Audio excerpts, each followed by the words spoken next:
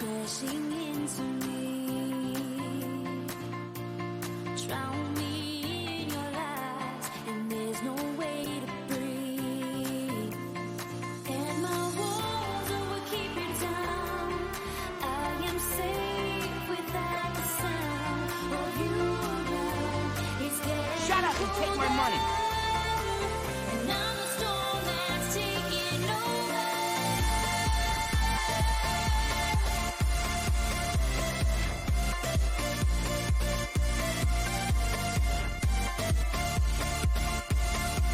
And I'm the storm that's taking over.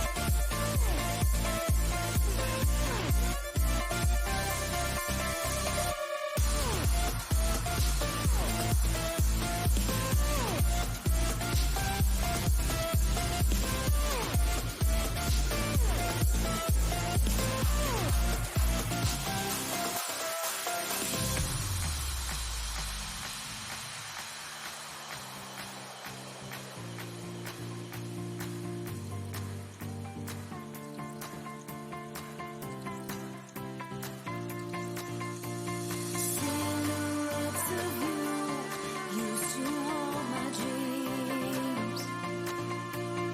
Nightmares laid to rest, no coming back to me. And my walls will keep you down.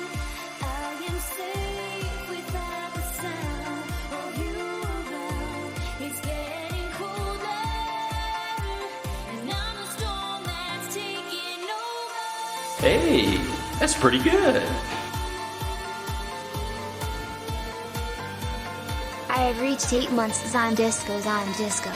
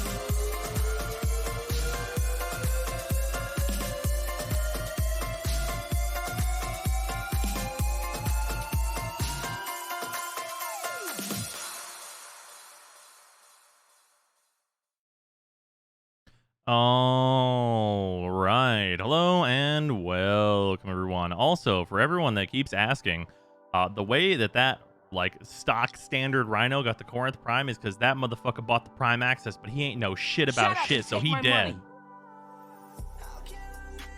And that's how Warframe works. Street smarts, we're all gonna die.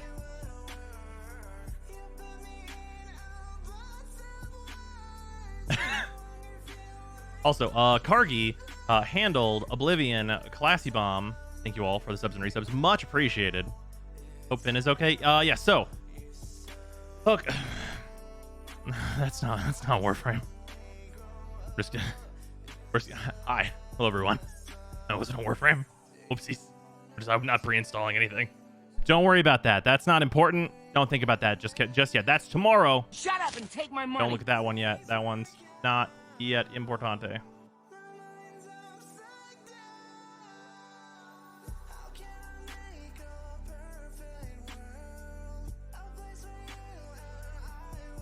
Yeah, camera's not perfect on this screen. Whatever. Finn update. Hope he's good. Okay, so Finn stuff. I've just got back very recently from the vet once again with Finn. So he was like not going to batch room. So we took him. Well, I took him, but whatever. To the vet, and we were there for not super long. This was actually super simple stuff, but it appears as though his new diet has started to dissolve the stones that were in his bladder. So that's good, but that caused a UTI. So he has different medications now in addition to his other medications. Yeah. So he's not having a great time. But the good news is because we noticed he should have that cleared up relatively soon. Yeah, poor Puffer absolutely cannot catch a break. You are absolutely right. The good news is that those medications and this problem are not super expensive, actually. I was very surprised. I expected to go to the vet, and also the most me thing to ever like it's like a Warframe style, right? You know how we open relics and I just open rares and like rares just come out of the fucking woodwork and we're just like fucking cracking these rares, bruh. I literally took him for his walk and he couldn't pee, and I came back and I was like, Sarah, what do we do about this? And they were like, okay, let's start calling all the places that we know. And we have a vet that's closing down that we had taken him to, and like we'd called them before for like an earlier problem, and we are like midway into, oh my god, how many hours is this gonna take? And then just I look at my phone, it goes excuse me, this is that vet that's gonna close in a while, like in not too long here. Yeah, we totally have an appointment open. You want to come see us right now? Yeah, absolutely I do. Thank you. Finn is a miniature schnauzer. Yeah, so that got all super solved like really quick. Like, obviously he's still like he's on his medications now, and that's gonna be a thing for like a couple of weeks. A miniature old man. Yeah, he's feeling like an old man right now. I'll tell you that.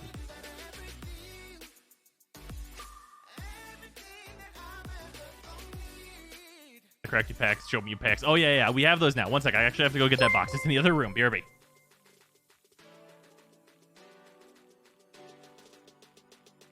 Best wishes to the pupper.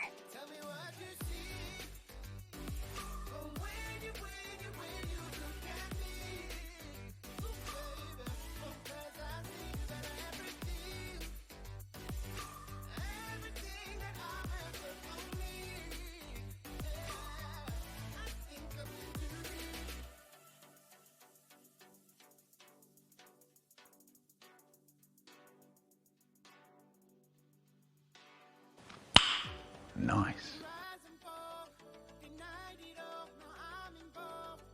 Stabble238 gifted a tier 1 sub to Nightbot. They have given 188 gift subs in the channel.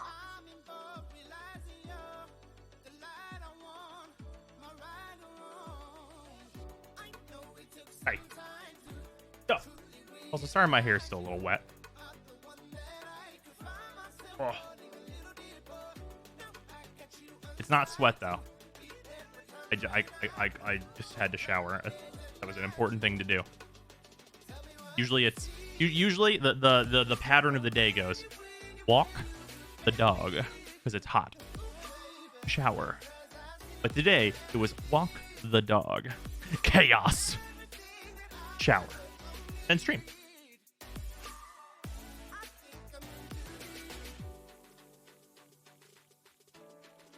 Ooh, the grab bags are themed now? Ooh. Yeah, fucking full-on chaos. Like, good fucking lord today. I'm here to kill chaos. You're goddamn right. I would do it right now. All right, overhead should be working. Haha! We have a set booster of the Adventures in the Forgotten Realms, which is the Dungeons and Dragons themed Magic the Gathering set. Also, I opened a pre-release pack, and I kind of wanted to show what I got in there because there's some sweet pulls. And I have some other... Mathel Ignore my chaos. other cards. Also, Freezer, thank you for the resub. Much appreciated. Unstaple, thank you for gifting us up tonight, Bob. Much appreciated as well. And Curiod, thank you for the 300 bits. And then Daedalus, I believe I missed you as well. Thank you very much for the resub. Expand this screen a little bit. There we go. There, that's much more better layout for me. I don't like this set. I don't know why. I think I know why people don't like this set, and I think it's because it's a core set. I personally like this set a lot, actually. But I think it's different reasoning than a lot of people like sets generally.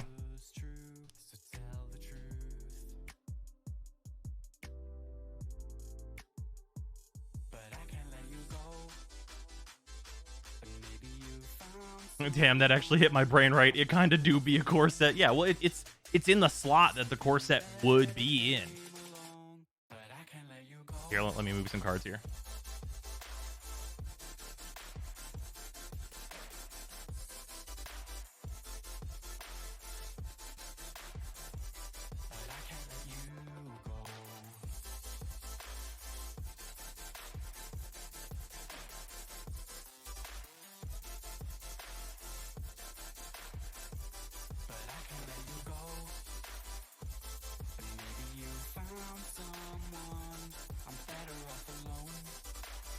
I'm also going to say something about this set that might not make a lot of sense.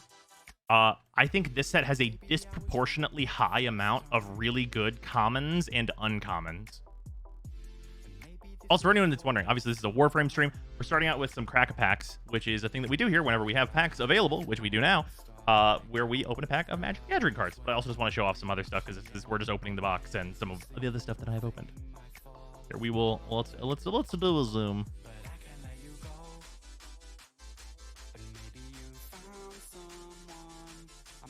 Might be a little much. Actually, just gonna open this one. And we're gonna do an autofocus. There we go.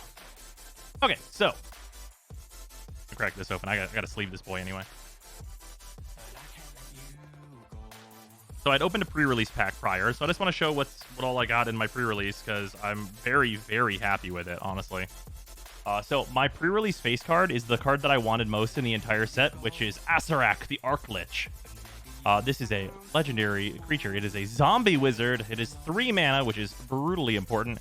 When Acererak enters the battlefield, if you haven't completed Tomb of Annihilation, return Acererak, the Arc Lich, to the owner's hand, and then venture into the dungeon.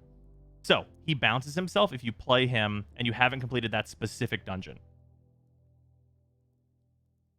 The pre-release kit also comes with a foil copy of each of the dungeons, which is really, really nice. So everyone's going to have these for pre-releases and everything that they're going to need them.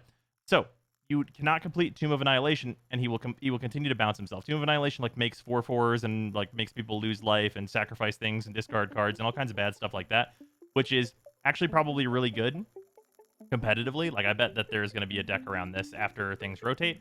But the other two are Dungeon of the Mad Mage and Lost Mine of Phandelver. Lost Mine of Phandelver, if you continue to do it over and over and over, you will create mana, you will drain your opponents for 1 life and gain 1 life, and you will draw a card. So this is a CEDH card. There's a card called Illurin, which is a 4 mana green card, and it allows you to cast creatures at flash speed and for free if they cost 3 or less mana. So you pay 4 mana into Illurin, and then you cast Acererak. He bounces himself, and you venture into the dungeon. You do that an infinite number of times, or rather as many times as is necessary, to kill all of your opponents with the Lost Mine of Phandelver. Because you never do this dungeon that he wants you to do. You always just do Phandelver. So as long as you have 40 cards in your library and your opponents have 40 or less life in Commander, you will draw 40 cards, you will drain 40 life, and you will make 40 mana. So he is a 4 mana CEDH combo card for a 2-card combo. It is super fucking strong. I'm very happy that I got this the nice promo with the stamp and everything. Bro, whack. Yeah, it's super fucking good. Is it still MTG? Is it still MTG or a dungeon crawler? It's definitely still MTG. I actually really like the flavor of the dungeons. I think the dungeons are cool. They're a lower power mechanic, but I'm very okay with that personally. You can farm dungeons now in MTG. Neat. Yeah, that really is what it is.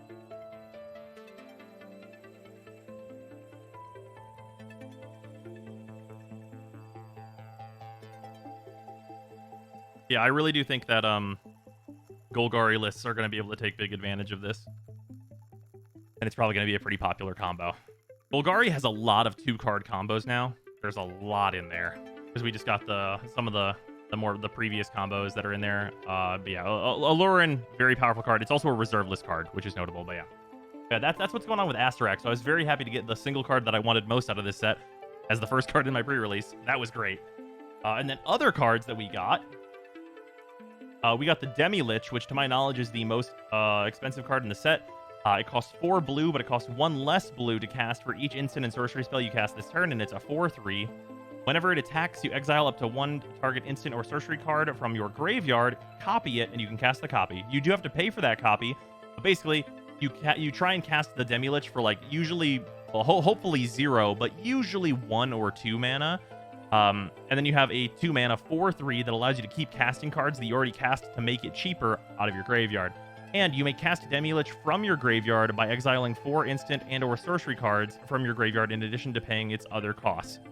So you can also essentially use the escape mechanic on this, but the escape mechanic will work with its like graveyard stuff. So it's just super good. It's just a super good card. I'm putting this into my Kurark Sakashima deck. A very, very interesting mechanic. People are calling this Blue Vengevine. Tons of cool stuff. Got a couple of neat tokens. Compelled Duel, which is a good card. Just some other stuff that we nabbed in here. Brunor Battlehammer. There's a lot of equipment support in here. Triumphant Adventurer. This card's annoying as shit. I'm going to warn everybody right now. If you're going to play Standard, this card's fucking annoying. It has Death Touch. It's a 2 mana 1/1. As long as it's your turn, it has First Strike. And whenever Triumphant Adventurer attacks, you venture into the dungeon. So this is annoying for just about every single possible reason that could exist. It swings into you, and it has Death Touch and First Strike. What Death Touch and First Strike does is if you're not blocking with a creature with First Strike, this card will hit your creature first, and Death Touch will make sure it fucking dies, no matter how big it is. So you have to block this card with more creatures than Triumphant Adventurer has power in order to kill it. So you can block it with 2 1/1s, and the 2 1/1s can kill this one guy. But that requires an exorbitant amount of blockers because one of the dungeons will put fucking +1/+1 counters on this son of a bitch. So this card's annoying. This card will frustrate people. It is very, very good. Like, this card's good just period. Like, just as like a value engine card, like this is a card I would consider trying out in like a Tymna deck because people just won't block this. Portable Hole, which is just a fun removal card. Great Axe. This is a new equipment for a free equip deck. You pay 1 mana. It gives a creature +4/+0, but it's equipped 5, so very hard to equip. But in free equipment decks, that's 4 attack. Can't argue with 4 attack, baby. Into some other just night cards. We got Wish, which is a cool thing. Shambling Gas, Temple of the Dragon Queen. You find the villains later. I think this is a really good counterspell for casual decks. 3 mana counterspell, counter target spell. Very simple stuff, but the other option is draw 2 cards, then discard 2 cards. So if you don't need a counterspell, which there's a lot of matchups where you don't need it, or like if you're just like going off and comboing off in a Spellslinger deck, you can use this to find the spells that you need whenever you don't need to be interacting with your opponents. I think this is actually a very versatile, really cool card. It's just a common, but it's really nice, especially for casual decks. True Polymorph is a funny card. Barbarian class. I wish I had more of the classes because I think they're great. Minion of the Mighty. So Minion of the Mighty is a turn 2 kill card. It might not look like much because it's a 1 mana 0/1. But Menace attack tactics. When a minion of the mighty attacks, if you attack with creatures with total power total power 6 or greater this combat, you may put a dragon creature card from your hand onto the battlefield, tapped and attacking. So, the combo with this card, you need 1 land that taps for red and green, or 2 lands that tap for those colors, either way. You play Minion of the Mighty on turn 1. On turn 2, you tap for a green, and you play Scale Up. Scale Up is a card you can only play in modern and older formats, but you play Scale Up onto Minion of the Mighty. You swing with Minion of the Mighty because now it's a 6/4. You tap it, and then you put... I don't remember the dragon's name, but it's a dragon that gives all the creatures on your field double strike. So you swing with Minion of the Mighty, now that it's 6 attack, you put that dragon onto the battlefield, and you deal 24 damage to your opponent. On turn 2.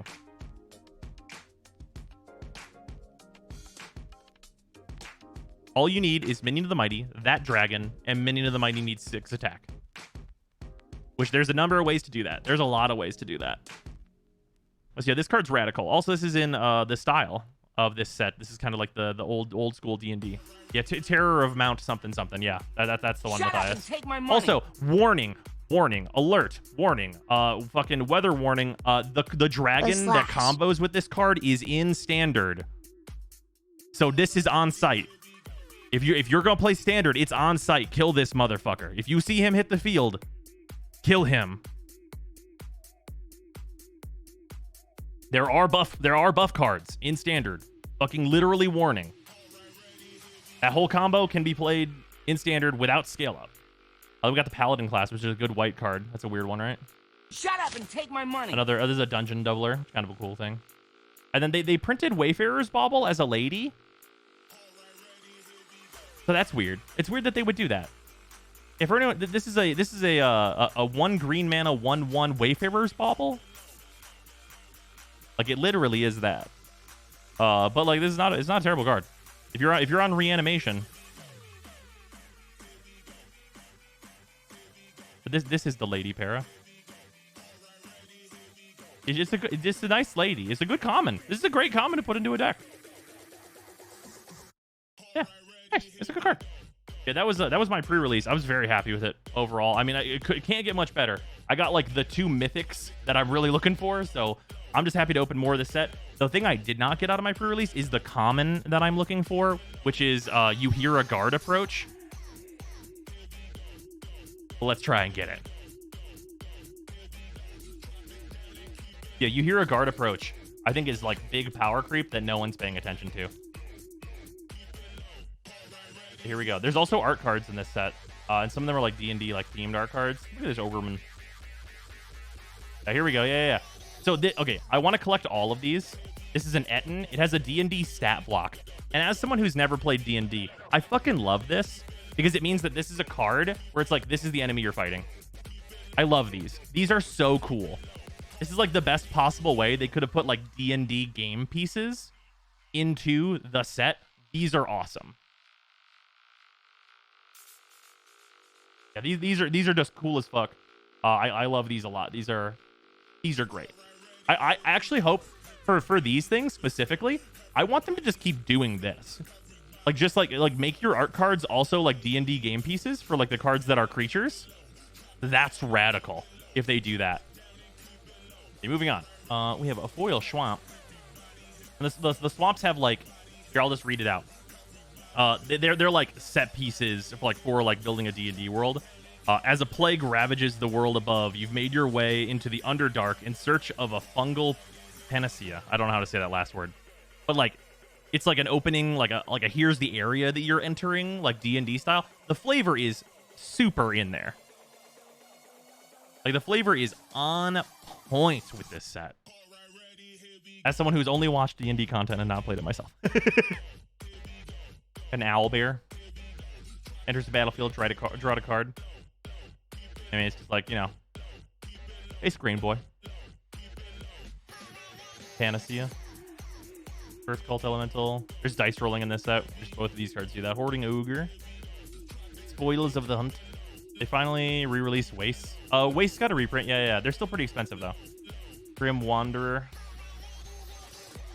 You meet in a tavern. This is a card draw. Or also like a team buff, which is not bad. Especially in green. Prosperous Innkeeper. This is the card that's going to be a problem. Whenever it enters the battlefield, create a treasure token. Whenever another creature enters the battlefield under your control, you gain 1 life. This card's going to do some stuff. There's a treasure deck already that is going to be problematic. Also, oh, hey, we have the wizard class. I really want to collect all of the classes. So it's 1 mana. You have no maximum hand size. Not terrible. But then you can pay 3 mana, level it up. When this class becomes level 2, draw 2 cards. Okay, 3 mana, draw 2 cards, and also I have no max hand size. All right, sure. That's 4 mana for draw 2 cards, no maximum hand size. That's better than a lot of commons that you're going to get like from like blue. Like there's a common like that this is already better than for its mana cost. And it's an enchantment, so it's enchantment support. And then you can level it up again. Whenever you draw a card, put a +1/+1 counter on target creature you control. So it can also buff the squad whenever you draw cards. So every single turn, you're going to get at least 1 +1/+1 counter on one of your things. So like if you have the extra mana to dump into this in like Commander, if it's late game, it becomes a thing that gives you like value for large creatures. Neat. A huge fan of that. We have Cloister Gargamel. Enters the battlefield, enter the dungeon. Sure. As long as you completed a dungeon, it gets +3/+0, and it's flying. That's a 3 mana 3/4 if you complete a dungeon. Sure. We have the Blackstaff of Waterdeep. I don't think I read this one before. You may choose not to untap Blackstaff of Waterdeep during your untap step. It's a 1 blue. Animate walking statue. 1 in a blue, tap it. Another target non-token artifact you control becomes a 4/4 for as long as the Blackstaff of Waterdeep remains tapped. Activate only as a sorcery. Well, that's kind of neat. You can turn like your treasures and stuff into 4/4s and then swing in with them. That's cool. I did not see that one during the previews. We got a foil white dragon. Enters the battlefield, tap target creature an opponent controls. That creature doesn't untap during its controller's next untap step. Usually you're going to make dragons considerably cheaper if you're playing a dragon deck. So I think this has like a home in like a casual deck. We got a 2 of Annihilation with an Atropole on the back. And the Atropole, I believe, is what one of the dungeons makes. Yeah. Oh, is it the one that's actually on the back of this? No, it totally is. Yeah, so this dungeon makes the Atropole, and then the Atropole's just on the other side. It's a 4/4 with that touch. Yeah, so when you complete this dungeon, you flip it and you make the boy. That's neat. I'm a fan of that. I didn't realize that was the case. That token was on the back there. That's cool.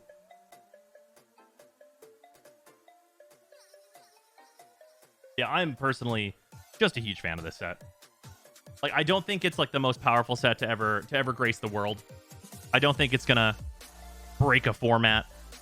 I don't think it's gonna be too crazy, but I do think it's really cool. I think it's got a lot of good commander cards in it. I think there's a lot there. Yeah, it's a fun time. It is a real interesting set, though. Absolutely. They did weird stuff that is not necessarily like broken stuff with it, but like there's still a few cards in there where you're like, there's a combo with this, like Astarak. Like Astarak's like a radical card. Demi-Lich, a card that might not do a lot in standard, but is definitely going to be a thing in older formats, probably. I'll keep playing my old man yells at Snake deck. Hell yeah. You gonna stream Inazuma tomorrow? Yes, 100% yes. I was actually, at the beginning of the stream, you could see me preloading it.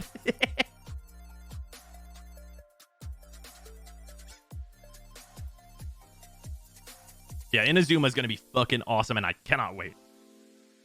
Anyway, we need to murder this Lich because this motherfucker's holding my heck. Oh, I've not checked the invigorations. I need to do that. Thank you for reminding me about that. I need that XP. Got Ember. That's really broken shit for Ember to have. Our parkour velocity is kind of nice, I guess, even though she doesn't really bullet jump much. This is just unnecessary for Harrow. He already does this. This is already a thing that Harrow does.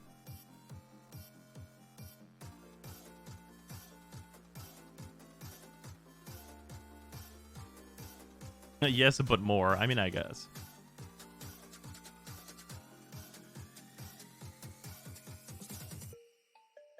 Sure.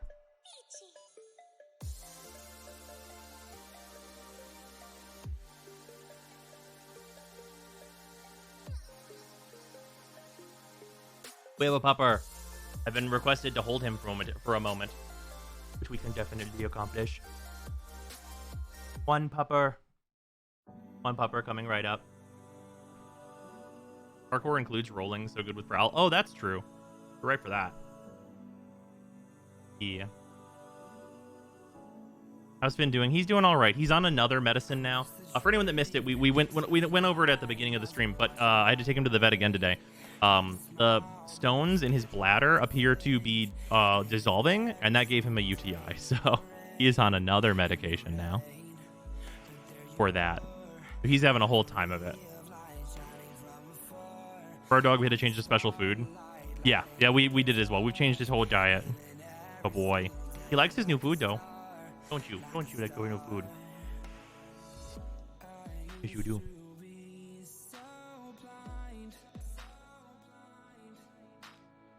Ember, get juiced.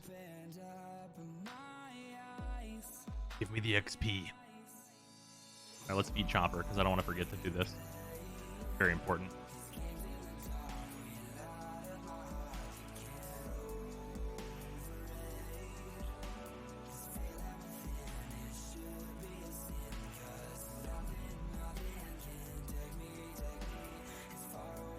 Hello.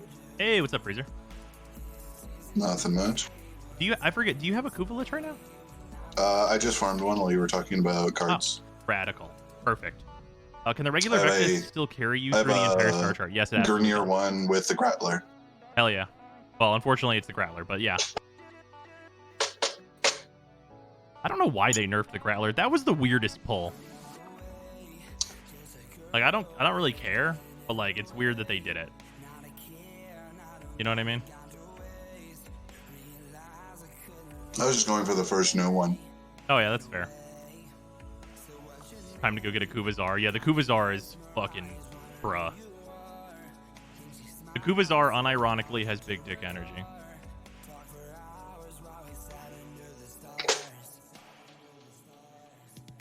Wait, cancel. I need to feed more than that. Also, you can have these.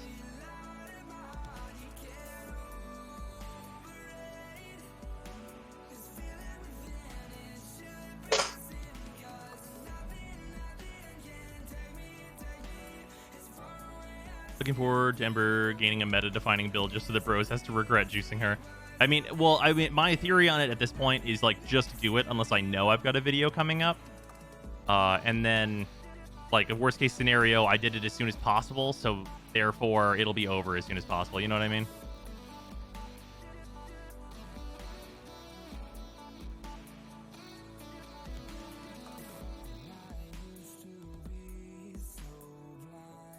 For drops, yeah. What's in the Grineer themed one? I don't know what's in the new one since TennoCon.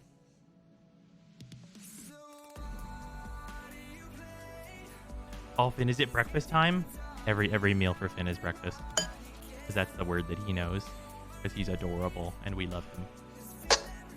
Are you looking for breakfast? You want to go get breakfast, Finny? Finn, do you want breakfast? Is it breakfast that you want? Are you gonna go get breakfast?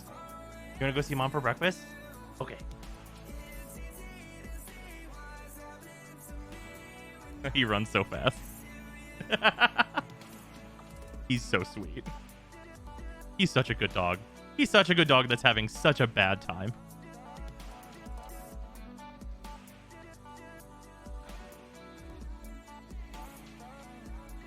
Breakfast, it is 5 p.m., good sir. He doesn't know what time it is.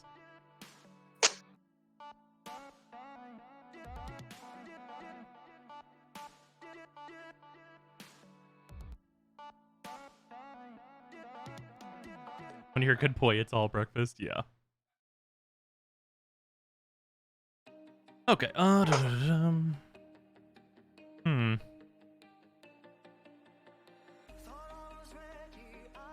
guess I'll just go for this. And then... yeah, I gotta level the Vastalock, even though it's still bugged, I believe. Check in-game DMs for drop rewards. Oh, thank you. It's a Grineer Armor Pet Toy, Kuva Globule, and Statue of Noggle. Dope.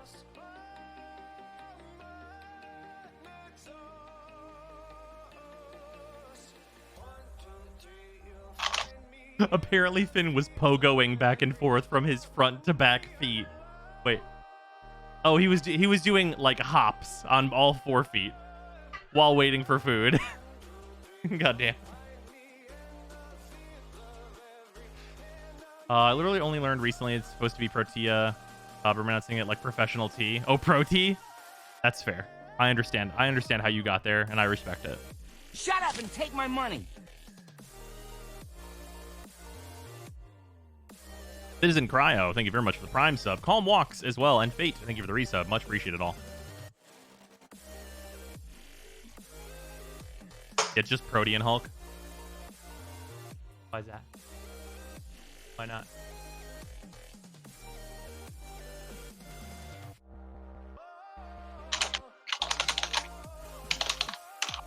Hope you're doing well, bros. I am doing pretty good. I'm glad the dog is doing good. Because we I've been I know I explained it a few times. I'm sorry if I'm repeating myself for people that have been hanging out. It was very worrisome this morning. I was like, oh no, did I take the day off after TennoCon and then now it's going to be Chaos Day? What has happened? Have mercy, I've got work in the morning. Ah, nice. Get some sleep, Ken. I just found out the Wolf Sledge functions exactly like a glaive, explosions and all, and it goes way farther when thrown than my Zorus does. You know, I actually do need to like look at the stats for that thing again. Because like whenever this came out, it was super underwhelming. Whenever they changed glaives, did they make it so that this also gets the same like extra shit on its explosion? Like the explosion is giant now, or no?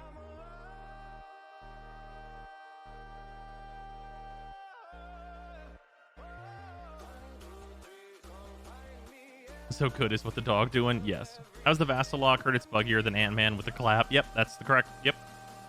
It is hyper bugged. No, like it literally, it's so bugged that it's not even like a real weapon right now.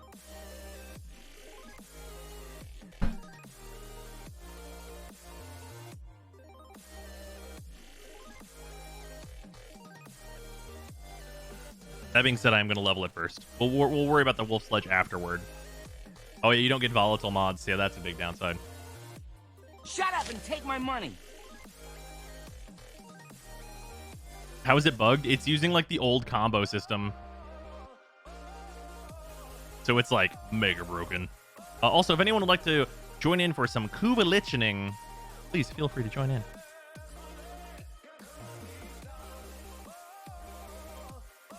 Yeah, literally is using the old combo system, and like that makes it completely useless essentially.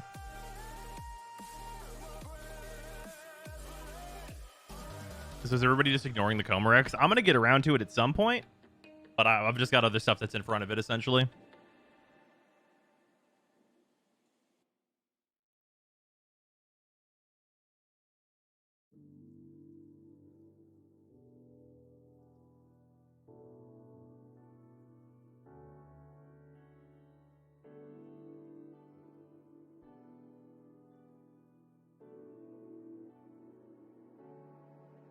I think I can't farm a sister at the same time you're farming a Lich. Sadly not. That's a restriction that I don't really get, also, I'll say. I actually don't know why they made it so you can't have a sister and a Lich at the same time. Because, like, hear me out. Just put an icon right next to this one. Like, everything about them is on different planets. So it's very strange.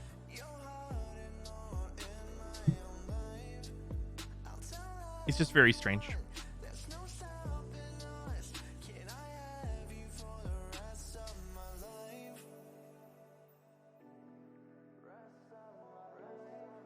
I have a Banshee infusion this week that gives 200% power, strength, and status immunity. Nice, that's pretty good.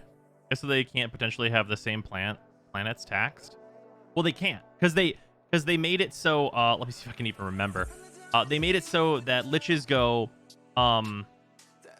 Earth, Ceres, Saturn, I fucking don't remember. But and then differently, it's Venus, or no, they go Earth, Mars, Ceres, Saturn. I don't remember what the last one is. Eris or Ceres. Yeah, okay. They go Earth, Mars, Ceres, Saturn, Sedna. Yeah, Earth, Mars, Ceres, Saturn, Sedna, and then the sisters go Venus, Phobos, Jupiter, Neptune. Oh, it's from Ceres straight to Sedna. Oh, okay. They don't go to Saturn. Okay, yeah. I've not had a Lich make it that far. Yeah, then they go to Neptune and then they go to Pluto. Yeah. So like they'll never overlap. There's nothing about the two systems that overlap together, because even whenever you go to Railjack, like they go to Venus and then the Liches go to Saturn. So it's weird. It's a weird one. Oh no, they go to Neptune. Sorry, no. Yeah, they go to Neptune. Liches go to Saturn. Sorry, I just clicked the button. yeah, Neptune and Saturn are where they go. Isn't that a good thing? Yeah, well, no, it's great. It's good that they're separate, but I think you should be able to have both at once. It's weird that you can't, because it just means that's like, oh, I'm farming a Lich, you're farming a sister. I can't just go get a Lich and then go with you. Like, it inhibits co-op. That's really my only problem with it.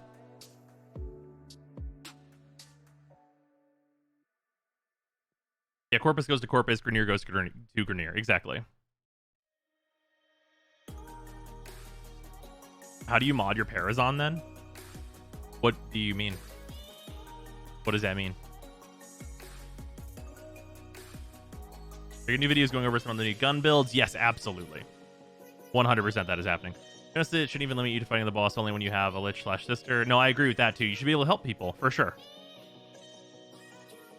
If you have a Lich and a sister, well, assumedly you would click this red button and then it would show all of your attempts and things here, and then you would go and modify your Parazon, and then this list would populate with whatever is the button that you pressed.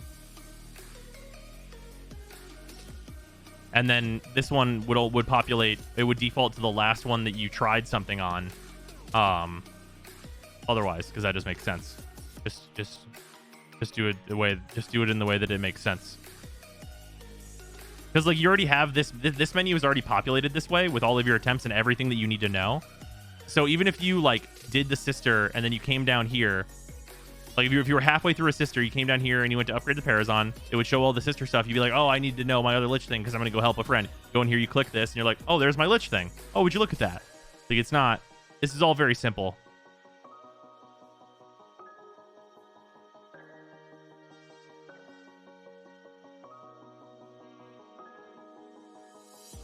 I would guess they coded it in a way that makes it difficult to do that. Yeah, probably. That's probably the thing. That's just really unfortunate. Like, that's, I don't know. I never want to do that because, like, because we knew that they were planning to do the Corpus Liches. And it just makes it seem like not a fully formed idea, which I hate. I hate that.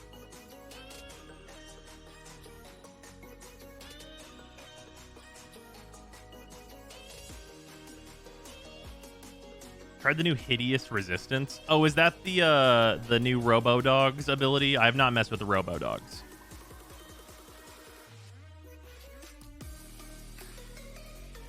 November 15, haven't really played before the open world stuff. Got released. Recently started playing again. Wouldn't even know where to start with Lich stuff. Yeah, that's fair. Question, what elements am I getting on Heat Envoy with Toxin mod put on? With just a Toxin mod put on, it will combine with the Heat, because unfortunately Heat is determined to be first, so you will get Gas Cold. I know this because I have a Heat one.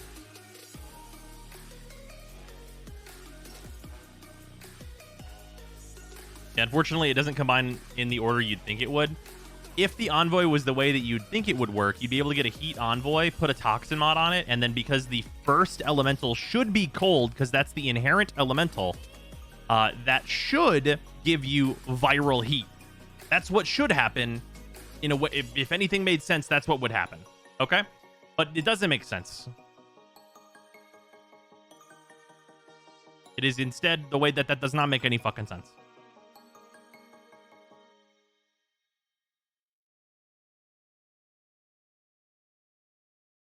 It combines in reverse. Well, the Kuva element goes into the first slot, which is it like pushes the cold element forward for some fucking reason. This is probably another case of like they coded it that way because why would this ever matter? And then they just didn't change it to make it make sense because on every other gun that's existed, it doesn't matter. At least I don't think so.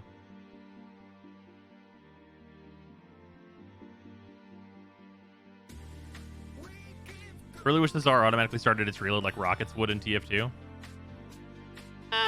Yeah, I mean, I could see that.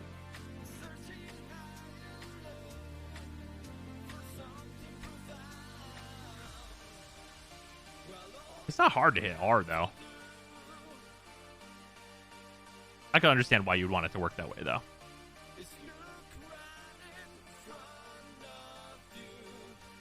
Like if someone was really going hard on the Tsar, I could definitely see you being like, guess what I got? A macro that hits X. Or R, either way. Also, can I just tell you I love that this opens boxes? It's one of my favorite things. Thanks for answering. So what you can read in the wiki is not true, but it should logically work like that. Yes. Yep. Here, we're just done with the mission. I will literally go show. What element is your Tsar? It's radiation, but I think heat might be right. Oh, hey, Bree, what's up? I haven't seen you in forever. So I've learned to get to a The sister, reason why we fail at can't it have solo, liches but and still sisters no. at the same time, But the how does same one reason acquire why a we lich? can't do Oh. random void during void True, me, thank you storms, for we the might 100 have too much fun. Also, spaghetti code. Yeah, that's fair. So I've learned to get to a sister, fail at it solo, but still no. How does one acquire a lich? So a lich, I'm just going to tell you the farming node for it. So Saturn Cassini is where everybody farms their liches. It's just the most popular node. It's just the easiest one to do.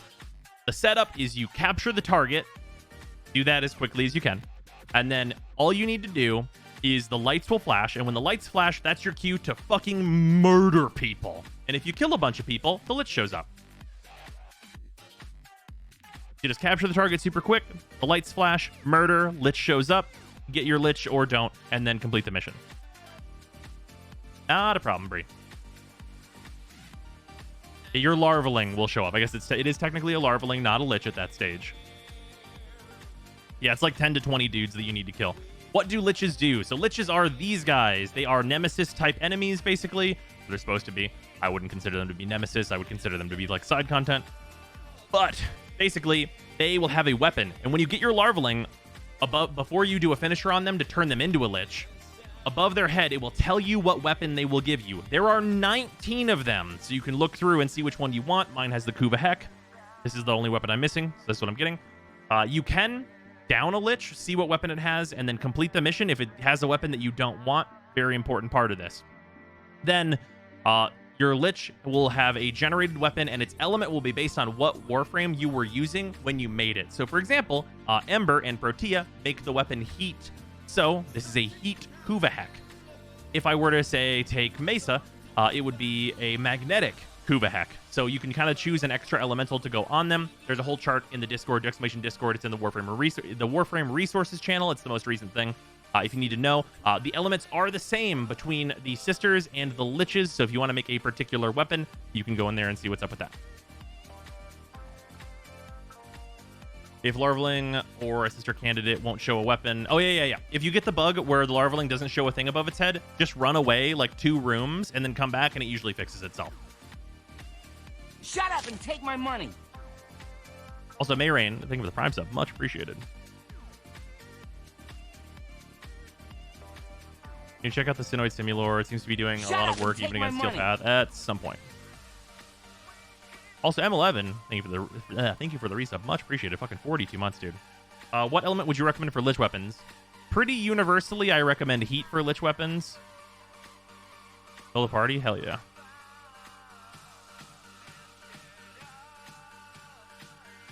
Why heat on the heck and not toxin? So, wait, why would you go toxin? Somebody explain it to me. Why are people going toxin? I don't know. You're making viral already. Why would you make more viral? Somebody explain it to me. I don't know why. I get a lot of it. It's not just like one person or anything. A lot of people come in and say toxin, and I don't understand at all. Viral weighting? Why would you want more viral weighting? I don't know why. I literally don't know. The only way it would ever be good is if toxin didn't combine with heat, but it does, so it's trash. Yeah. Oh, yeah. If you could have toxin and heat separately, I'm in here. We'll do it to save a mod slot and then use HM with it. Oh, okay. Oh, you know, sure. I mean, I can't see much of a reason you wouldn't want viral heat HM. Do you intend for there to be game sound? Oh, shit. I had to restart my PC. So, yeah, 1 second. Let me fix that. Windows. Why you do this to me? Windows, I will bury you.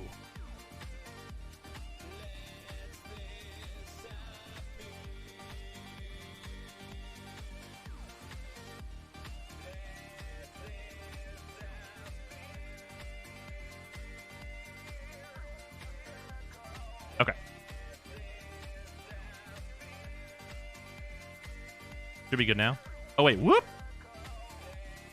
This was a different problem. The different problem was that I muted it because I used the way that it's recorded is affected by me doing the Devstream breakdowns. How do you get a Kuva weapon past level 30? You can get an additional 10 ranks by putting 5 Forma into a Kuva or Tenet weapon. And it does get a corresponding capacity to match. Hey, Just, thank you very much for the 5,000 bits and welcome. Also, Eternal Wave, thank you for the resub, much appreciated. I have been summoned, and I arrive. I tried to go for Elish Norn colors on Gara. That's the closest I could get. Nice. All right, let me see this.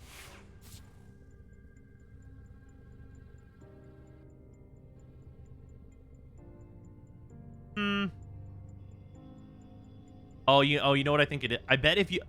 Okay. If you have it, I bet if you use the Tenogen skin, you can get closer.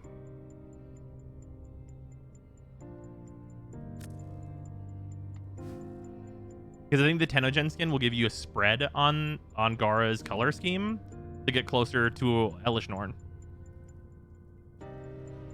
Wait, that is the Tenogen with Prime details? Wait, really?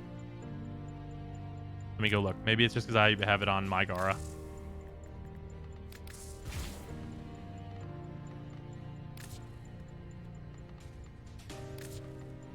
It's the Zamaria?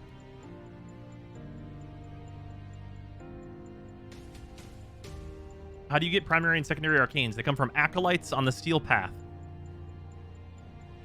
What element should I aim for on an Archiplasmor from Sister? First weapon ended up being a Toxin Flux Rifle.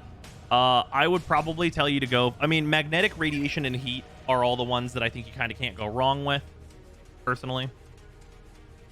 How would you describe what type of game Warframe is to someone? It's a looter shooter where the loot is determined and not fully random.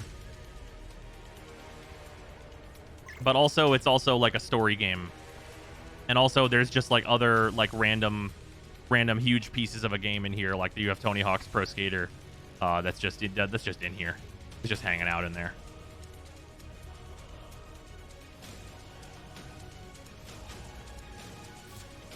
There's with the Zamaria helm. Maybe it's just too much red. Here,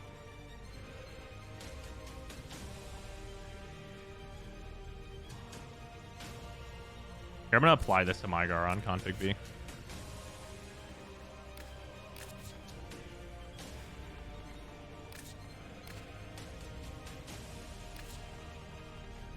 Oh yeah, this definitely should be... Yeah, this is much closer to Elish Norn. Yeah, I think you went too red. Not this one. Yeah, I think you want to be closer to this for an Elish Norn look. The white glass and then like the brighter white base to make like the red like a little bit more poppy, but still present.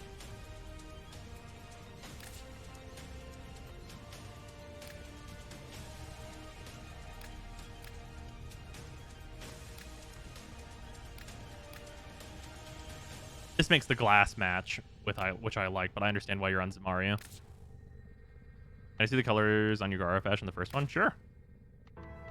It's very basic. It's just the red from the Xmas palette. And these are just like the general white, and then this is the gold that I'm using.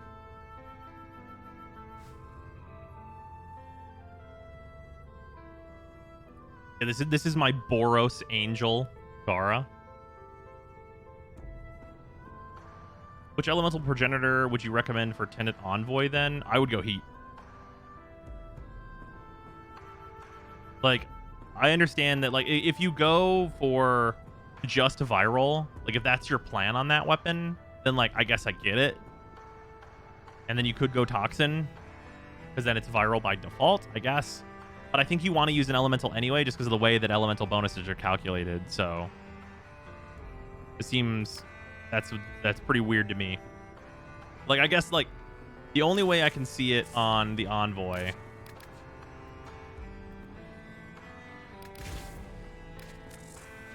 is, like, because on this build, for example, you'd have just primed cryo rounds to make heat, to make viral, right? And you're using HM, and obviously I'm using Serration only until aptitude gets fixed, just so we're clear. Let me switch this back to Merciless. But then, like, you're using critical delay, vital sense.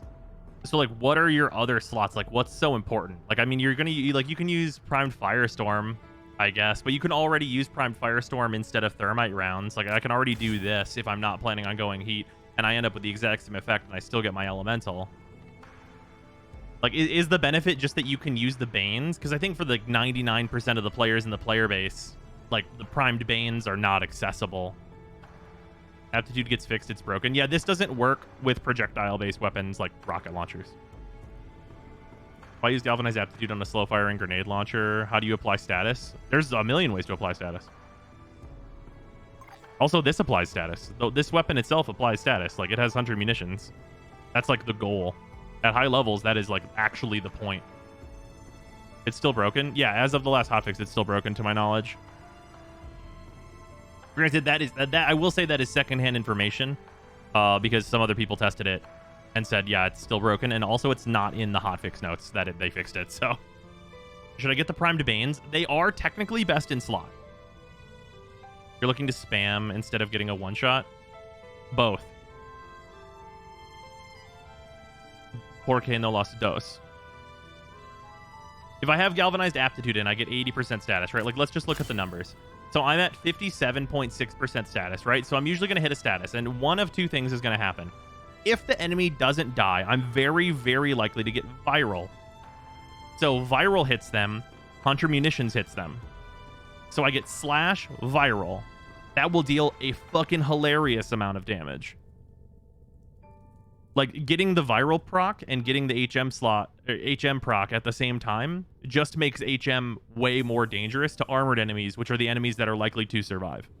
Also, heat is really good against enemies that survive, so if I get the heat proc on the enemies as well, that heat proc is going to stun everyone, which for a number of Warframes matters a lot, and isn't exactly a downside ever anyway.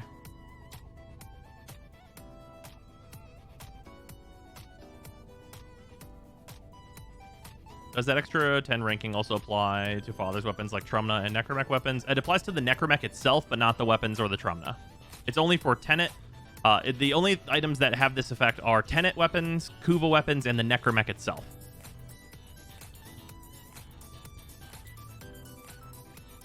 Also, higher damage scales nice with 600% damage. Yeah, you also have to consider that, like, if you're only using the one elemental mod, you're just not taking as much advantage as you should be of the new arcanes, because remember, please remember that these 60% and 165% scale with all the damage that you're going to be eating out of this.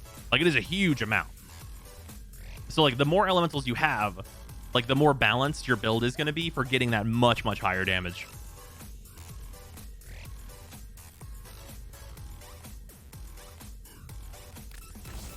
Yeah, for right now, until Aptitude works, Serration's fine, though. It's just fine. So if I had innate heat and then had toxin and cold mods, I would get viral and heat. That is exactly the case. That's what's happening right here. This is innate heat, and I have viral heat. Yeah, people, but like, there's a theory, like, if you want to go with this exact same build, but just only be weighted towards viral, specifically for the purposes of making HM like that slight bit more consistent. Like, the only difference between this weapon being heat and viral, or heat and toxin, is if this weapon was toxin right now, I would have an additional 76 viral damage, right? And then I would lose one of my possible statuses. So, like, with aptitude, I have one less status to apply to an enemy to get another 80% additional damage, which, like, if I'm trying to punch through an enemy that's, like, actually tough, that's really gonna help me out a lot.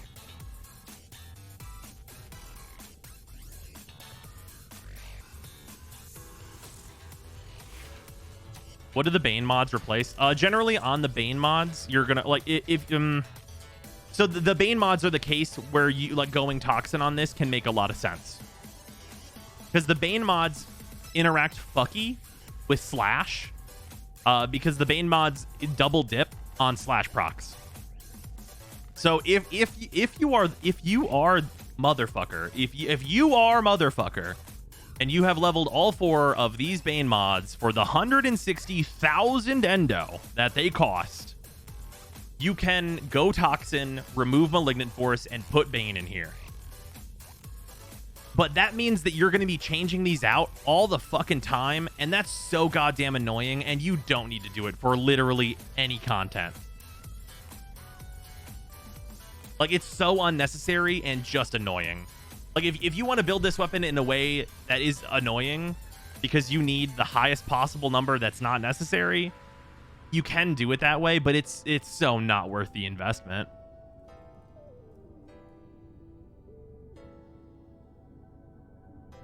I only fight Grineer, though. I mean, hey, I guess you only have to level 1 then. I mean, that I do have only the Primed Bane of Grineer leveled up for a reason, because they're the faction where this sometimes comes in handy.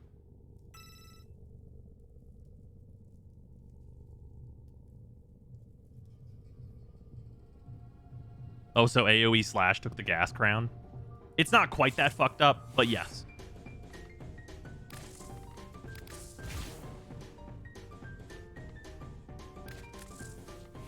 That's also the thing here for this weapon. Once aptitude gets fixed, this weapon is gonna... Damn. This weapon's gonna be saucy. Whenever that shit gets fixed, it's gonna be a problem.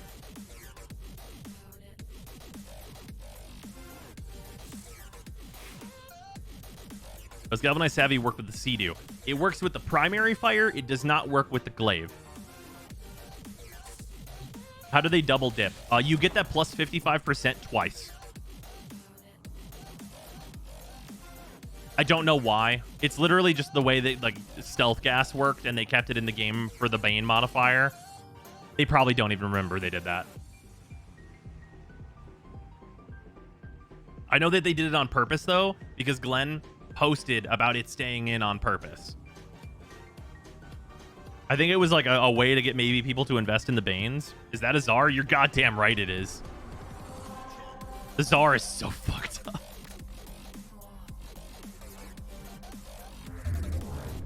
Do you have an effective solo Ash build for structure defense and steel? Wait, why? Why would you take Ash to defense? I mean, you can do that, but like, why would you do it? Ash is not good at defense. Might I suggest Gara? Prime Bane mods are 200 plat on the Switch market. Just wait for crossplay. Reggie, just wait for crossplay.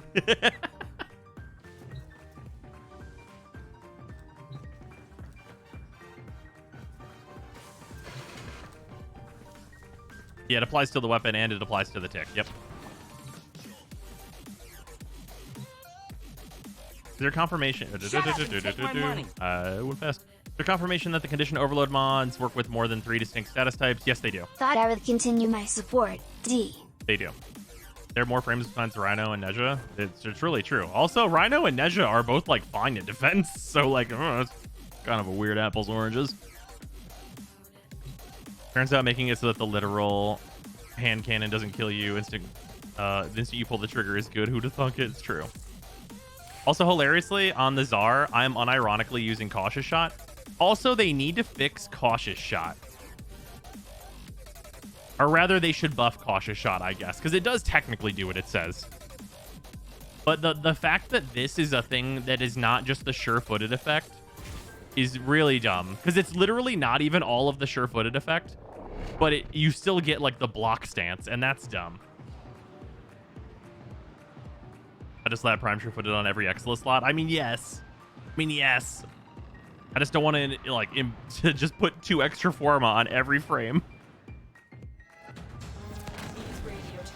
Because like you get, even with like Cautious Shot maxed out, you get that effect. You get the block. Incoming messages. which is like not as bad, of course, as being like flipped over like end over end, but like it's still like, okay, why? Cautious Shot is a 10 rank mod. Like, if it was less expensive to level, I'd get it more, but like, like it's literally like, even if it did like the full like you're immune to this, it would literally still not even be the full effect of Prime Sure-Footed. Even then, Prime Sure-Footed is a mile better. So it's very weird.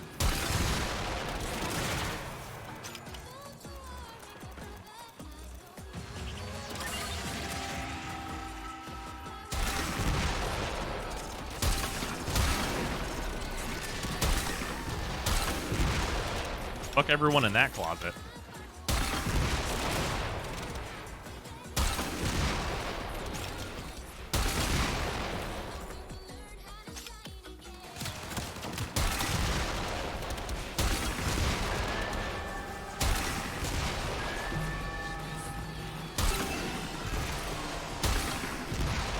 What a fucked up gun.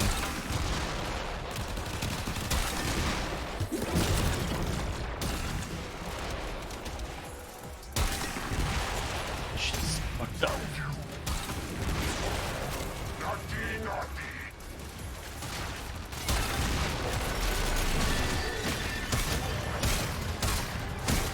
Oh, yeah, the DR from grabbing somebody. Where'd he go? All of you use these. Got him. What's my guy? Good fuck, sir. Ah, it's unfortunate. Get out of here. Out of here, loser.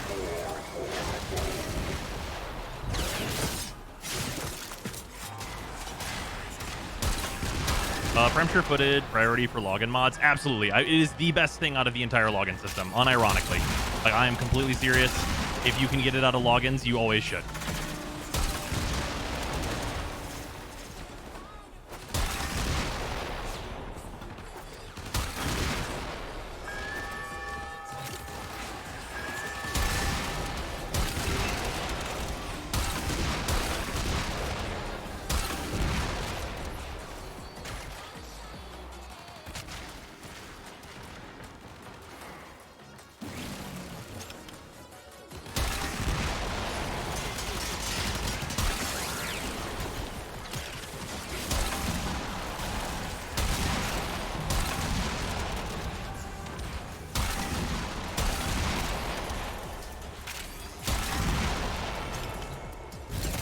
Man, I love that the Kuvazar showed up like, oh yeah, the Brahma got nerfed. What a shame.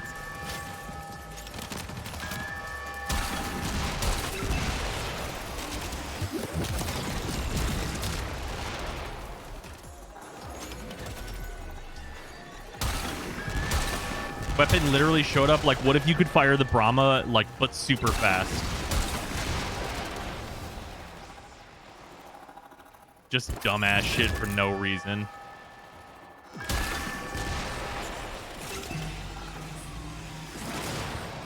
How does the Tsar compare to the Ogress? They're different. The Tsar is kind of area denial because it persists, whereas this just murders them in a direction.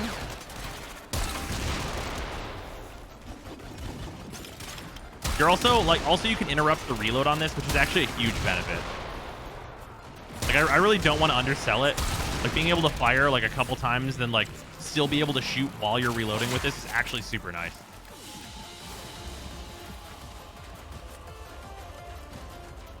I need a full inch of Bro Simon Hot Fuzz shame meme with the Tsar. Yeah, they both fuck shit up. They're both incredible. Kuva Ogress does have an Unreal Tournament skin. That's true facts. Are there MR levels required on the Kuva? Are there MR levels required on the Kuvazar? Required? No.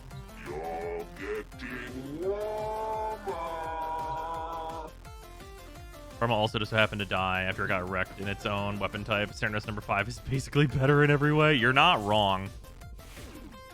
You're right, and you should say it. What did it do? Is that Tsar build still usable if we do not have the primary arcanes yet? If you don't have the primary arcanes yet, you're still going to use Serration. Which actually, that just all that really means, because Galvanized Aptitude's not actually working yet. All that really means is basically you use Serration instead of Galvanized Aptitude. That's the whole thing. That's really all it is. And then otherwise, everything's the same.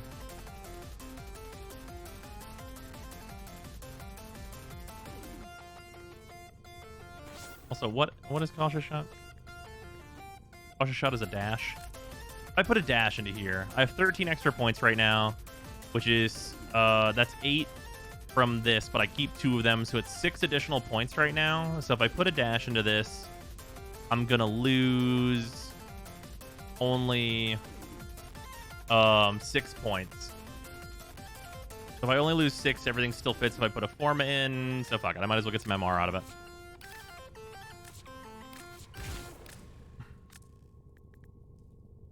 Also, being legendary rank 1 means this will start at 62 capacity for me.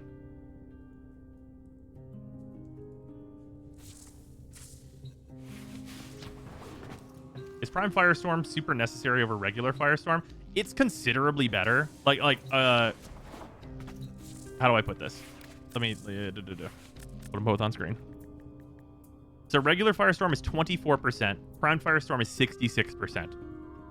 That is a full 42% more, and the radius that you acquire is considerable. Like, I'm definitely going to suggest that you get Primed Firestorm. Obviously, Tenokanbaro, still here. You can acquire Primed Firestorm quite easily. So I would suggest doing that. Like, you're still, like, I mean, like, regular Firestorm, honestly, if you only have regular Firestorm, I would probably tell you to include an Elemental instead. Like, if you have Galvanized Aptitude, but only regular Firestorm, it's probably better for this to be a Heat 60-60 mod. Because if this was a Heat 60-60 mod, we'd get more status chance, which is good, and an additional good status to apply. And then that also makes it so that whenever it's fixed, Aptitude will apply another stack whenever that's on those enemies. So, yeah. Wait, Legendary rank increases mod capacity only for weapons that actually have the potential to reach that mod capacity. So for the Kuvazar, it can go up to rank 40 for 80 points. Because of that, Legendary 1 applies, so I get 62 points because it can actually acquire that much possible capacity, so it's taking my full MR into account. Is the extra status from Rhyme rounds better than the damage you get from Primed Cryo rounds on the Tsar? Yes. Yes, absolutely. I would say so. Because then you get more viral procs, and then your HM is just way, way better.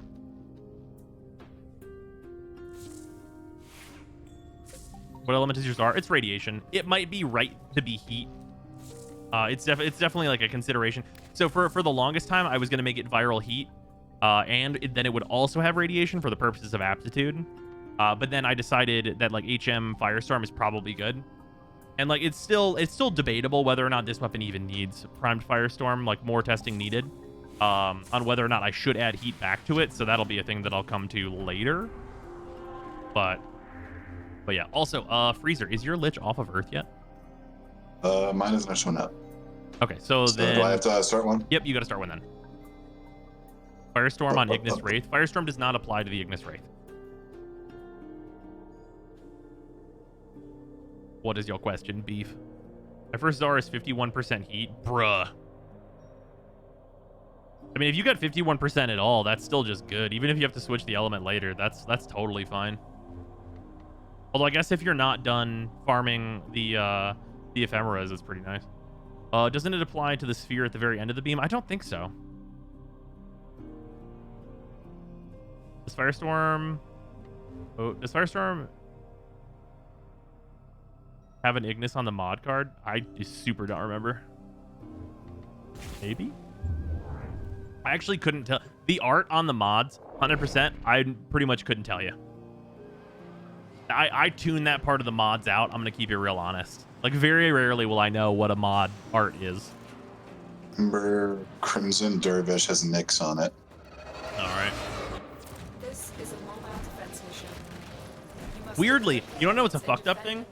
It's literally the opposite for magic cards, I can remember what it looks like, what its effect is, its mana cost, its power, its toughness, the effect and how it interacts with other things in terms of combo, but not its goddamn name. But never its name.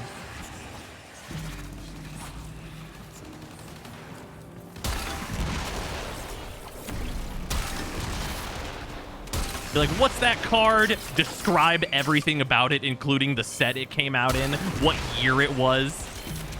Like, all just all kinds of stupid ass shit.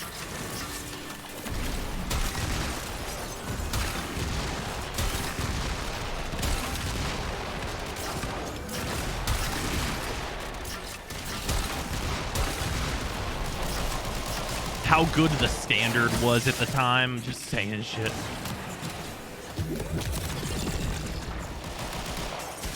I can remember the flavor text, not the name, though.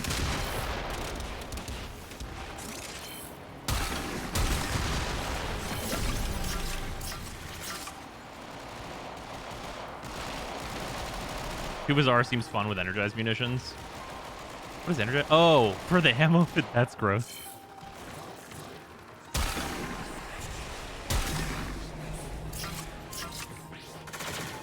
Where's the artist's name on the card, but not the name of the card? Yeah.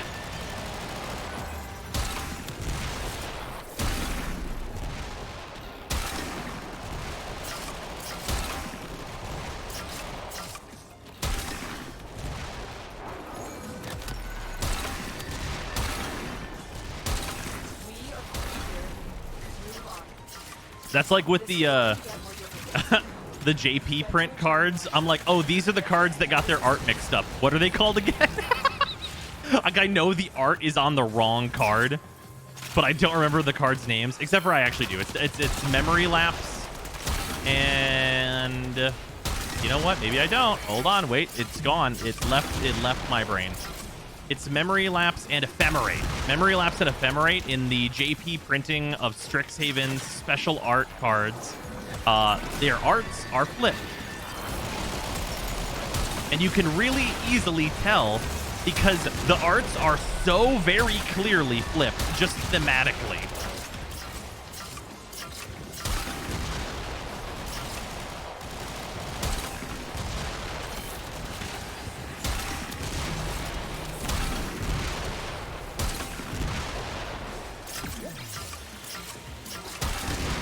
Bros, I don't know what your birthday is, but I do know the day you die.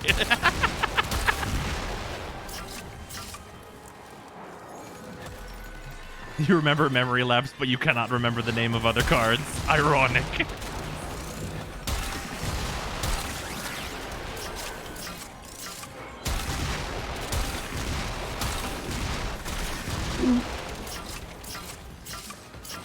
They fixed the new Gunblade yet and the status galvanized mods? There has not been a patch, so no.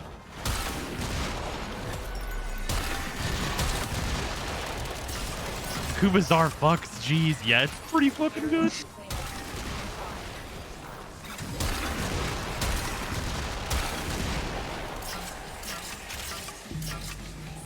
Did you use critical deceleration on the plasma?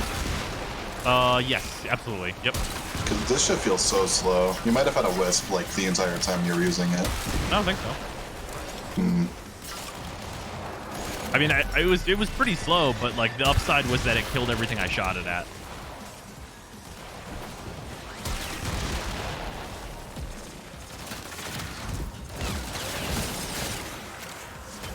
For me, it needs to crit to do that. Oh, well, sure. Since I don't have any of the new shit. Yeah, it probably needs like you to be stacking up galvanized multi-shot and stuff. Are the shotgun mod on Kuba variant? On the Kuba variant of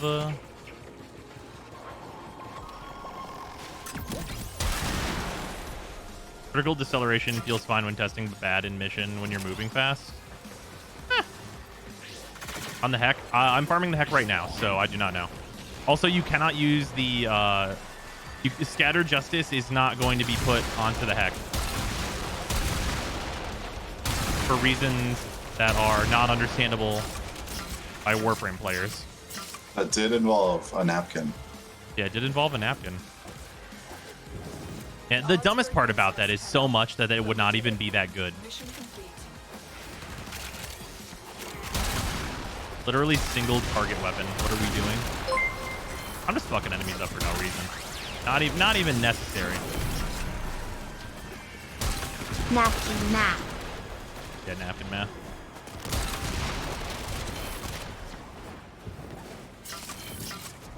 Holy shit, I'm tired. You know, it's kind of nice to have Oxalis around to scan all these plants. Quick question, is Ureli worse than Hydroid? No. Anyone saying that Ureli is worse than Hydroid is taking the piss, honestly. The DE give their logic for that. The napkin math shows that the Kuvazar is still better. Which is code for Tungawunga.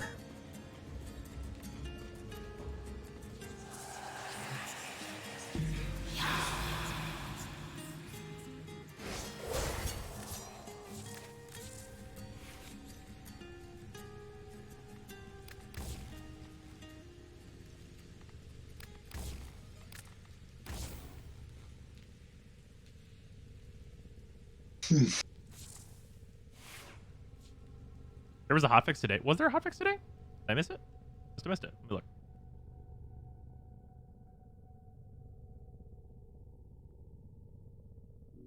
Oh, it was console getting the hotfix that we got. Oh, okay. Never mind then. Yeah, no PC hotfix. Okay.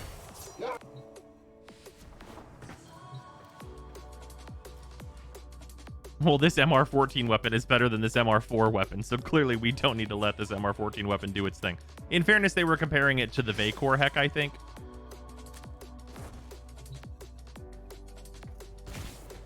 I don't think that's particularly relevant, though. Actually, like in Protea's 3 augment, it's nice having an infinite sentinel spawn pod. That's fair. Depending on what you're doing. How toned for the people to keep the Kuva Heck from getting scattered justice. I mean, I don't know. It's just it not being consistent with what they've said in the past. It's just unnecessary, right? And it's not like the Kuva Heck is like gonna be like the most used weapon in the game suddenly. Like it's literally not even gonna be very good. Like no matter what, just like by proxy of how the game works now, the Heck actually has a limit on how good it can be. Because right now the guns that I'm using kill everyone, as we just saw. They don't kill one guy, they kill every guy. They kill everybody I'm looking at, right? Like that's where we are right now. And like just by virtue of that, the Heck can't be that good, no matter how much damage it does. Like, can it be great at killing like single targets like bosses and stuff? For sure, but that has limited usefulness.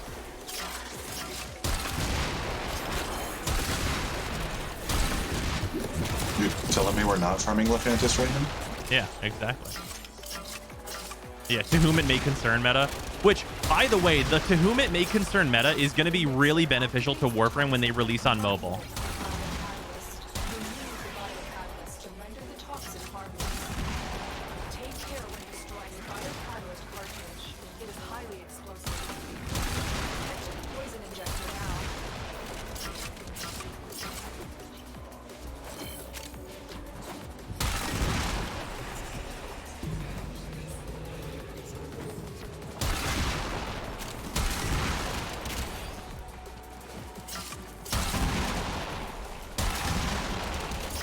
Not looking forward to getting mobile pugs. Why? Set the injector into Bro, just solo the mission like you always do. Yeah. I don't know. I'm a person that goes into every mission with the mindset that I'm going to do the whole thing. Unless I'm specifically coordinating with people. injection is now in the unstable overdrive. Keep the Grineer away while it melts down. Like, all good teammates allow me to do is be, like, chill.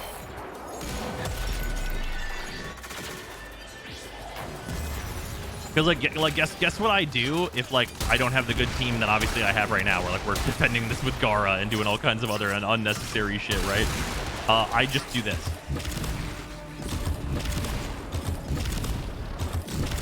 The point's fucking defended, bro.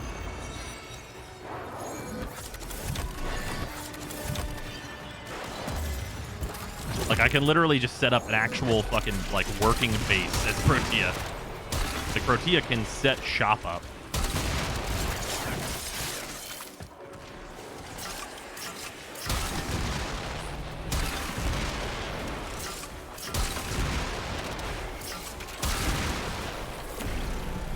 guessing this is somebody's gun on the floor. It's just invisible. That's probably right.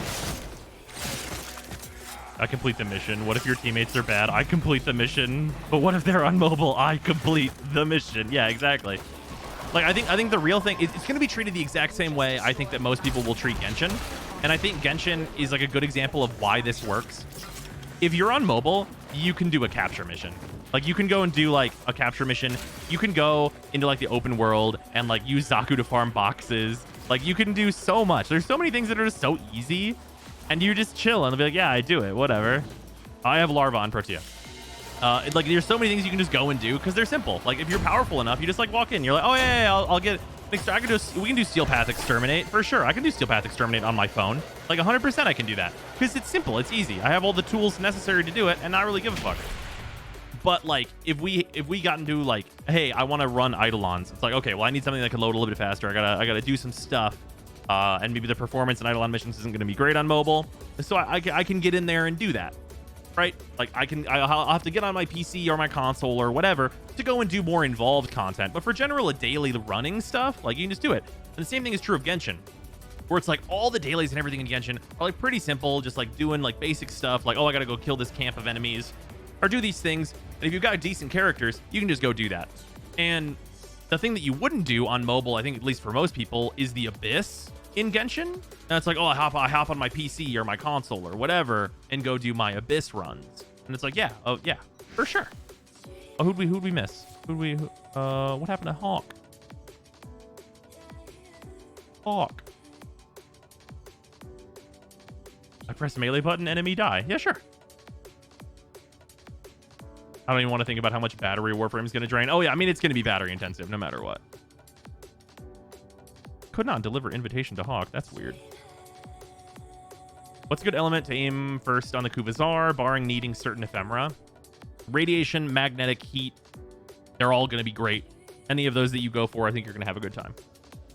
Next CountdownCon, they'll unveil Warframe VR. They actually had a working Warframe VR prototype a long time ago, whenever the Oculus was first getting started. Dropped, can I have his spot? Yeah, that's fair, Just. Also, thank you for the 100 bits. Much appreciated. It says, could not deliver the invite to Hawk. Hawk, if you're in chat, what up? Guy? Brahma isn't good at the moment? No, the Brahma's fucking sweet right now.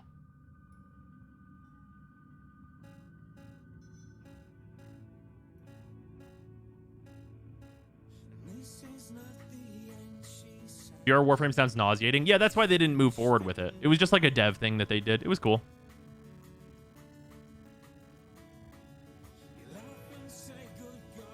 Brahma went from broken to busted. It's pretty fucking sweet right now.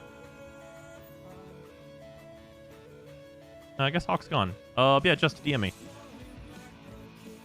A fair number of mobile ports just flat out have gamepad support, so I imagine some mobile players will have gamepad usage available. Yeah, I think that's the biggest mistake I think that could happen for Warframe, is if they somehow release without gamepad support, then I'm like, that's weird. You know what I mean? That's very strange. Like, for me personally, I will probably play mobile Warframe a little bit. Like, from time to time, it'll be a thing that I do. Like, maybe that's the way I log on and, like, just get my login rewards or something, right? Like, that's fine. I'm down for that. Or just, like, join in, you know, fucking set a form up. Like, I could already do that with the mobile app that already exists. Like, be able to actually, like, get in the game and, like, do something if I want to and actually play, I think is much more appealing than, like, the mobile app that we have right now. Tenet lens, maybe for Wave 2. I missed something about the Brahma. The Brahma's super awesome right now. It's a great fucking thing. What a good gun. Well, bow, I suppose. Throwing void relics while taking a dump. Getting shitty drops while you make your own shitty drops. God damn it. Yeah, I mean, hey, you could definitely do that. Hey, Moxie, what's up? How you doing? Brahma fucks as always. Yeah, it fucks very hard now. You know the ETA for the mobile version? We do not. We know the mobile version and crossplay, cross-save is in dev. I can't imagine that the mobile version is going to come out without all the crossplay stuff, because they have no incentive to do that at this point. What'll come out first, Warframe mobile or Path of Exile mobile? Oh, are they working at that? Yeah, that was like a thing they announced at ExileCon. Oh, no. I mean, it makes sense. Yeah, it's going to be like its whole own thing. That's cool. Also, yeah, Moxie, what up? How you doing? Oh, Moxie, if you want to jump into chat, we can move into the group stream to hang out. I absolutely am down. Thoughts on new league? I think the nerfs will be okay. Only thing that's going to be kind of bad is losing the warding flask. Oh yeah, somebody mentioned that there was like there's going to be like a giant wave of nerfs. Is that like all chill? Like, are people cool with it? Some people are, some people aren't. Interesting. Like, you know how like for the most part, Gears of Warframe is kind of like dying out, and we're just accepting that this is Warframe now. Yeah. There's like a big rift in the PoE community between like people who liked the game and it was like a lot slower back in the day, Right. and like people who want to like turbo zoom. Interesting. Oh, nice, Moxie. First sortie. Well done. But like the changes they're doing, like you'll still be able to zoom. I think it's just like they're toning it down a good deal. It's going to be less zoom. Or like Well, more harder controlled zoom. to acquire zoom, perhaps? Well, the thing they're doing is that they're like Another they're nerfing flasks in a big way. So you know Okay. how like the big meme is you get a popsicle stick and Chris Wilson Yeah. breaks your knees. You press all your flasks. Yeah, so they're changing flasks to where like you get less flask charges. The reasons you would want flasks to be permanently up are being like reduced. So one of Okay. the reasons you would always be pianoing your flasks is flasks have mods that are like you're immune to freeze and chill during flask effect. Yeah, they give you You're just immune general to buff. curses during like flask effect. Well, they're changing those to like only remove freeze and chills if you are frozen or chilled. And then you get Oh. 1 second of immunity. So Okay. like you can't preemptively make yourself immune to freeze all the time. Yes, they just make them reactionary. That's interesting. Also, I totally got the Grenier Forest water pump scene and a Mantis engines because there was a rare crate somewhere in there that I just blew up with the Tsar accidentally. Oops. Can you show your Brahma build after the mission? Sure. Also, keep in mind my Brahma build is currently using a mod that actually is not working yet, and it will be even stronger. But yeah, no joke, I'm actually just waiting for the balance manifesto like right now. Nice. Because it's gonna drop like any second now, apparently. They fixed the Vastalok. There's not been a patch yet, so no. But yeah, this is the broken shit that's going on right now on this weapon. Also, really important point here. I know that critical delay exists. Minus 40% fire rate is not worth 50% crit chance. Not on this weapon. What mod isn't working? Aptitude. Aptitude is not currently functioning. I would suggest throwing Serration in here if for some godforsaken reason you feel like this weapon needs it. Spoiler, it fucking doesn't. What's broken about the Vastalok? It's using the wrong combo system. It's using the old combo system. It's not supposed to do that.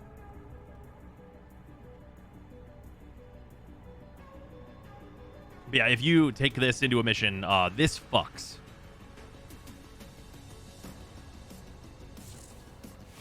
Yeah, 1 hour ago. We're about 1 hour away from posting the balance manifesto. Their site is down at the moment. Has EE acknowledged aptitude not working? I think they did. It was in the forums and stuff. I have no doubt that they're gonna make the mod work as stated. I don't think that's gonna not happen. That would be weird. It's not a matter of needing more damage. It's to have even more overkill. Fair enough. I think the new war will feature each open world under assault from the Sentients. We already have seen the plains and a clip of occupied Fortuna. So Deimos will probably also be under siege. Possible. You know what would be interesting? I wonder if we will be a necromech for the what would be like a Deimos section. Because I think there's like a lot of challenges they might not want to face with trying to make it so that you play as an infested. Obviously, we'll see whenever it comes out, but I wonder if you'll be a necromech for that section.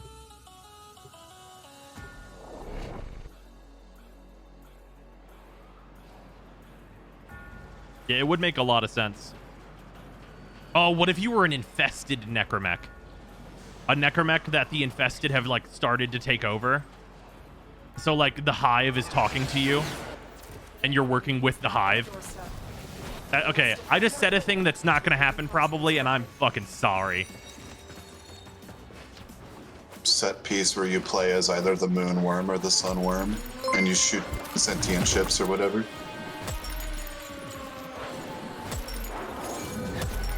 Seriously though, wisp usage can only continue to rise.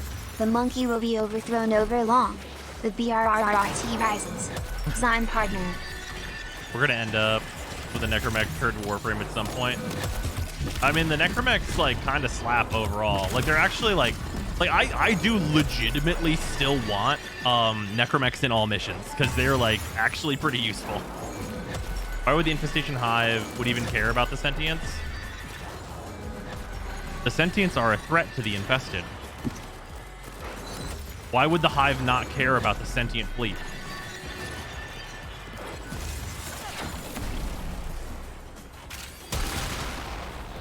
Yeah, the Infested are literally the most territorial faction. Can the Infested take over Sentients? I don't think that we have precedent for that, so the answer is maybe not.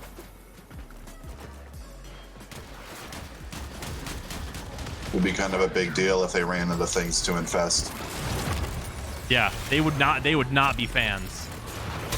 Also careful, this guy's radiation, just let me know. Oh, okay. All right. I will throw shield pods then for us.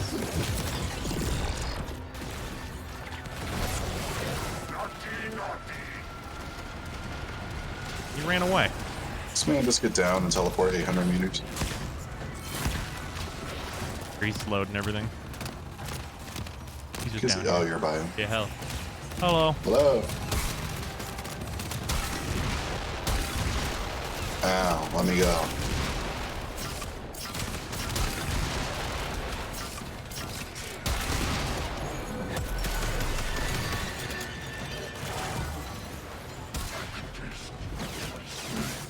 Stop running.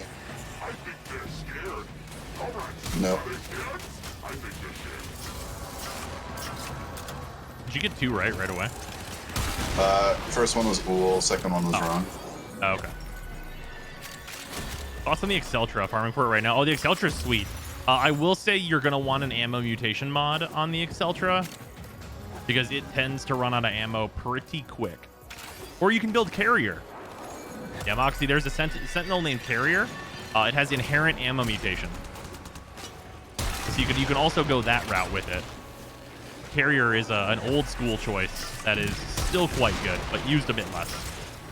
That's also another 9,000 MR for you, because Sentinels are 9,000 MR. So, there's that for you, too.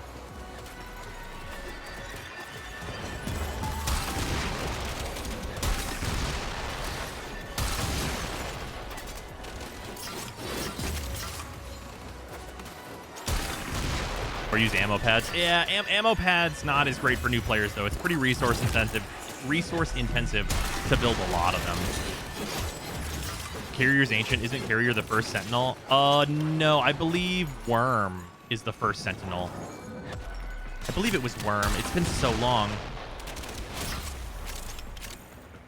Is it Ghost? Taxon is not the first Sentinel. Taxon is the first Sentinel that you get. Oh, wait, not Ghost. That's Shade's ability. Shade. It's either Shade or Worm.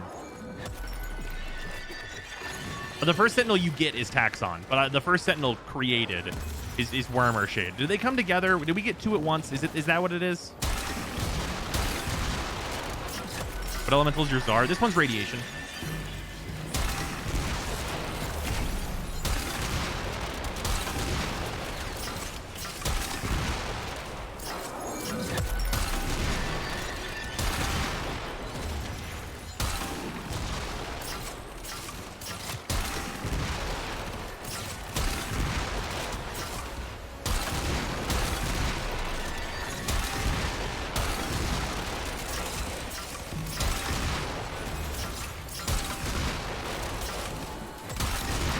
Get in, losers. We're using the Czar.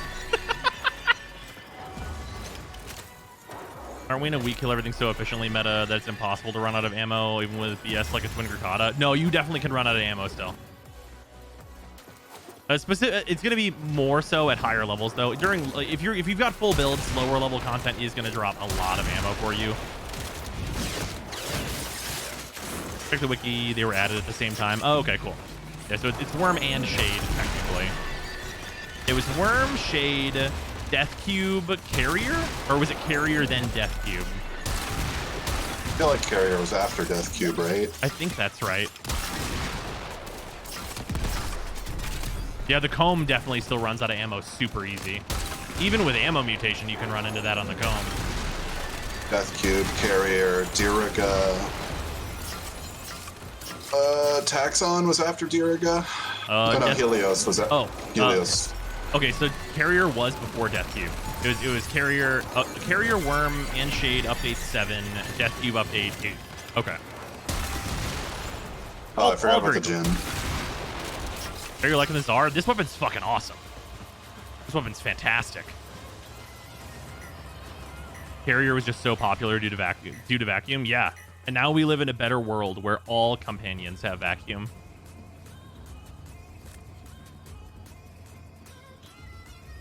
Lieutenant Tetra can run out of ammo very fast. I still need that one. What are your thoughts on the Kuvachakur? I mean, it's fine, but also too slow, I think.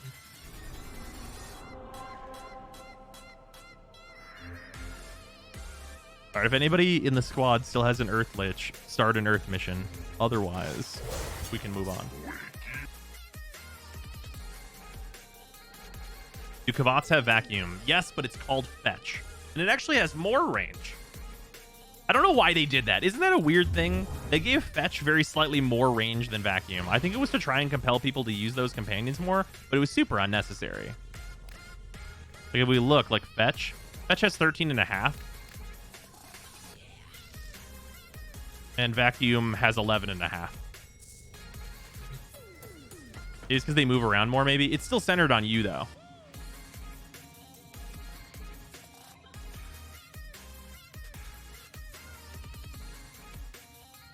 Well, yeah, that's true. Fetch was on the pet at first. That's true. Maybe it's because it was on the pet at first. That's probably the reason.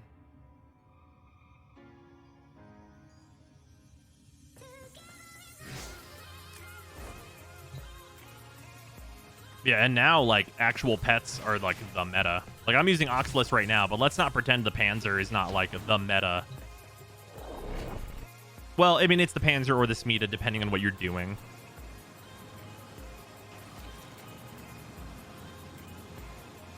Yeah, dogs really need... They need to give Kubros, like, a really good mod. Like, they gotta give them something. Position has been compromised. Defend the cargo until reinforcements arrive. Remember MOAs? Who?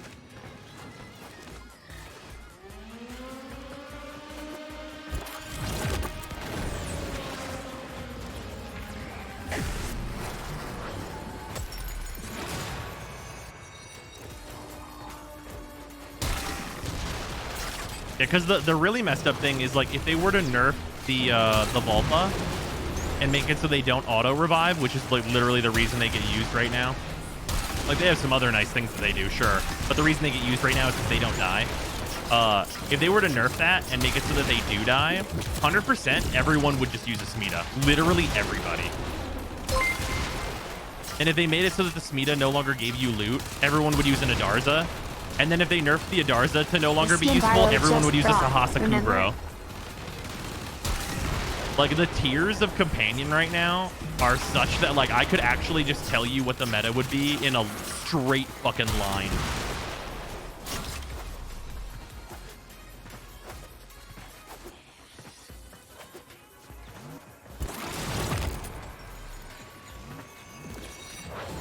Never bothered with Kavats. Sahasa's my go-to outside of Steel Path. That's fair. Sahasa is, like, decent. Like, if you were going to choose a dog, it's going to be the Sahasa. Any new content? Helios is king. You know, that's fair. If you want to fill out your codex, I think there's a pretty small amount of the player base that cares about the codex, though. Like, I definitely do, for sure, because, I mean, I use the simulacrum and I like to be able to spawn everything and all that. But I think it's a pretty small subset of people that care about it.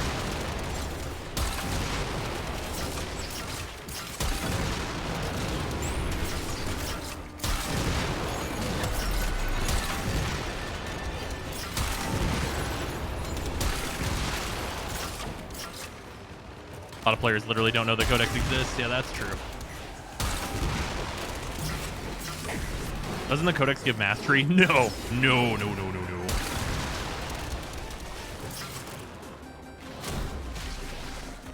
I use the scanning weapons as a new player. That's fair. So the farming mats and steel path is the best combo. Korra and the Smita. Yeah. For solo, yeah. They're not gonna get much better than that. It'll be very hard pressed to do so. I can't think of anything better. How's that new Sentinel to Railjack one? I mean, for specifically Railjack, it's tight. If you don't like to repair stuff, it will do it for you. But like also the crew does that, so.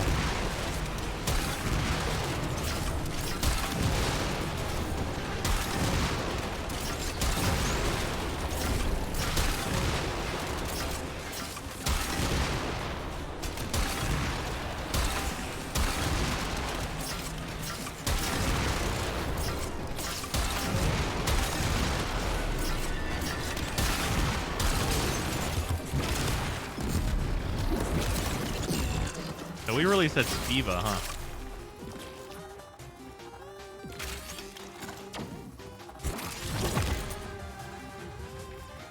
Why do Liches take so much longer than Parvos sisters to finish? They have a shit trillion armor, comparatively, and also the adaptive DR.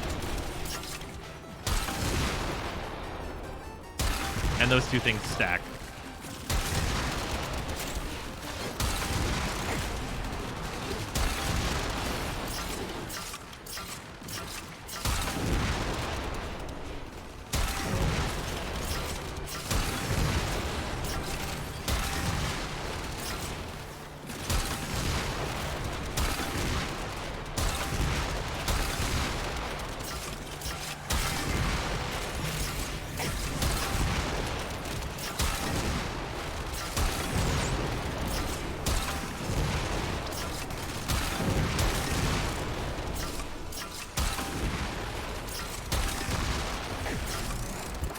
This weapon fucks.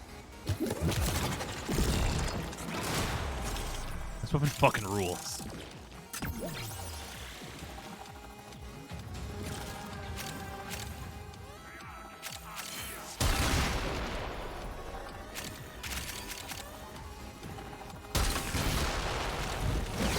Trash can. That's my favorite animation. I think that might actually be my favorite animation in the whole game.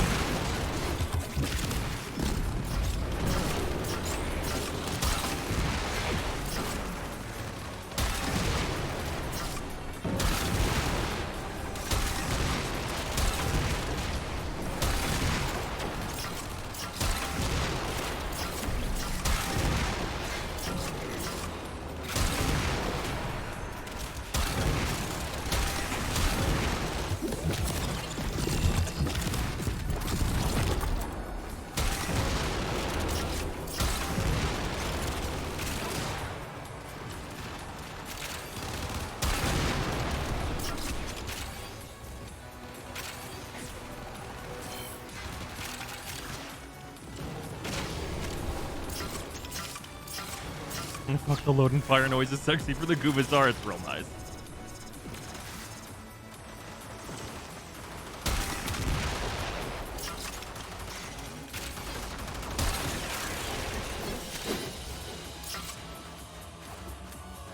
Never for Tia build. I can see she's awesome. I put in Snare as her fourth ability. Need ability recommend if possible.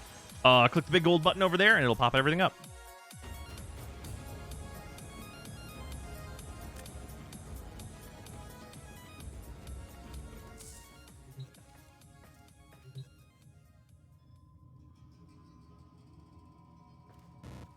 Yeah, Zar's real good. Catch Moon's still good. I just got a Riven for it.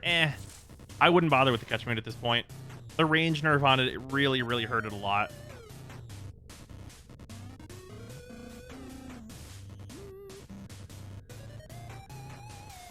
Plugin looks like it might be bugged. It says your Wisp. You might have to refresh for it. What do you have on Zar? Radiation.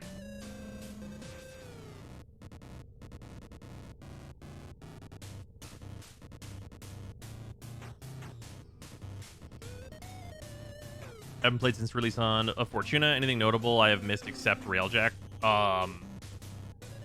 Yes. There's a lot of quests and good new Warframes, and yeah, yes. You missed an entire open world also. You missed Deimos. The sisters are here. Missed all the liches, that whole thing. Necromechs. Yeah, there's mechs in the game now. Yeah, Sevagoth, that whole quest and everything. Yeah, for anyone that doesn't know, like, they legitimately added Shut mechs. up and take my money. You can only use them in Railjack and in open worlds right now. Man, I like- kinda thought gaze would be good with the new arcanes and mods, but holy moly, it just shreds even in the SP. Also, I wanted to make this blue now. Oh yeah, Steel Path. All of the Steel Path came out. You're fucking right. Also, they completely rebalanced primary and secondary weapons, and now they slap ass. What would you say are the best things to helmet for lower mid-game players, considering something good for Garuda?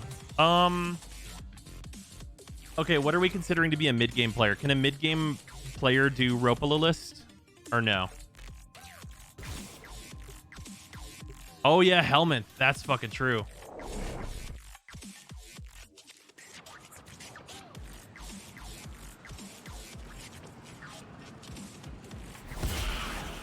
MR 10 to 15 probably. That doesn't feel mid.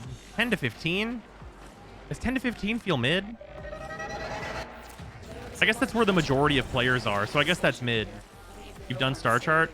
Yeah, if you do Ropalilist, you can get Breach Surge, and Breach Surge is just generally useful. It also combos on Garuda for an infinite damage combo, where you have infinite scaling damage as long as there's more than one enemy.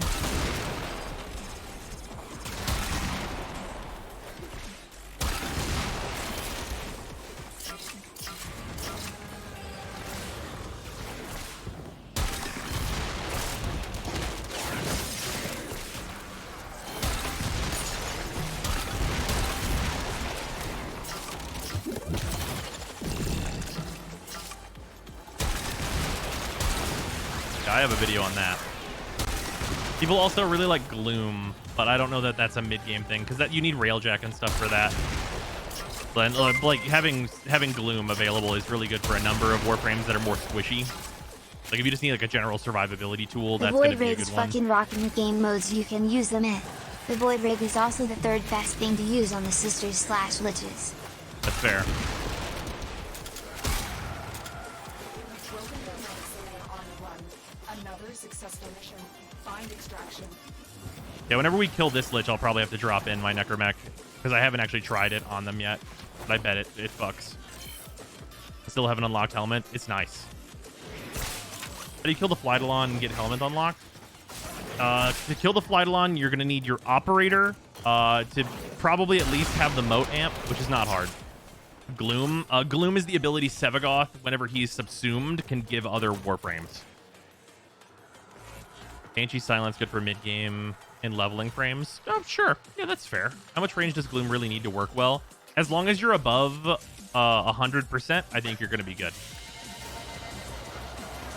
If you're at 145, it's going to be sweet. Getting 2 Sevagoths, though, yeah, I feel that.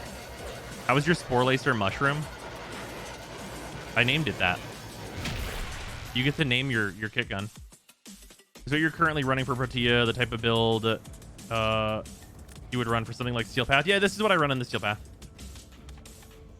There's like some considerations for the Steel Path that you can make, where like if you for whatever reason, words. So for this build, you can in the Steel Path choose to run a little bit less range Shut if up you and feel take like my you money. need the strength. Usually, I really don't feel like I need the strength. Also, if you're going to be using explosive weapons, you could Forma again and put Prime Sure-Footed up here. I just haven't done that.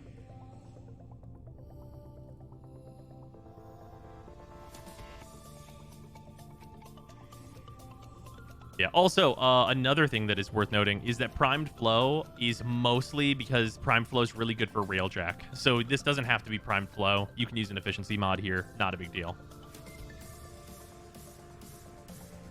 Like, if you want to truly spam cast, I actually really believe that Fleeting Expertise is better. Because Fleeting Expertise giving you that 60% ability efficiency is going to allow you just to shit out your abilities no matter what. Why range on Protea? Okay, range on Protea is for a number of different reasons. One, I have Larva subsumed, so Larva's going to grab all the enemies and turn them into a ball. This has direct synergy with Blaze Artillery. Blaze Artillery has piercing, and the more enemies it hits, it gets a literal multiplier to its damage. So you zoop up 20 enemies, Blaze Artillery shoots one time, and it gets a 20x multiplier to its damage for its second shot.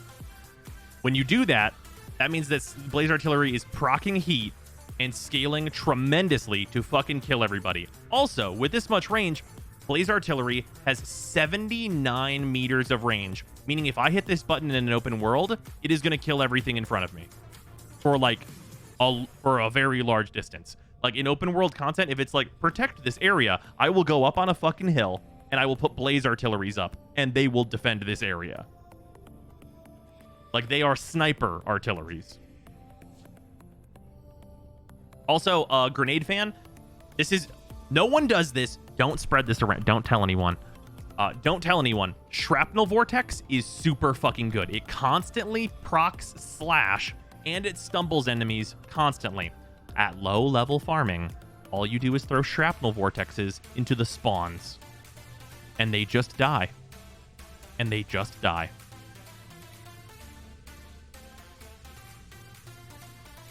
Like it is a giant, Shrapnel Vortex is area denial at high levels, murder at low levels, and shield satellites will attach at larger ranges, which is kind of useful.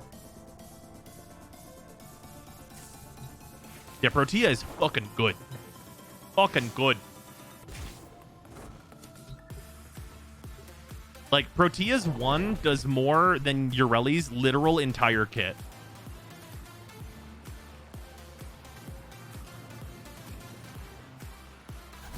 You ever used her 4th? I replaced her 4th for Larva. Just notice the Kuva Fortress on my star chart. Anything I need from there? So the Kuva Fortress, there's a part from Harrow there. And it's, let's see here. What else do you need from there? It's where you're going to go for the Requiem relics that you will have access to with the Kuva Liches. And then you'll need those in order to get your Requiem mods for farming Liches and Sisters of Protea. Sisters of Parvos. So there's a few things that you're going to go there for. So, like, it's just generally useful. Also, the survival there is really popular on Steel Path. Oh, yeah, the Kuva farm. Yeah, I forgot that the Kuva survival is also a Kuva farm. I always forget that's in addition to it. Yeah, there's just a good survival there. Just some generally nice things. There's also a unique game mode there that you will not play anywhere else and that they will never expand upon called Assault.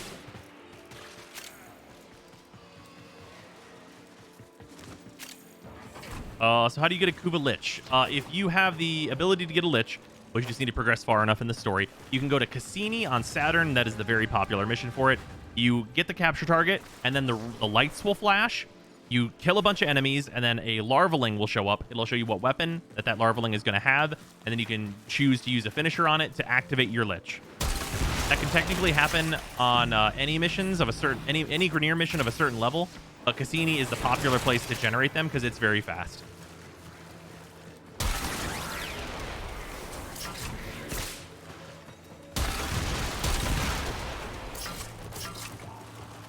Kubasar with 5 magazine. That is true.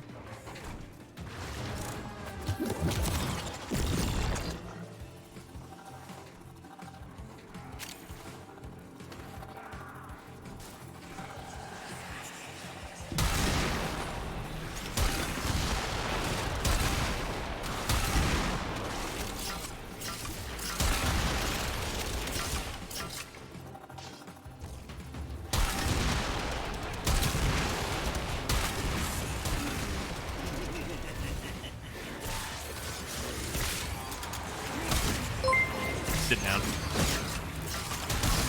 Sit down. The Void Rays Also, are barrage like mode crazy on the like Kubasar is but they are pretty way good. better than any other Warframe or weapon besides those two I just mentioned. There's aren't crazy like Banshee, the DDU. They're way better than any other Warframe or weapons I just mentioned. Oh, fair enough. True, I think it was 100 bits. I believe it. Oh yeah, also because it's probably not obvious and a lot of people don't know how this R works. There's a shotgun mode to this gun. Like you can switch between the AoE cannon mode and the shotgun mode, and the shotgun mode kind of fucks.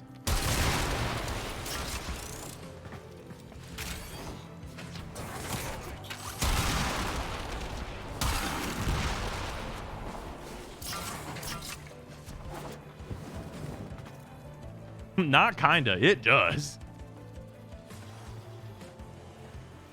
Imagine if Call got his hands on one, he'd rule the system. God, I love that trailer so much. That shotgun feels like the old Tiger's Prime. Yeah, that's fair. Good sir, why is there a shotgun with the cannon? Took a break from the game before Liches came out, so I've missed out on all that. Yeah, they have 19 different weapons, so there's quite a bit to do. Kubazar or Napalm Kuva Ogress. They're for different things. The Kuva Ogress is an area denial weapon. How's the Vastilock? Super bugged. I'm just raking it up real quick. Hope it'll probably get fixed in a patch, then we'll kind of have more of a weapon then. Zar's literally, why choose between an AoE and a single target weapon when you could have the 2-in-1? Yeah, you're not wrong. Is your Protea video still up to date? Yes, absolutely it is. Although option select, I believe I'm not using Prime Flow in that video. Prime Flow, very useful if you're going to be using Protea as a pilot for your Railjack. She is probably, I would say, the best pilot in the game. So if you need a pilot for your Railjack, Protea is definitely the best at that, I would say. And the reason for that is because she can set up her 3. Anyone that doesn't know, you can set up your dispensary in the pilot seat, so you have a dispensary constantly giving you energy to power your abilities for the Railjack. That's why Protea is so good at driving. And with Prime Flow, you have a huge capacity to fill up, so you can just fucking do missile swarms and shit. Lavos is the best pilot? Completely disagree. Lavos is the best gunner.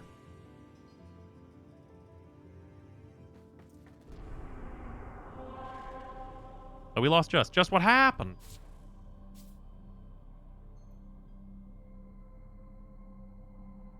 He appears to be offline. He must have crashed. Why is Lavos the best gunner? Because if you're a gunner, you can't put Protea's 3 near you. The reason Protea is better is because she can spam cast. Oh, he said he had to go. That's unfortunate. Well, fair enough. We'll see him later. Kano, if you're still doing stuff.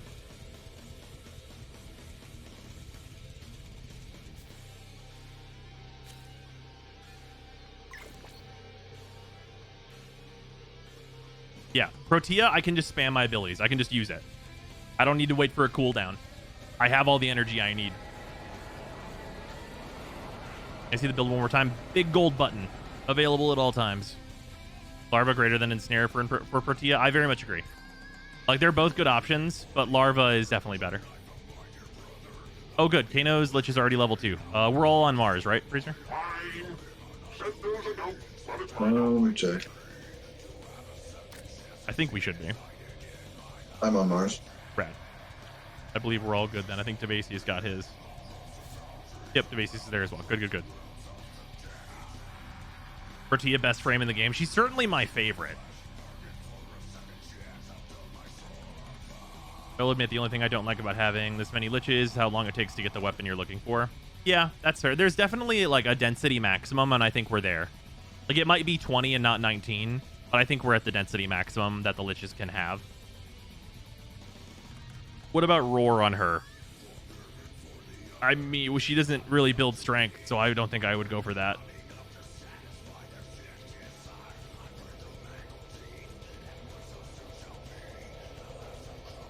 The Lich is easier to get Murmurs for, or is that strictly a sister thing right now? They did make the Murmur grind for Liches better. It's not quite as fast as the sisters, but it's definitely much better.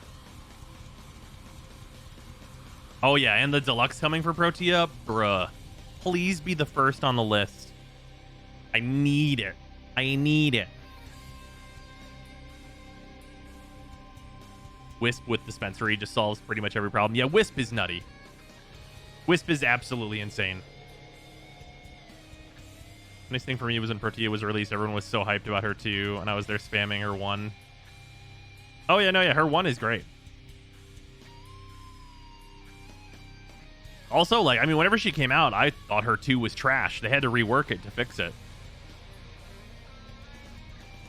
Like, her 3 was good and her 1 was really good on release, and her 2 was like pretty trash, and then they fixed it. And I was like, hey, well, perfect. Well, wonderful. Well, great. Wait for her deluxe as long as it looks like the concept. Yeah. Nox, thanks for the 100 bits. They should have asterisk do a Wisp Deluxe next. Extra thick Kappa. What are they going to do with Wisp Deluxe? They can't make her ass bigger. Well, I say that. Heard good things about Gloom Shut up and Protea. take my money. Oh, yes. Play Gloom Protea. It's what Equinox wishes she was. But also, like, why would you build Gloom? Wait. Sorry. I was thinking about Wisp. I said Protea. I literally read it, but I was thinking about Wisp. Gloom, Protea. I guess if you don't feel safe. You're on a capture mission. You must find, capture, and extract our I was target. thinking about Wisp not building strength, so I mixed up frames. I literally read the right name and thought about a different Warframe. But yeah, you could build Gloom on Protea, and it works with her passive pretty well, but I don't know. Larva just gives you that extra something. If you're not going to take her into like high scaling content, I could understand why you would do Gloom for like a more like chill experience. Like whenever the mobile version comes out, like I definitely think that there's like validity there, but it seems unnecessary. Oh, Protea doesn't keep her cannons on her hips. She does. It's in the concept art.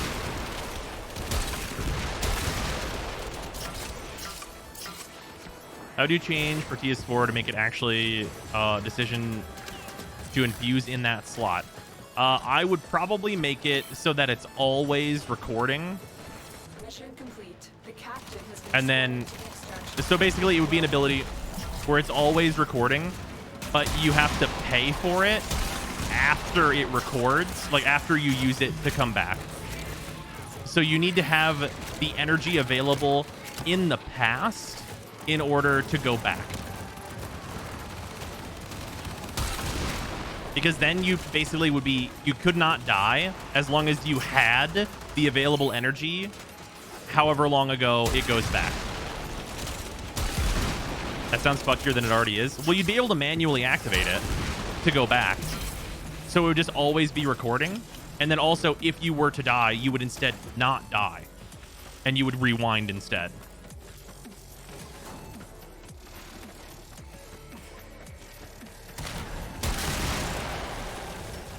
Kind of like Prince of Persia: Sands of Time. Yeah, basically. So basically, you would remove the activating portion of it, and just kind of always be in activated mode. Which is the only thing I can think to do. Is Protea's 4 that bad, or is it just her worst ability? It's pretty bad. Because here's the thing that happens most of the time with the way it works right now. You spend the energy on it, and then you don't want to rewind, so you cancel it, so you wasted everything. Also, like, going backwards in a mission is very rarely good. Like, it's good in spy vaults. So you'd make Protea, like, a very good spy vault Warframe by, like, having her just, like, go in, hack the console, then hit 4, and just rewind out of the fucking whole thing. Like, you'd be able to do that.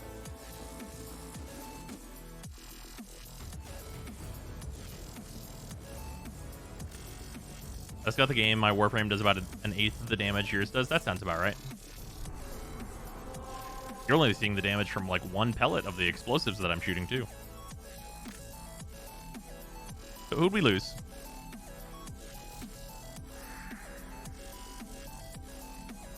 Invited Kino.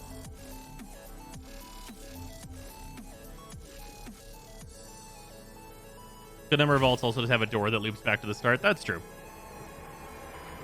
The explosion of her 4 is okay-ish. Eh.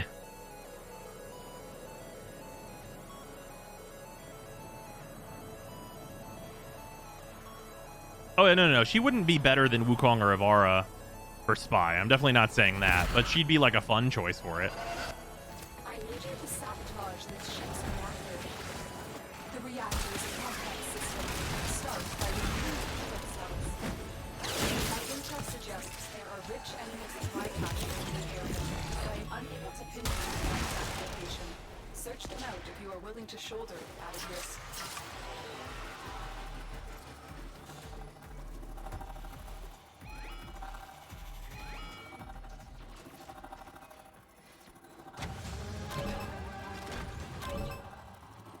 Fun gimmick with using Protea's 4 plus a max charge slam capacitor to cap damage meters.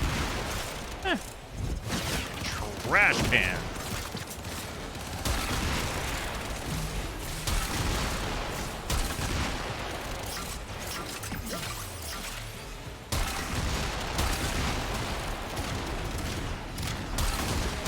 Also, another thing that they could do. Now is your chance to complete this sabotage. Another thing they could do for like. Make sure it never works again. I mean, they wouldn't even need to do this. You just do the full rewind. I was gonna say you could make it so you could like fully Prince of Persia and like hold 4 to begin rewinding, and then just go back however far you need to.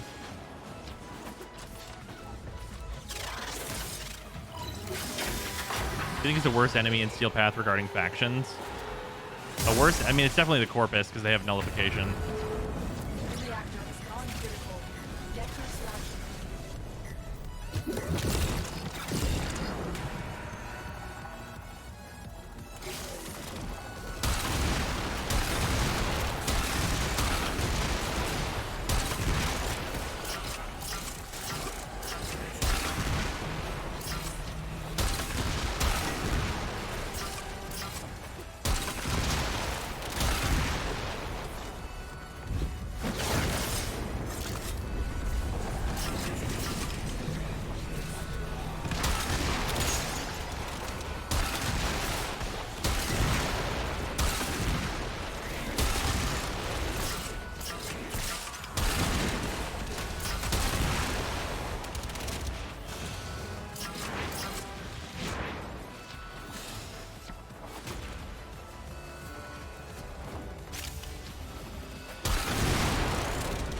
Gotcha, bitch.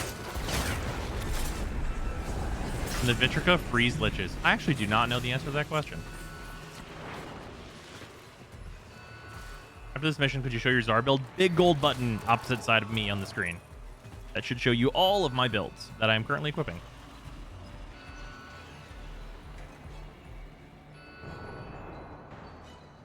But we also have a cracker pack. We can absolutely do that. Yeah, real quick here. Let us get into a little cracker pack. Ooh, one more even. A 2 cracker pack. Oh, those are the same art packs. We can't be having that. Not if we can avoid it. All right, here we go. Helix's cracker pack first.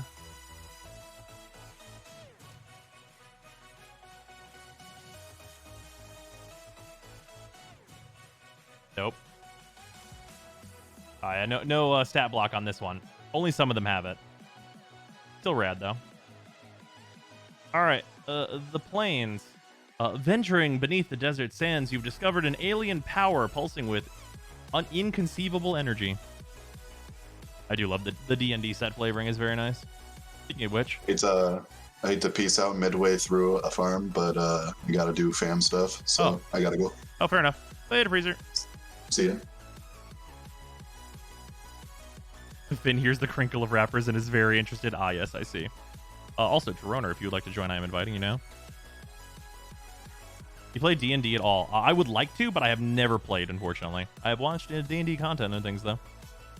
Gretchen Titch Willow. Oh, yeah, this is the new potential Simic commander that is like the same flavor as a lot of others, but still is a thing. Pay 4 mana, draw a card. You may put a land card from your hand onto the battlefield. Tell me if you've heard this one before. Silver Raven. You find a cursed idol, destroy target enchantment, create a treasure token, and venture into the dungeon for only 2 mana, which is nice. Half-elf monk.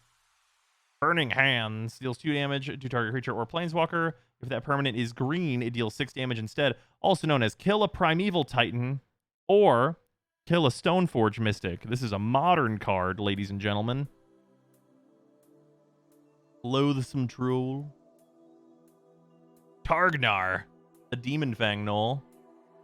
Pack Tactics, whenever it attacks, if you attack with creatures with total power 6 or greater, this combat attacking creatures get +1/+0 until end of turn, and then you can pay 4 mana to double Targnar's power and toughness until end of turn.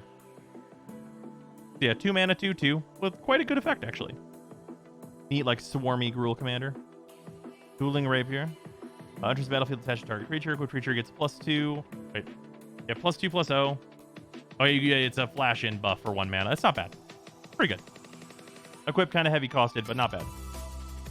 We have Ochre Jelly. Oh, this is one of the cards that can go infinite. Enters the battlefield with X +1/+1 counters on it. When Ochre... I'm just going to read this here. When Ochre Jelly dies, if it had 2 or more +1/+1 counters on it, create a token that's a copy of it at the beginning of the next end step. The token enters the battlefield with half that many +1/+1 counters on it, rounded down. So if you have anything that doubles the amount of counters that you put on things, basically, if this is a 2/2, it will die, and then you will create another one of it every single turn, which can be like a nice value engine that you can create. And it's like only 3 mana to make it a 2/2. So it's really not bad as like a cool little combo piece with a sack outlet. Hey, then we have Monk class. The Monk class is pretty neat. So the second spell you cast each turn costs 1 less to cast, and that's the first effect for only the 2 mana. You could level it up. When this class becomes level 2, return up to 1 target non-land permanent to its owner's hand, so you can use that as removal while this thing just sits around and makes your cards cheaper, so that's nice. And then for 3 mana for its level 3, at the beginning of your upkeep, exile the top card of your library. For as long as it remains exiled, it has you may cast this card from exile as long as you cast another spell this turn. So basically, you get to draw an additional card each turn, which is nice.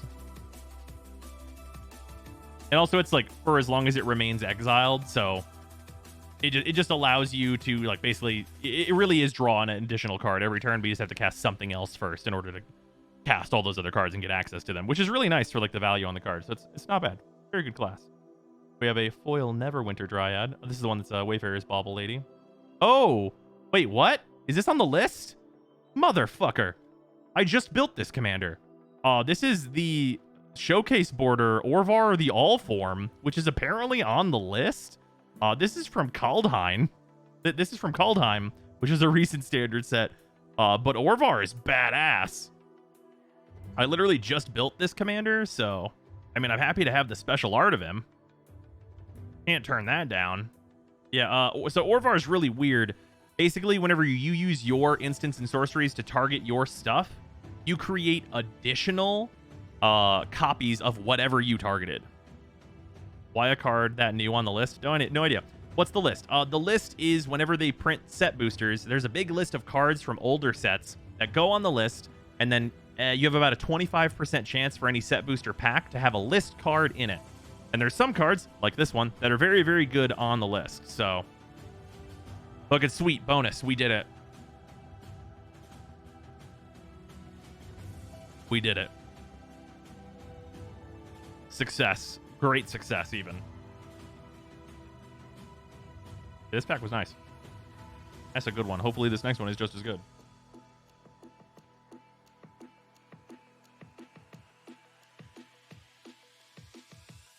The art fits the theme of D&D is why it's on the list, I guess. Maybe. You have an Alpha Black Lotus? I do not.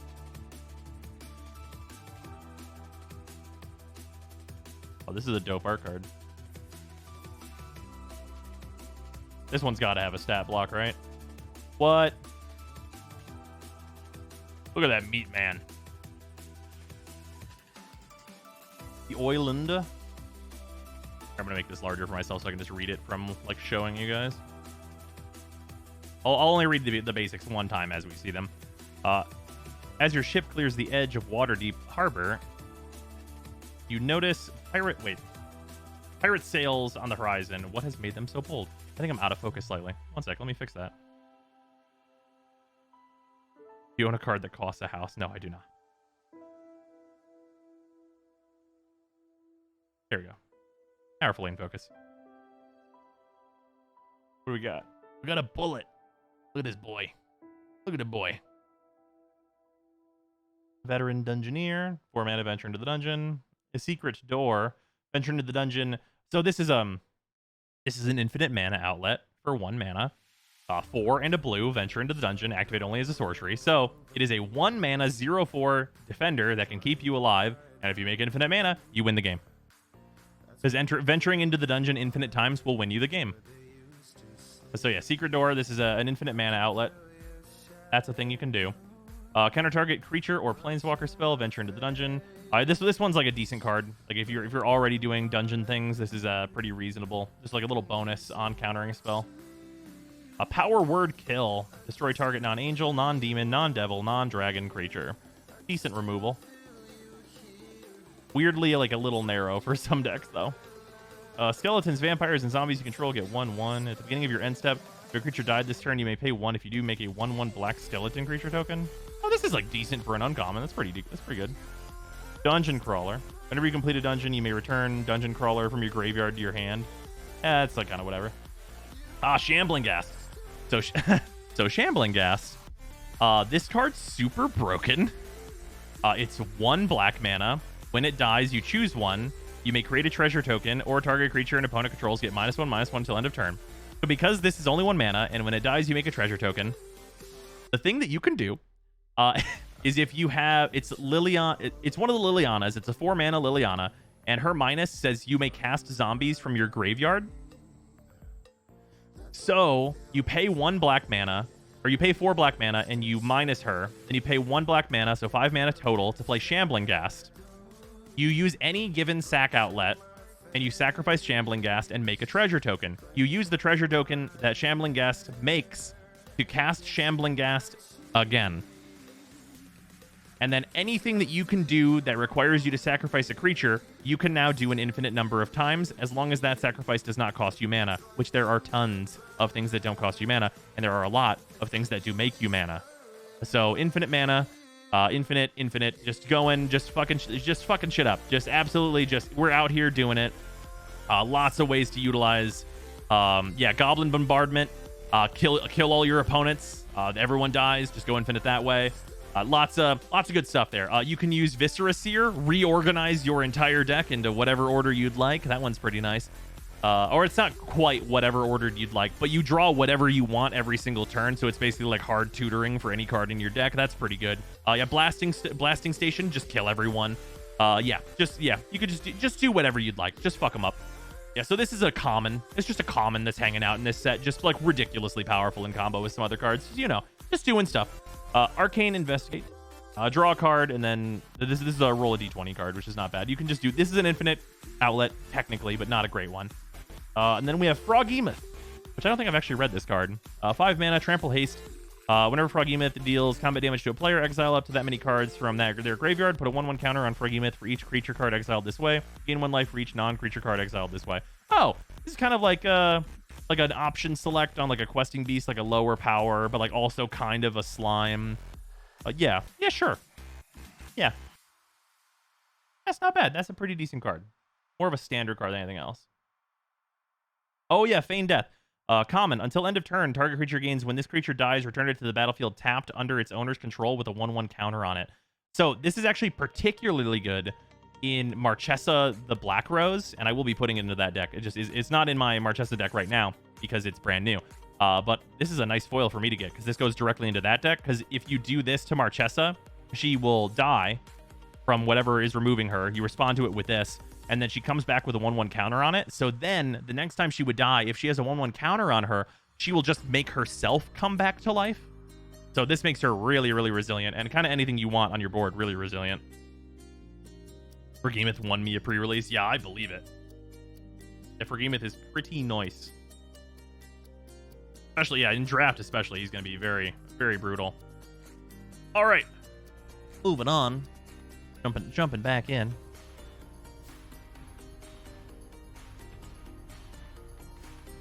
Let's go. Let's just buy. Might as well.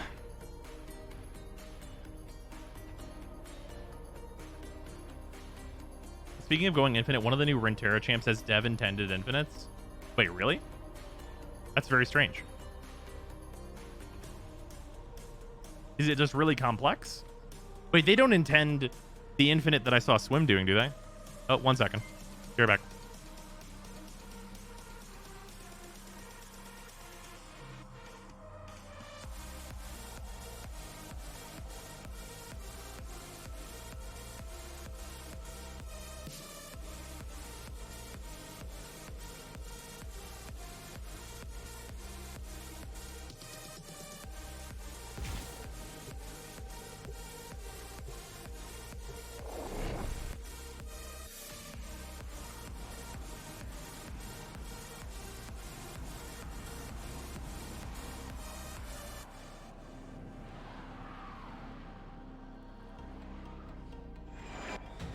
Your mission is to break into enemy data vaults and steal any intelligence files you find.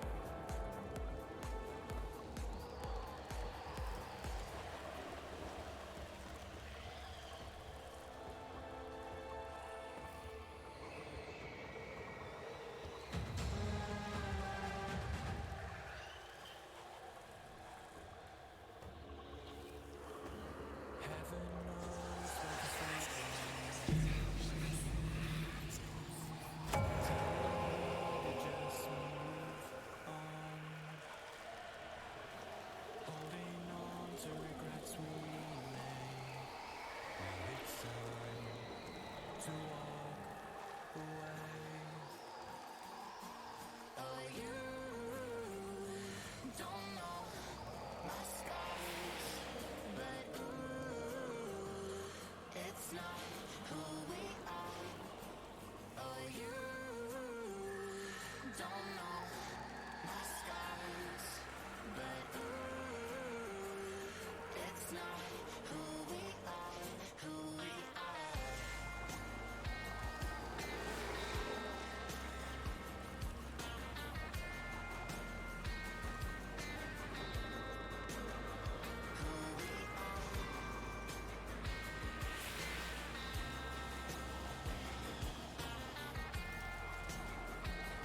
It's not who we are, who we are, who we are, who we are.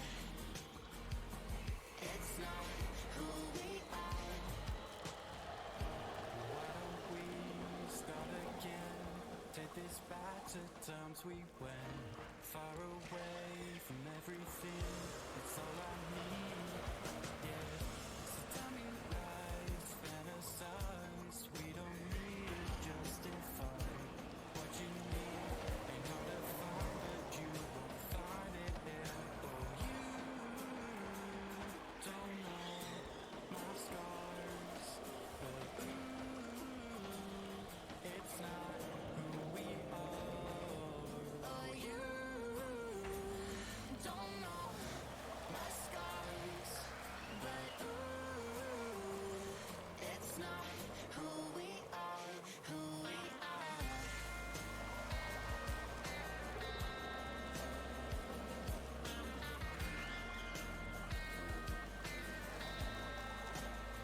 Who we are.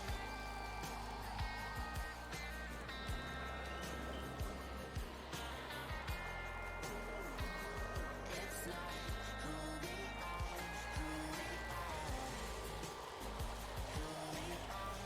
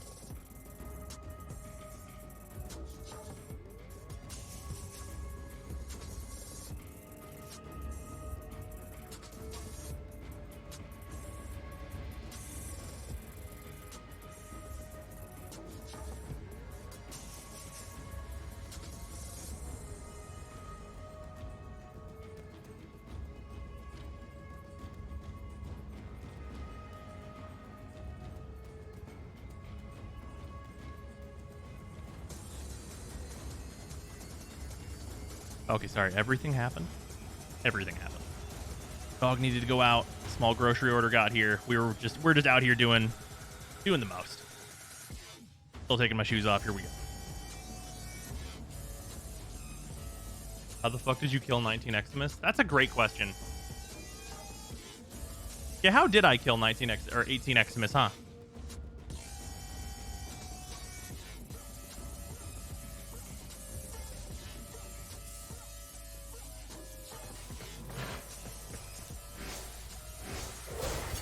I am the hunter.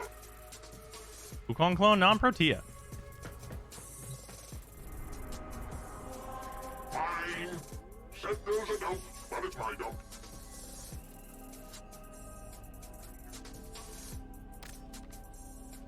Weird. Eximus set is bugged and shows the whole team's kills. Oh.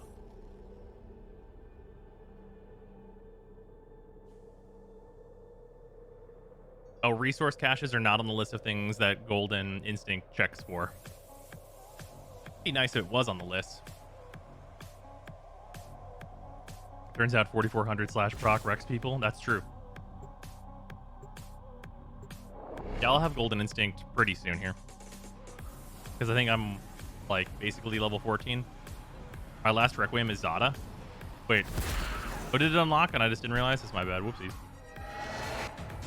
Are rare crates on that list? I believe so. I believe it mentions them.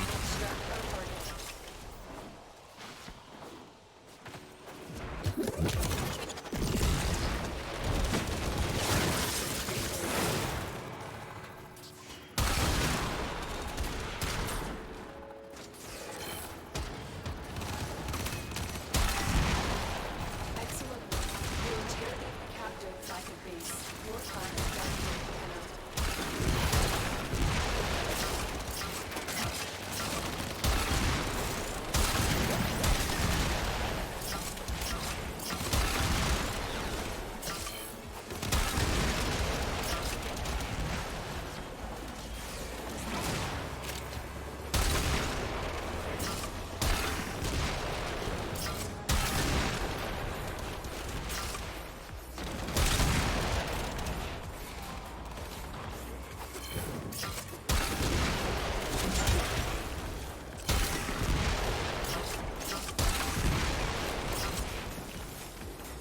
Easier caught an next mission, but wait, why?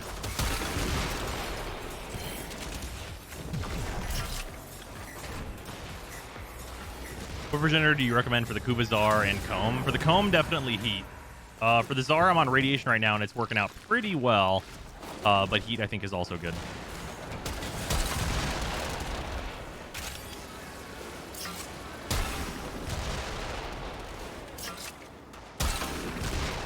Spending a little more time in here is fine, I think, because there they are.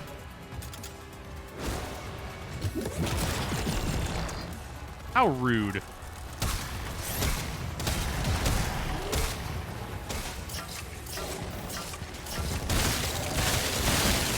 Ah, that's not the first one. Bad times for me. With the current state of the Mons, which is better, Czar or Ogress? More testing is necessary to determine that. Also, they're going to be 4 different things.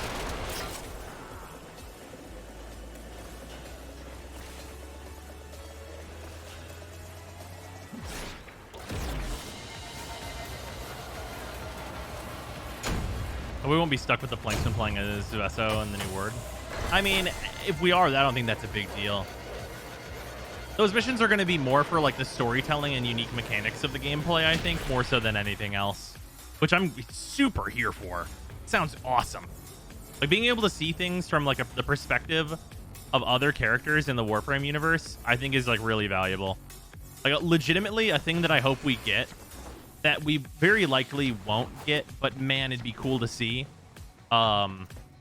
is what it's like for a Grenier whenever a Tenno is on the ship.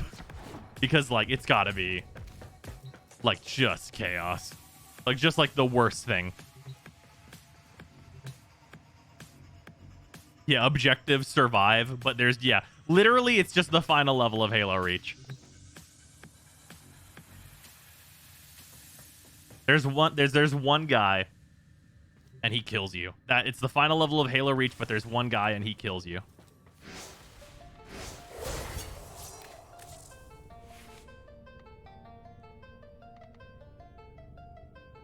So Kra is the last one. I now know that for sure.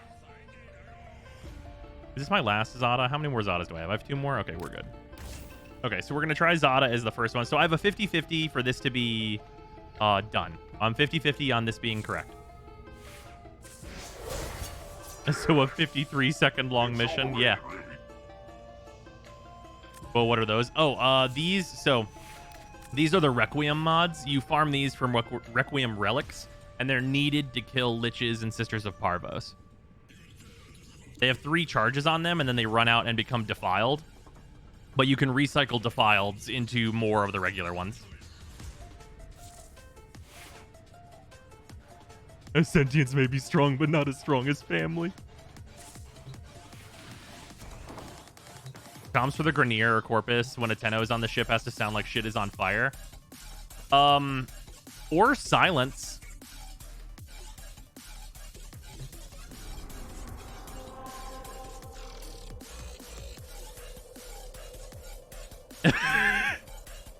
Have you considered that, like, or silence?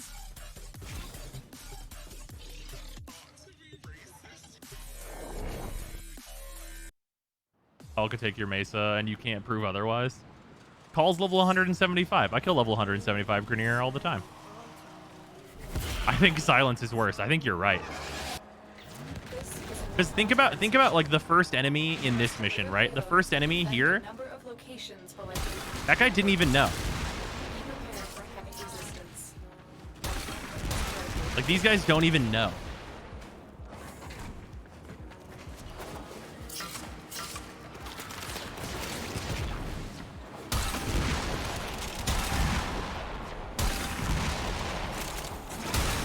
Like, are we just assuming that, like what's the warning that you get? Like, you just hear like one guy over the comm says Tenno, and then you're like, oh, I died. I was on a different patrol than that guy, and I died when I heard the word Tenno.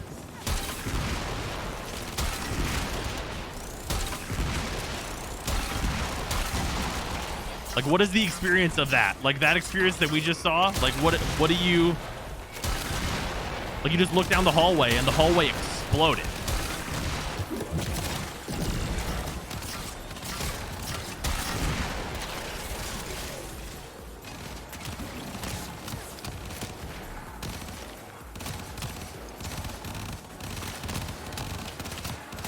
Also, this experience. Like, consider that experience.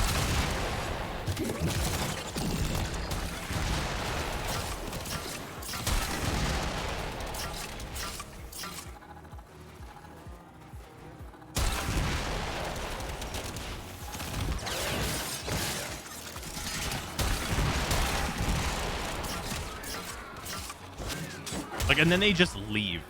You're literally shooting at them and they ignore you.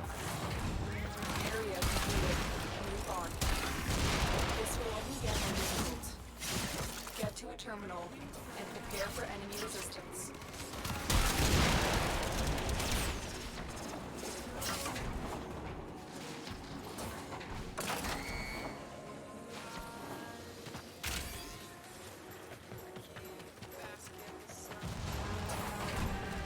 If you're lucky, you're deployed during Vahek's mission and just hear him yelling about air as a heads up. Well, I mean, like, whenever you, if you consider like the experience though, like, it's not like the missions of Warframe are like not canon, you know what I mean? Like, except for like missions that have like story relevance, I feel like it's like pretty fair to say that like stuff like this, like a mobile defense, is just like a non-canon, just like this is just the gameplay structure, you know what I mean? Like, it's not like a thing that happens. Like, maybe like it happened once or something, but it's not like every other minute someone's doing a mobile defense, right?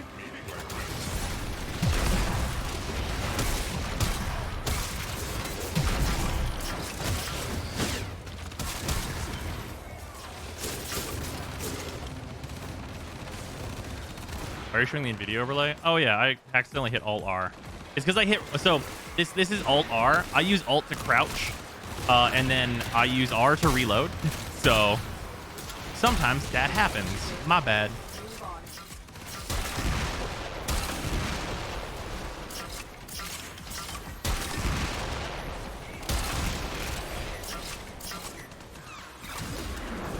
It's like constantly slaughtering child in Genshin. It's not actually happening. Right, exactly.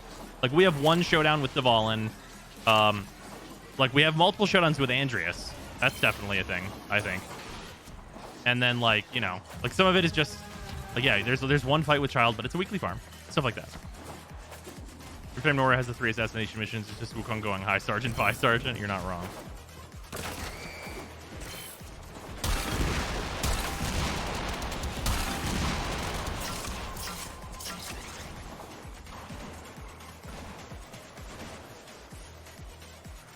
Yeah, Tile Rigor is dead until they bring him back. If Tile Rigor comes back, he'll probably be like significantly damaged and rebuilt in some way.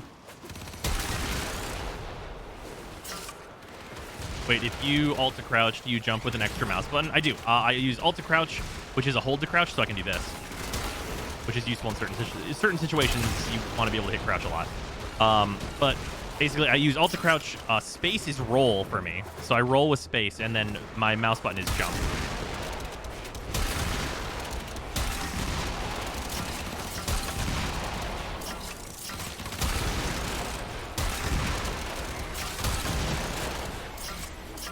That's strange, I know. No, everybody always tells me it's strange, but it works so well. Like, I can't imagine not having dodge on my spacebar at this point. It's just so convenient. I can press it at any time. I just have 75% DR on lock. And also air movement. Like, bruh. The odds were against us, Mission complete.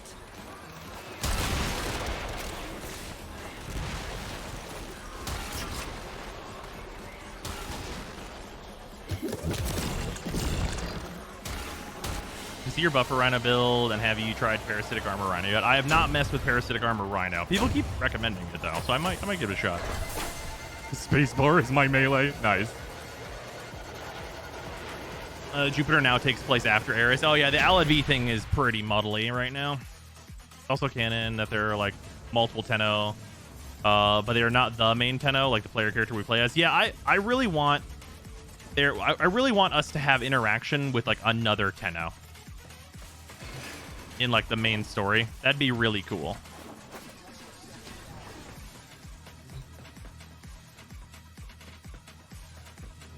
What's the first mod I should buy with Vitus Essence? I would suggest one of the multi-shot mods, as they're just universally better. Rel, we don't really interact with Rel though. He's not like a character. Like, the interaction with Rel is more of like Rel as memory, as opposed to Rel as like a fully realized like walk and talk character. You know what I mean? Does that make sense?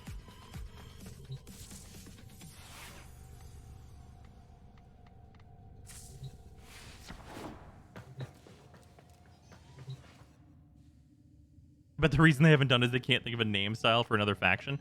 I mean, they have Rel.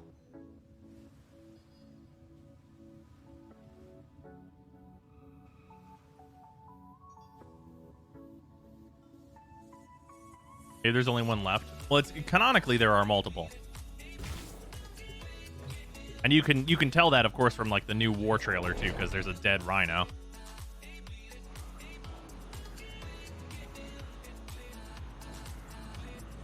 A couple thousand. Well, it's only whatever the population of the Zariman is. Your target is the system mainframe. Like whatever the child population of the Zariman was, that's how many there were. In theory.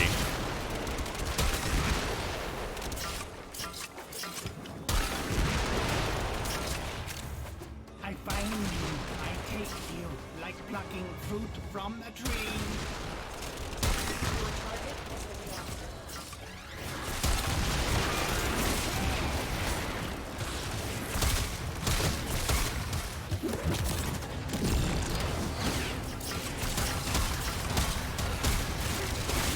Wait, let's talk. Yes?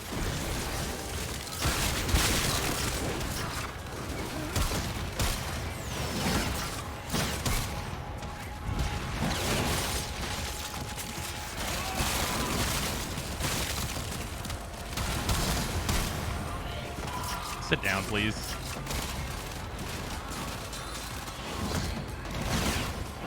There you go. Nice.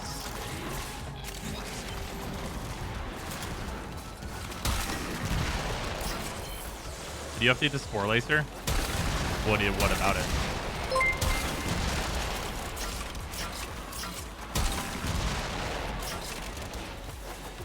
It's You just also want to fish these entirely overboard? possible that the Tenno of Nazariman were just a first, experimental batch, possibly with more batches to follow. Yep. That is into, yeah, you're absolutely right. That is absolutely possible. But that is like not it's not like a canon thing. Absolutely a possibility. If they wanted to do it, they definitely could. Because like you think about like the story usages of like not going over something like that, where you can have like you know, there's so many different applications for like, oh, these are a different kind of operator, basically, right? Like this person is different from you in this way because they're Virgil and you're Dante.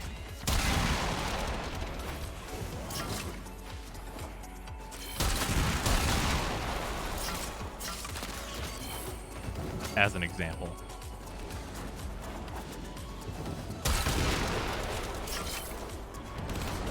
They're motivated and you're not. Yeah, of course.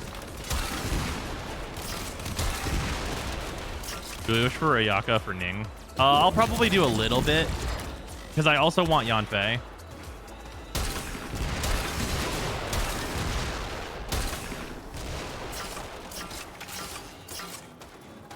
Kind of like Stalker. Stalker's not really a Virgil. Stalker is a fucking Sasuke at best.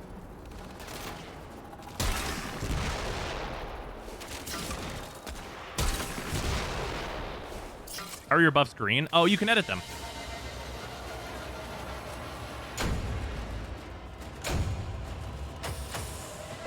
Yeah, you can edit all of your UI colors. Go to interface and then just go to the colors section.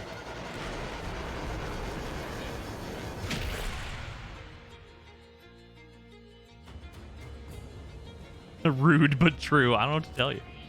Oh my god, he is Sasuke. The closest thing we have to a Virgil is like Teshin. Yeah.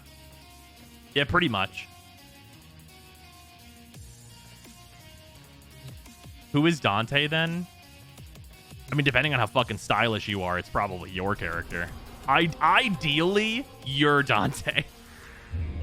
If we live in an ideal world, it's you.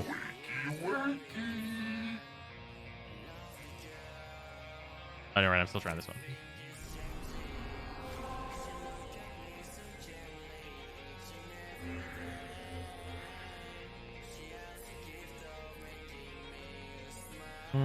Let's go for rescues fast. Fully rescue.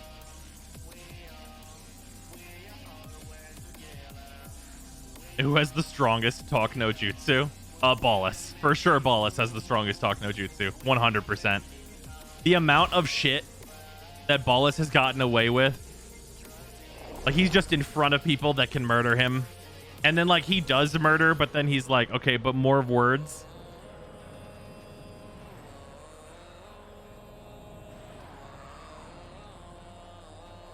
Alad V. Oh, Alad V's a good one. In an ideal world, you're Nero. Okay, you know what? You might be right about that.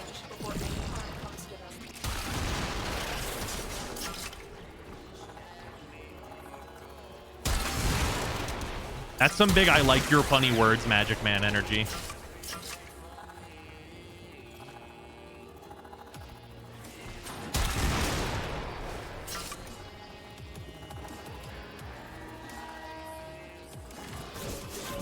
Okay, I'd rather be Nero than Dante. Wait, why?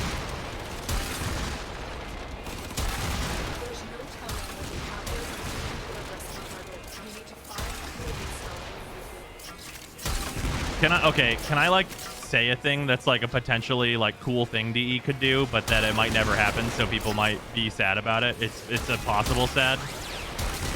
It's a possible sad, but like also like totally like a divergent story thing that they could do, and I could say it.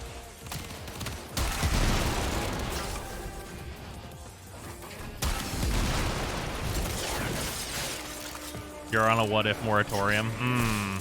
You always do this. Well, think. Okay, I'm just gonna say it though. Okay, what if they like? What if we were the Dante, but they introduced a Nero as a side character, where it's like there's like a new Tenno, like someone who's like just like fresh reawakened, but they're the person that asks the questions that our character should be asking. Like, yeah, we're just gonna go in here and hack this and get the information out of it and send it to the Lotus. Why? What do you mean?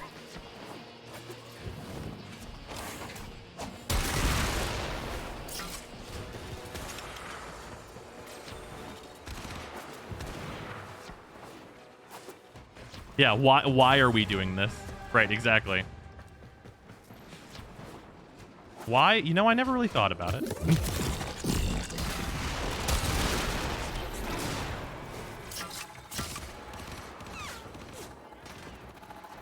What does the Lotus need this for? Right, exactly. Obviously, that only works in like the world where we've already resolved that the Lotus is back and stuff.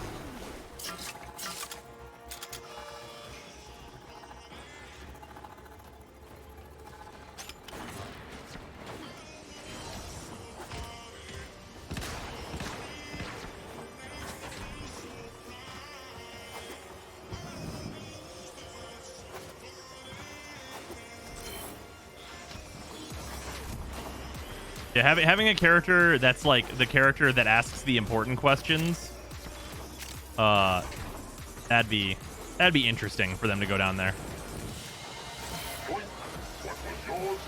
There's some good frames for Deimos, Protea, Mesa. There's so many. Protea and Mesa stand out to me. Other than that, I mean, just have a lot of other good choices just in general. Zaku's great for the open world farming. We're breaking boxes. At this point, aren't the Tenno just very powerful mercenaries? Yeah, pretty much.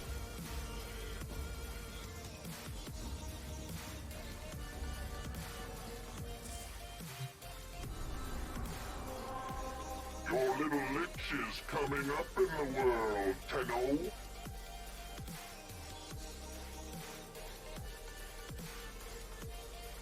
Later, space. Roberto, if you're still doing it, I'll invite you.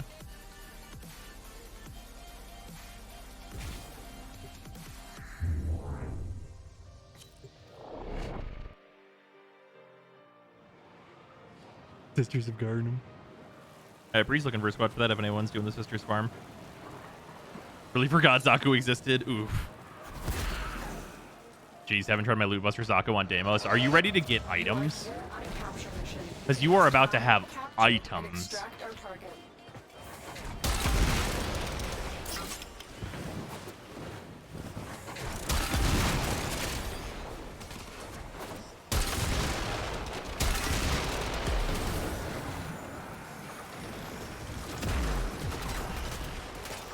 Mission complete. Captain has been assigned to the extraction point. Well done.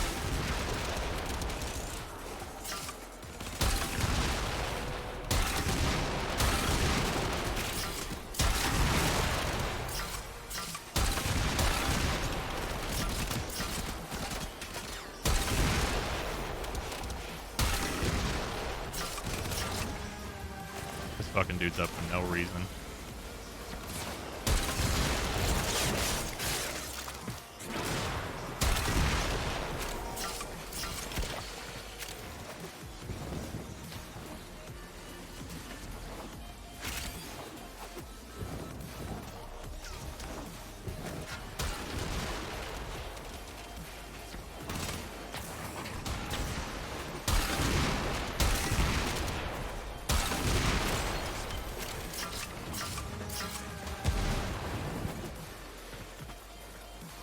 Horus plus Prime Sure Footed is how to do the Grand Void with any frame. Yeah, or the Zorus. Really, either way. Zorus just by itself can really just do it. Was there a dude? Oh, you got him. Okay.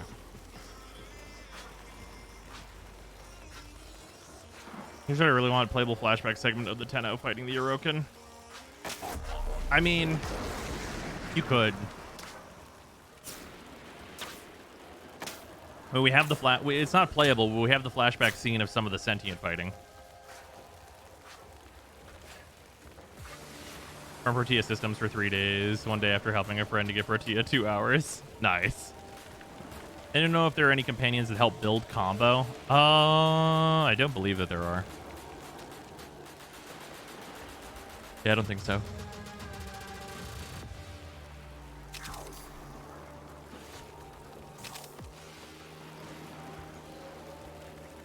Based on my only max primary arcane is Deadhead. That's rough. Azorius better for Void, bigger AoE, and Fortuna XP. Does Helios Deconstructor keep combo up? I don't believe so. I think not. Nezha's Ring X Roar and Primary Merciless versus Lich. Yeah, no, that will deal many damage to them. Any reason to not go to Fortuna is a good one. What's wrong with Fortuna? Fortuna has like the easiest rep grind.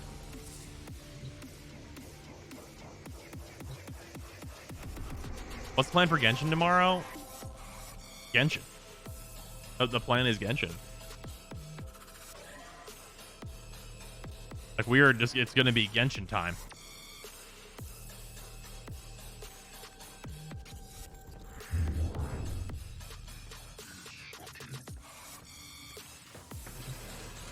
On before Genshin is a treat. Well, what time does the update launch? Eastern time.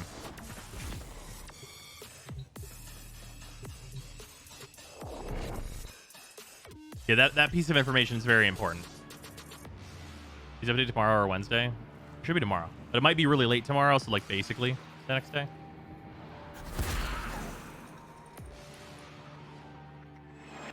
Should I get back into Genshin? I quit before Zhongli came out because Resin sucked.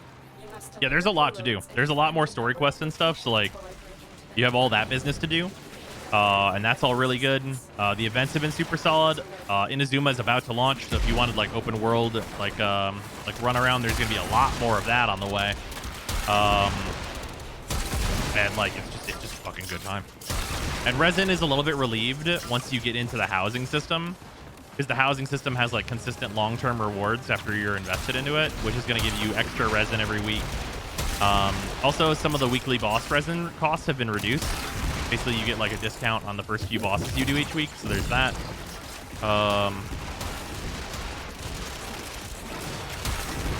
Yeah, there's a lot. Inazuma is the Japan zone. Shineznaya is the Fatui zone. That probably will be the last zone that they add, or like second to last,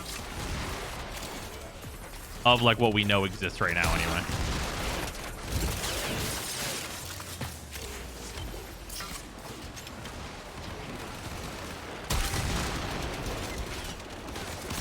Well, you have convinced me, I guess. Yeah, it's gonna be a good time. I can't wait. Yeah, I'm like way in. I have finally got like a good, like hefty roster of characters to switch between, and it's been a fantastic time.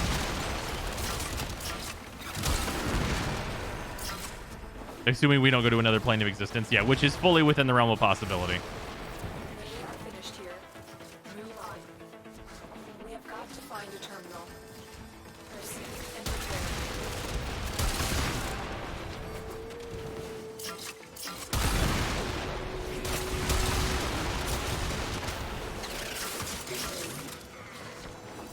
Ever get to test the wolf sledge? I won't. Oh, did my melee weapon hit 30? I didn't notice if it did.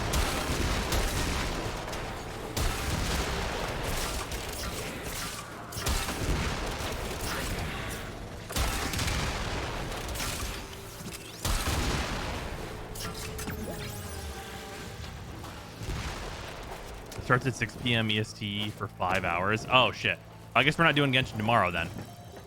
It'll be Genshin on Wednesday is going to be the plan.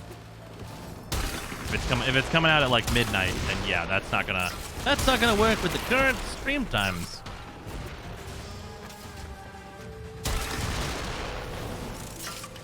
FF14 tomorrow?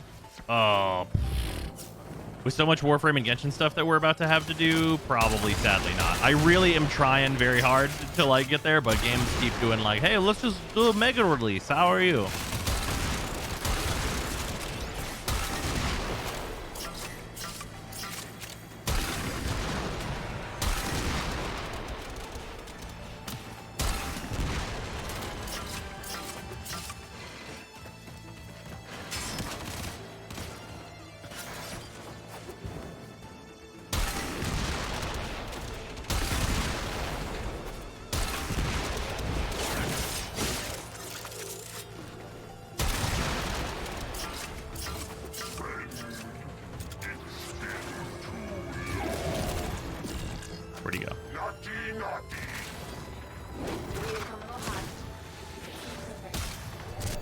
Ow, rude of you to knock me down. How dare you, sir? How dare you? This is rude. Hey, a boost. Nice helmet. How dare you? Yeah, that one's correct. Oh, that means he's dead.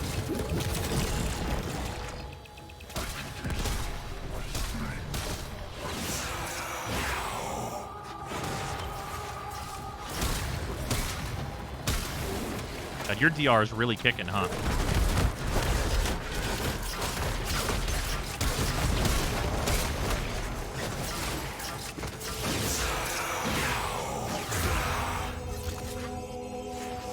There we go.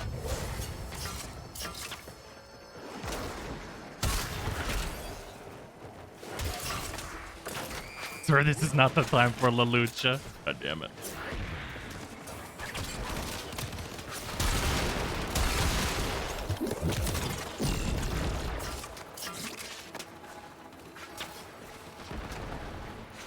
Frame-specific Parazon finishers at some point. Let's integrate Parazon finishers into the game in a way that makes sense first.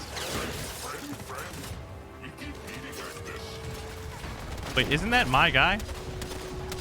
Oh, no, this is not.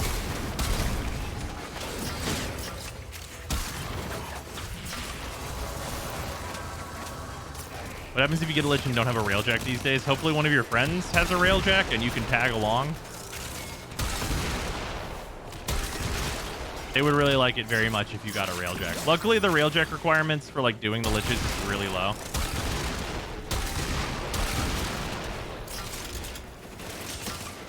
How dare you? I'm using that.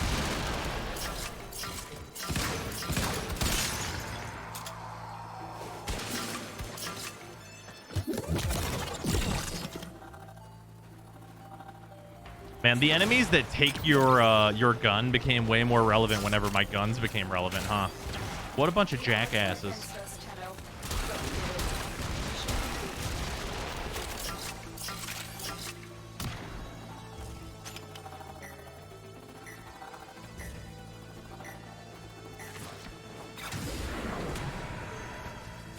He said it was his turn with the Kuvazar. Now, those would be the most dangerous enemies in the game if they took your weapon and shot it at you. Like, unironically. Because, like, we die from that. Like, 100%. Like, if you... Can you imagine being shot with the Kuvazar? The first shot would proc slash on you and break your shields. And then you die from the first tick of slash. You would literally just fucking... You'd be dead. Every frame would be dead but Wukong. Like, if you shoot me with the Kuvazar, it doesn't matter if I'm Rhino with, like, 200,000 iron skin. I fucking die. Inaros is dead. If I shoot Inaros with a Kuvazar, goodbye. Like, if you shoot Sevagoth, he'll die, but he'll get back up and fucking eat your soul. So there's that. Oh, sure. Revenant has the Amisha stuff. Sure.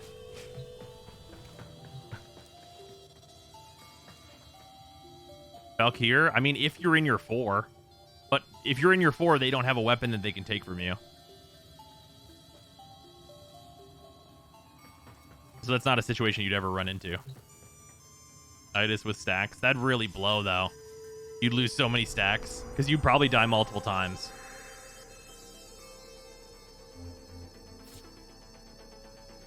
Also, I do not have a Lich now that is not on the Proxima, so somebody else is going to have to start the mission.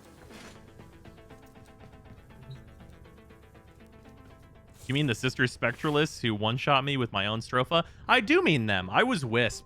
And, like, I had a Redeemer, and that was a mistake. Because the fucking Sisters of Parvos was like, oh, yeah, I can't kill you, but you know who can? And they make a copy of my Wisp. But that bitch can kill you.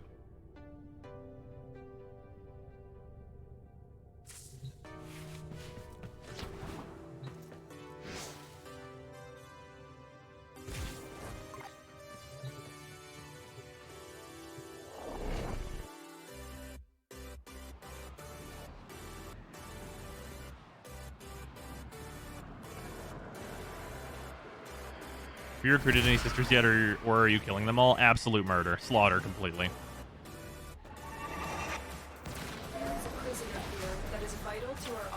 The Spectralist Mesa won't be able to kill me. You know, that's true.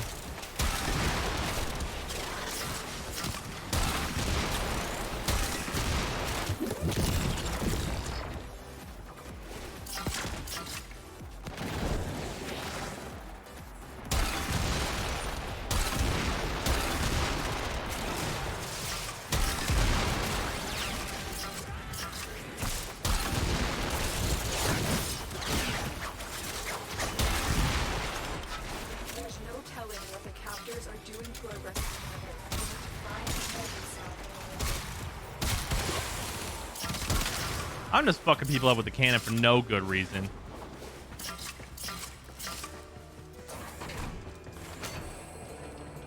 Anything with Vazarin would survive. Does Vazarin, I forget, does Vazarin just let you get back up? You're just invincible for a couple seconds, I thought.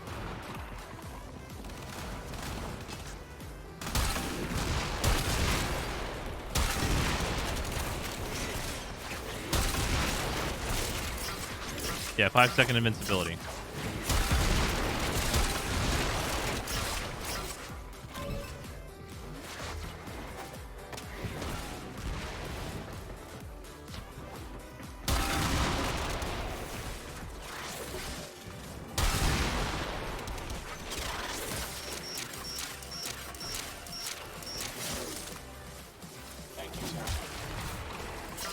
Dangerous to go alone. Use mushroom.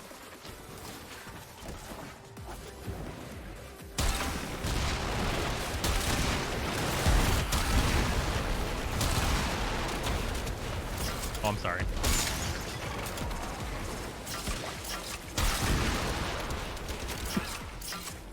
I'm sorry, are you a Nox? Shotgun blast through the dome. Who would win in a Mesa versus Mesa scenario? Just whoever pulls out the regulators first. Yeah.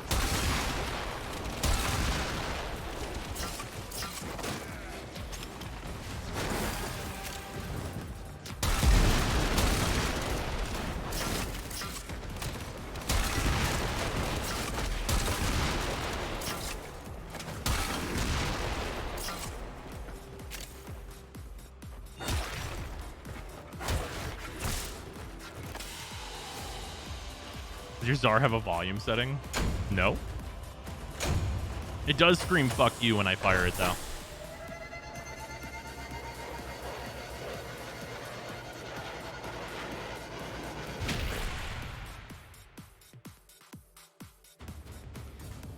A 53% radiation Czar with an ephemera. That's nice.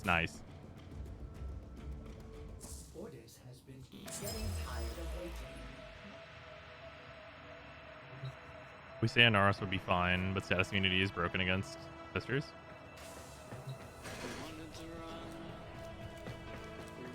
Wolf Sledge? Oh yeah, I gotta check that. Yeah, Vaslock's max. Cool. So you just put like the regular ass heavy build on this? Oh, look at this old ass build.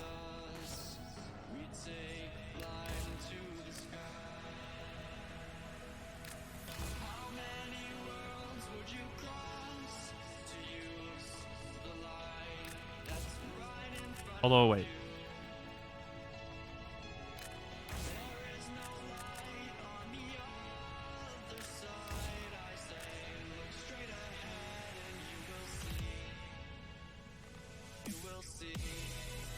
Cam, do you just log into Warframe and log out when you don't plan on flying? I mean, I guess so. You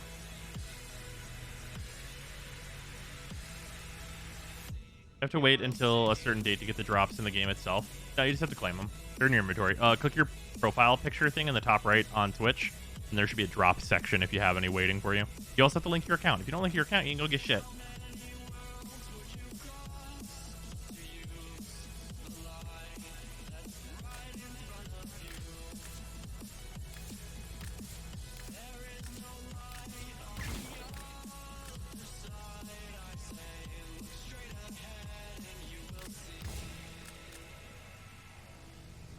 Yeah, we'll just put heat on it for now. That's fine. Final verdict on the Vasalock. It's bugged, so I gotta wait for it to be fixed.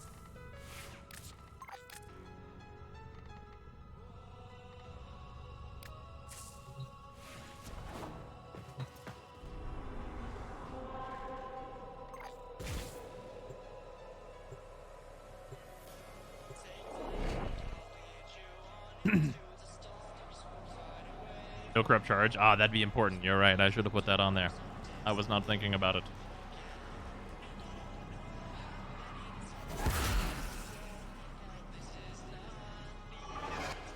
I need you to sabotage this ship's reactor. The reactor is a complex system that will start by removing the coolant cells. My intel suggests there are rich enemies of mine caches in the area, but I am unable to pinpoint their exact location. Search them out. I mean, it's if you're kinda willing to goofy. shoulder the added risk. You give it double damage though from corrupt charge. I think it's not bad. First resource cache. I'm detecting 2 more faint hints.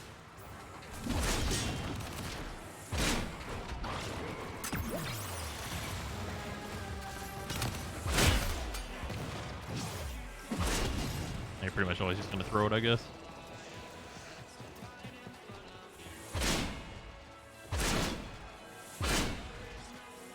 Please. Yeah, you're always gonna throw it. Yeah, its radius on it, just regular heavy is so poor. It does look goofy.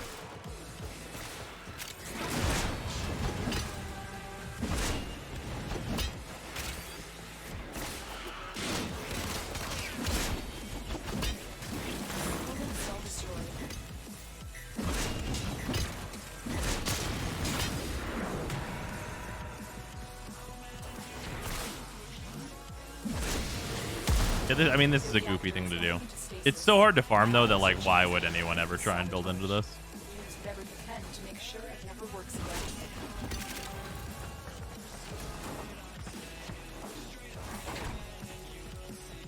Now color your frame to look like a Koopa Troopa.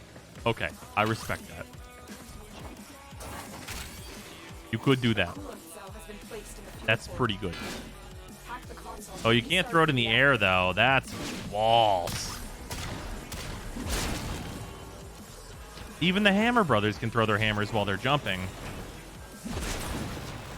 Confirmed worse than Super Mario.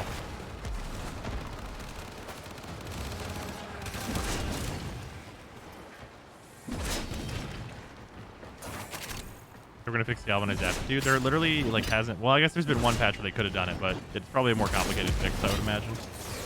Yeah, I'm sure they'll get to it. Yeah, this is like a fun, goofy time.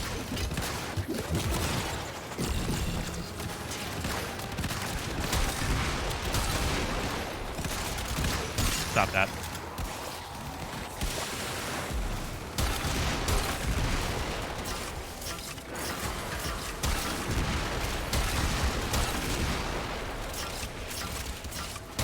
You're not very good. The explosion radius probably isn't good enough in order for it to be like worth the time using it.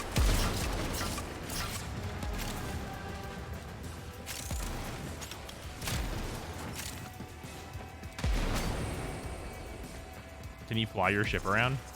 I mean, it depends on which ship you mean. I do have a ship that I can fly around, but not my, like, drop ship. That is not flyable. You can fly it in, like, the loading screen. There's that.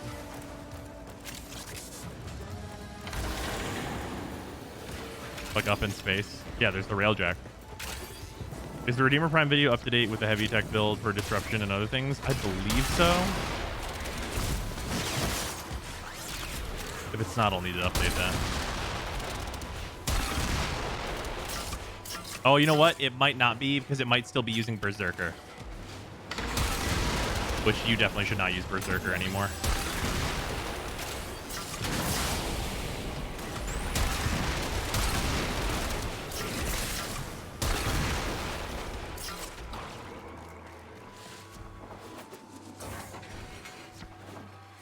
Yeah, Quickening or Prime Fury, one of those.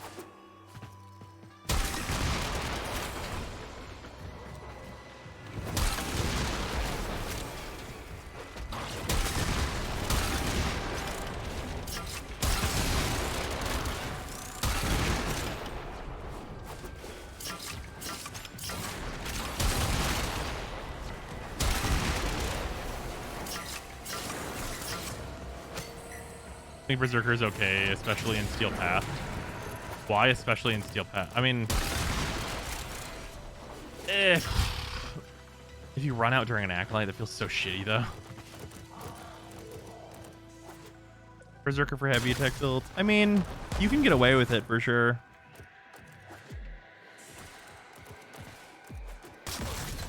Fury greater than Shred. Those are completely different weapons that those go on.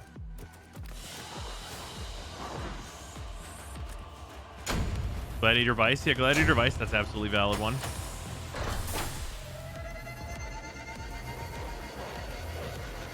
Yeah, the difference between Prime Fury and Berserker is 15%. And, like, Prime Fury's always on. And Berserker has, like, kind of some fucky shit. So I'd rather just go Prime Fury, personally. What's best to get first? Oh, between Shred and Fury? Probably Fury. Well, if you like melee weapons a lot, then Fury. If you like primaries a lot, then Shred. Shred is useful in a lot of ways. What you prioritize for logins? Oh, Prime Sure-Footed. Shred doesn't go in every build. Fury does. But Prime Shred... there's some weapons that really utilize it. And Fury has like such a like easy alternative in quickening.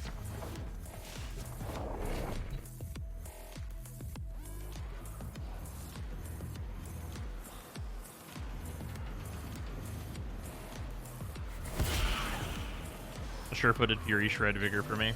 Yeah, Vigor's definitely last on the list for sure, because like fucking who cares? You are here on a capture mission. HP and shields. Find, capture, and extract their cargo. Wait, are we on Earth?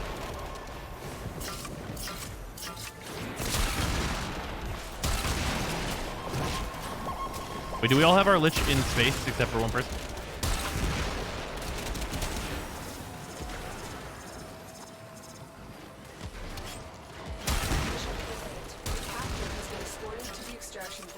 Well done.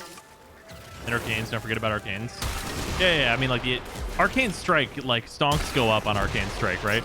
Oh, can anyone tell me if Arcane Strike's price has gone up significantly since the melee nerfs? I'm curious about that. I know it's listed on the market now with, like, the grant.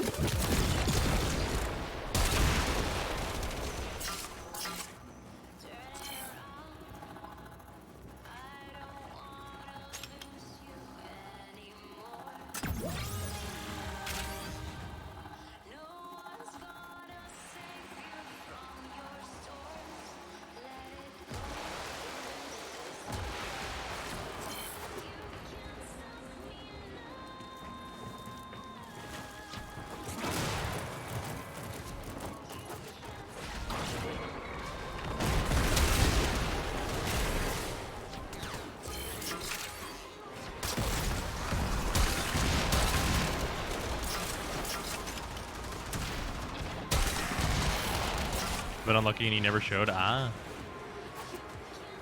Shut up and take my money. Not really, it's stable. Interesting. Maybe when crossplay hits. Possible. Also, voice. Thank you for the Prime stuff. Much appreciated.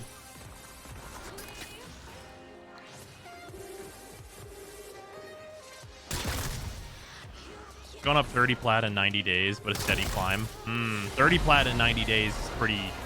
That's not an insignificant jump. Probably a lot of people preparing for the nerf because we knew it was coming.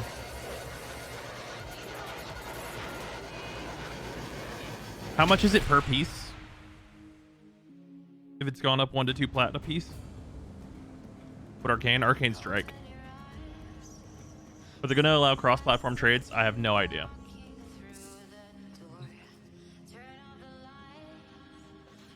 $5 to $10 per piece. Yeah, 2 platinum then. That's like a 20% or more increase. Like, obviously, it's not a particularly hard arcane to get, but that's still definitely a rise. Any of the Tenet weapons worth grinding for? Oh, yeah. Yeah, I think quite a few of them are pretty good. I like the Envoy. The Envoy is real sweet. Not like the best weapon in the game or anything, but it's nice. And I still need to get the... I still need to get a couple of weapons. The Diplos are like more interesting than you'd think. So there's that. They're like, they're crit pistols, but their gimmick is kind of fun. Not good, but fun.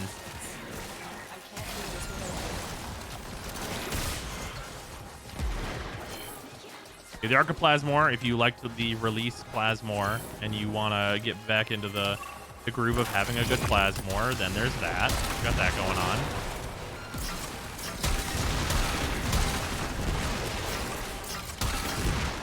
In other news, this is the Kubazar, and it fucks.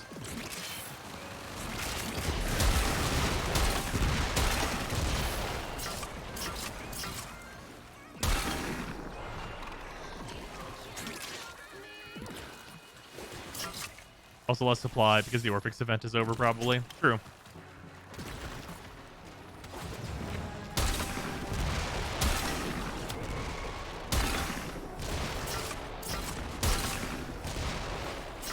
An envoy with pure toxin is just stonks. They've tried the 10 of Diplos with steady hands.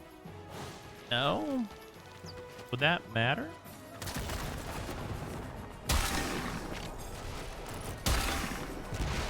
Also, yeah, for people using the envoy, like, what does that build look like? Like, why are you not using 2 elementals? Like, what are you getting out of not using 2 elementals? Because having such a low elemental bonus seems like a huge negative.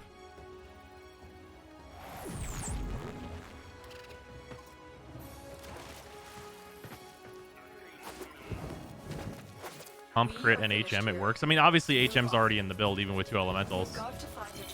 Are you just using fucking hammer shot? Like, what are we doing? Like, I have to know what that mod is instead of an elemental. Bladed rounds. I don't know when this changed, but making your NCP Railjack crew pilots will make them actually kill the radiators in like a few seconds. The outside God, are you really objective in Glamour ADSing with that Railjack. gun, though? I Are we don't really know when this ADSing? change happened, but it's very nice. Oh, wait, they made it so the Railjack crew kill the radiators? Oh, that's sweet. Oh, that's super nice. That, you know what, that's probably a change that happened and somebody didn't note it. That somebody just like happened to do at one point. That's cool. Yeah, you can get access to a Bane mod, but I think that that's such a small like amount of the player base that's like gonna do that and like have it, because like that's such an annoying thing and so unnecessary. Like, is it probably better? I mean, sure, having a Bane mod is really good. Oh, the pilot can. Oh, okay. So now you want a gunner that you can also tell to be the pilot. Interesting. That might actually make me buy one of the expensive guys. What's Prime Shred good on? Prime Shred is really good on the Ignis Wraith in particular, and the Ignis Wraith is fucking gas. And let's see here, what else? I mean, just general stuff like the Core Tac, which is a really good, like if you actually like a gun, like any just regular fucking gun, like a gun that just shoots bullet, Prime Shred is fucking wonderful on, because you need the punch through to like remain relevant. I mean, there's a lot of good applications for it. None of them are like the best weapon in the game or anything, but the Ignis Wraith is like super, super sweet.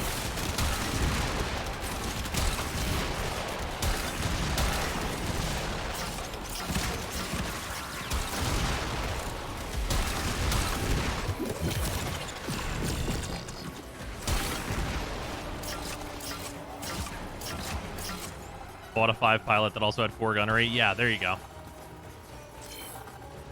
What's the distribute? You just want like that and then like a shitload of endurance so that they don't die while they're moving stations, right? That's like all you want.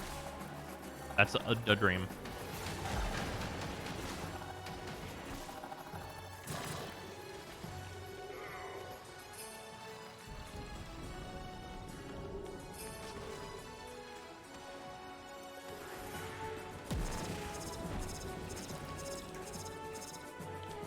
What's the best intrinsic farm? It's probably still just like the, oh god, it's whatever is Gion Point, but with 1 objective instead of none. Was that epic music? Music we have on the background. Is it too quiet? The odds were against us now, but we did it. Mission complete.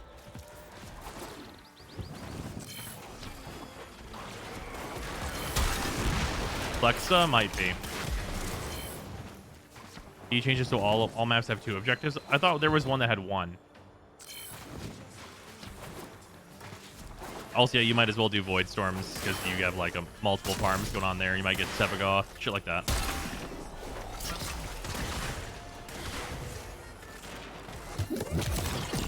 Lexa has the Grenier Captain now.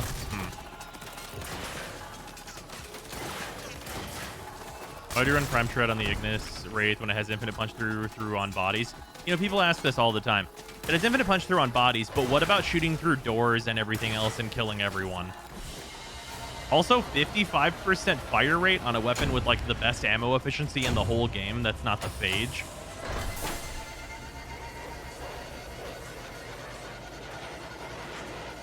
Also, Shroomy, thank you for the 100 bits.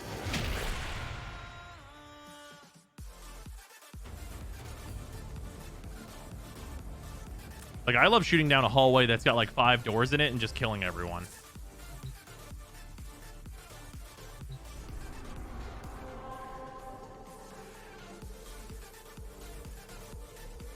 Always run Vile Acceleration instead. Maybe I'll give it a try with Shred then. Yeah, I mean, it's real nice. Especially in maps like the Kuva Fortress. Bruh. Just burn it all down.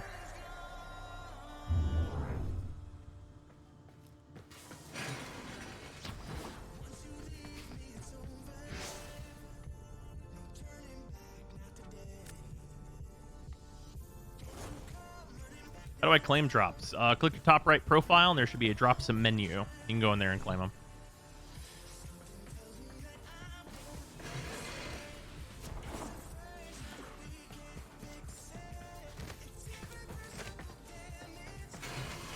And Kuva Grattler. Puka Puka? I mean, the Kuva Grattler got like turbo nerf. Is it even still like worth using? I don't think arc guns are even worth using at this point. Like, why use an arc gun whenever primaries are way better now?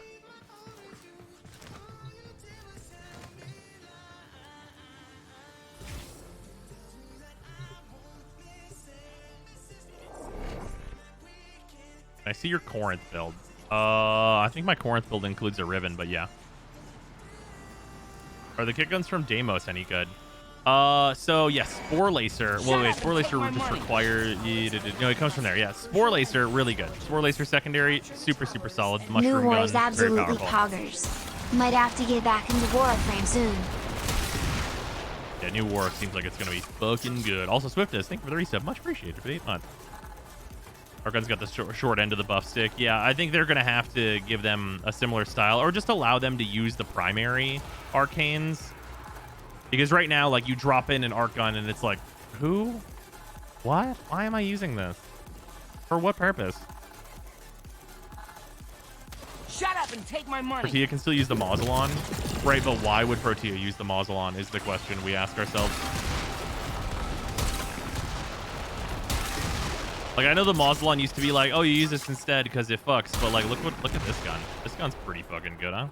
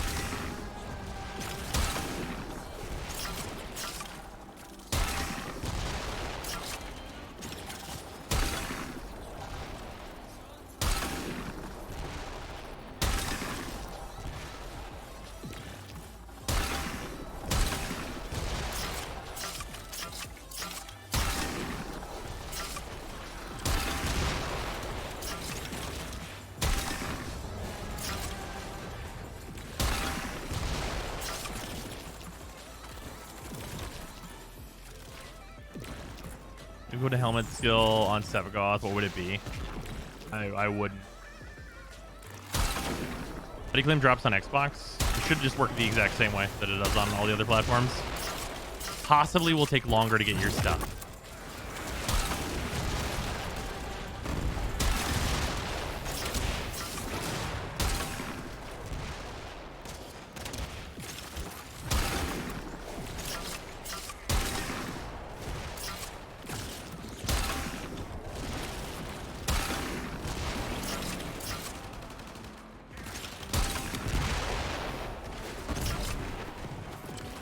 We'll have Nidus Prime before the new war because it's fairly close.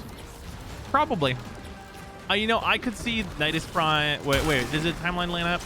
I think Nidus Prime could be with the new Nightwave, right? Because that's early August, I believe. Yeah.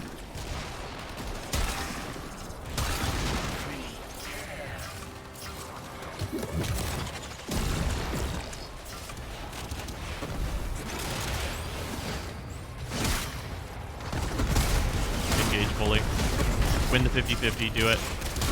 You did it. You won the 50-50. Kill him. I love it when the fucking animation breaks.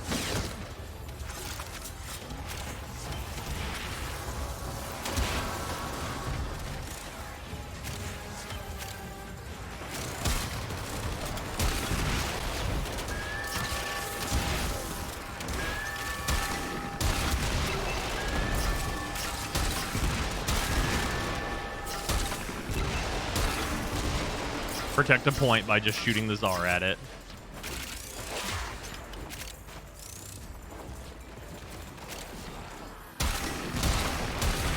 Got him.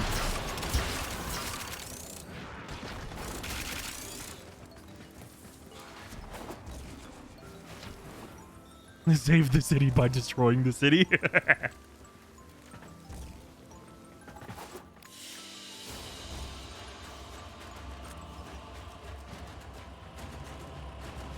Thank God Tsar is not gonna get the Tsar is fucking badass right now.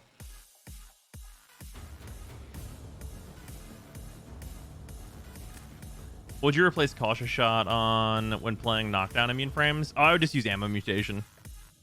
Specifically the Vigilante Ammo Mutation, because then you get enhanced criticals.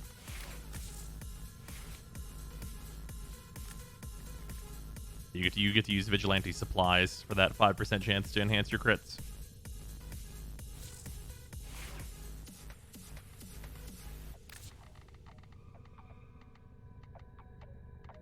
Yeah, the melee I need to work on right now. That I have. I don't think so. Let's bring a Redeemer, just in case.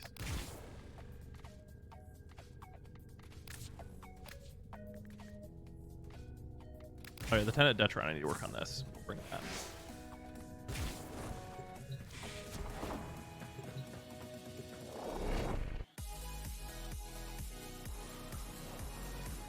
Can I ask what did D think designing the Garuda Deluxe? I mean, it's a unique design. It's just not for me. I'm sure there's somebody that likes it. I don't think it's wrong to do like weird art styles for deluxe skins. Because like, there's plenty of people that are not into like Baruch Deluxe, but I think Baruch Deluxe is like super cool. It's all just aesthetic stuff. Like, there's got to be somebody that doesn't like Rotilla Deluxe, and that person's wrong. But, you know, I mean, somebody's got to be wrong.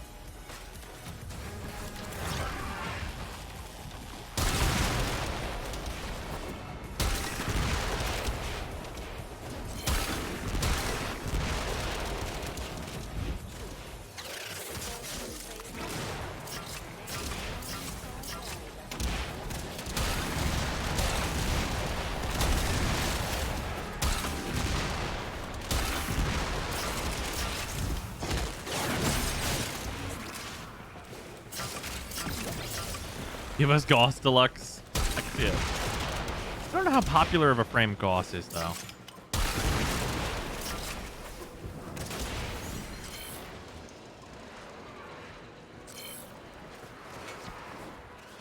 I'm seeing the aesthetic they were going for with Garuda Deluxe, but Garuda's a mommy.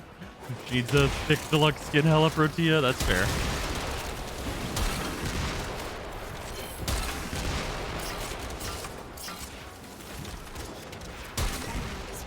Decently popular, I'd say. Yeah, I'd believe it.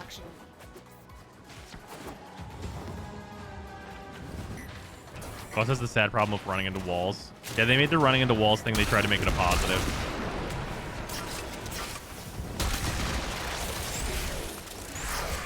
Gauss Deluxe would sell. I feel like it depends on what, like, they went to. Have you tried age regression on the Vulpa? Funniest, cutest thing I've seen in a long time. Oh, I have not done that. We should do that.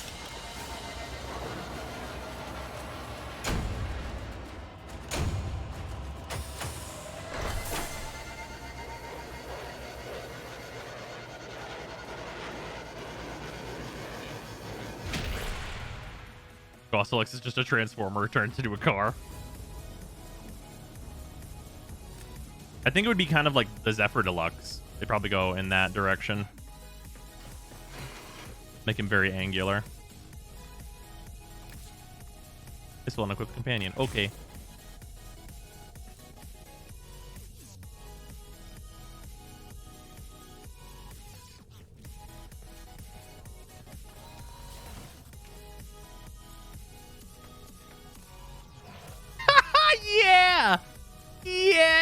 Look 'em. Yeah.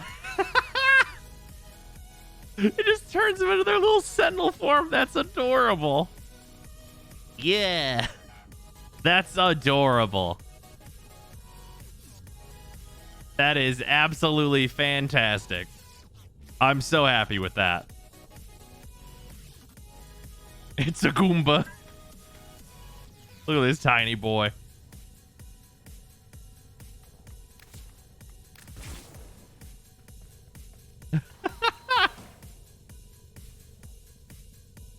I've not seen the Pred as a tiny child.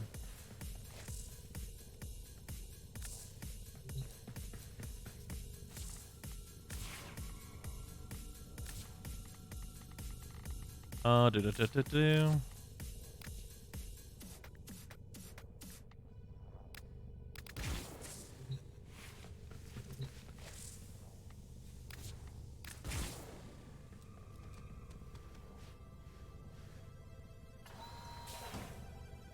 Is this about to be all this is good for?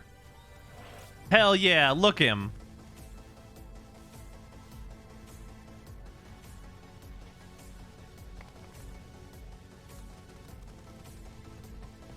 Yeah. Look him go. He's so happy. Look at the tail wag.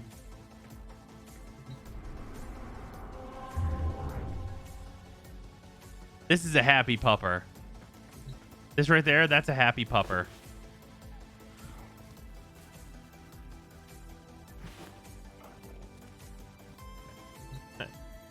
Yeah. Look at this go pupper. The best feature. Yeah, this floppity boy is staying in my ship. This is the best use for these fucking for the infested doggos. This is the best use for them. I need advice. How do I kill the Ropa bitch? Oh, the Ropalo list. You have to use your operator to get rid of its shields.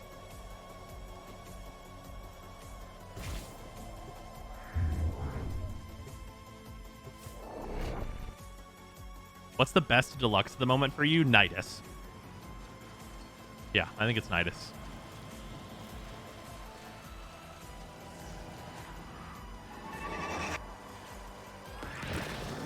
Our position has been compromised. Defend the cargo until reinforcements arrive.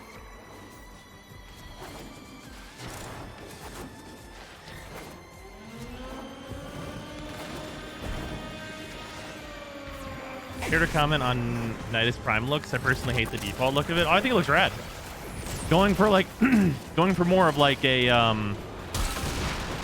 kind of like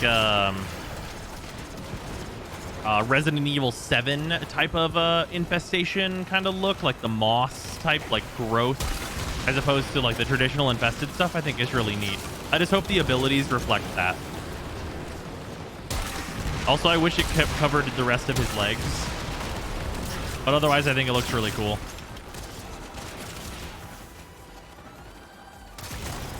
Will Nidus Prime replace Nidus Deluxe? If it doesn't affect the abilities, then the answer is probably going to be no. Oh shit, my Oxalis is unequipped because I equipped, damn it. Fuck.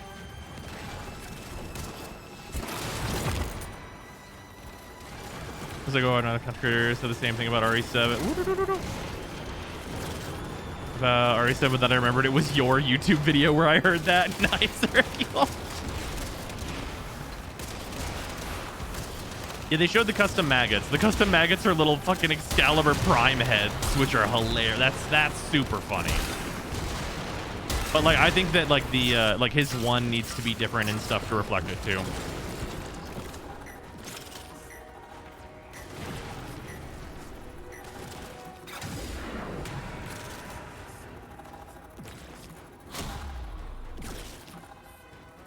Yeah, literally 10 maggots. Yeah, Larva Prime. Yeah.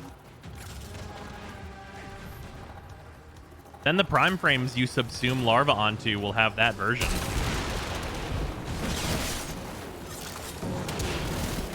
Might look a little more uniform with some frames depending on how it colors with energy.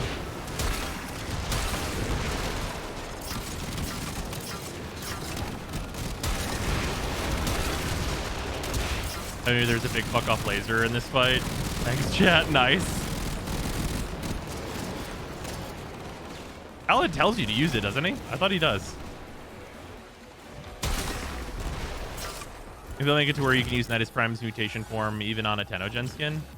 Well, that's a feature of the Prime, so it's likely that that would be a thing you could use on the Tenogen.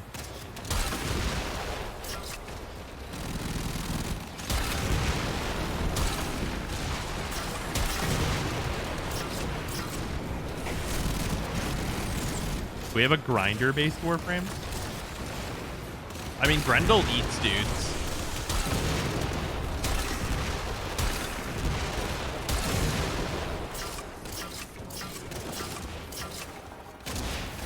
Says he wants to smell that turgid chondric all the way at the control room. Ah, yes, I see. What's your most anticipated Prime design? For me, it's Garuda. Ooh, my most anticipated Prime.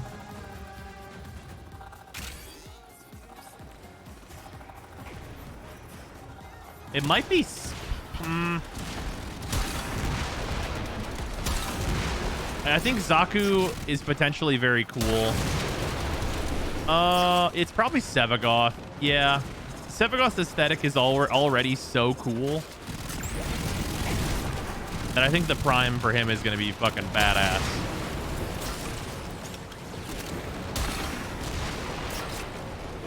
Korra? Take my money. Pipe and Jwox, thank you both for the Prime subs. Very much appreciated. Also, Shut Chillin' up Frog, and I think take I my missed you money. before. Thank you very much for that resub. The Prime resub, even. We're done here. The extraction Swift, yes, thank you for the team 100 bits. from here. Time to evacuate. I know you said you didn't want Battle Royale, but still, imagine New War ends up including multi-faction battle PvP. I don't want it. I mean, like, there's a world where it's good and I'll be happy with it, right? But I think that's such a rare world. All right.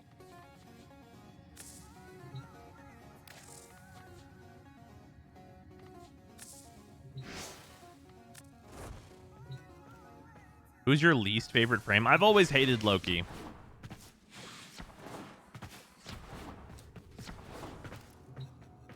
Even when Loki was good, I didn't like playing as Loki.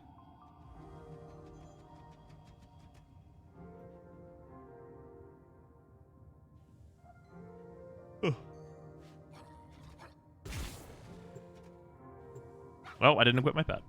Oh well. Not a big deal. I'm Protea. My energy economy solves itself. Who's your go-to spy mission frame if not Loki? Wukong? Wukong is like 3 trillion% better at spy than Loki will ever be. Loads and defend a number of Well, I shouldn't say locations ever be. They could remove his entire kit and put a new one in. for heavy resistance. I can't do this without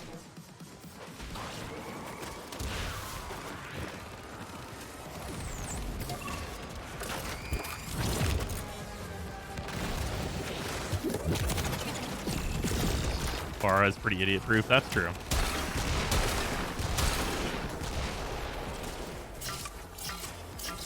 Well, should have set a new orbiter. Haven't played for about 6 months. I mean, my orbiter's just decorated. I am here.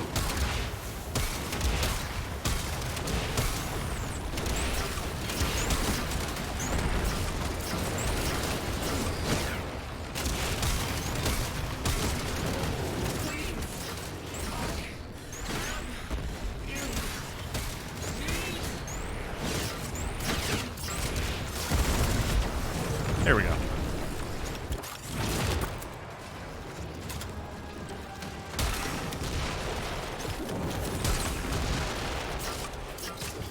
What element on Zara? This is a radiation one.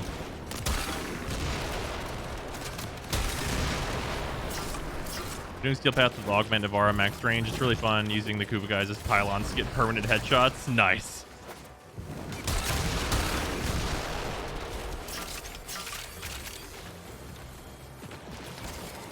We are finished here. Move on.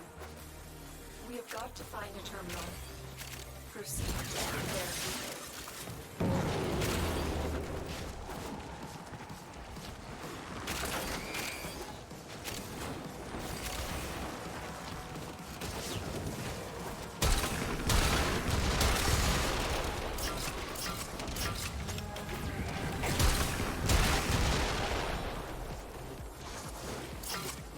There's just not that many enemies, huh? Wisp is just better Loki and better Oberon and better Trinity. Don't worry, don't forget better Trinity. What else is Wisp just raw better than? Better Oberon. Did we say Oberon? Oh yeah, Oberon. You said Oberon. What else? There's got to be more that I'm not thinking. Better Harrow, definitely better Harrow. Better Volt, yeah. Better Valkyr. Let's see here. Better Frost. I mean, that doesn't even. I mean, that applies to most frames in this whole game. But better Frost.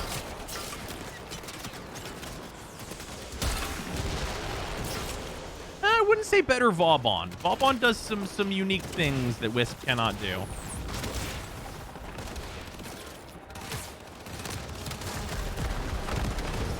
Better Excalibur. Is that right? That's, actually, yeah, that is right. Better Loki. Definitely better Loki. She can just jump and she does Loki's whole kit.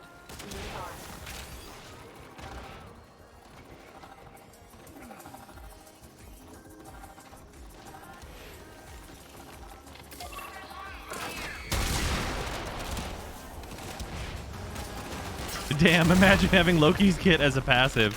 Imagine having the rework for Valkyr as your alt, Sevagoth.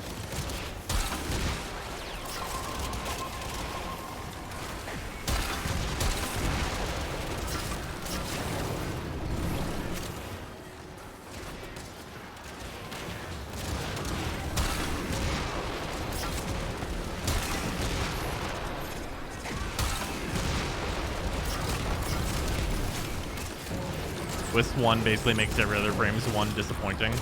Saren objects.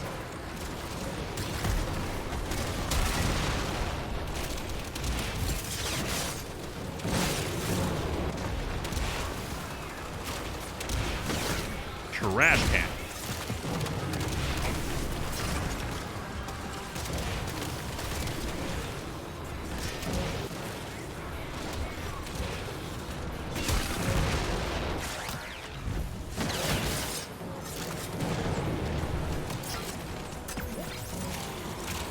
Octavia, is Pillage a good helmet ability to put on her? Yeah, I mean, you can. It gives her like safety while invisible, but not much else really. But we did it. Mission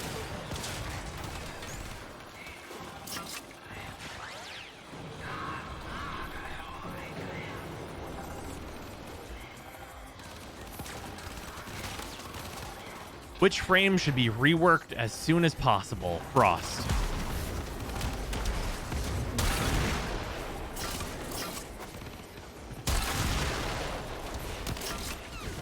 Although, you know what? Urelli is probably a little more urgent. That's fair. That's fair to say. You're not wrong, and you should say it.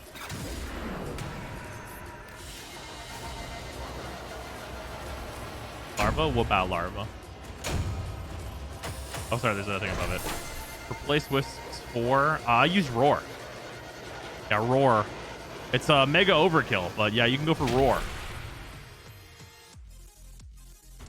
What if we give some shield to Inaros? If you gave Inaros 1 shield, he would be so astronomically better.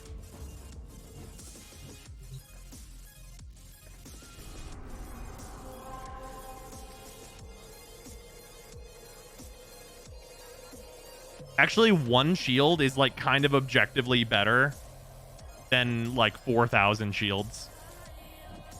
Like, unironically, 1 single shield is better than 4,000 shields.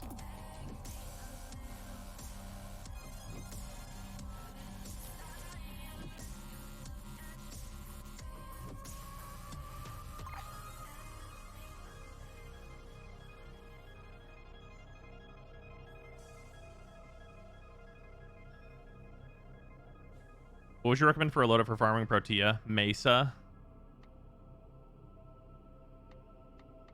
Yeah, pretty much Mesa.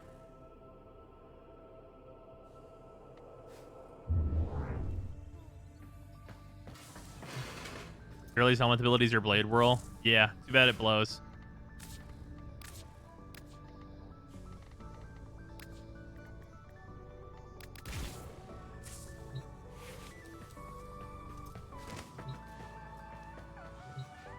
That is why it blows. That's not a good reason for it to blow. They could have given people her 1 and had that ability be shit. Oh, wait a minute. They could have given people her 1 and had that ability be the same. Characters are using. I am currently Protea.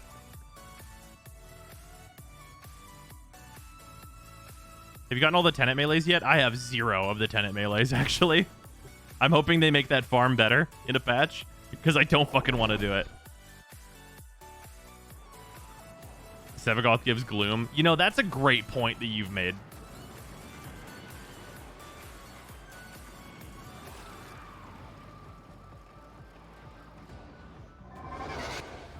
There is a prisoner here that is vital to our operations. Search for the holding location. Yeah, the holokeys are real dog shit to farm. I don't even have to farm them to know, because like I can see the percent chances and I know how long those missions are.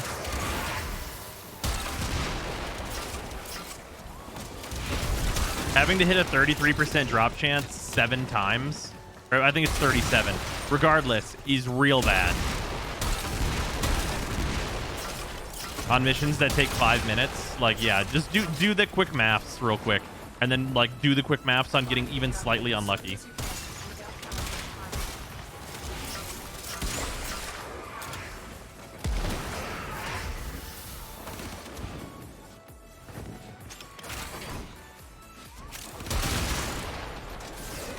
Yeah, I really don't understand actually why that's not just a currency that you get for doing Void Storms, period. Like, I really don't get why they ruined the drop tables. Because those drop tables were like already not very good, and they made them fucking worse somehow.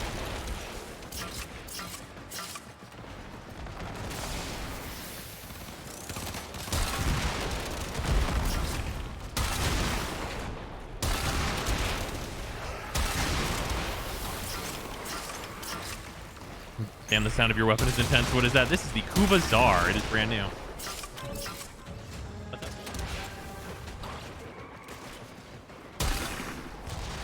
Oh, okay. The hostage is almost out of time. Hurry.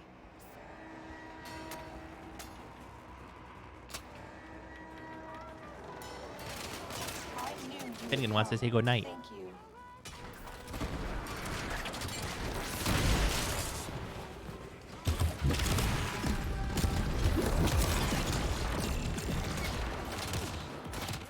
Finny says good night. You say good night, Finny? You say hello to the people? Good boy. He's a good boy.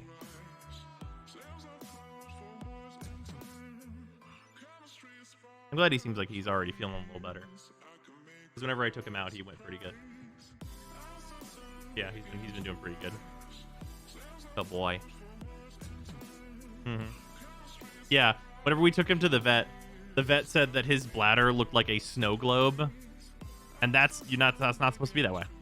Turns out, you might not know this, but doggy bladder not supposed to be snow globe. Oh boy. Hope I am taking damage right now. Any damage, in fact. I'm gonna fire this gun a couple times.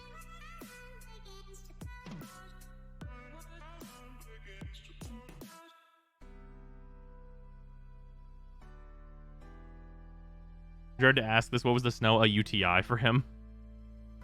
A bacterials? Yeah, disintegrated bladder stones likely, which is good because he had bladder stones.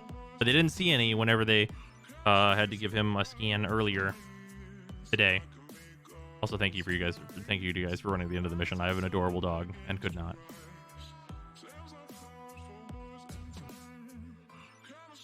Pretty sure the drops are bugged in the void. Yeah, fuck that shit. Sarah is sitting standing next to me, being very jealous that this is the that her arms are not long enough for Finn to lay down like he does in mine. Look at this boy. He's so cute. He just does a full long boy lay down, and he's so comfortable. Oh, big yawn. Yeah, not puppy, actually. Full grown. He's a miniature schnauzer. Is he a loaf though?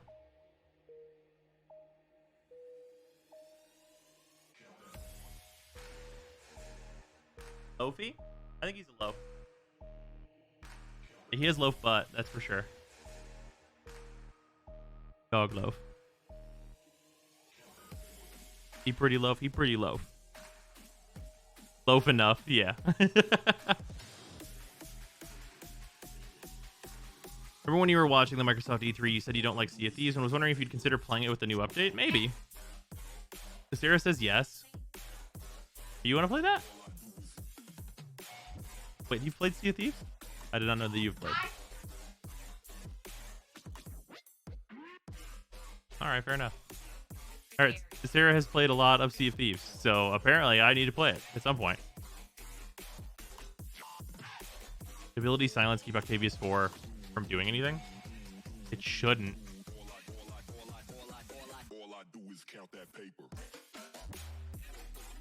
Oh boy. You ready to go to bed?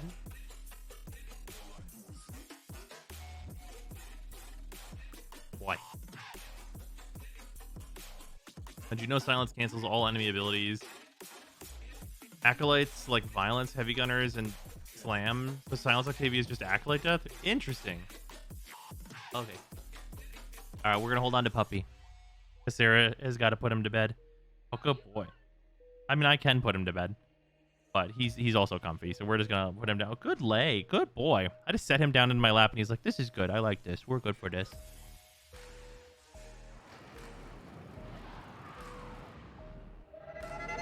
You convert your Kubelich, do you get the weapon? No.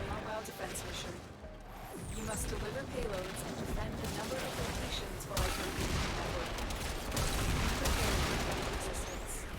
I can't do this without you. Very do play Sea of Thieves. What do I did when playing with our friends, and that set the boat on fire within the first 5 minutes playing together. I will try to avoid it. No promises.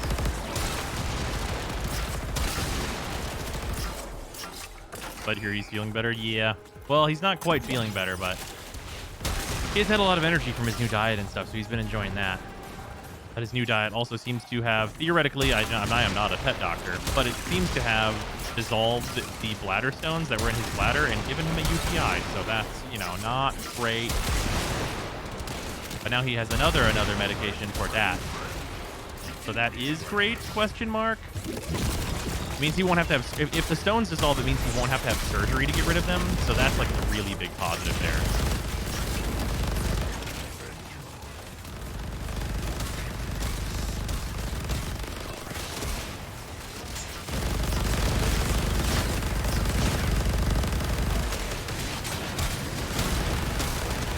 Bladder stones in trade for a UTI is a W. It really is.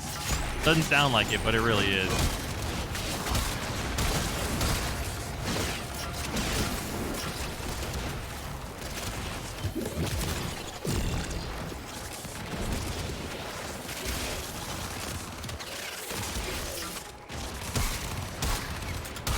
Not on cannon mode.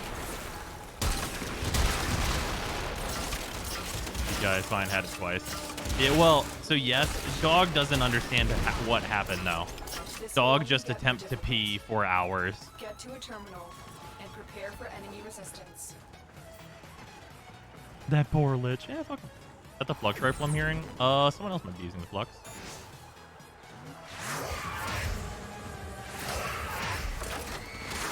Yeah, he can.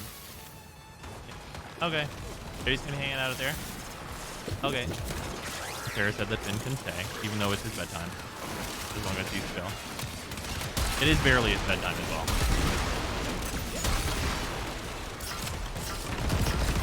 Use my secondary pistol. Oh, okay.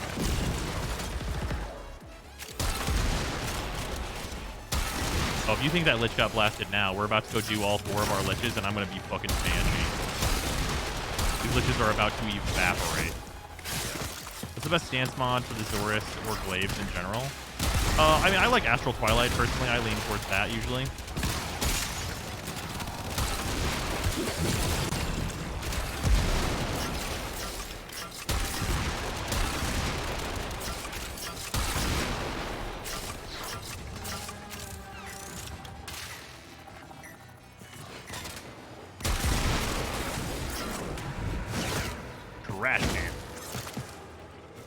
Also, Wukong infused a 200% secondary crit chance. Give me red crits on these. Nice. What goes into whether a stance is good or bad aside from style? The multipliers and guaranteed statuses involved with it. So a number of stances have 100% chance to do statuses on certain moves. And then in addition to that, they'll have multipliers for more damage on certain moves. And those are intricately, or very, very important. And then also, outside of style, there's also just like the function of like what that move does. Like in terms of like, does it move you forward? Does it close distance? Does it hit multiple enemies? Is it a huge slam that affects the whole area? Is it a stun? Does it open for finishers? Like all of those things matter. Lots of moving parts on whether or not it's good. Not the Zara so bad now. That's totally valid.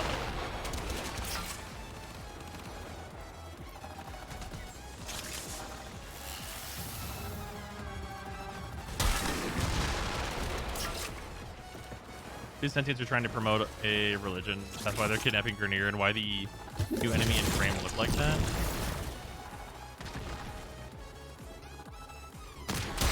Maybe?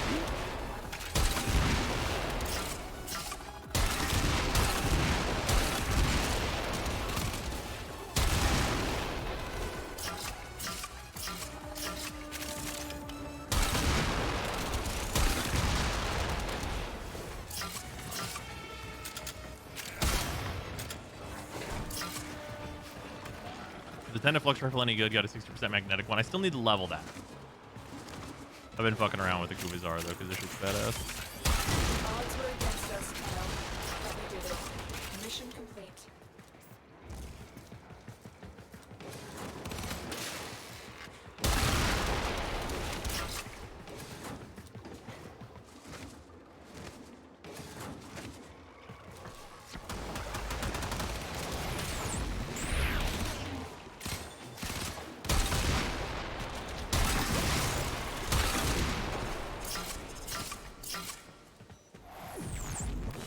Pretty sure Era's using the Kuva to mind control people. It's possible.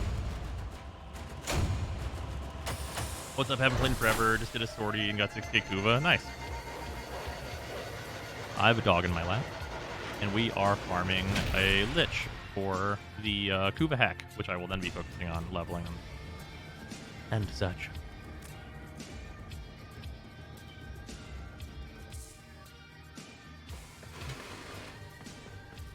What's this Grineer themed grab bag? Oh, it's just some cosmetics and stuff. Network not responding. I hate that.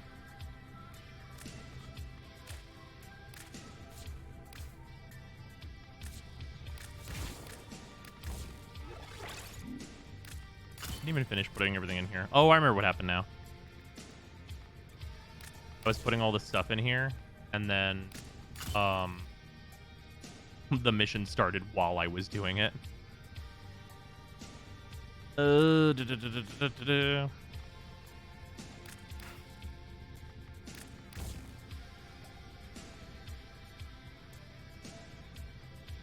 I had to move a cord out from under Finn. Good boy.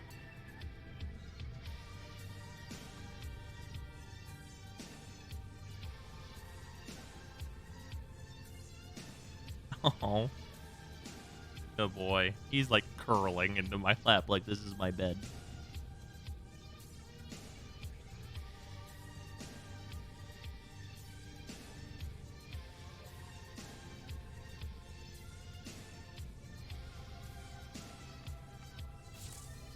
See the Corinth build? Sure.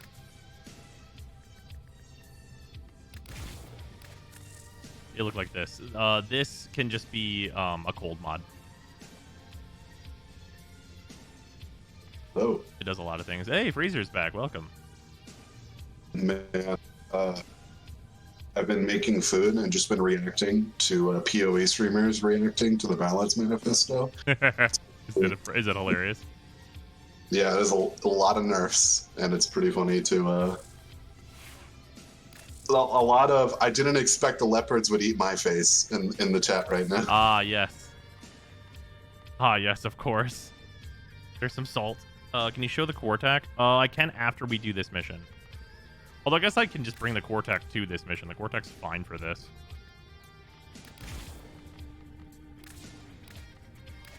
It's like, yes, nerf this shit. Get the casuals out. And then it's like, wait, why are you nerfing Archmage? It's like, yes. I didn't think the leopards would eat my face. God damn it. Yes, this is where we're at on the Cortex, for anyone wondering. Is the Cortex any good? Uh-huh. Will you play this league or skip it? I'll play it. Absolutely. Yeah, why would you skip it? Like, I didn't even skip Heist, and I hated Heist. I didn't skip Heist and I hated Heist. God damn it. Where do you get the new Galvanized mods? They come from arbitrations. You can get them from the arbitration shop. They cost 160 total tokens. Wait, no. 108. Wait. 180 total tokens, sorry. Will either be the best league in years or the thing that makes me quit till Path 2. I mean, I feel like at the very least, Expedition looks like a fun league. Fair. Friend, I've been waiting so long. When you're galleon in the system, I value personage over freedom and eternity. They have launching fighters. Guessing you're doing the kill the Lich mission. We are indeed.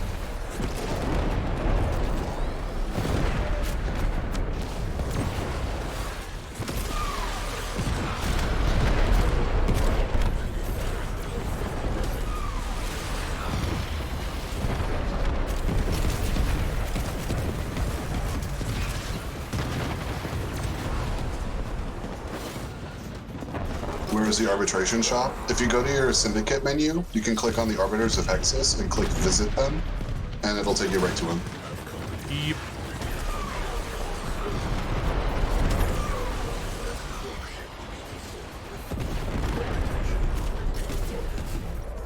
Remaining fighters are being called off.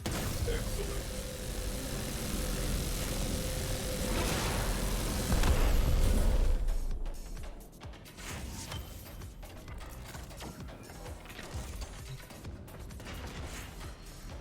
There we go.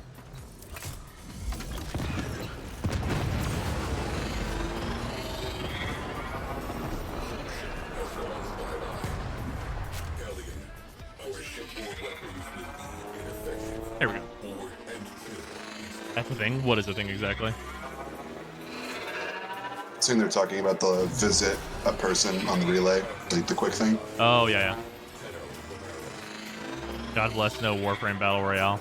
Yeah, I hope not. But there's a lot of people saying that like they might make invasions like PvP, like Corpus versus Grenier. I sure hope not. I bet someone feels big PvP points whenever they turn Hydron into a Corpus mission. Yeah, for real.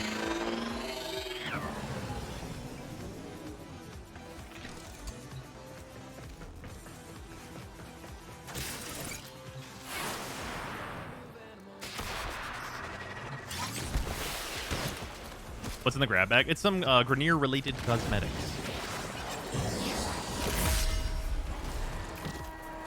Frosted Flakes. I put it in the D tier. What is this? Baby's first vendetta? Lockdown activated.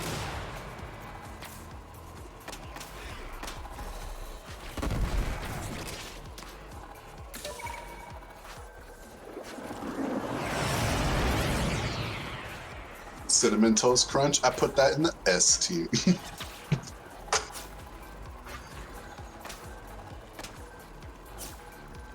Is it bugged?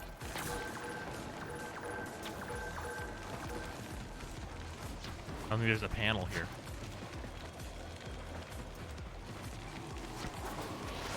They did it. They beat us. They just locked the door.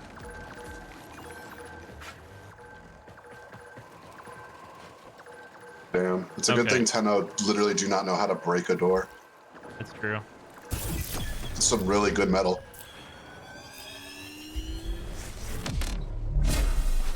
Okay. Now what we're gonna do, everybody, is get out of the ship and re-enter. Inferno out of airlock.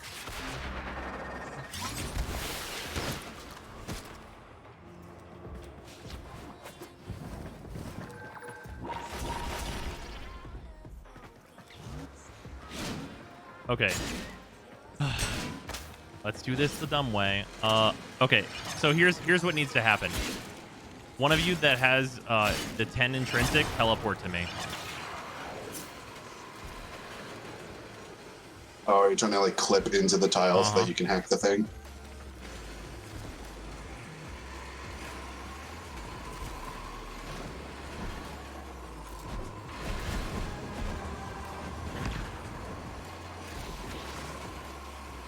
I don't have it.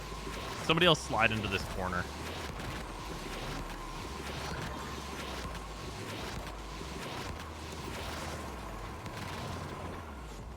Who's doing it?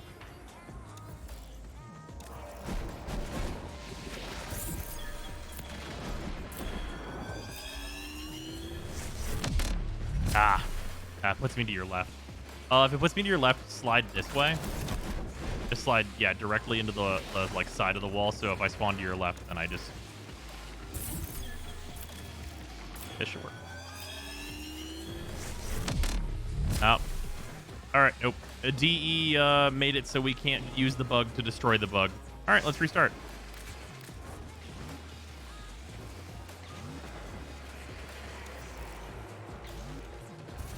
Override the locks. That's adorable. There's not a panel for that out here. They're all inside the ship.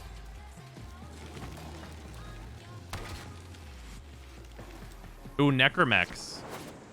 Oh, I didn't consider that. That's true. That might have actually worked. I might have been able to use the Necromex to clip through. Vortex drop thing. I activated it and it didn't work.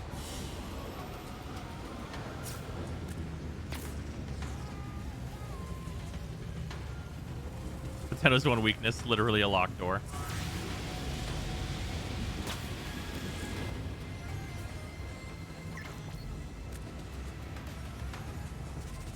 Y'all got fucked by the game? Yep.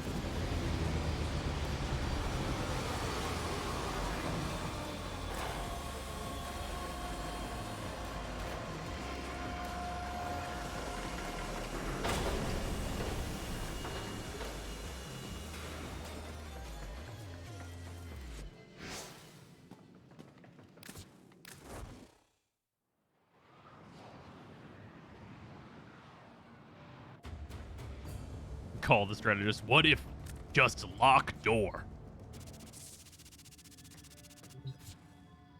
Would that do anything for you?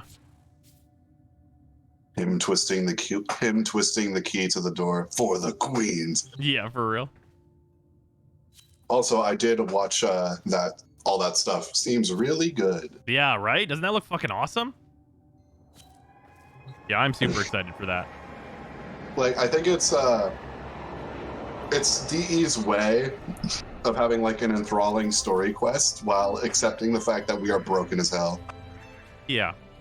Just play as someone else and just make it really cool. Yeah. Well, it's a way to like tell a story from the perspective of not the most powerful thing in the known universe of the game. You know? Call is Gears of Warframe? No. Call is Call of Duty. Friend, I've been waiting so long. Grenier forces massing alongside that galleon. Bodyguard, the captain,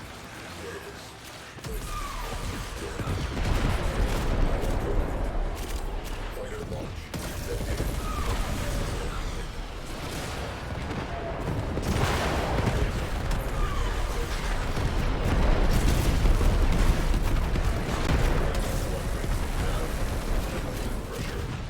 Call is one step below Doom Slayer. You might be right about that. That poor Rhino that died in Cetus, though. Yo, but the raw fucking hype whenever he picked up the Corinth Prime. Yeah. Jesus. That shit is badass. I wonder why they decided to go with the Prime, though.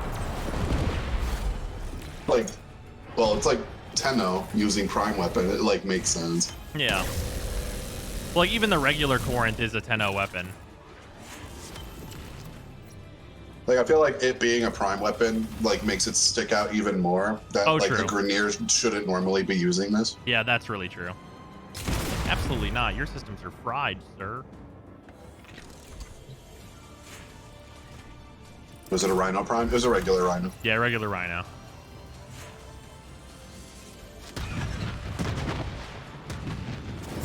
Like, I think, like, just the visual image of it, like, just pops because, like, Grineer with this big, shiny gold thing. Yeah. Will we pick factions for New War? It's likely that you will just play as everybody. I don't think that they would do all that work and then deny people the experience of playing as any individual one. Maybe it was placeholder? Definitely not. No way. Thematic imagery of Orokin tech versus sentience. Man, Yeah. if a Rhino with a Corinth Prime can manage to die by Cetus intentionally, then he fucking deserves what he gets. Well, you gotta remember, whenever Call picks up a weapon, it scales to his level. So if that was just an unmodded Corinth and that MR2 Rhino was just on Cetus at the time, that poor, sad motherfucker.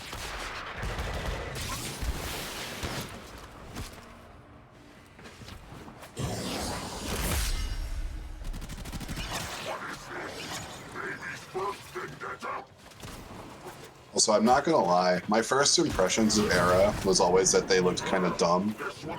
But they did a lot better of a job making Era seem like actually menacing. Oh yeah, definitely that. I'd absolutely agree. Because I thought he just kind of looked dorky. Era's kind of doing a different thing than they were doing before. Especially because, like, they look way cooler when they're not holding Ballas's fucking leash. Oh, yeah. They look like a real fucking dweeb doing that.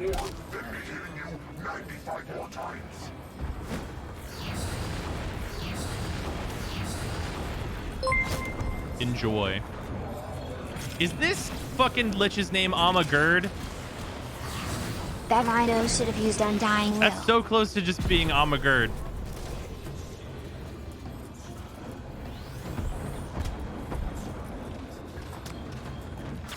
Who's Lich? Is this me? Oh, hi there.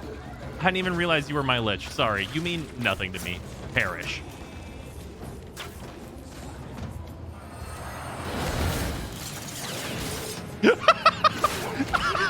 Literally just trash can. You mean nothing to me. Die.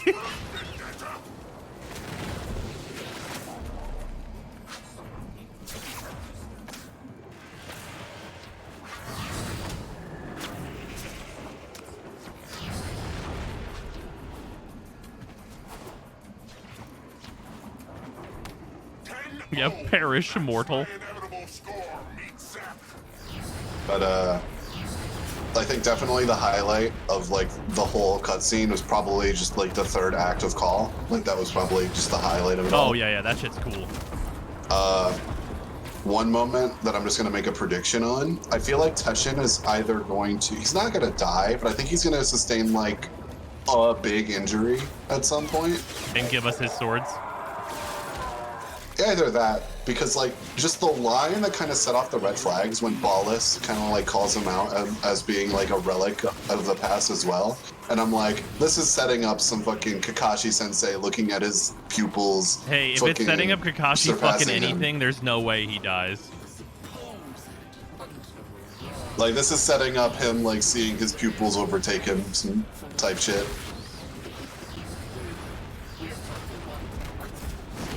It's like, oh, Teshin's gonna have to sit back and let the real boys do the work. Yeah. Yeah, Jiraiya, not Kakashi. And seriously, how is Teshin still alive? Raw force of will. He's just pissed. He doesn't trust these kids. Wait, is the Lotus Sasuke? No, Stalker is Sasuke. Come on, this one's easy. Protect me! You! And you! And you! And you! The Stalker is Sasuke. He does get his ass beat by everyone. I love the fucking compiled list. The compiled list of everyone who's beat the shit out of Sasuke. At the very end, it's like, I think Rock Lee beat his ass mentally, physically, and psychologically.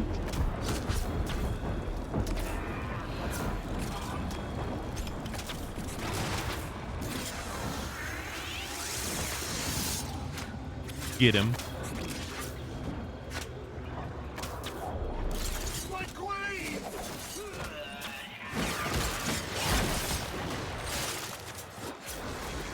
Sasuke, are y'all talking about Boruto's dad? This clan, accolades. The accolades are the Akatsuki. God fucking damn it. Does that mean that inevitably Stalker will be an ally? He's gonna show up and he's gonna say, I want to do transference in your orbit. God damn it. He's like, he shows up in front of all of your crew, your DK crew, who's all friends with you. And he's like, I want to be the Hokage. And everyone's like, what the fuck? He's gonna show up and be like, I didn't do any crimes. Ignore those. Skirmish? Why is it called? Is it really called Skirmish Complete?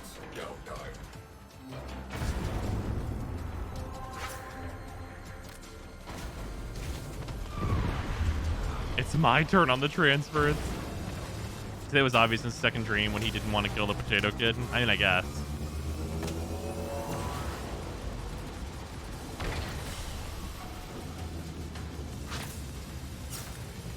What happened to Hunhao / Stalker? Hunhao is incredibly damaged, but still around. And Stalker is moping, I'd assume.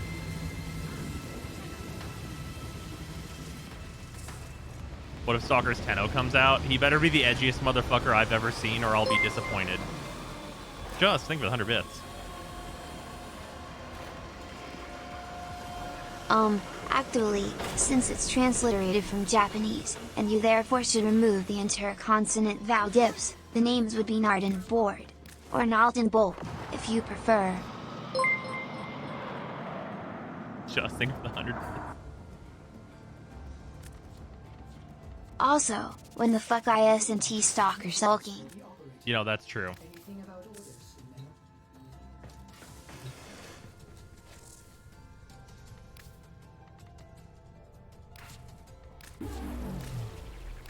Scuba Heck acquired.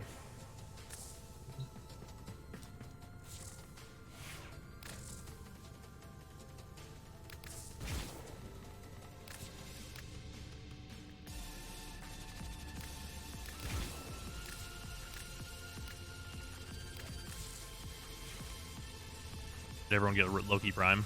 Should be. No polarities. That's unfortunate, but expected. Let's do crit first. Nice.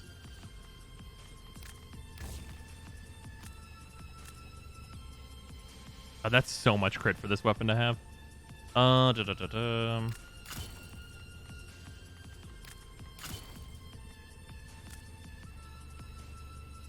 If we're getting anything absolutely vital to start out with, maybe I start with elementals instead of savvy. Yeah, probably elementals instead of savvy to start.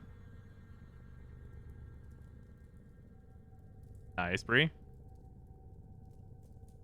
Seeking Fury. I think that's not more vital than elementals to start.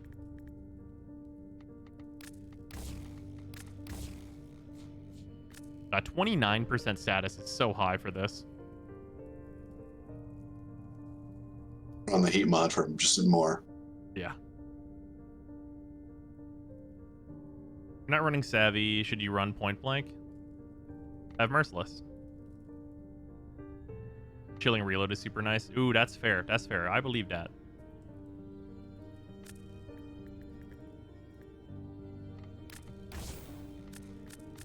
Seeking is 11 though, isn't it? Yeah, it is.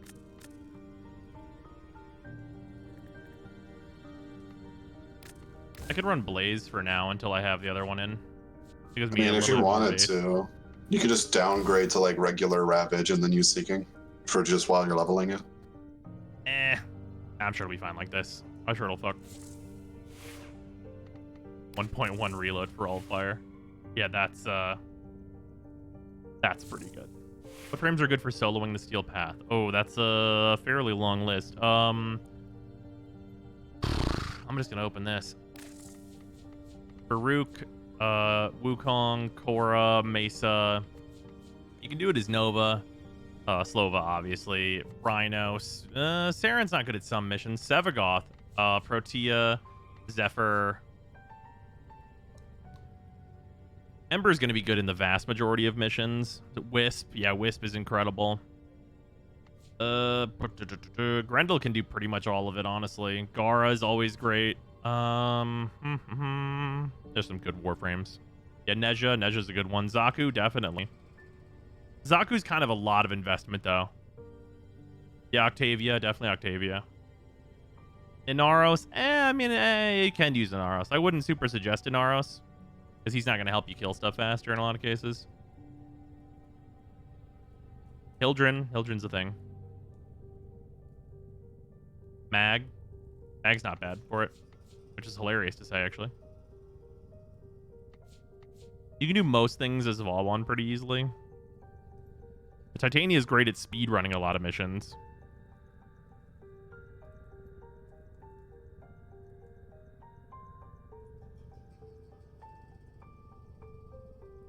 All right, I have a very comfortable dog in my lap.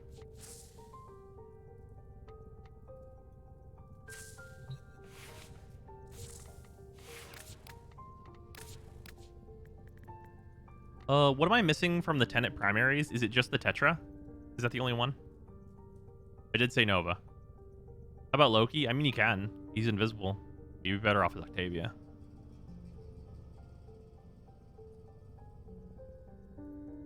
Yeah, okay, so I just need the Tetra there, and then I have all three of these. That's everything, right? Or am I... No. There's the Tombfinger, like, pistol. So I'm missing one pistol and one primary.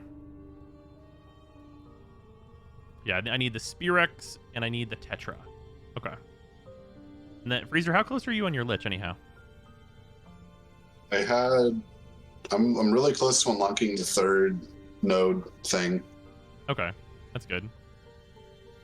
But I haven't, like, hit the combo yet on anything. Oh, you like, don't know any part of it? Not currently. Okay. Like, it's probably like a 50-50 at this point. I just have to figure out if it is. 50-50 is pretty good. From what color palette is the green on your Banshee?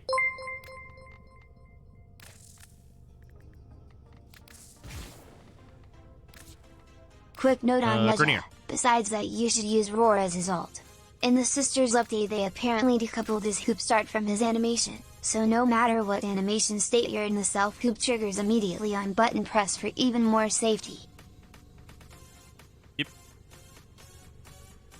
You know, the hoop has been super safe for a while. Like, re-upping it. Yeah, that shit's just been that good. So, for the Spear... what element is the Spirex inherently? It's not electric, right?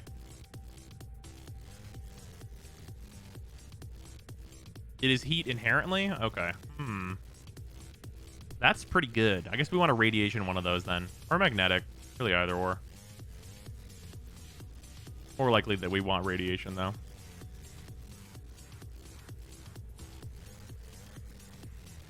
Tetra... The Kuva Tetra... Or not Kuva. The Tenet Tetra.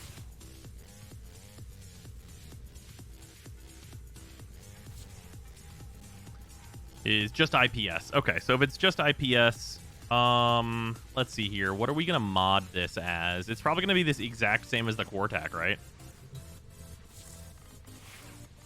Well, not quite exactly the same. It's gonna be close though. So we're definitely gonna. I know it's a crit weapon, right? So we want. Oh no, we're gonna use HM instead of Prime Shred. I guess that's gonna be the main thing. Then, does aptitude make sense on the Tetra? I'm gonna do a look. Yeah, 30% status definitely makes sense. Tetra's AoE. Yeah. Oh wait, no, yeah. Wait, it can use Firestorm then, yeah.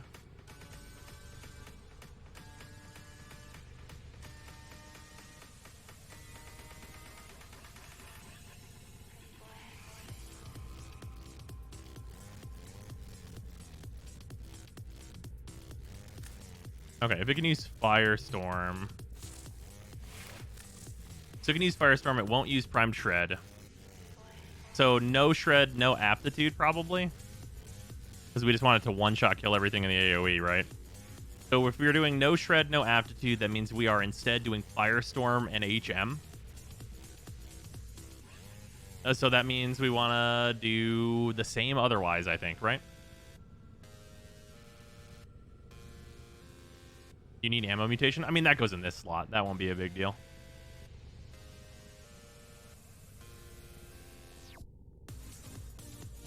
The alt fire isn't worth it. Well, I know the primary fire is not worth it.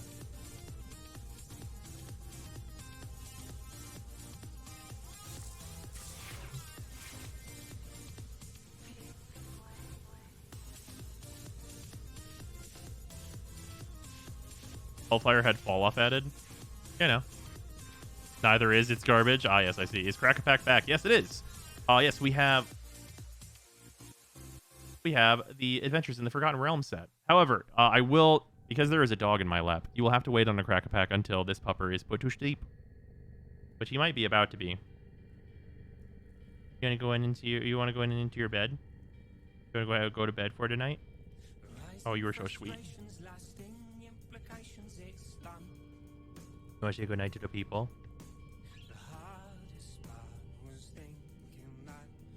How old is he? He is only 8 months old.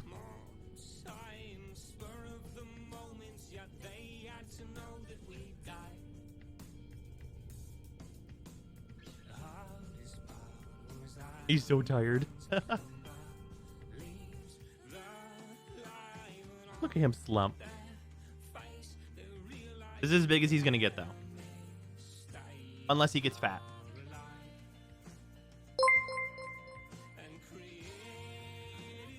Sweet boy. Is that a set based on the D&D crossover? Is that set based on the D&D crossover? Fair and shit? Yep.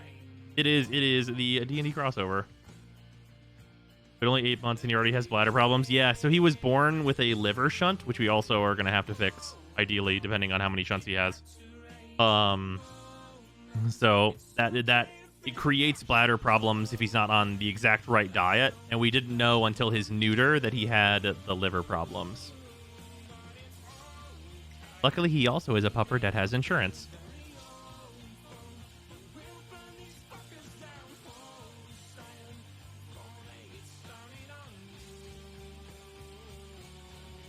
A sweet boy. He's on a brand new diet and 4 medications, one of which is from the UTI because his new diet, we think, dissolved the bladder stones in his bladder and then created a UTI problem for him, which we had to go to the vet and solve today. That's an adorable pupper. Yeah, he's a good boy. A sweet boy. Ready to go to bed, Finny? You really are. You're so tired. All right, I'm gonna damn, dog's living the life, I guess. He's living the tough life. I don't want him to have to go through all that. It'd be much easier for him and my wallet if he did not have to go through all that. Oh boy. All right, I'm going to take him out there. I will be right back.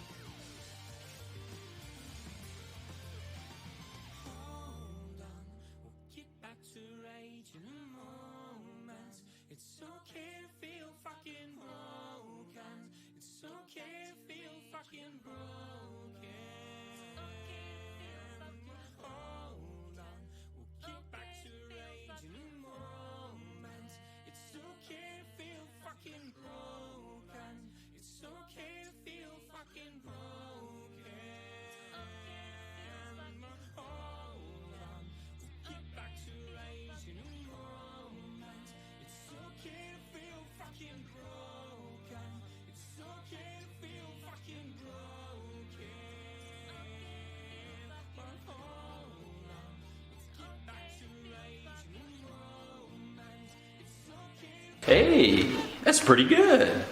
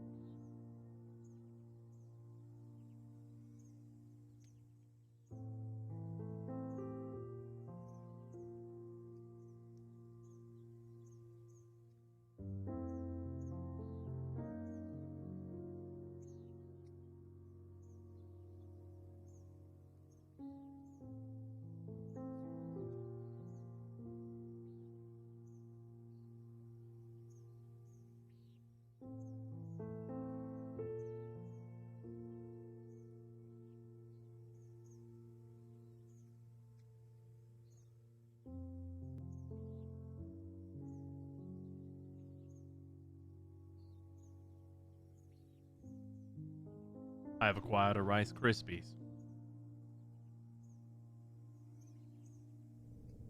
But did the music stop for some reason? Oh, there it is. Here we are. Okay. Freezer, you there? Yeah. Are you doing the last of your Lich?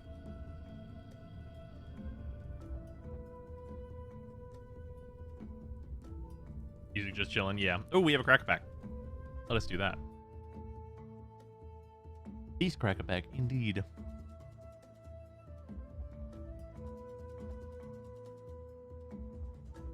Your thoughts on the current drop rates for the hollow keys? I think they're dreadful. I think they should be a guaranteed drop. Like maybe at a slightly lower value or something, but like they should be a fucking guaranteed drop. It's a crime that they removed the traces from the drops. Ooh, a mimic. Hey, this one has a stat block. That's rad. Yeah, I'm super into that. That's so cool.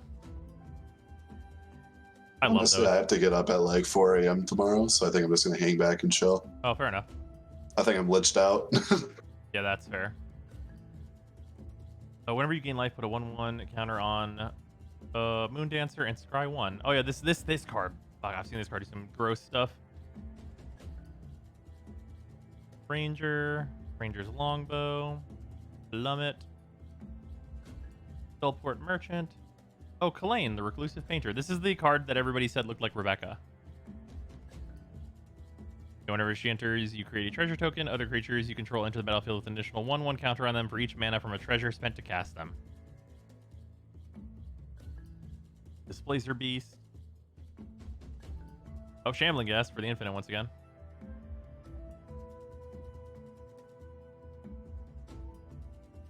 Chestra Death's Whisper.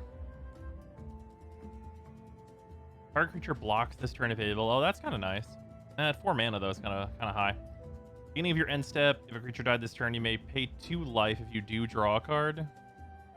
Oh, just a creature died. Okay, never mind. This is much better than I thought it was going to be. Forces a block, you kill it, and then you pay 2 life to get to draw a card. That's actually pretty nice. This is cool. Yeah, that's a good one. Oh, hello. We have Zerial, the Archduke. Creatures you control get +1/+0 and gain haste until end of turn, so it's a haste giver. Make a 1/1 red devil creature token. With when this creature dies, it does 1 damage to any target. And then the -6 is when you get an emblem with at the end of the first combat phase on your turn, untap target creature you control. After this phase, there's an additional combat phase, so multiple combats. Zerial has such fucking cool art. Yeah, it's pretty radical. Oh, and then we have a foil, a Faraday. And a wolf. Nice, not bad. First mythic. Although I don't think this card is particularly good, but it does look awesome. Like maybe if you really need a haste enabler, then you'd go for this. But it's pretty rough.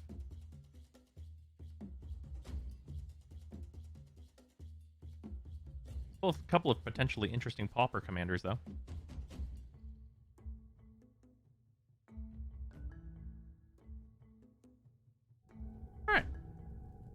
Tiamat also looks badass. Yeah, if I get an alt art Tiamat, I'll be pretty happy about that.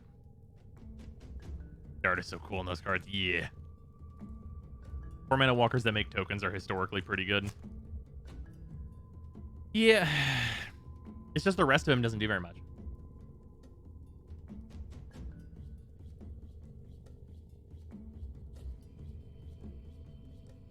Presenting core is used for only used for rep gain.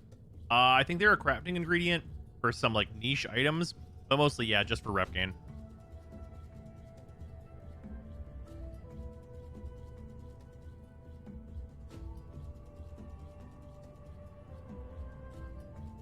Either did Elspeth. Elspeth made 3 1/1 soldiers. 3 soldiers is a lot better than 1 devil with like a negligible death effect.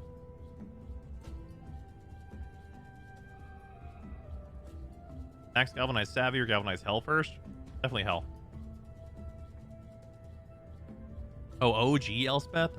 Fucking which one was even the original?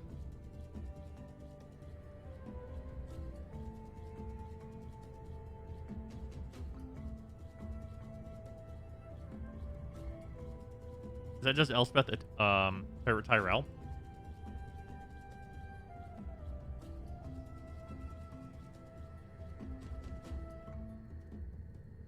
Shut up and take my money. This looks like it'd be right.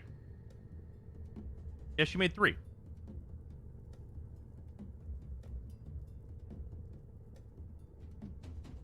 Ooh, Oracle, thank you for the Prime sub. Much appreciated. Elspeth Knight Errant. Is Knight Errant the first one?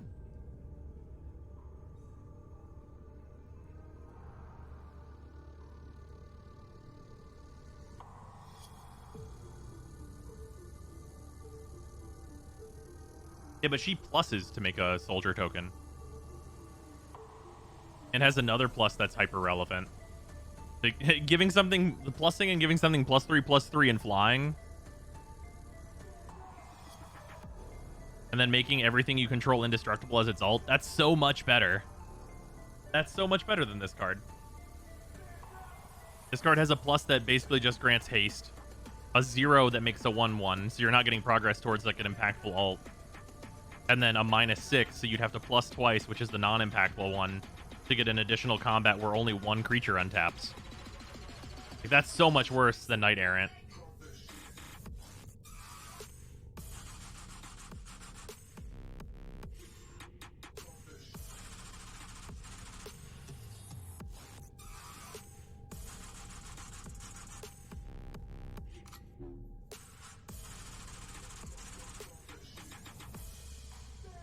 What was the part composition of your mushroom kick gun? Oh, it's here, I'll show. It is Spore Lacer, Stitch, Haymaker. Thoughts on Eternal War Sevagoth seems massively unnecessary.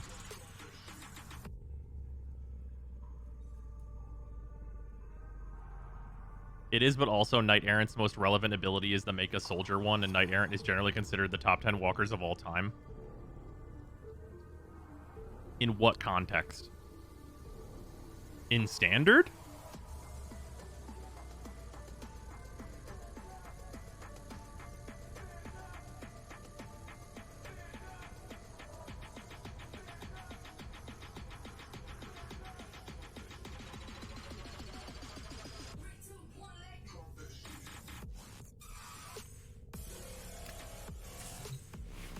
Like, in Standard at the time, yeah, that long ago, that card's really, really fucking good.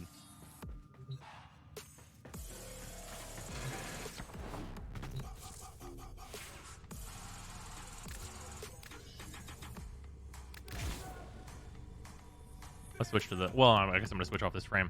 What are my choices for radiation making again? Although... Well, Equinox, Mirage... The Tetra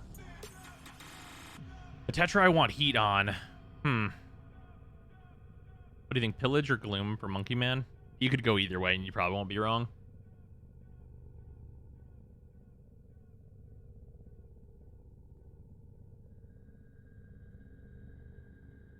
Mesa is magnetic, not radiation. Chroma. Oh no, that's all for heat. Elspeth considered the best was more Sun's Champion. Yeah, Sun's Champion makes 3, right? That card's fucking crazy. Yeah, this card's fucking nuts. Yeah, Sun's Champion's absolutely fucking insane. That card's nonsense. It's a fucking 5 loyalty, 6 mana Planeswalker that comes with 3 1/1s. And then option select fucking clear the board of all big boys. And an incredibly good emblem.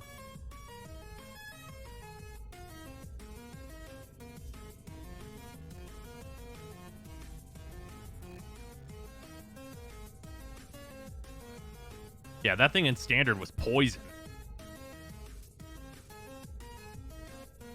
The control finisher for a while? Oh, yeah. I mean, once you have your opponent under control, you just start making 3/3s and be like, I don't give a fuck if you have blockers. Aren't Walker ultimates usually not that relevant? I mean, they can be not relevant, but a lot of times they'll become like game enders. So if you take like Teferi Hero of Dominaria, for example, The plus and minus are incredible, and they're the really important part, but also the ultimate wins you the game. It says win the game on it, so like that's pretty good. Because it means you can end a control matchup with a piece that is already a good control piece. Honestly, for taking a year off Warframe, watching all the unskippable Deimos family intro cutscenes again. Nice. Leveled up Quill. Any recommendations between the armor and capacitor? Clapra, Pencha, Raplak. Oh god, I don't remember the names. Moxie, so those items they have numbers associated with them as opposed to what their actual names are.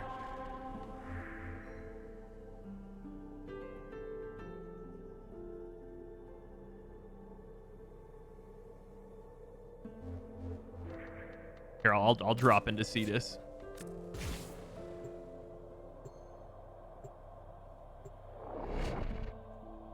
Depends on the Walker control decks may use them, but others may not. Yeah. I don't know about funny Planeswalker ults. Vant Cameo's a giant meme. Oh, is that the one where if a card goes to your graveyard and instead goes to your hand, you have no maximum hand size? Because I've used that and abused it with free spells, and it's hilarious.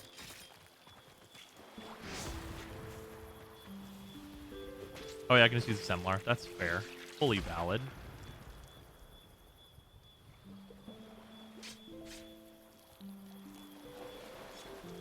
Yeah, Moxie, I guess you just have access to all the ones, though. You will make the necessary sacrifice, inevitably. Alright, but they're not in order here. They are in order in his wares, I believe. To provide. Oh, no, I just have some of these pieces sitting around. Amps. No, the braces and stuff are together. Everything's out of order from how it used to be. Yeah, Schwak and Traxon are 2s. And then... don't even remember which one. It's been so long. Would you say you could use X27 with all prisms? Pretty much. Just whatever prism you like. Oh, right. By rank. Or just the default? Is it default or rank that does it?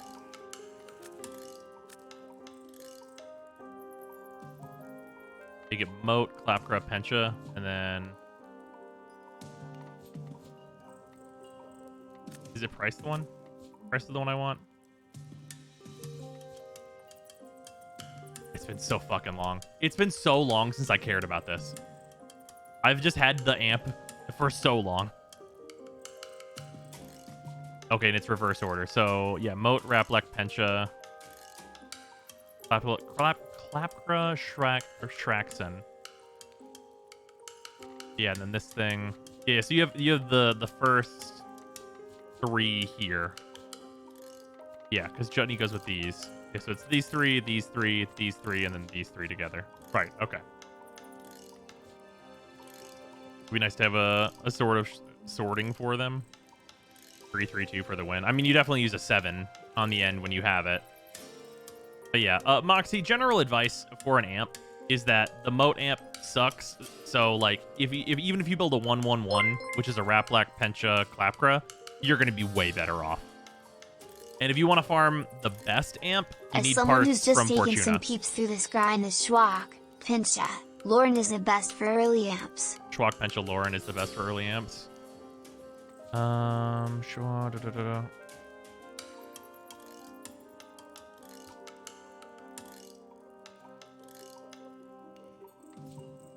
Schwak, Pencha, and the Lauren is the crit one, right? Yeah. No, yeah, I'd agree with that. Yeah, that's fair. I think the X77 is what's statistically best. Doesn't that one just blow you away all the time, though? Isn't that one? Yeah, anything is better than the starter amp.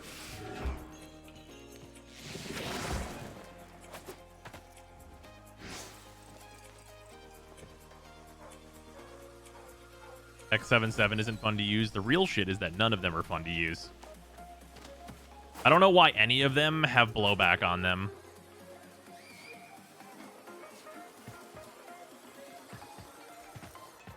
Like, the fact that we have blowback on the operators, which are already, like, not good like pieces of like equipment to use for killing. Like, rough.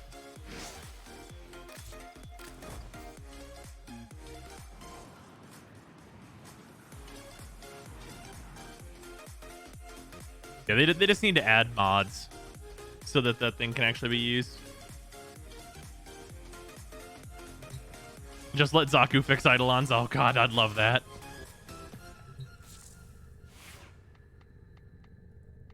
Yeah, the real question is why does Zaku even have that ability if you can't use it on Eidolons? That's the real shit.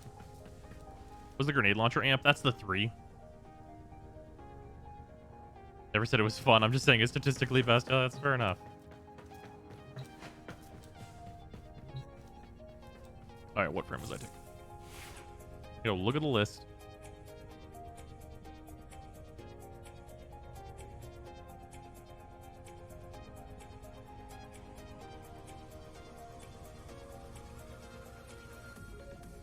Excuse me.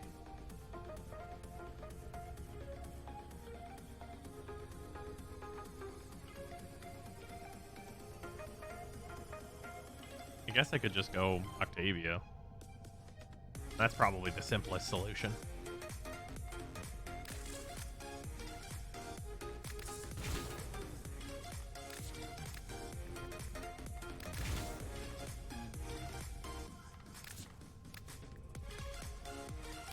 Just in case. Probably won't need it, though.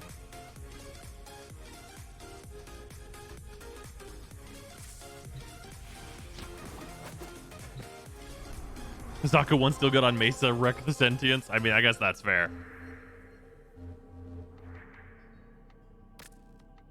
I've not actually soloed this as Octavia before, so we'll try it out.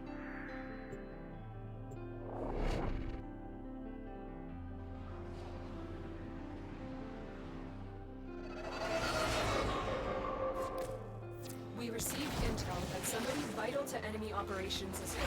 Find them and capture them.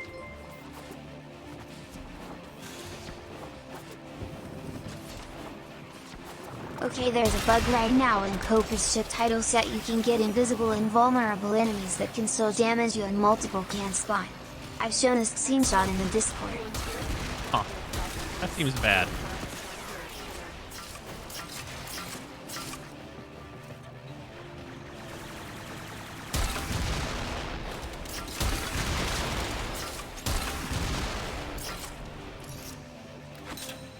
Expedition to Grand Plains initiated.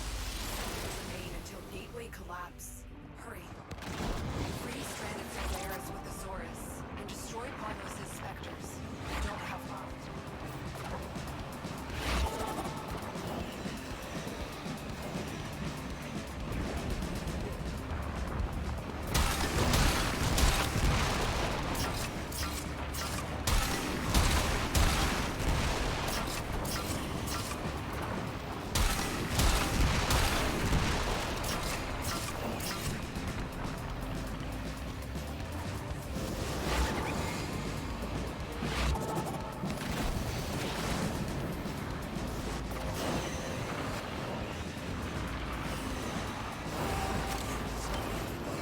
Spectre particle count is below critical.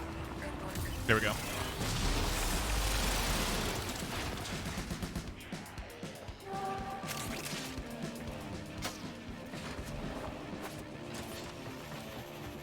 It's so much fun being Goth in reverse.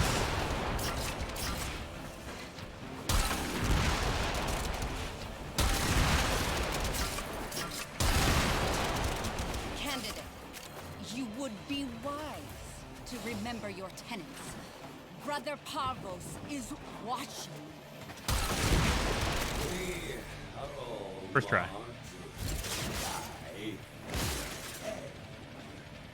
Some cower, some which are you? Embrace the pain. It is the first pang of your power.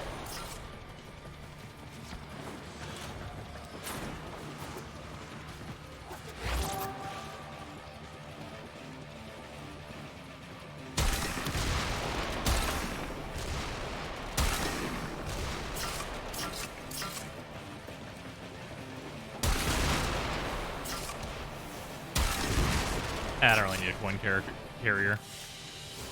All right, well, first try's first try. Can't argue with first try. Your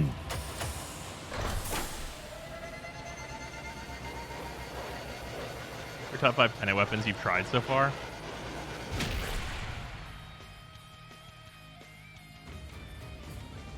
That's just asking me what is the worst 10 weapon I've tried so far. Here's what's gonna happen. We're gonna fight. You'll try to outsmart me. I'll flood you with a ton of radiation and watch you die from some kind of catastrophic metastasis. I think she has an ephemera. My sisters no. don't like me that much because I get things done. You're next on my list.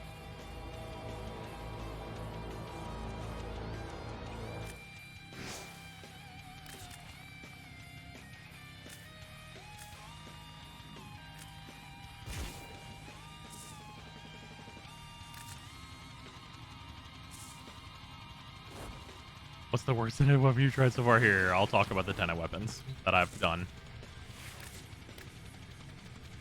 I've not tested the Detron enough to have an opinion. The Tenet Diplos are generic sidearm pistols, like they're crit pistols. They do the crit pistol thing. Their bonus, their special firing mode is in reverse of how it should be like usable. So that's unfortunate. They'd probably be pretty good if their fire modes were inverted. The Cycron is an offset to the Kuva Nucor. Seems really fucking good. Not sure if it's slightly better or slightly worse, or the same. Tenet Archiplasmor slaps ass, is very nice. If you liked the Plasmor, you like this, especially if you liked the unnerfed Plasmor. Flux Rifle I haven't messed with enough. The Envoy is a really good rocket launcher. I'm enjoying it a lot.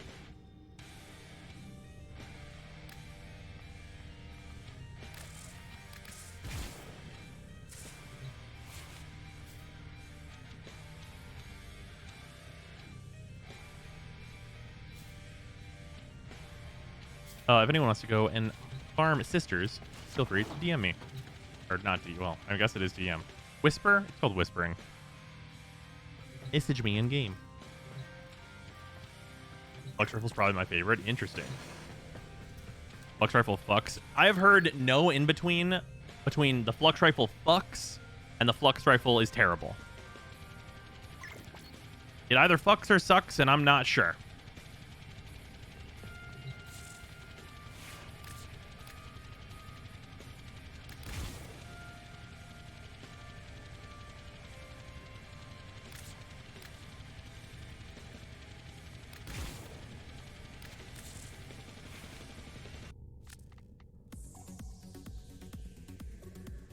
Sounds like a good time.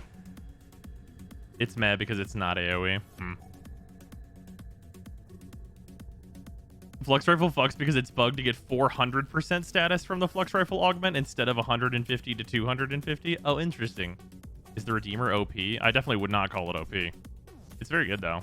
It should actually be the glaive for right now, though.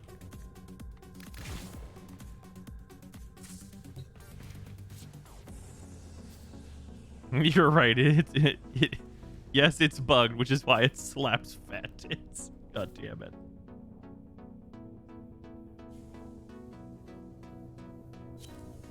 I'll say the absolute certainty that the Flux Rifle is a gun that can use mods. You know what? I bet you're right. I believe you. Oh, hold on. Somebody. Me and Bree have not played together in like a million ages, so Bree gets to hang out. This is the knowing me in real life privilege.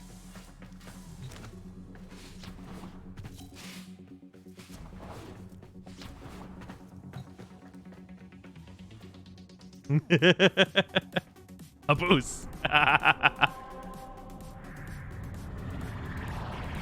claim this system in the name of me. Is Gar in a good spot in your opinion? If not, what could you do to improve her? I mean, I wish that Gar's 3 was a little better, but other than that, Gar is fucking awesome.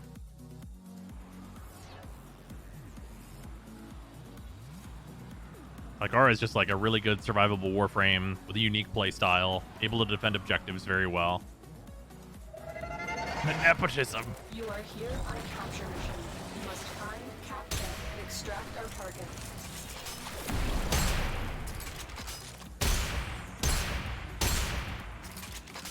Did they add a Garand ping into the regular firing?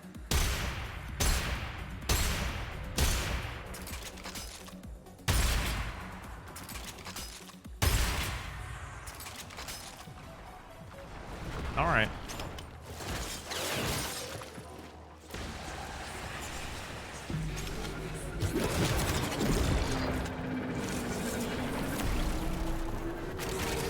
Excellent work.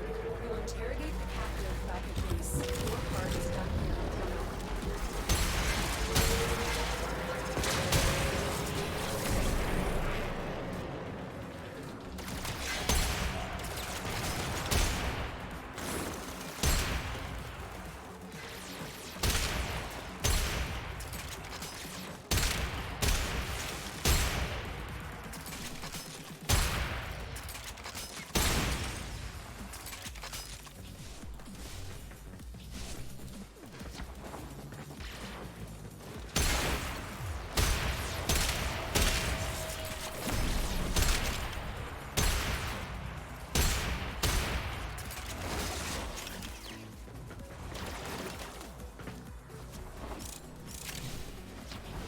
%26 fire czar, it hurts, man. Yeah, that thing sounds like a fucking slap ass. Just then, oh nice.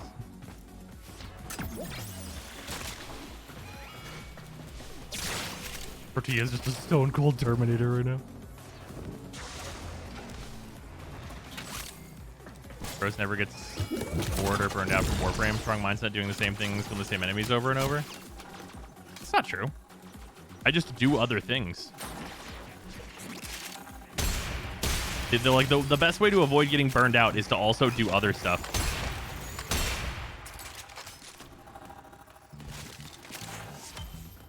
I spend equal amounts of time thinking about Warframe and playing Warframe as I do not. Inazuma tomorrow? Yeah. Speaking of doing other things. I swear to the boy, if you were any dumber, you'd be... Does weapon affinity slow to a crawl after level 25? Well, it's like you need more and more XP to get it to higher and higher levels. So kind of.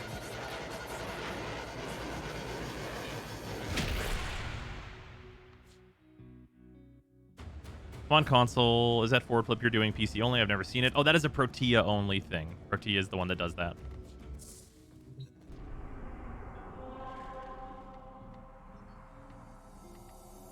She is the only character with that part of her moveset. That is her dodge. Turns out partner only really happens when you force yourself to play. Being a game for fun, you should never be forcing yourself to play it. Yeah, I mean, like, I've definitely forced myself to play Warframe before. But, like, it's not, like, a big deal, right? Like, whenever I have to do it, it's because it's like, oh, I need to make a YouTube video on this. I have to do these things. These are things that need to get done. Usually that doesn't happen, though. This is a rescue mission. We need to find and liberate the hostage before any harm comes to them. Shut up and take my money!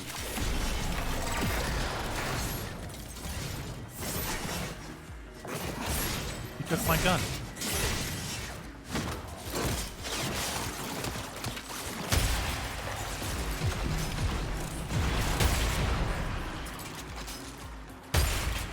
God, that feels chunky.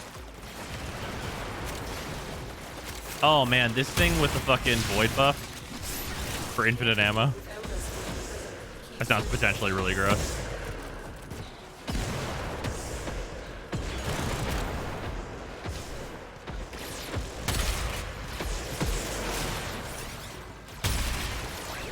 Yeah, this thing definitely is gonna need to punch through. Like, it has, what, 0.3 by default or something like that? It's definitely going to need Seeking Fury. That's definitely going on this, no matter what. Yeah, you know, this gun feels like a gun that you'd use if you want to play Warframe in a different way. You know what I mean? Like, this feels like a gun that, like, I should be using if I don't want to play Warframe in, like, an effective way. Like, if I just want to fuck things up. Yeah, you're like kind of Gears of Warframe in it. Like, it feels like this is like that. This is that choice. Like, if you just want to, like, just fuck some shit up and just have a good feeling shotgun, this feels like this is the place for that.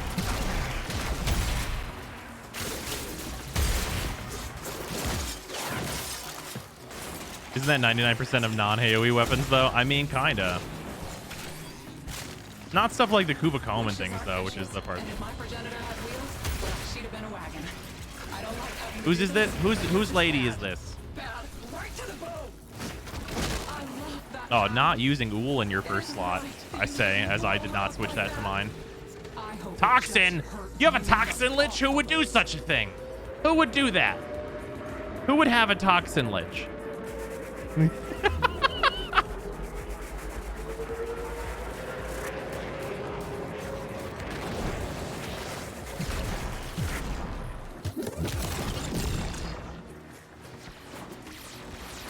What's consensus, single shot or quad shot? Depends what you're shooting at.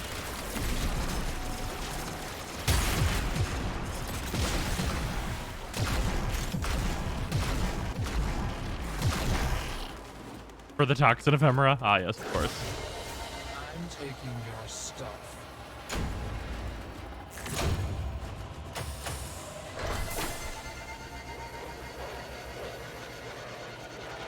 The Toxin was good. It's theoretically good on one weapon.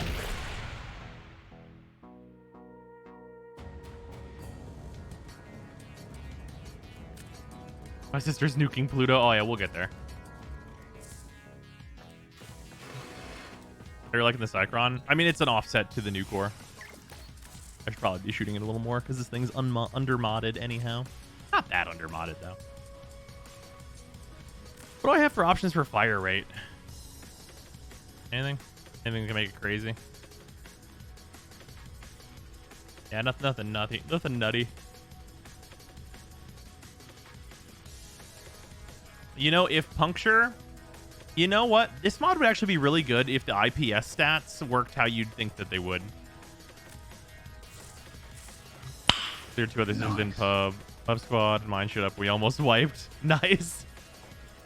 Michael_Keysman gifted 6 months of tier wonder Bree wonderful. Thank you for gifting They've 6 gifted months of 72 subs to months in Bree. the channel. Much appreciated.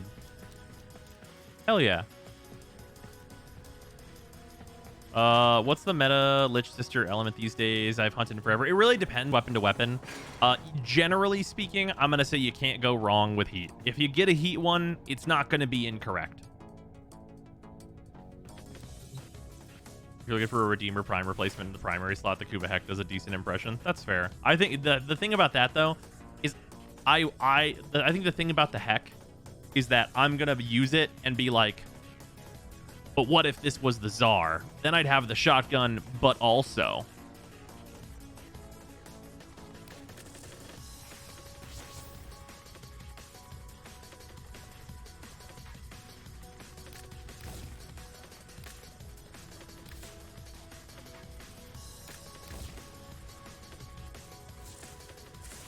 Best weapon to one-shot the Acolyte, no ribbons. That's got to be the Sea-Doo.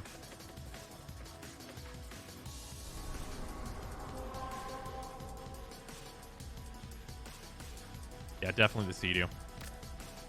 And a no substitute. As the coup behind, dog shit. Nice, Bree. Hell yeah. I love that Dancing Rainbow Snake emote. Dancing Rainbow Snake emote. Is the Trumna good? It's a qualified yes.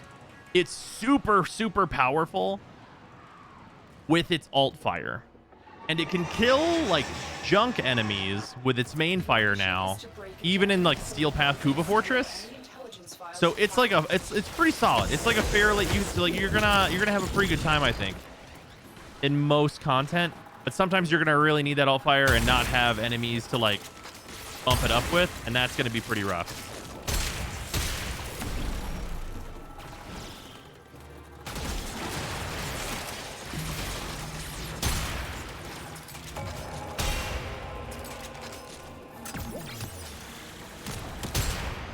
Yeah, the Trumna is a huge amount of fun. Once I'm done testing a lot of things, I think the Trumna is going to be one of the weapons where I'm like, I'm just going to use this all the time because I want to. Oh, yeah, Zephyr plus the Trumna has like probably what would be considered a bug on it, but like one that might not be fixed for like ages, because like who's using the Trumna?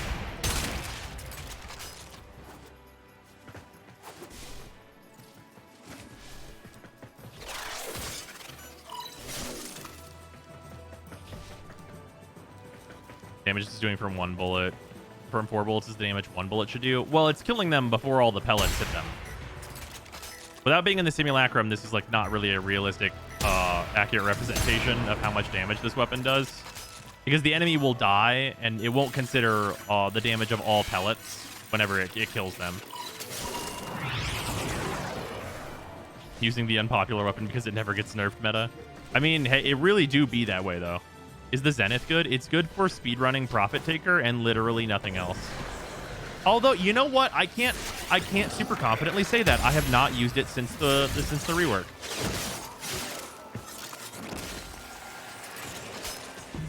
Well, if you like the Tsar should be able to ult fire with however many shots it has left. Why? What? The Tsar is so busted, though. The Tsar's like nutty. The Tsar is not like top of my list for like shit that they're gonna nerf.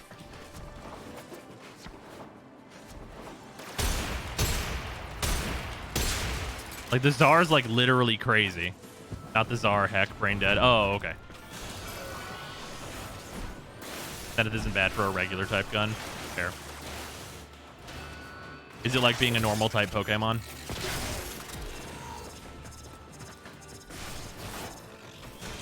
Unpopular. Trumna has a 0.55 Riven disposition, apparently. Oh, that's because when it came out, it was given a 0.5. All new weapons have a 0.5 Riven disposition to start, and then they get adjusted slowly over time.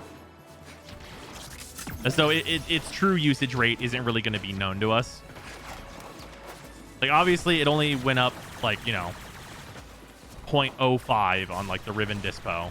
But it went up at all, and I think that says something, right?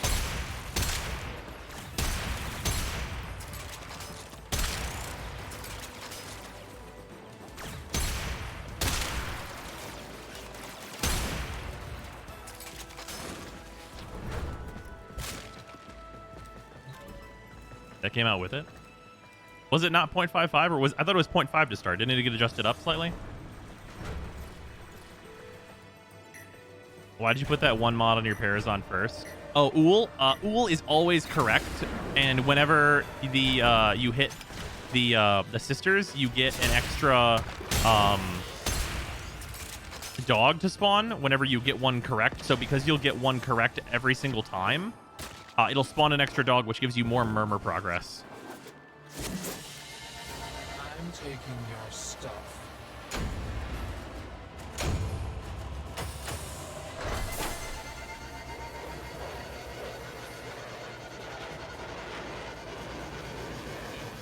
As usual, no thanks. Not a problem. I did not know that about Uul. Well, it's not Uul specifically. It's just getting one right, and Uul is always correct.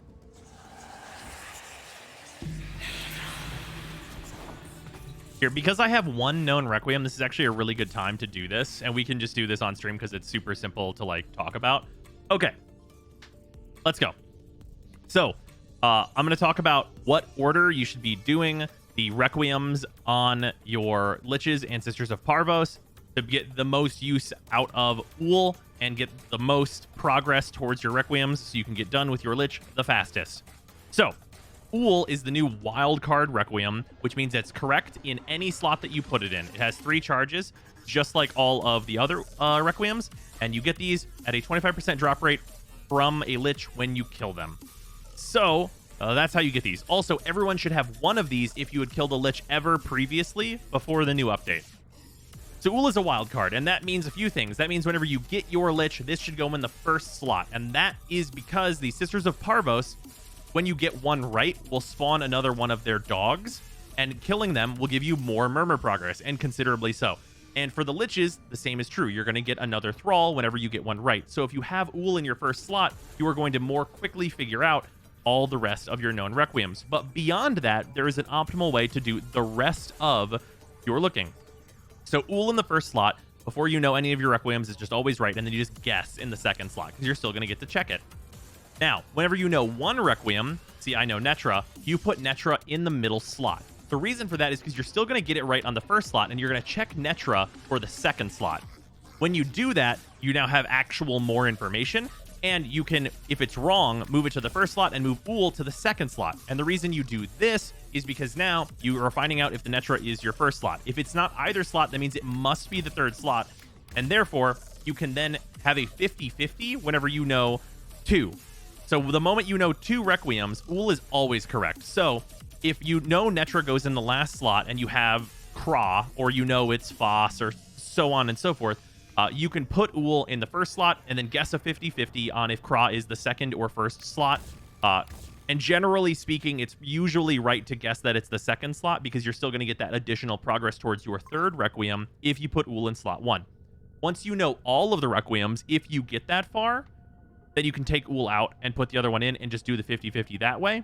But Ull is going to help you complete those faster. If you don't want to burn your Ull because you only have 1, even though it has 3 charges and you're fairly likely to get another one by the time you burn out of this thing, you can, of course, just take this out once you know 2 Requiems and just begin like your regular guessing, where like I know Netra goes here and I know Kra goes here, and then you can just put Foss or whatever in the last slot. That's also totally valid, but using Ull to get more progress is definitely correct. And you should be doing it in parties. And whenever multiple people do this, especially against the sisters, if you have multiple Liches show up and then you get multiple dogs, you're all going to get a ton of progress towards the next Requiem, getting everything done much, much faster, and getting all of your Liches into their final showdown much, much faster as well. So yeah, that's how the organizing for the Requiems works. Most optimally, that is, of course, given that you have all of the Requiems available, which I would highly suggest doing, with the exception of Ull, if you run out of your first one, before you get started farming the Liches and the Sisters. But yeah, that's the thing.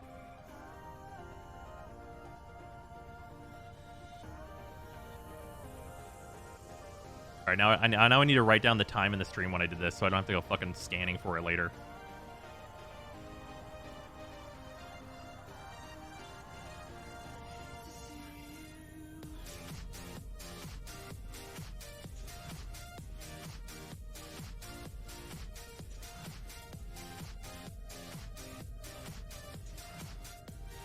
There we go.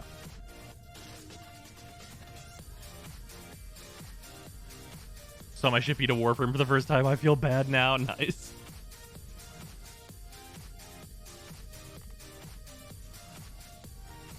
Which one of these 3 is the best? Exceltra, Bubonico, or the Tsar? The Tsar. Well, Bubonico is like technically bugged right now, so it's indeterminate on the Bubonico.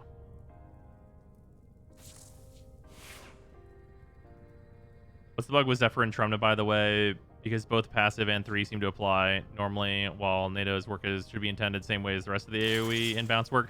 So the bug with the Trumna and Zephyr is that her tornadoes, whenever you shoot the Trumna projectile into it, it gives you progress towards the Trumna projectile, so you can just spam the secondary fire, and that's not supposed to do that.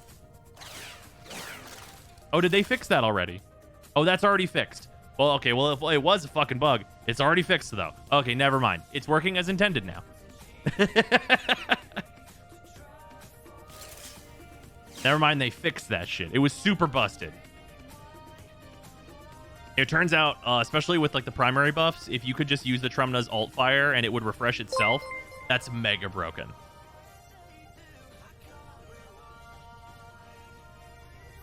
Spaghetti code never knows where it is. The spaghetti code never knows where it is.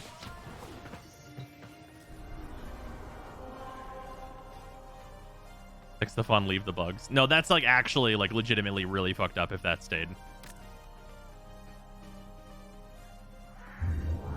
Thoughts on Zaku and endgame content? I mean, Zaku scales and they have good abilities for just generally being fairly useful. I think their build is like way tighter than it should be. I don't think they should need to build like with overextended in order to be useful like they kind of do right now.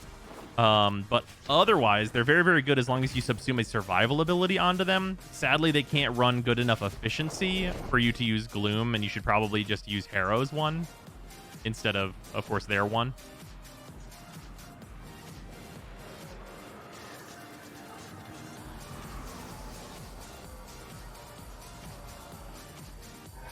Trumna has an alt fire? Yeah. It's like one of the best alt fires in the whole game. It's like the point of the Trumna. The reactor is a complex system, started by the human cells. My intel suggests there are rich areas of high caches in this area, but I'm unable to pinpoint their exact location. Search them out if you're able to shoulder the address.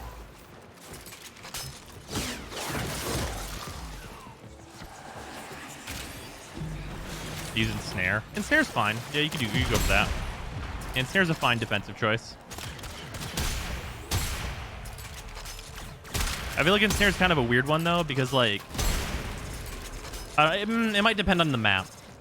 So the reason I find Ensnare to be a weird one is because like almost always your guns are just gonna kill the enemy that's ensnared like super fast. Oh yeah, you can use the Sly Panzer. Yeah, using the Sly it's not a Panzer. It's a Vulpa Vila. I just use the Panzer all the time. You can use the Sly Vulpa. Sly Vulpas are definitely very helpful to their survival.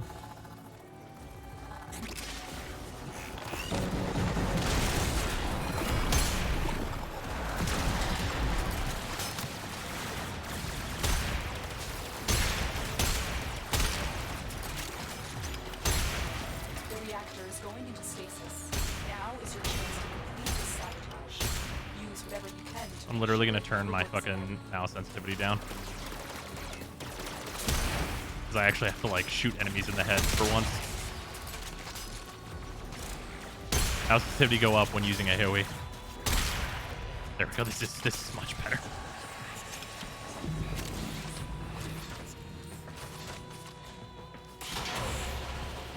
How's the alt fire? I mean, it's fine. It shoots many bullets.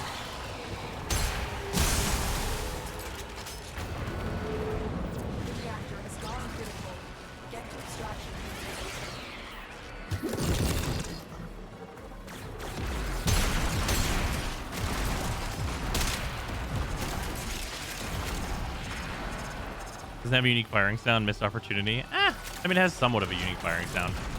It's just all the barrels firing, so it can't be that unique. Yeah, you can hear the difference. It's just like subtle. Is your Protea build different from?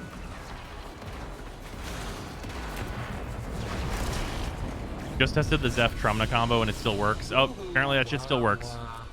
Apparently not patched. Abuse it. It's working.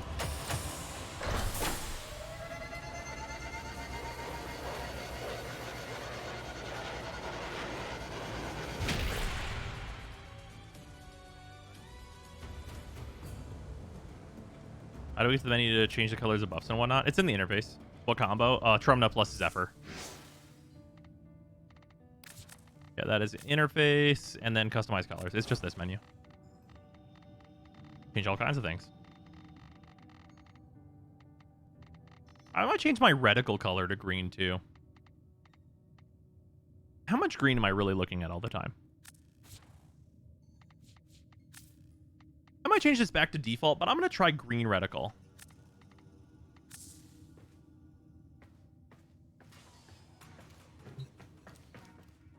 Green reticle seems seems super discernible.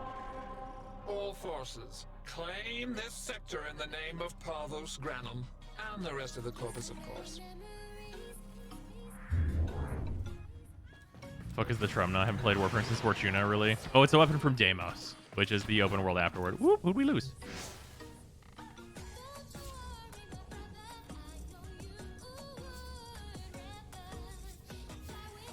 Lose just? Oh, you guys just had a piece. Zalman, you are invited.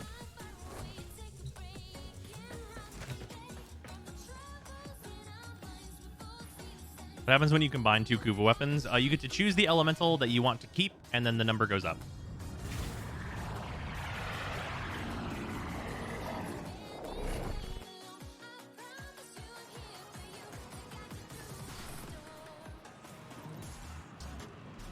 How come it doesn't show your MR rank? It does. I am Legendary 1. Right here.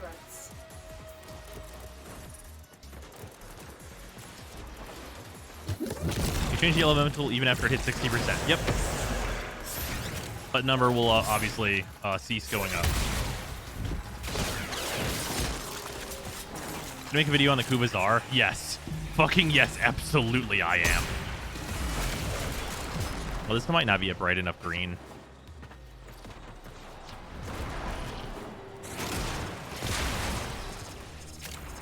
Yeah, there's some environmental stuff that it can definitely blend into.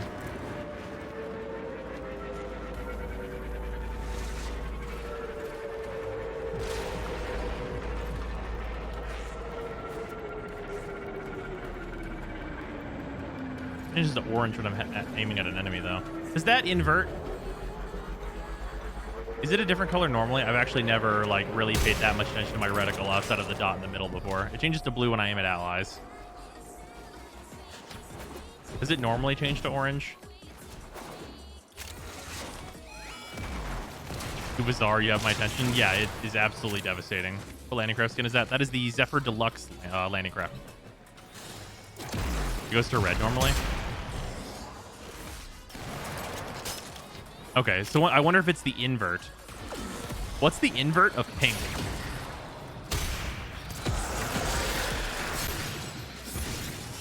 You fucking asked for it, doggo. Doggo said, I'm gonna take your fucking Kuva Heck, and I said, okay, a Cycron.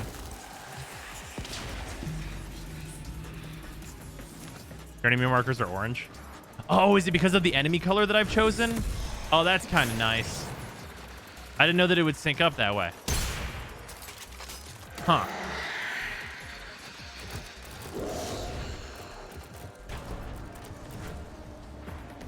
Oh, honey. When you go up against a sisterhood, you swim with sharks.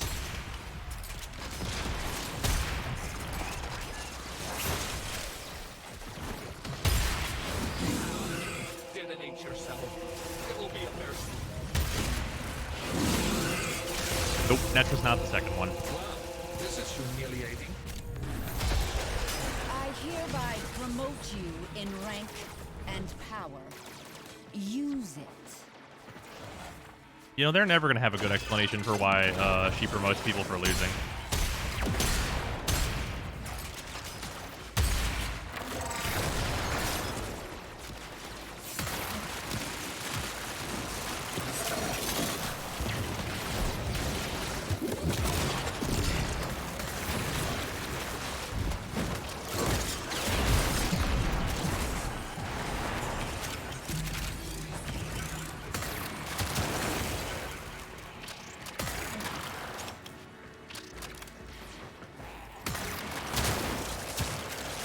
This is the Cycron, by the way. It does this.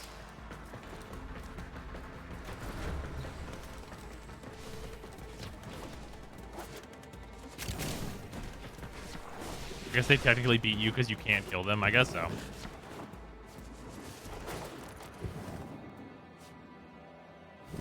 The enemy is Why is the Hound the way that it is? It has adaptive Now get to DR. extraction. It's very annoying.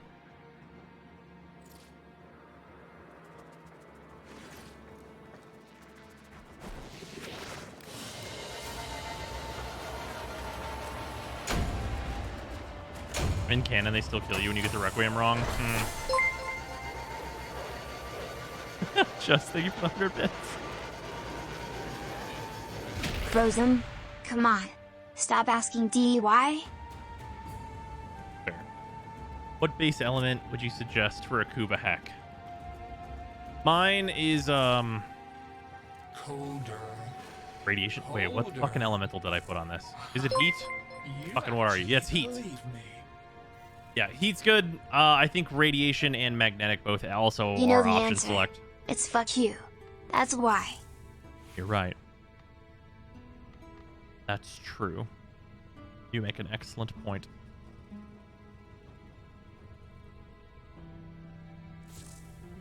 Is he pretty good on the Kubazar? Yeah, heat, radiation, magnetic. I mean, those are just going to be good choices on everything. Unless the weapon already has magnetic or radiation, then definitely don't choose one of those. And if it already has heat, also probably not that. But potentially that, actually. Stacking heat is not such a bad thing.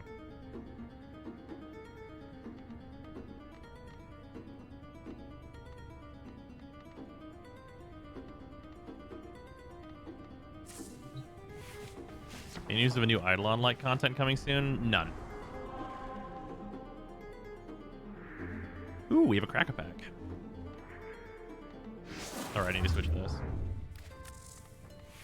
Let me see if Netra is slot 1. I guess all 3 codes of my Lich first try. Hell yeah, I did that once. Look how that turned out. It's like a 1 in like 200 some odd, I think, in order to get that. Quite good. Quite good when it happens. Remember third orb? No. What do you think of ESO, Elder Scrolls Online? It's been ages since I played it because I played it on like the pre-release beta, and I wasn't a huge fan.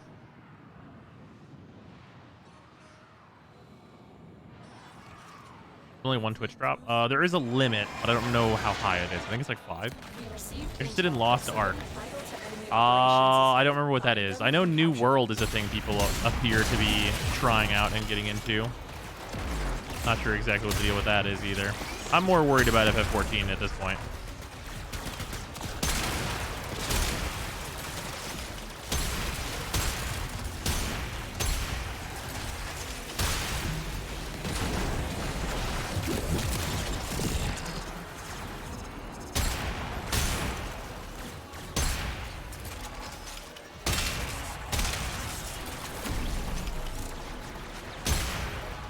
The critically acclaimed MMO FF14.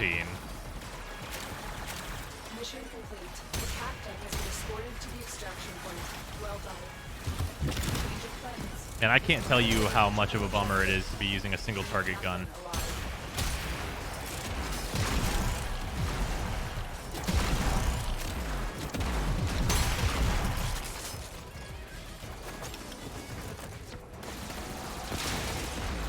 The heck chunks. The sound effects certainly do.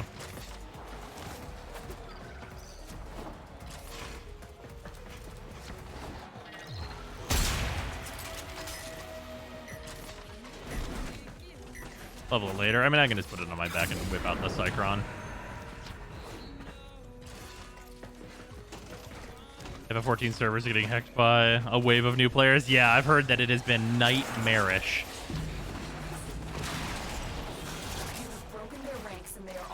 The people are saying they're going to have to open up another server. Find extraction.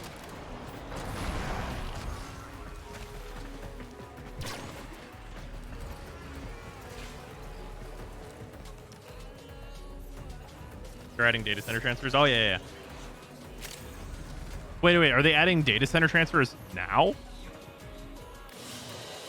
As a new FF14 player can confidently say sad. That Tenocon revealed. Does that mean we're going to get companion commands like that Corpus guy did with his robo friends? Probably not. If we get a 10-inch tile to heat all the way. My build only mods for heat. Anything unfortunate enough to survive burns to death on the next damage tick and swaller.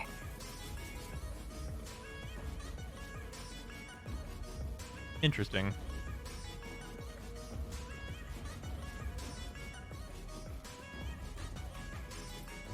Oh, 1 in 336. Okay, I was off then.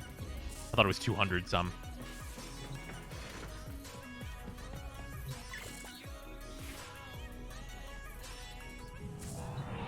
Oop, we lost Alman. Oh, doesn't know what happened though. Fair enough. Invite.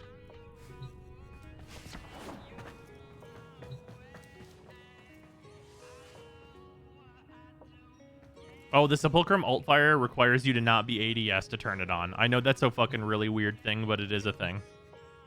A Tenet Salta would probably be badass.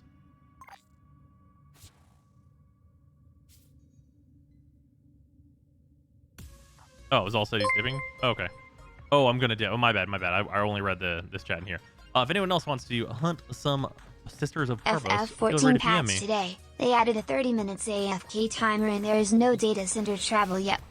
Nope. It's good that they added the AFK timer.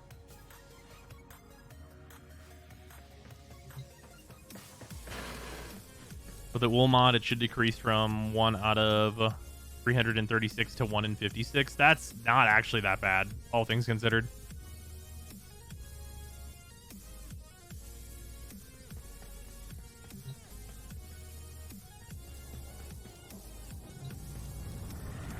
remember Sheldon saying we were getting commands for pets whenever he gets his, but moving on companions 2. We literally got companions 2.0. I literally don't understand.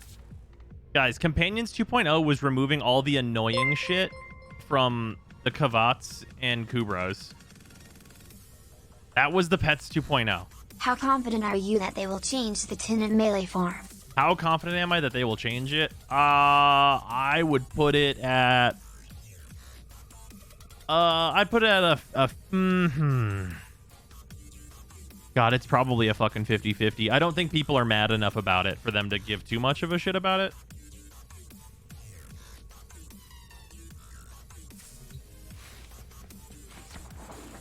Yeah, we can find out if they'll fix it. Do you guys want to find out? You guys want to look right now? We can see. Like if they'll make it bearable, we can 100% do that.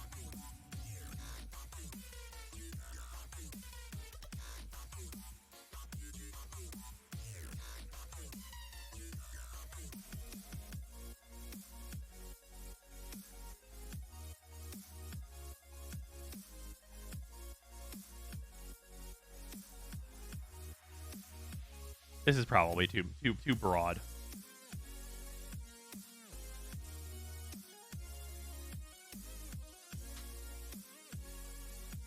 Yeah, let's find out, ladies and gentlemen.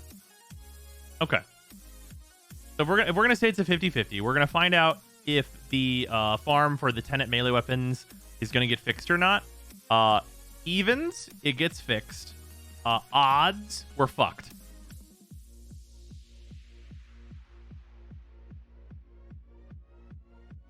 That's not good.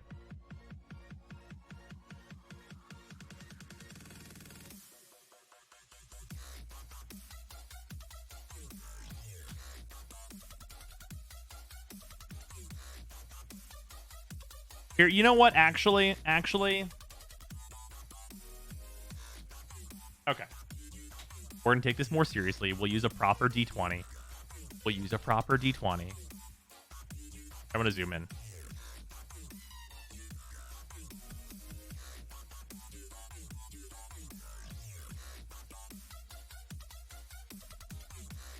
Okay. Proper D20. Now, this has got to be, man, it's DE fixing Void Storms. They failed to roll on this once. So it's probably got to be like DC 13. Got to be at least DC 13. So we're going to need above a 13 for that one. Let's see if we got it.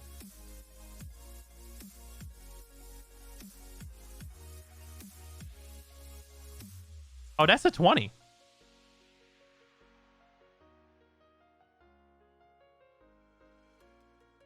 Shit, man. Maybe we get some really good Void Storms. Are really good Void Storms coming up? This is the only way to know.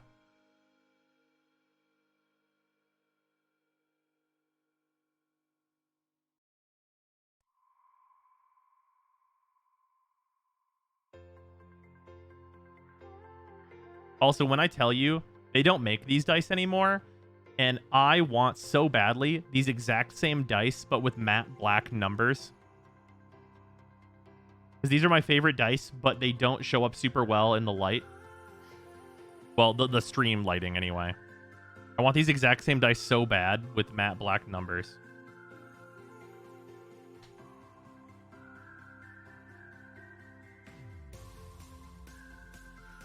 You can paint the numbers. I would not do that. Oh, also, I think we have a crack pack. Do double check. We do have a crack pack, so we might as well do so.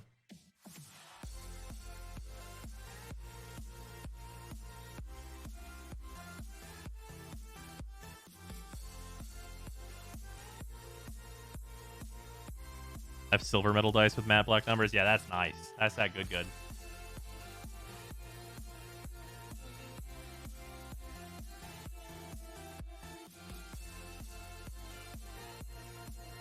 Oh, Tiamat. Is there a stat block for Tiamat? Hell yeah, there is. Cool.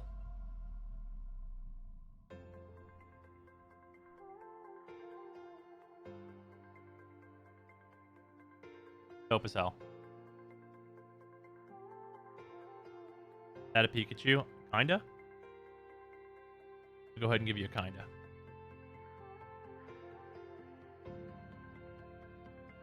Challenge 30. Well, before the Elf Queen will aid you, you must find a way to cure the strange rot afflicting the roots of the ancient trees. Oh, hey. One of a full art black dragon. Neat. Enters battlefield, target creature and opponent controls gets -3/-3 until end of turn, and it's a flying 4/4. A little expensive, but a dragon deck maybe. Horde Robber. Damage to a player, make a treasure token, not bad. Thieves Tools. Jaunty Fangblade. Rally Maneuver. Monk of the Open Hand. Ray of Enfeeblement. Precipitous Drop. Oh yeah, this one's cool. When it enters the battlefield, venture into the dungeon. Enchanted creature gets -2/-2. It gets -5/-5 as long as you've completed a dungeon. So it's just like, it's removal that also like gets you further on venture or further into a dungeon. And I think that's so fun. What a fucking good time. Good for like an enchantment deck. Ooh, Guardian of Faith. This is a really cool new card. This is Flash Vigilance 3/2. When it enters the battlefield, any number of other target creatures you control phase out. So this is a Teferi's protection for board wipes. It's actually really, really good. So if someone tries to wipe your board, you flash in Guardian of Faith, and it phases out all your creatures, so only Guardian of Faith dies, and all your other creatures are safe. So it's super good. It's also super good offensively. So if you have 7 mana, you Guardian of Faith, phase out all of your creatures, and then Wrath of God. And then you have a one-sided board wipe. Yeah, this card's fucking sweet. But also, really notable thing about this is this can save your tokens. So if all your tokens are going to be killed, this will save them as well. Because tokens stick around when they phase out. Volo, Guide to Monsters. Oh, this is the really cool build around. Whenever you cast a creature spell that does not share a creature type with a creature you control or a creature card in your graveyard, copy that spell. So basically, if you take any given legendary, or rather, you basically need to build a Simic deck that is all different types. And then whenever you play those cards, you make 2 of them. So you either need a way to have a shitload of different types or mostly different types and a way to exile your graveyard. That's like consistent. Build around Delve also. Yeah, that's definitely true.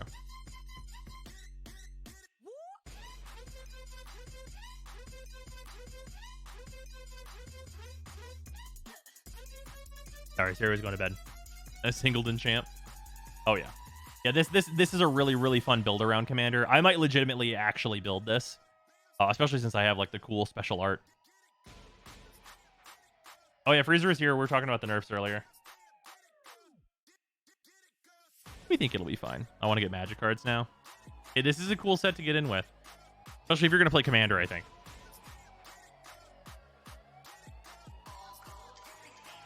Yeah, cool stuff.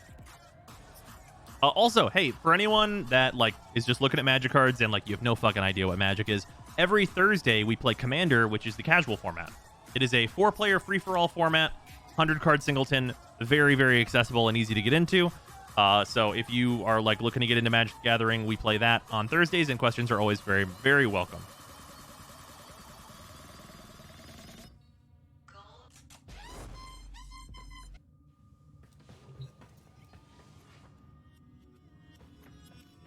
I've spent so much on MTG over the last 26 years.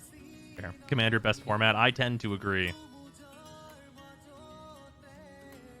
You won't know what any cards do if you're new, but you pick them up over time, pretty much. Oh, yeah. And, like, cards do what they say. Cards do what they say. If it says it deals 3 damage to any target, that's what it means.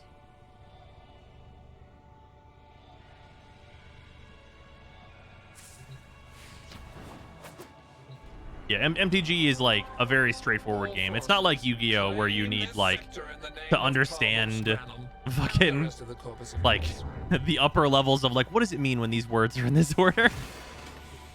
There's not a super hidden meaning. I didn't do around 2015. Went to a card shop to play with folks that were little. I don't want to say elitist, but they were the haha my deck go burr kind of folks. I don't know what that means. My deck always go burr.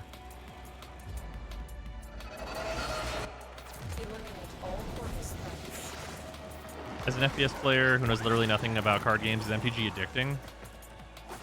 I mean, it can be, I guess. Change of Mephistopheles is the most straightforward card. I mean, that card, okay, that card's from the early 90s. I know what that card does, but that's one.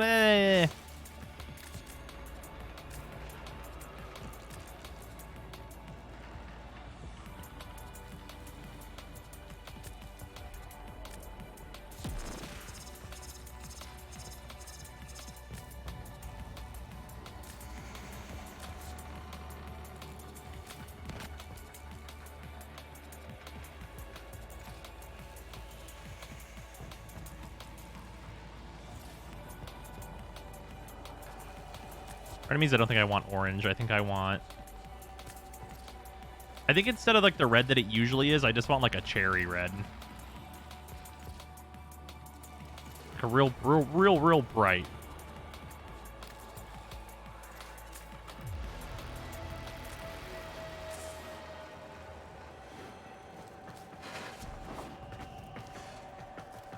But if normal Lotus got me all space, I want to give me all space mode back. I have content creator mode on, which removes the spoilers.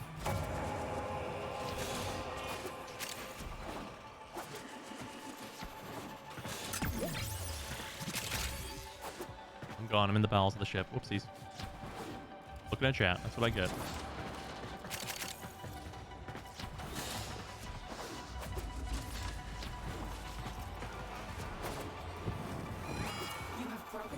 And they are on the run. Another successful mission. Find extraction. And non-content creators remove the spoilers. Yeah, it's just an option in though. It's just in what fucking menu is that even in? I think it's in gameplay. Wait, now where the fuck is it at? Oh yeah, no, here it is. Yeah, creator mode. Not content creator mode, just creator mode. Yeah, it's under gameplay. You can just turn that on. Just buy Nautilus. I don't want to Voidstorm. Why buy Nautilus at all? There are many win things in Magic. Yeah, there's tons of stuff that wins. That's like one of the most important things to think about whenever you build a deck. Is like, how the fuck am I going to end a game? You've broken my faith in you. And now, things must come to their end. Nautilus is from Voidstorm, if I remember correctly. Yeah, but like, why? Why do you want? Why? Why bother? It's not like Nautilus is good. Nautilus is like very whatever. This mastery fodder? There's so much other mastery fodder you could be getting.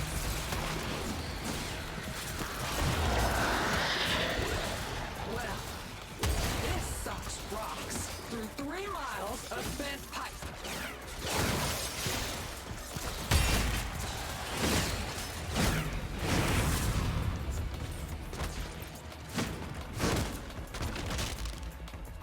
Nautilus auto repairs though. I've got a crew that does that too. And they can hold an Ogress. Bros, I got a question. What's that question, Just? Also, thank you for the 100 bits. Any dumber, you'd be a mineral. Is there an Exodia effect? For Magic Gathering? Oh, yeah.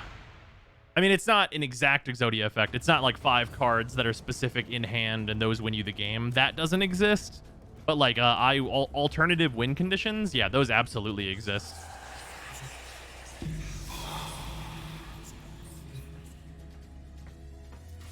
Door to nothingness? Yeah, I mean, that's just one of many examples.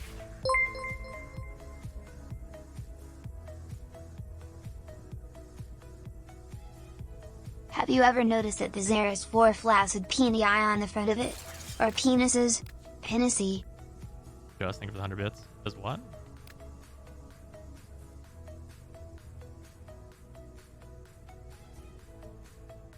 Why is she built like that?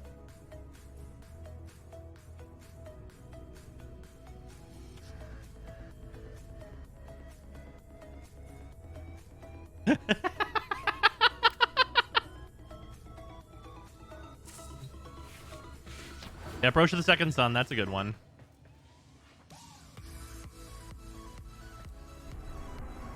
Thanks, I ate it. A staple. Thank you for the 100 bits. They are called udders. We has a similar talk when the Zare first came out. I do not remember that. There's no skin for this R either, is there?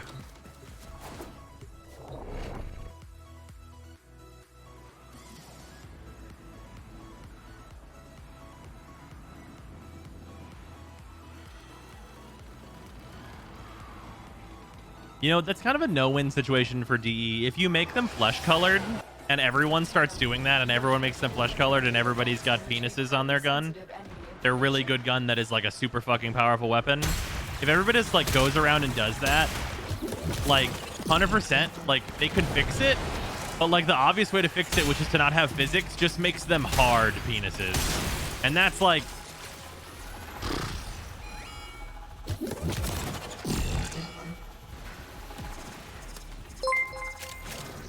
Just thank you for the 100 bits. Just get rid of them. Those are not udders. Udders hang straight down. Those do not. They dangle at an angle. They are pinnacy. I stopped paying attention. What the fuck are we talking about? Oh, he died. I tried to do a finisher, but it didn't work. We're talking about how the Tsar has udders / perhaps multiple penises on it. They dangle at an angle. The angle of the dangle, if you would. The same. I zoned out and then I heard talk of penises. Why is it that everyone zones in whenever somebody says penis? Is that a thing? I should say that every like couple of hours, huh? People will wake up from a slumber and be like, what the fuck is happening? Okay, this is rude. First of all, die. Goodbye.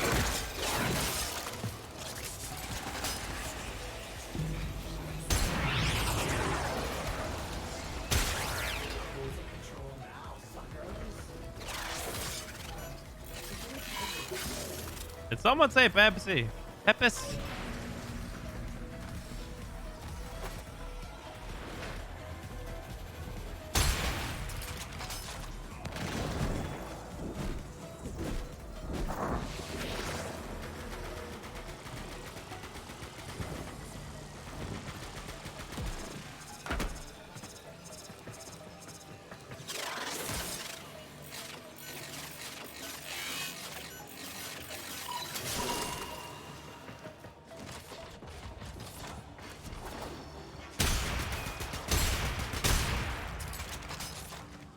So I'm just Ethan hunting those lasers. Fuck them lasers.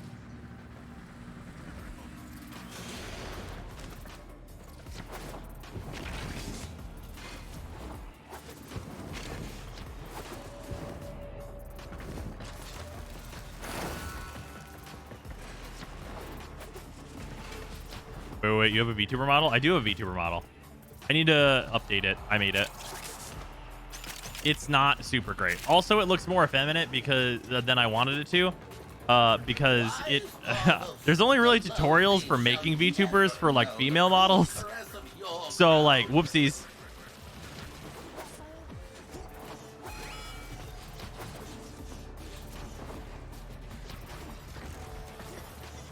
I have the Parazon Invis thing. Oh, I have it. I just don't use it.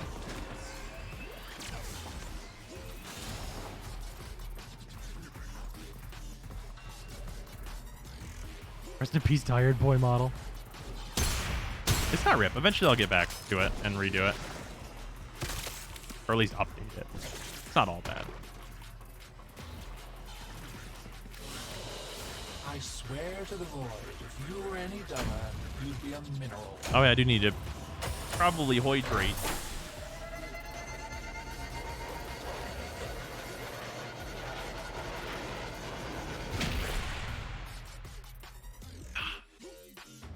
Delicious water.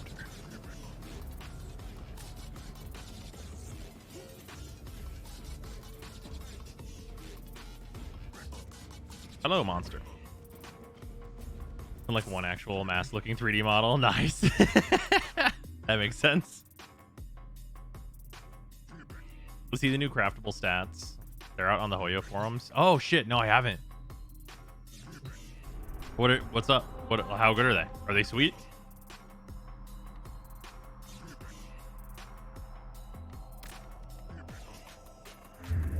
They look super sweet? Hell yeah. I've been like saving a bunch of blueprints and stuff. Are they going to use the same blueprints or do they need new ones? Claymore's nutty? I need a nutty Claymore. The other two I've done are very femme looking on male avatars. Yeah, that seems about right.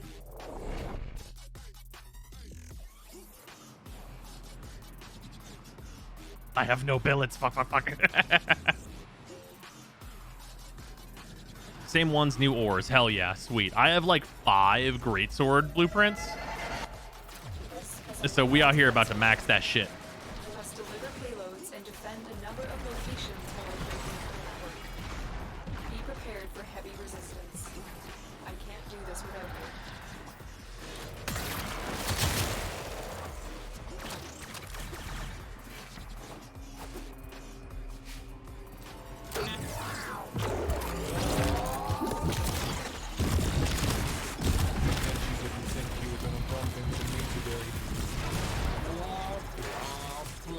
That's my gun.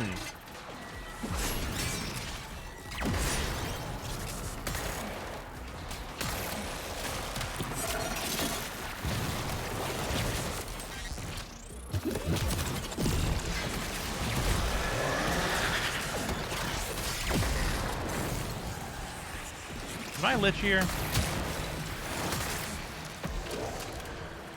Oh. Hi. Excuse me. Hope it's not the first one either. That is number 3. Noted. She deserves promotion.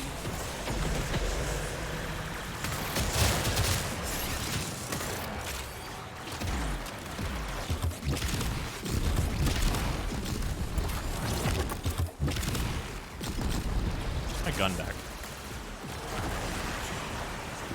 Gonna be rolling for Ayaka? Well, I'll be rolling on Ayaka's banner, but not for her.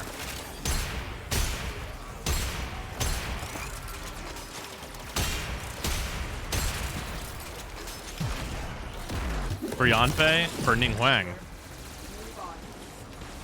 But also for Yanfei, yes. If I get Yanfei, I'll be pretty happy about it. What's wrong with Ayaka? I haven't kept up? Probably nothing. I just don't give a shit. Obviously, like, we're going to be getting story that's going to involve her with this update, though. So I might be like, she's fucking cool, though. And then, yeah.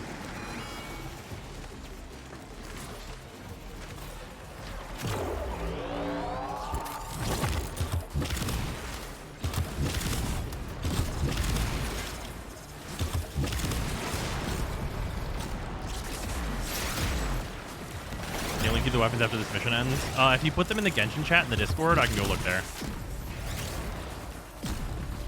Yoimiya then? Yeah. I want to get Yoimiya. Yoimiya and Seiyu coming on the same banner. Fuck yeah.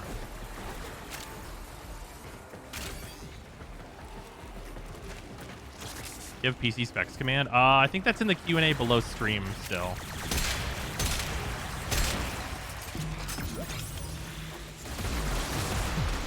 Yo might be my next bad idea. Nice.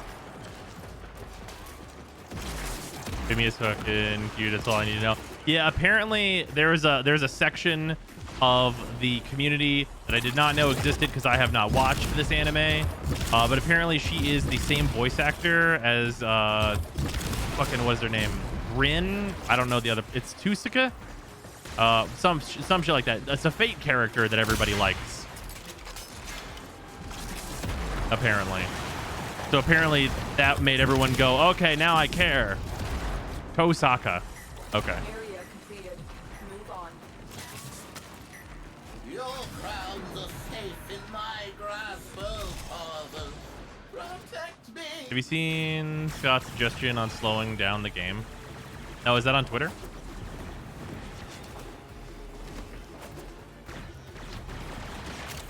Because I hope this Lich shit is not the slowing down the game intent, because it blows ass.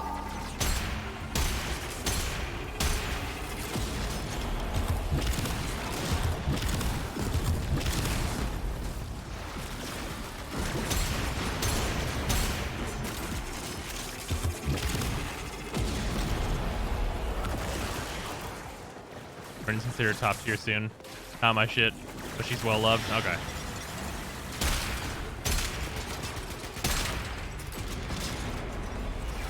I just think she looks cool. She's like a fun firework character, and I could use like a fire bow. That sounds nice. So it'll depend on like what her skills like actually end up being, how much I will actually probably use her. But her and Ganyu together might be gross. It speeds the game up. Going slow feels like crap. I mean, I think it's at a good speed where it is right now. I don't think it needs to be faster, but I think slowing it down would be a mistake.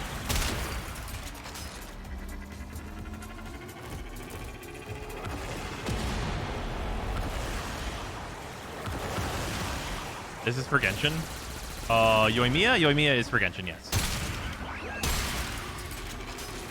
Yoimiya's skills have been known for a while now. I mean number, though. The actual numbers. Numbers aren't final until it releases.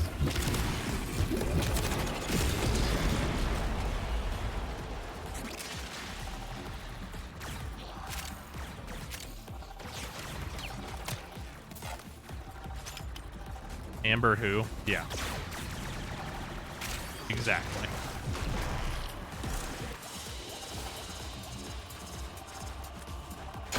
More enemies on screen? I don't think more enemies on screen makes the game faster. That Scott comment needs context. What exactly do you mean? I'm looking. Ganyu levels of power, maybe. That'd be hilarious. All right, I'm looking at Scott's Twitter. Gonna go look at it. Here we go.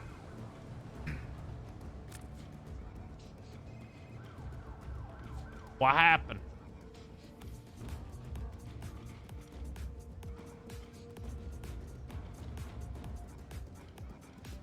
Okay, this is gonna be tweets and replies, I see.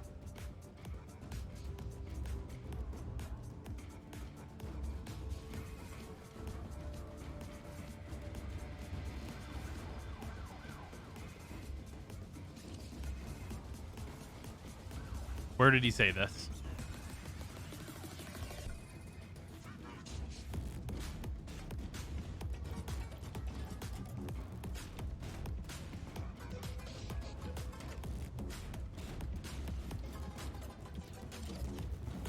Oh. Hey, apparently my Twitter account has existed for 9 years as of today. Interesting.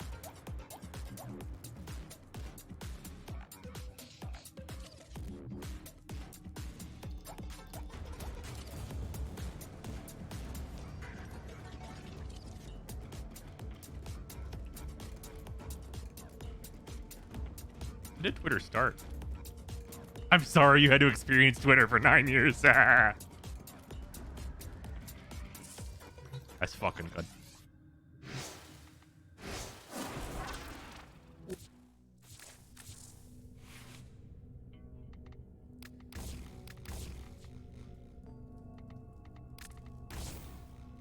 All right, 50-50. Let's see if we can win it.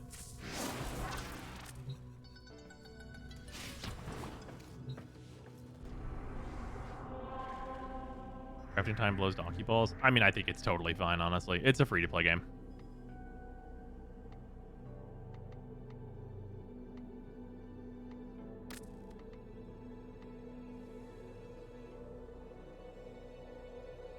Also, let me look at these. Let me look at these Genshin weapons.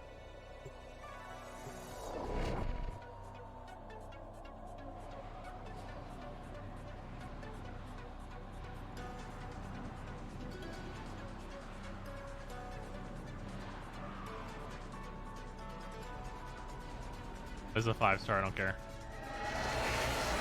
But these aren't craftable 5 stars, are they? There is a prisoner here that is vital to our operations. Search for the holding location. Okay, no, it's not. Okay. There's a sword, it's attack with base attack.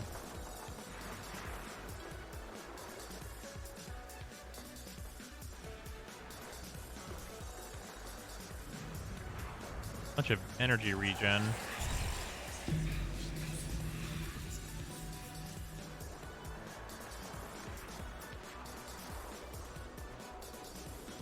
We can't leave without rescuing the prisoner. Keep searching.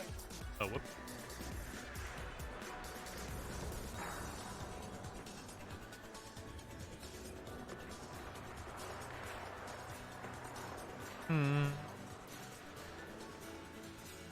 Catalyst seems okay.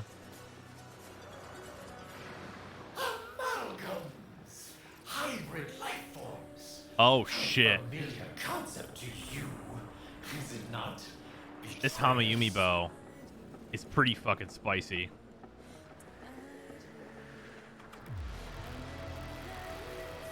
This isn't a refined 5, is it? Is this its initial refine? Is it 12% by default?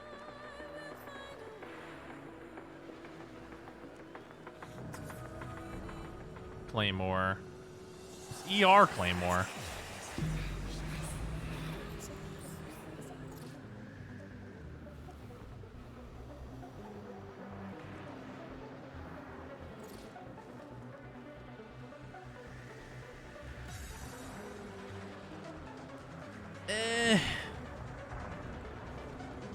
This Claymore does not seem super spicy. I don't know why we said it was super spicy.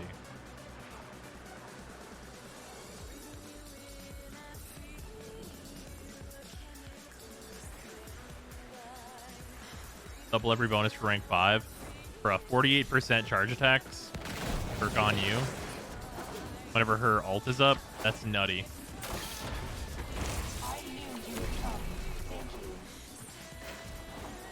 Yeah, I mean, yeah, you know what? I guess if you're using Beidou as just like an electro buff for her ult, then I guess there's that. Don't suppose you have an extra gun? Because that'll work with her ult to regenerate a bunch of energy, right?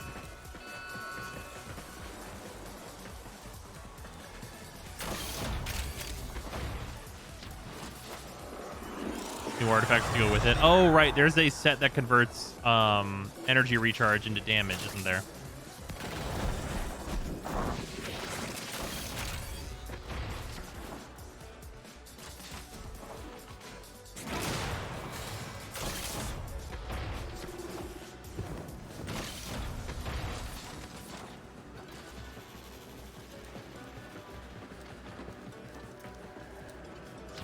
Which fucking door do you want me to use?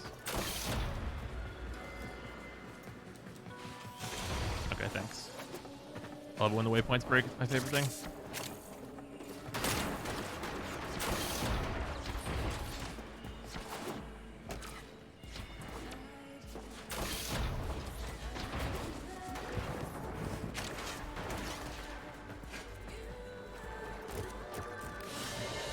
Whatever. Just give me your money. You earned a damage Mona like. Yeah, actually, I was thinking about farming up my Mona, but I literally didn't because I knew that set was probably going to be the absolute most meta shit in the world for her. Noblesse is dead. I super disagree.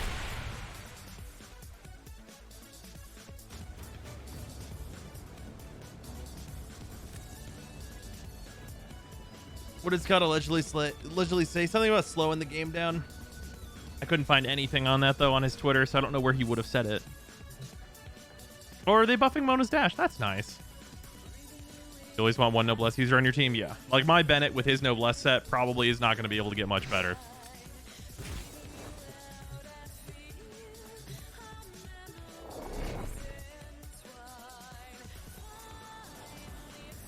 Possible to reach 300% ER with Mona with the new set? Probably? I'm going to say definitely probably. He actually said that, then he's dumb. Yeah, I mean, let's not think about the hypotheticals of like what if somebody maybe said something.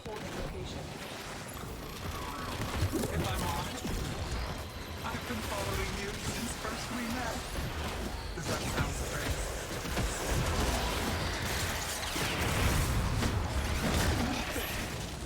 Nothing stays dead around Mr.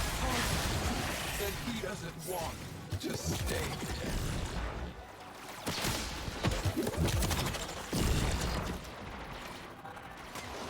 Find the captive as soon as you can. We don't have much time. New set does the same buff as Noblesse was my point. Oh, is it 4-piece? A 20% attack buff?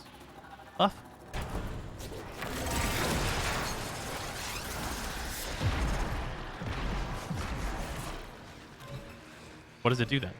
That's not the same thing as Noblesse then.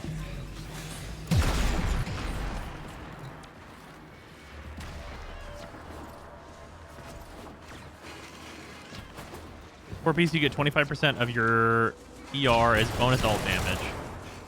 Okay. Only for you or for everyone?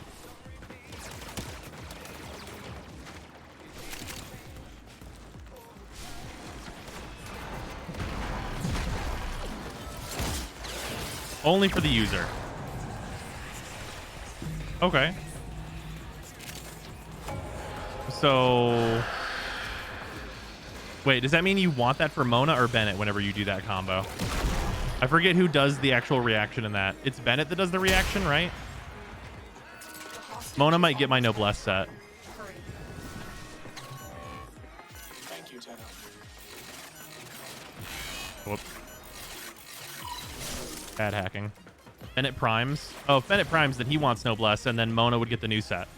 Okay. All right, all right. I was always forget. I don't use that combo because I haven't like invested into Mona yet. Always forget. Okay, yeah. Yeah, so then my Bennett would keep his Noblesse set as stands, and then Mona would do her big ult, go boom boom. That sounds great. That sounds hilarious, actually, is what it sounds.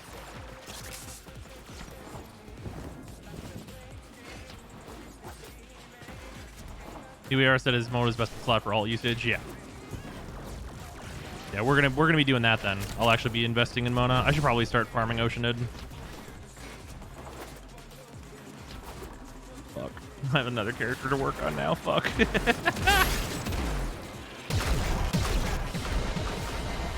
Jingchi, Mona, Beidou, Electro main character. I hope Electro main character is badass. I hate Oceanid so much. Oh, Oceanid is jokes for me, but I have gone you, so.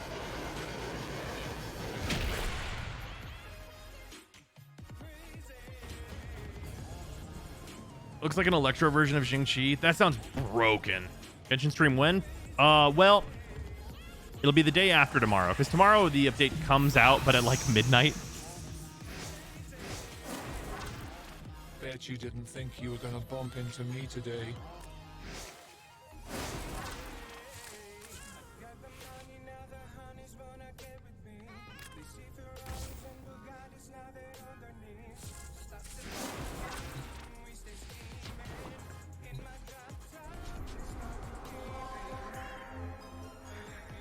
Claim this system in the name of me. You're talking about kick guns recently. Is Gaze plus left tap plus Splat basically the poor man's Kuba new core 10 at Cycron? Splat love tap Gaze. I think mine has a different loader, but I think it's the faster reload version of Splat. Well, we'll do a double check. I think that's another weapon I need more Forma on now. Wished better things for us, but you have broken my faith in me. And now, things must come to their end. Let me come get you, lady. Lady, aren't you dead yet? Sit down.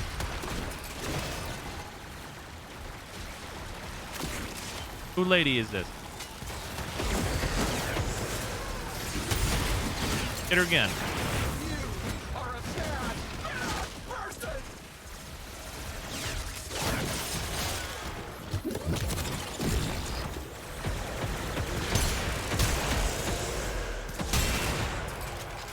Oh, your heck slaps. That's without its bonus, too. I might put Deadhead on this and see how I feel.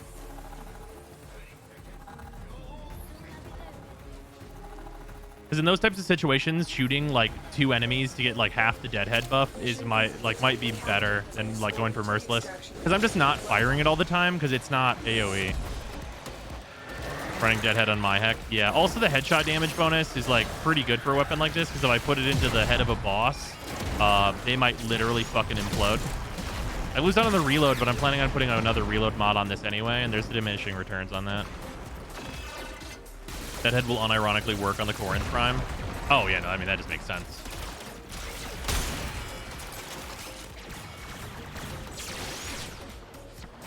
No bonus from artifacts weapons. The new set gives 20% ER and 30% burst damage. That sounds nice.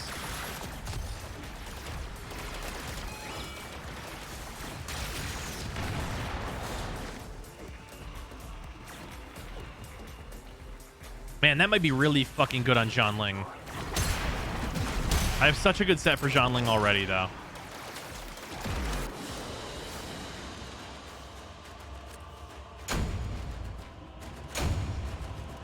Bloom for easy headshots and galvanized scope Kuba Ogress.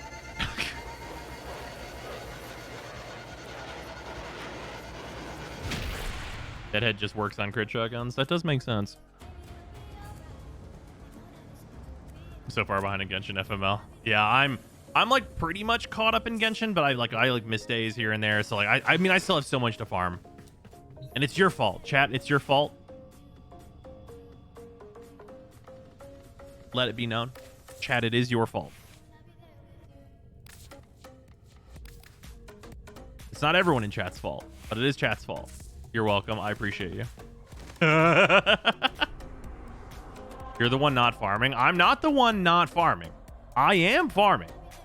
But you guys come into chat, and then you're like, hey, I need you to have Zhao build him. And I'm like, okay. And that's on the anyone who's like, here you go.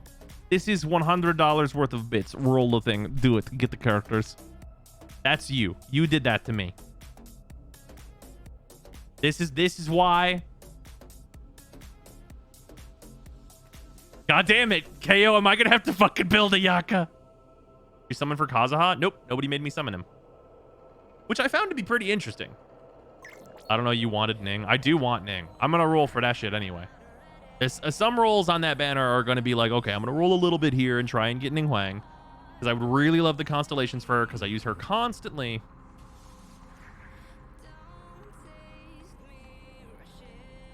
Waiting for Just to spam some bits at your face. Now, Just does not play Genshin.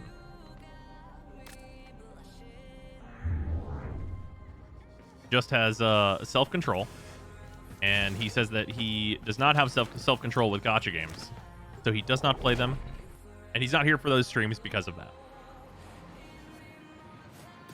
We found out why he has so much money. It is usually JC. JC is usually like, you there. Farm the shit for this character.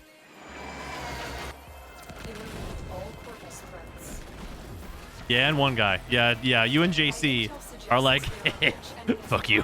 Farm that shit. Which for Eula worked out pretty well. I've got Eula pretty well built right now. Although I feel like I'm doing something wrong with Eula like all the time. Like she has like the most insane stats that like I could realistically get her without a 5-star Claymore. And like it just does not slap ass.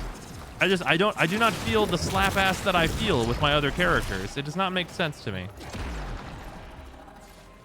Night Dask. What's your ratio? I've got like 60% crit and like 190 something percent crit damage. Yeah, with Serpent Spine up. And like I'm on full Pale Flame. So it's her optimal set. Total attack, I think it's like 2200. I think that's right. Any constellations? No. For 5 stars, yeah, constellations very rare for me. I have a C2 Zhongli, but that's just because hilarious amounts of luck. To be fair, your other characters are Klee, Venti, and Zhongli, so I don't think anything's gonna slap that hard. Don't forget Ganyu. Oh yeah, Zhongli got some upgrades. Zhongli has further ass to slap now. He is very good right now. Talent levels, I think it's 978. I think it's 978.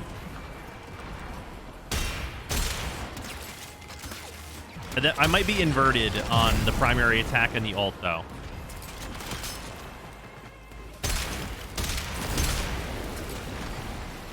Bell Wright should be slapping 10k plus autos.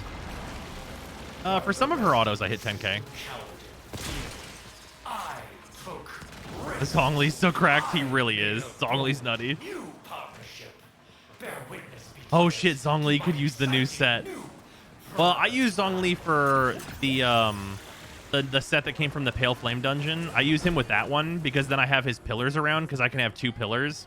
So that buff is always maxed out. So I use him that way though. And his ult slaps enough ass.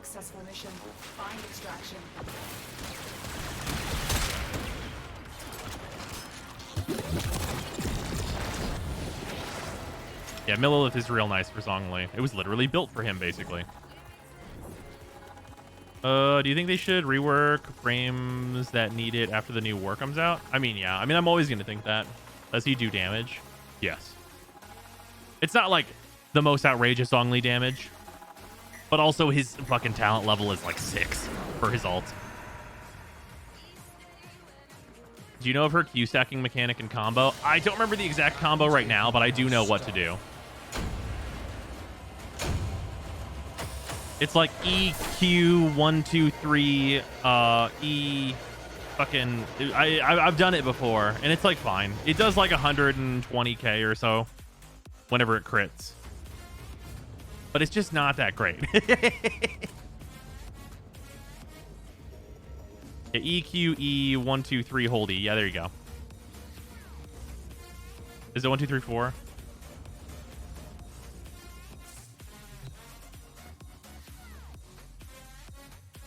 Really want to see the difference in Urali's play rate between start of update and now. Yeah, that's fair.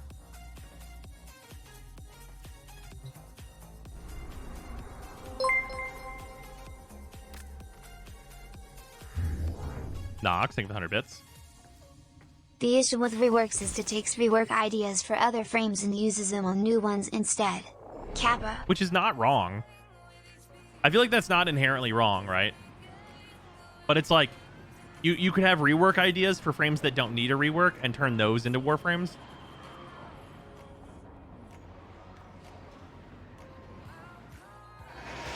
As opposed to the rework ideas for frames that could desperately use it. Like Valkyr. Really want Aqua Blades to become good because it'll work really well with Sevagoth. I mean, it'll work really well with a number of Warframes, I think, if it was a good ability. Bro, what? That enemy just did not take any damage. I'm so confused. Yeah, Atlas. Yeah, you're not wrong about that one.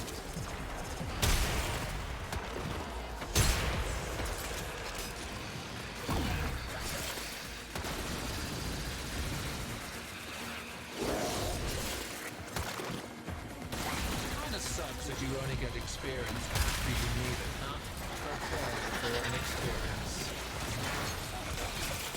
Hey, fuck you. Give me my shotgun back. I'm trying to test that shit.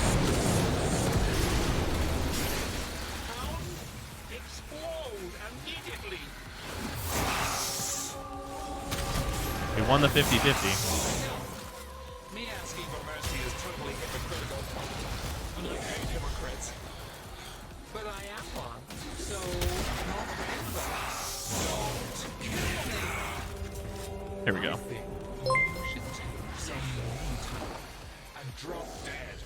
Just think 100 bits. I just realized I have a question. When you helmet an ability onto Sevagoth, does it get pasted onto his shadow, too? I do not believe so.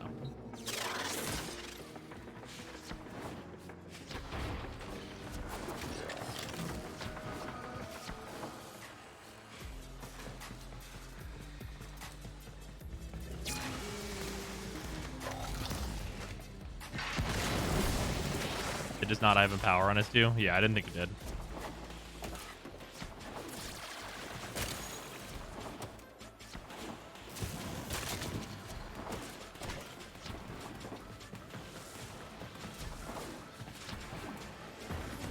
Wishes aren't fishes, and if my progenitor had wheels, well, she'd have been a wagon. I don't like having to do this, but you're just bad. Bad, right to the bone!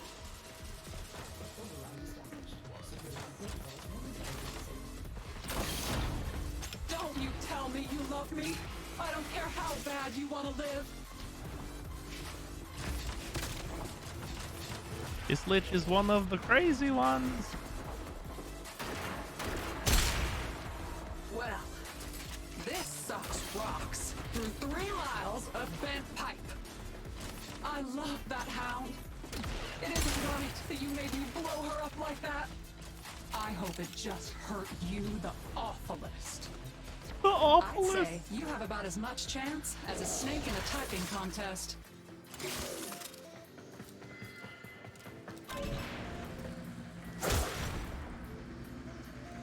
Oh, it's this one.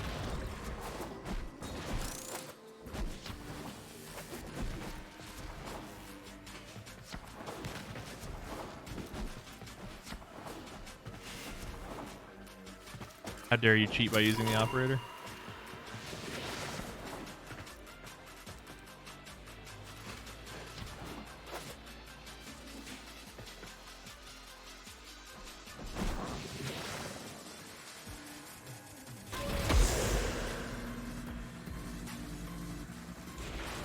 The real cheat is Wukong. I mean, that's true.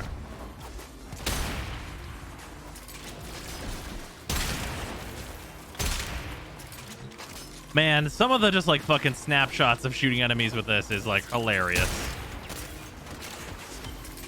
But just like full on just splatting on the wall. That's always the big advantage to weapons like this. You have the advantage of it just being fucking hilarious.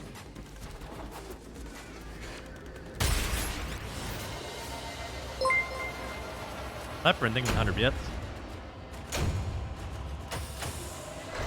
Is Gloom good on The Tortilla? Midwestern dialect of the Corpus Liches still confuses me thematically. Gloom on Tortilla, I wouldn't do it, but it's fine. Oh yeah, you got another copy of Ool. Very nice. What's the secondary fire? You fire all 4 barrels at once. Okay, yeah, the Tsar fucks. You're damn right it does. Yeah, I definitely prefer Larva on Tortilla. It's definitely not wrong, though. Like, Gloom is like a fine choice.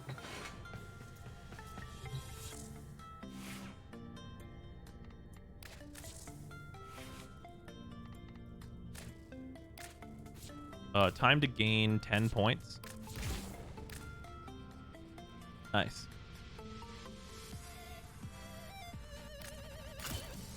Wait, wrong one. There we go. Am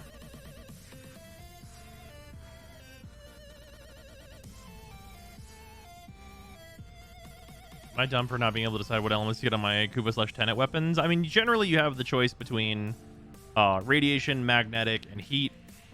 And then there's some niche cases where you want to go Toxin, specifically just the Tenet Envoy. Ooh, galvanized mods? Yeah.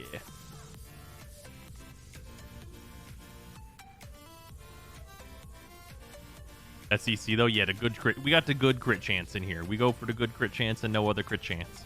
This is the goodest crit chance that there is. Why Toxin on the Envoy?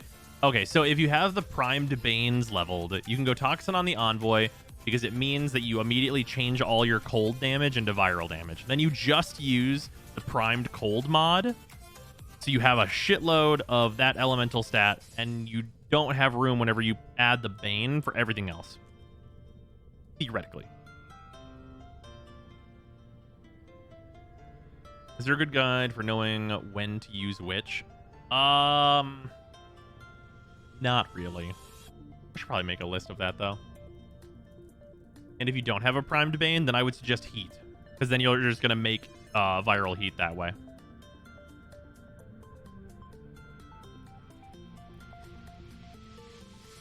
You'll be weighted more into heat if you go heat. If you if you're future proofing though, going Toxin's not that bad.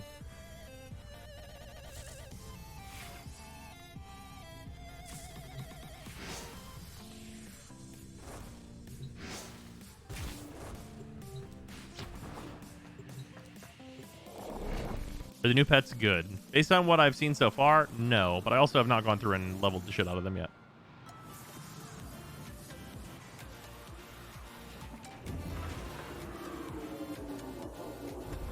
Hey Rose, can I catch a look at your Gara fashion whenever you can? Sure. Yeah, they're MOAs, but with 4 legs. Yeah. That does seem to be the consensus.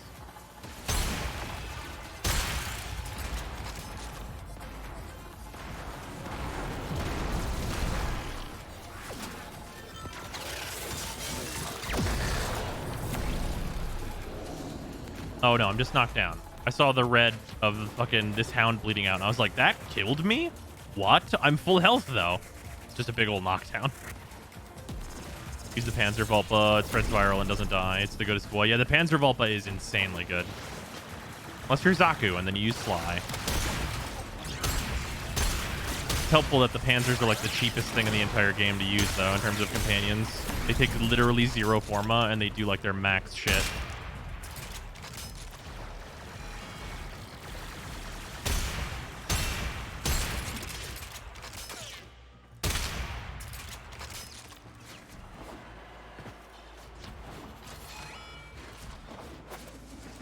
Yeah, cheapest and best.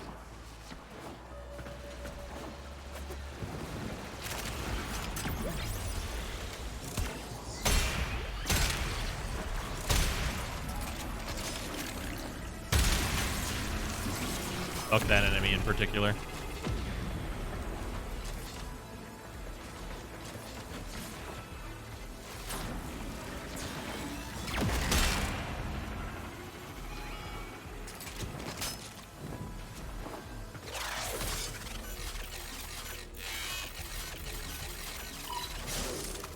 Vulpas are more like foxes.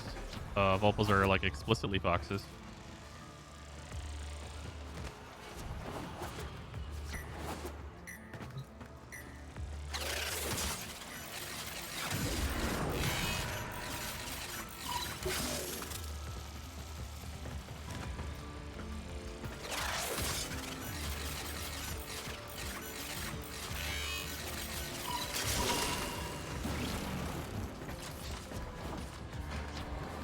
Use Kavat mods though. Yeah, foxes are just dogs running on cat hardware or cat software.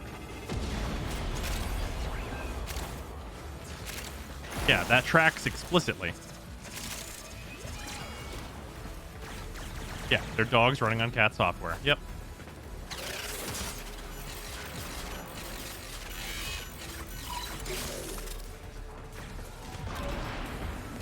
It is here. Contact Sister Blarius. Ask what she was done with the parts.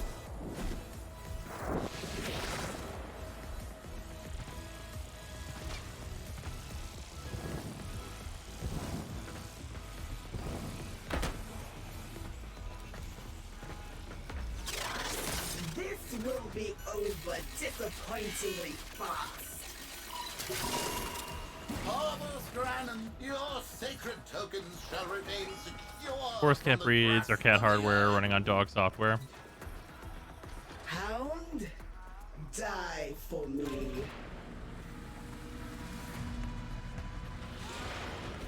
I hate you dodged the lasers so damn well I always strip them. Fair.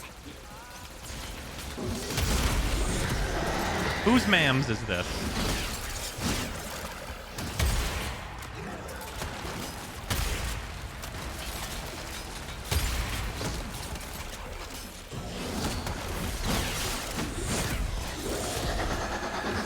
There you go, Bree.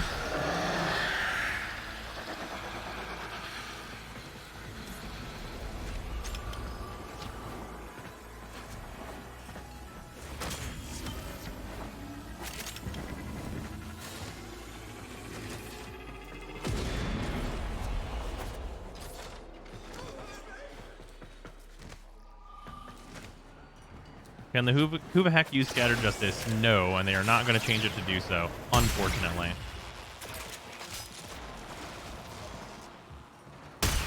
Anyway.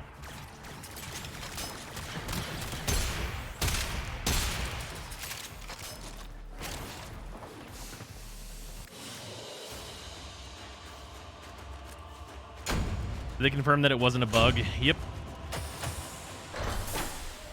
It still slaps. I mean, I guess. It is going to be a perfectly okay weapon. They give a reason why they aren't changing it to work. Their napkin math says that it's still better than the Vacor Heck.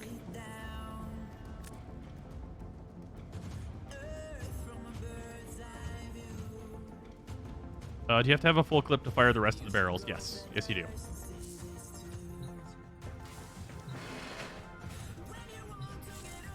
The napkin math. Mm-hmm. Yep.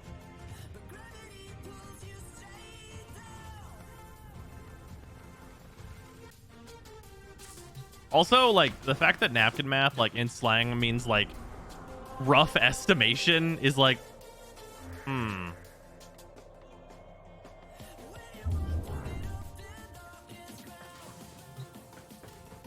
Wait, they said the regular heck? I thought it was they said the Vacor. Jesus Christ.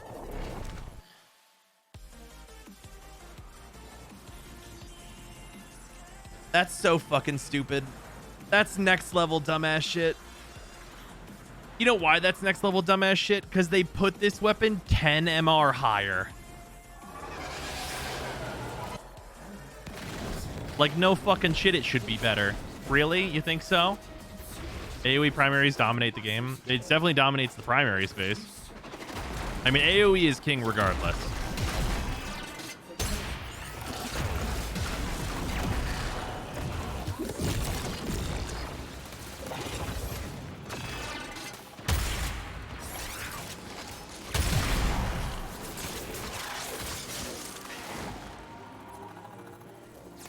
Ureli's just the result of a napkin getting wet. Fuck.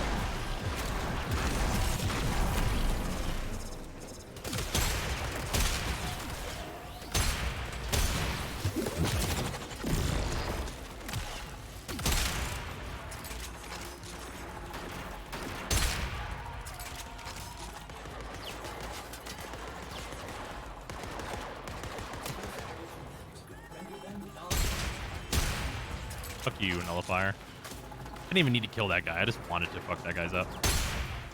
Excuse me.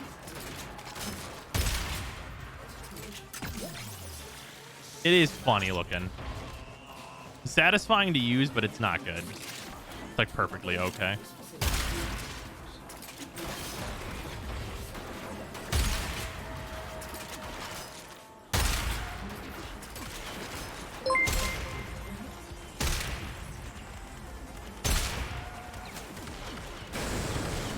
Go ahead, Rose. Go ahead and ask the question we both know you want to ask today about that decision. Do it. Ask D, why? Oh yeah. Why, DE? Why would you do it that way? Fuck you is the reason. The reason is fuck you.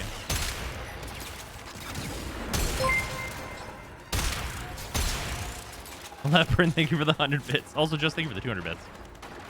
Because he fuck you that SWHY. Would you do a video going over the top 5 guns again that you have access to the Hey galvanized Bruce, mods? just off the top of your head, what's all that you're early Mr. / time gated by? Like, how far in would someone be before they'd realistically stumble upon your Ellie?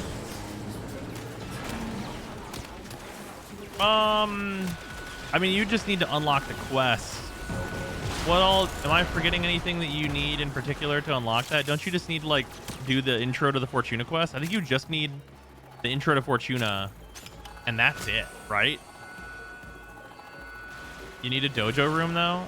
I mean, you have to build the dojo room to get the rest of her parts. And for the K drive, you get all you need for the K drive after that intro quest.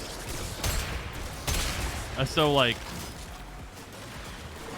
she's kind of in the same position as Gara outside of the dojo room, and like most dojos you're gonna join are like gonna probably have the room. Explain why Event Kids dojo room? No, not really.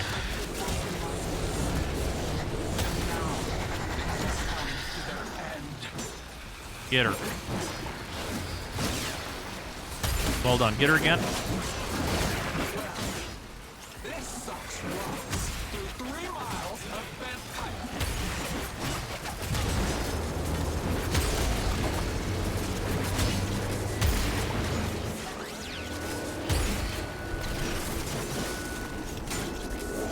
Get her?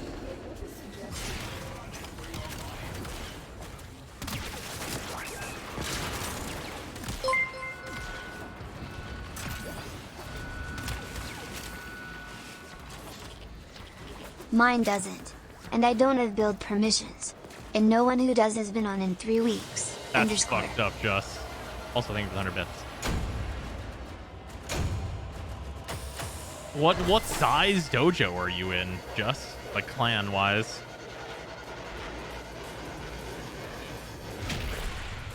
Warframes are good for Steel Path. It's actually a pretty long list. Off the top of my head, like Zephyr, Gara, Wisp, Wukong, that's a lot. Moon, 7 dudes. Fuck. Yeah, that sounds like new clan technology.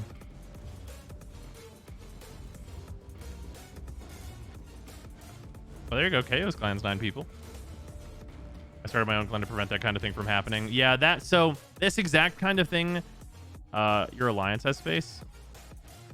I think so, yeah. God, I haven't looked at the alliance in a long time. I wonder if all the other clans attached to my alliance are dead. They fucking might be. How do you even look at an alliance? I fucking don't know. Yeah, there's definitely room in the alliance. Isn't this like allowed to be like 1,000 fucking players?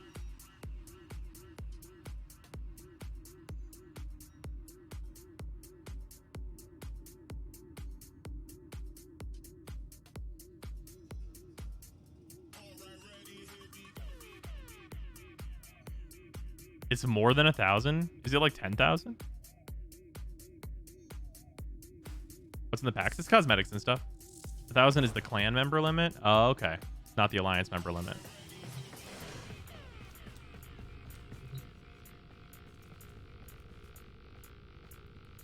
Yeah, this alliance was like originally conceived as a way for all of our disparate small clans to collaborate.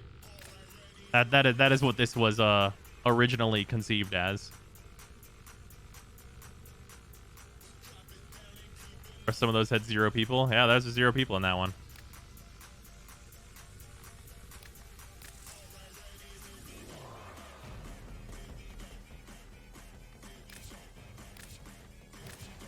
A summary unaffiliated, no clan.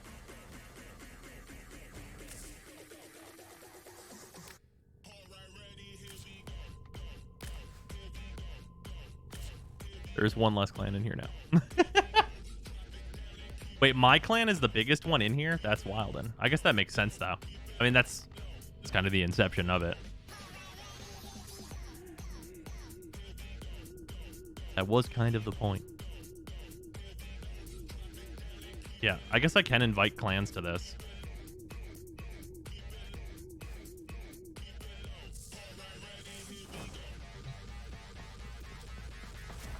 Yeah, I'll probably set up a thing. I'll probably put it in the content council and pin it there so it's not just pinned in general, because that could get kind of spammy. So anyone who's subbed and stuff, if you're just like in like a small clan and like you just want to like be part of like the larger alliance, I'll probably put a thing in there where you can just like DM me and I'll like add clans and stuff and do things. I'll pin it in there. That'll be a thing. We can do that.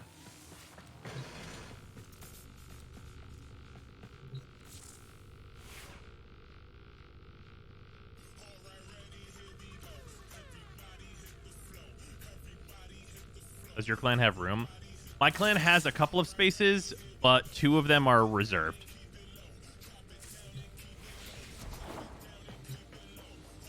Because whenever I do free-to-play throughs and stuff, I need at least 1 reserved spot for whatever that account happens to be. Just so I'm not, like, filling other people's clans permanently with a dead account whenever that run is done. Shut up and take my money. Zetter, thank you for the resub. Much appreciated. Is one of them for Moxie? Moxie's in the clan. It's my birthday and I'll sub if I want to. Let me do a check.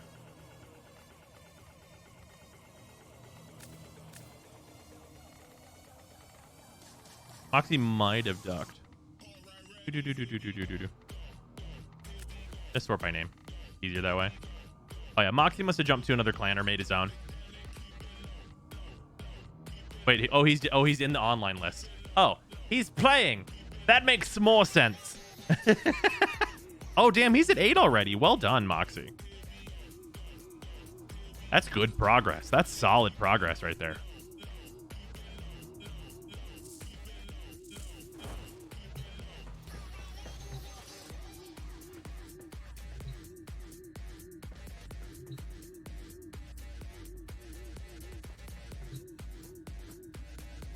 Actually playing the video game. It's true. Time to teach him about the helmet. There we go. Foxy got really addicted. I'm glad. Well, that's great. I'm very happy with that.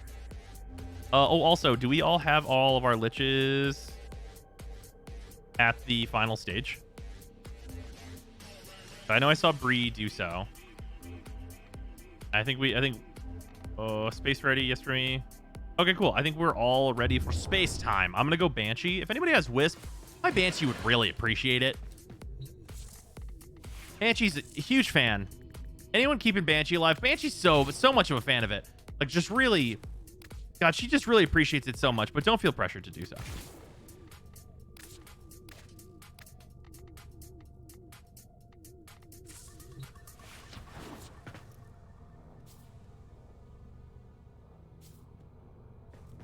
%333% Wisp. Hell yeah. Banshee has a purpose? Yeah, she's for killing liches for now, until they change it. Maybe this can be Banshee's purpose. Also, isn't this ephemera nice on Banshee? I didn't like it at first, but then I changed the shoulders and it kind of grew on me. It looks really nice on the legs, too. What's the Banshee hype with her? She can use Gloom now, so she's capable of living. And then also she's good at killing the liches and sisters. So, yeah, support your local Banshee. Wisp and Banshee are a lesbian couple, and you can't tell me they're not.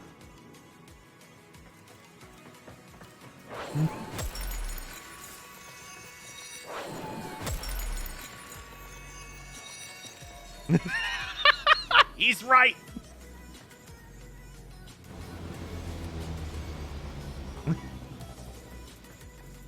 Wisp with Gloom, though. I mean, well, you can, but you don't usually build range.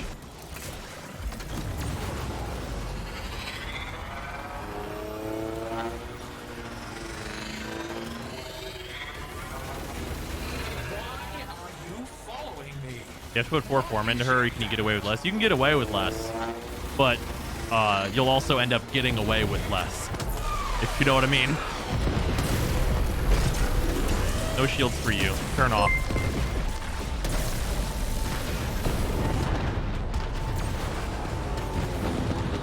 Dude, Wisp and everyone is a lesbians couple. No one doesn't like moats on them. You know, that's really true.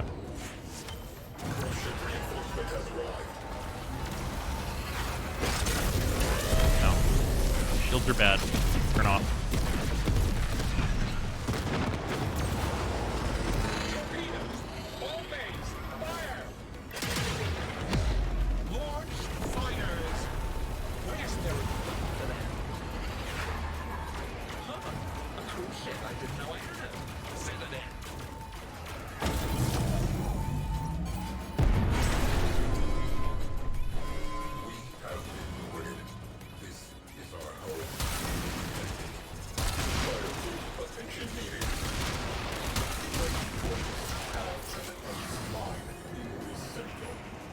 Return to stations. We can clean up later.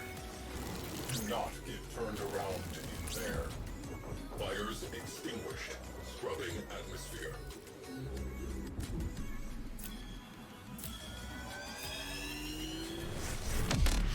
Hi.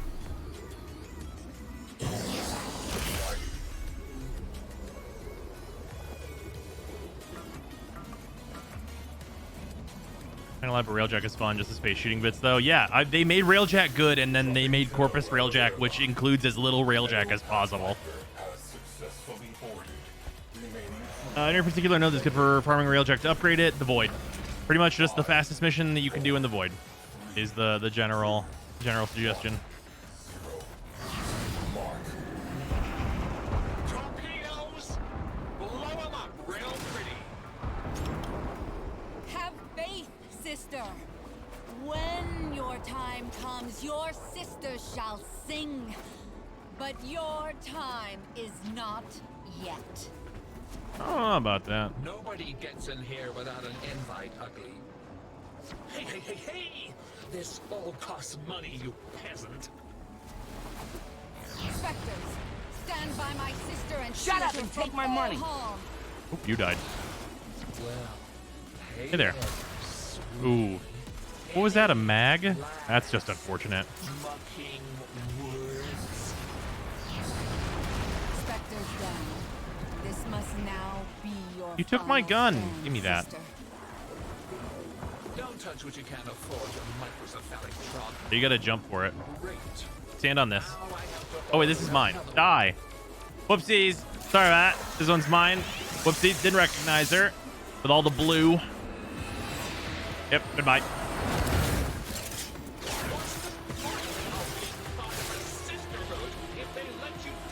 I like inadvertently gave myself instructions.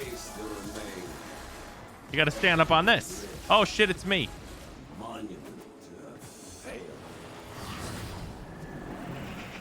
What? You can't be here. How can you be here? Oh, this is all going wrong. Sister, your desire has been rewarded with protection from Brother Parvos.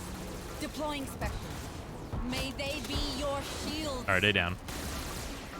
Why do you have to make me choose between you and Mr. Parvos? You know that's no choice I can make. Your guards have fallen. If you too must fall, exist a grievous price. You're not my friend! You're fake tempting, as fake as all my sisters!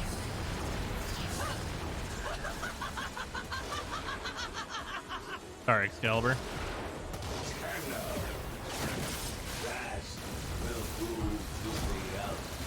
Anyway.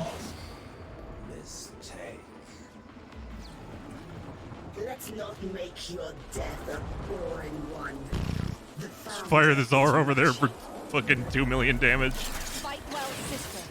Parvos sends you guardian specters. Turn the strength of the Tenno back against them. There is much of worth in you. I shall crack you open and scrape it out. Specters destroyed. She has only herself now. Harder, idiot! Do it! Coward! Very well. You have my attention. So be it. This is how you repay me for showing you Mr. Parvos' life? You better start showing some gratitude, or I don't think we can be friends. Authorizing protective specter deployment. I shall not lose another of my sisters. It just breaks my heart to have to do this. You stand undefended, sister. Show them The dialogue's how catching up with us killing them. hard we can fight. Bro's just running the Sisters of Parvos killing build. Yeah, pretty much. I'm not using the Sea-Doo, but I don't need to. Be quiet now. Oh, fuck you, you fucking mucker! We found the exit. It's over here.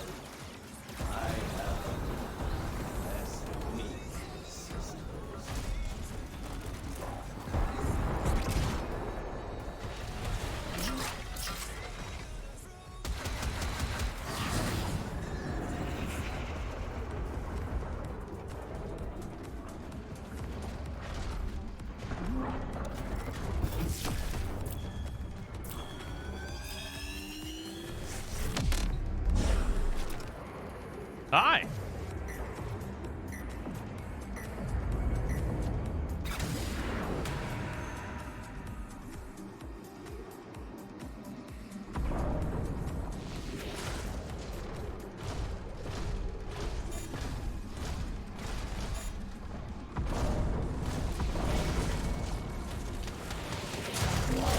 Mechanize me, Captain.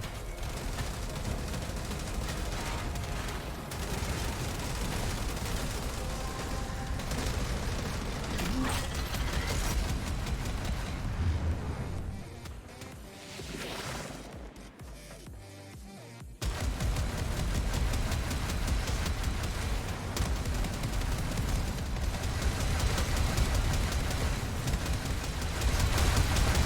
333% Wisp, but also with Roar. Nice.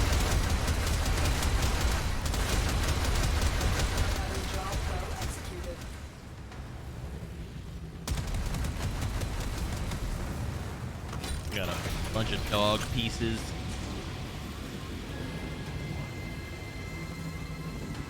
Oh yeah, we also got a Requiem Ultimatum. Nice. Very convenient.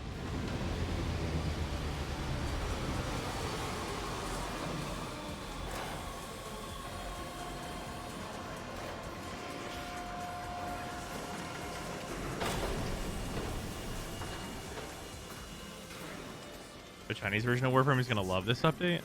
Wait, why?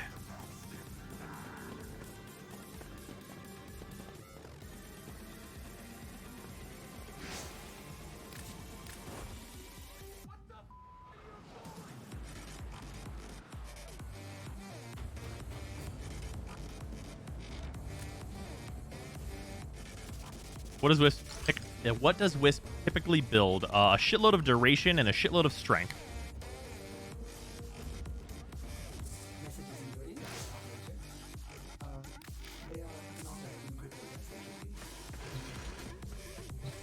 Oh, Chinese servers were dead. I think it's just the Chinese console servers.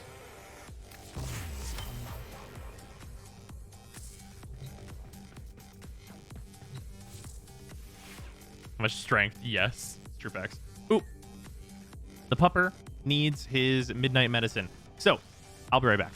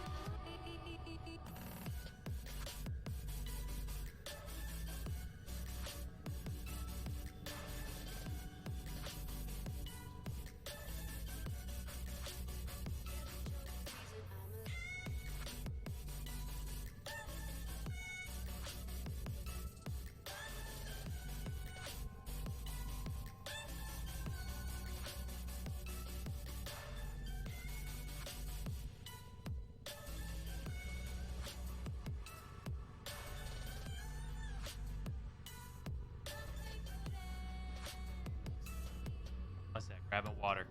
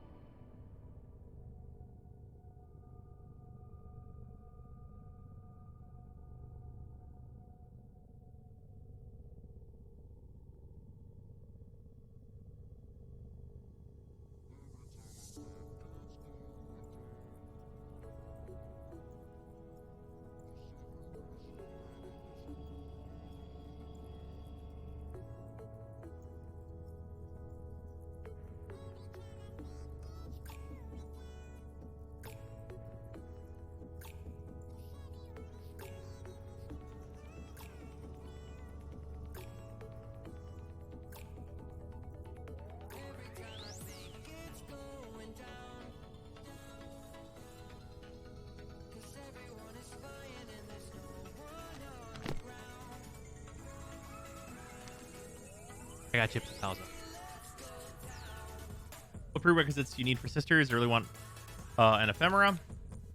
You need to get all the way up to the Sevagoth quest, and then I think the Sevagoth quest. Okay, you need to get all the way up through War Within. I don't think you need to do sacrifice.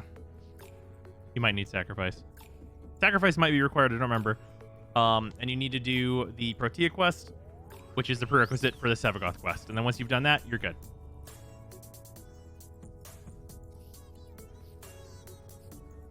Also got chips and salsa. Need to know what element the ephemera is as well. That'll have to be on the progenitor page or on the Sisters of Parvos page, because I don't remember that shit. But the Liches, it was easy. Now they're all named fucking weird.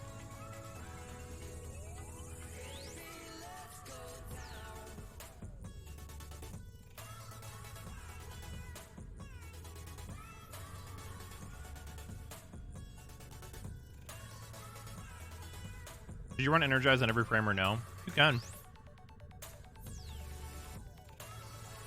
I got myself stuck in a sanctuary portal. Oh, I've had that happen before. Are you just out of world falling?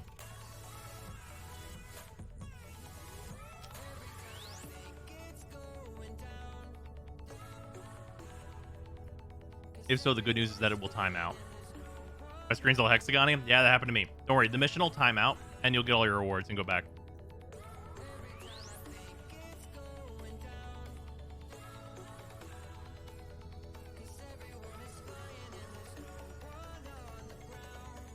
Yeah, that exact same thing happened to me.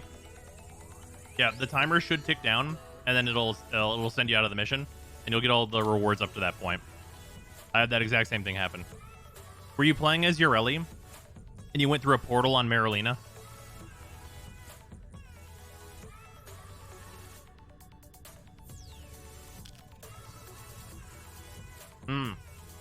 Sevagoth as your shadow? Yep.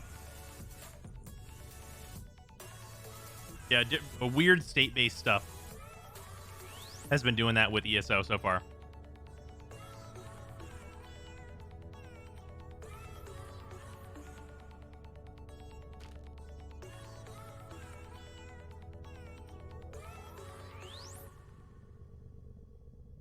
God, I fucking love salsa. Due to Warframe, any pointers? I would generally recommend that you go get Rhino from Venus. It's from the boss of Venus, and then you should be able to build Rhino by the time you get to Phobos. Otherwise, just do your junctions, and doing your junctions is going to take you on a ride through a lot of different parts of Warframe. And if you need any help, just ask. Is Mirage good? Yes and no.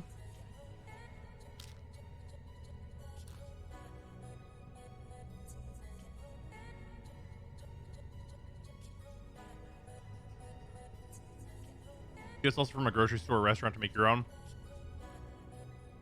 We get it from a grocery store, but it's not like shitty Tostitos salsa.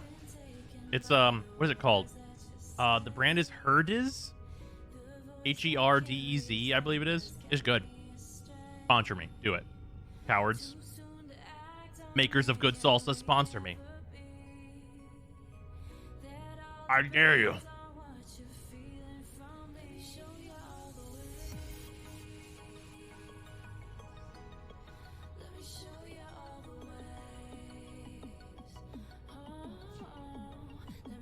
Later, Overbing. So much has changed since I stopped playing. Yeah. Especially recently, so much has changed. Okay, so we're just gonna roll Octavia again. And then I need the Spirix, and that's the last Lich weapon I need. Later, Bree. Good hanging out. Box rifle? I have that one. I got my ephemera from that one.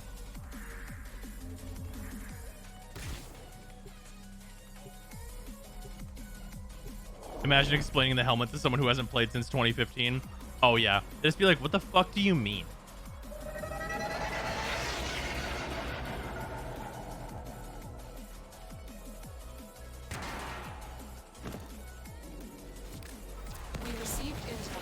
Literally big what the fuck do you mean energy. Any tips on an Octavia build? You can look at my build right over there. Should be updated. If it's not updated, refresh the stream. And then that's generally what I was just going for on Octavia.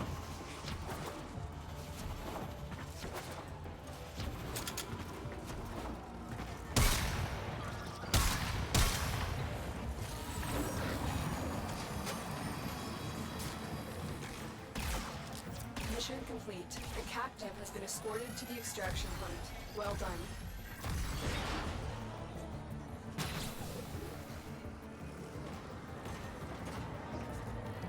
I'm good.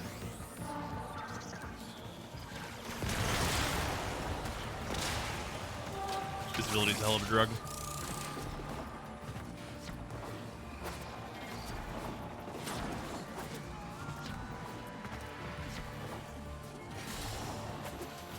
Oh no!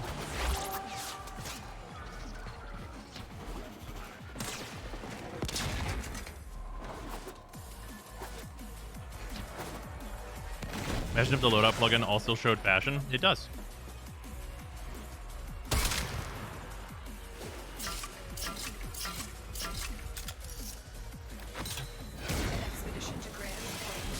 Nation bag, not a problem. Until gateway collapse. Hurry. Ready to absorb as soon as equipped. Spectre particles fell on our imminent. Thin the specters and save any prisoners you can.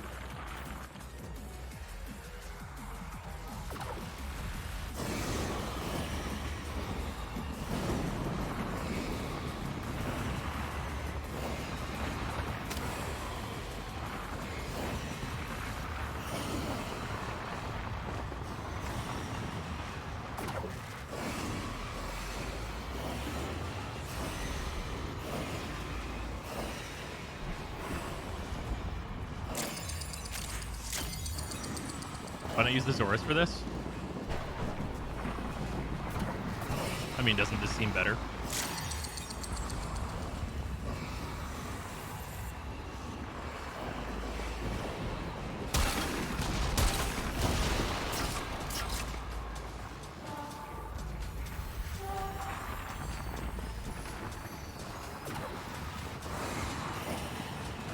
Not enough.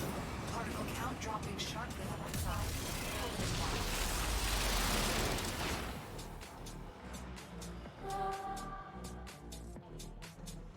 Octavia's super balanced. Don't let him tell you otherwise. Your crowns are safe in my grasp, oh Parvos. Protect me!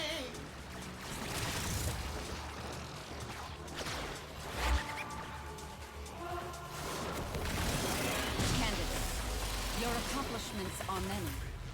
What the Now, fuck just happened? Prove yourself to our brother, Parvos Branagh.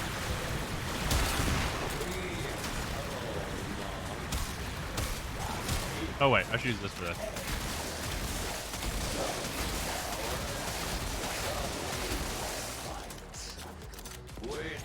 There we go.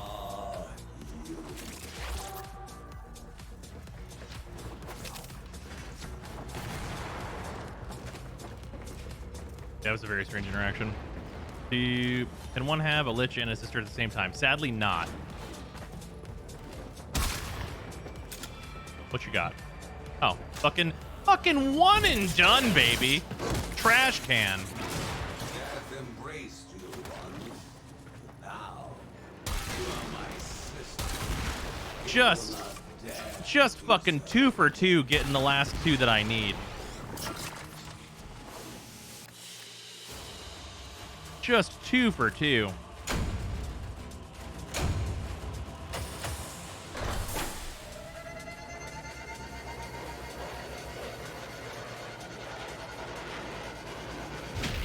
Streamer RNG is on tonight. You're damn right.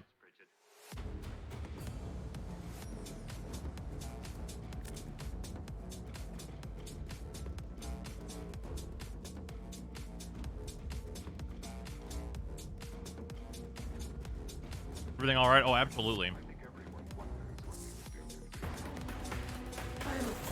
Just heard streaming. Oh, I just got the what is it? It's like the 1 in 8. I got the 1 in 8 twice in a row on getting the exact thing that I needed to get. It is here. Oh, I got the ephemera too. Hell yeah. And it's a 42%. Bruh. We did it. We did it. We literally did it. We're out here.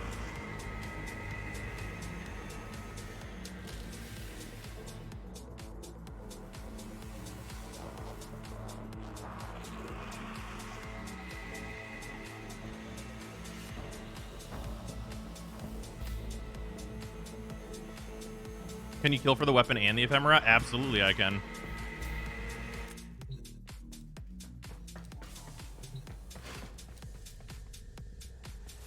This ephemera is unique in that it takes the accent color for the little pyramids. Oh, that's cool. I repeat, who did you pay off a DE? I need to know for reasons. Nice. Yeah, this is a cool ephemera. So now I have, of the kind of like variant ephemeras, I have 1 of each now. So that's nice.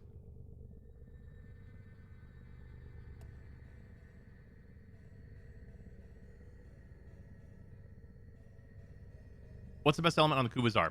It's either heat or radiation, and I'm not quite sure yet.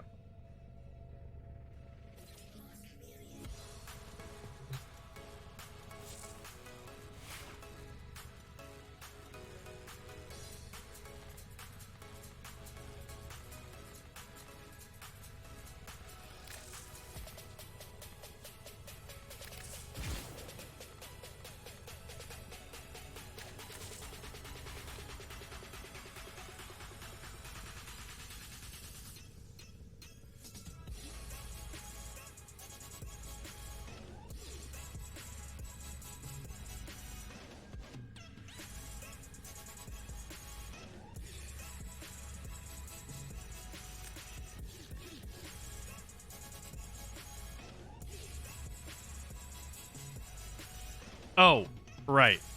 This is not a shotgun. I was looking for prime point blank. Here we go. Now, you might be wondering why I did that.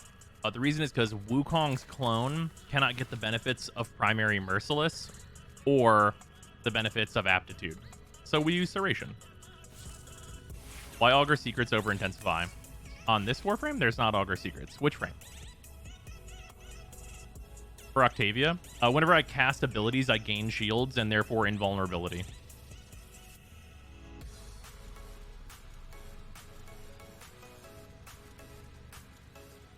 Also, don't I have Umbral Intensify on that build? I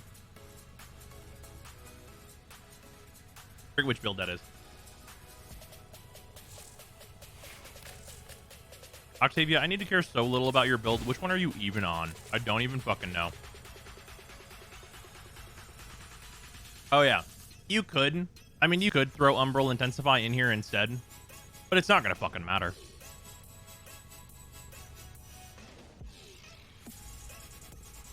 Yeah, it's not going to matter at all. Like, I mean, could I make this more than a one form of build? I mean, yeah.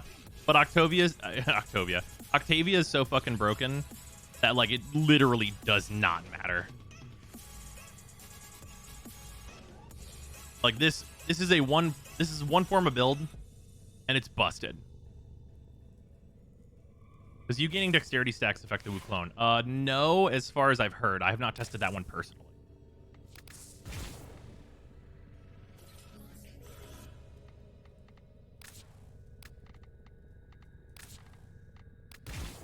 Now, you might not understand this one, but I think you'll understand soon. So I have a Lich, if anyone would like to do some, we might not finish this Lich, but if anyone would like to jump in here, I am going to close all of these and then just PM me, and I'll start inviting. What do you recommend I do after I finish all the main quests? So after finishing all the main quests, you got to kind of set a goal for yourself. An easy goal is complete the star chart, because then you're going to get access to arbitrations, galvanized mods, and then steel path, which is all of the primary and secondary arcanes and kind of just further progression. That's an easy goal to set for yourself. That's like just pretty general, like get more power, progress, right? Also, though, you can go pretty much in any direction. Do you want to do this open world because you want this frame, or you want these items, or you want this mech, or you want whatever? Go do that. You pretty much just like pick a direction and go in it. You want to collect all the Warframes, start doing that.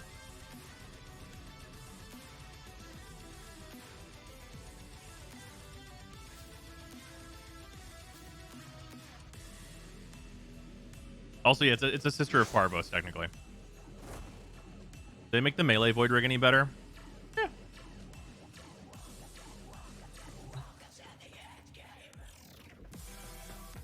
Does Lich have to be a sister? It does. Yep. Lich must be a sister of Parvos.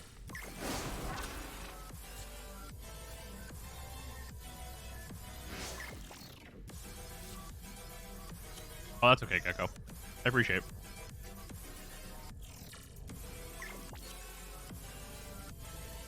But can I join without a Lich? I mean, if you just want to. If we have an open slot anyway, then sure. Does he have an Umbral Wukong? What other frames would you recommend putting all 3 Umbral mods on? Nidus is hilarious with that. You can do it with Rhino.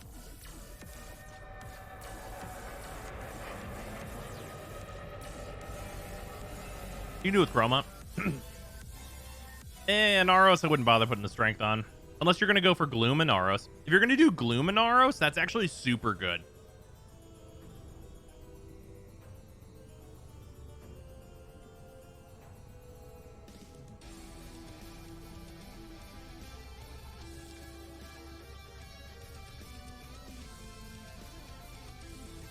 Sevagoth? Oh yeah, both halves of Sevagoth.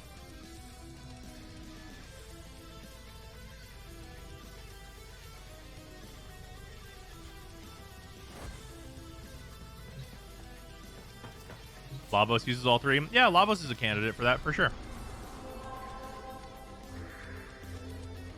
Run along, scavenger. There are no scraps for you here. We're going to roll a capture first to get some anger from these liches. Oh yeah, God. Neja can do all 3 Why as well. would you go and do a thing like Gloom and Arrows? I mean, just because you can. Also, just think with 100 bits.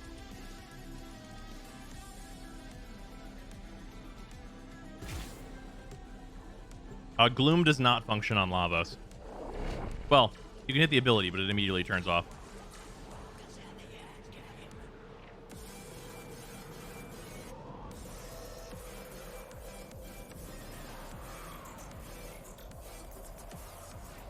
Personally, I think it'd be nice if Lavos could, like, put Gloom on and it just never ended and never costed any energy. Lavos deserves it.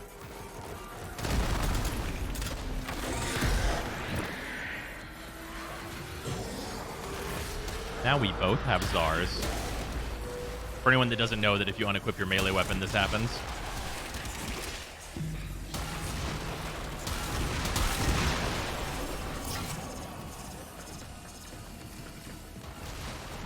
Yeah, Galleon Wukong. Well done.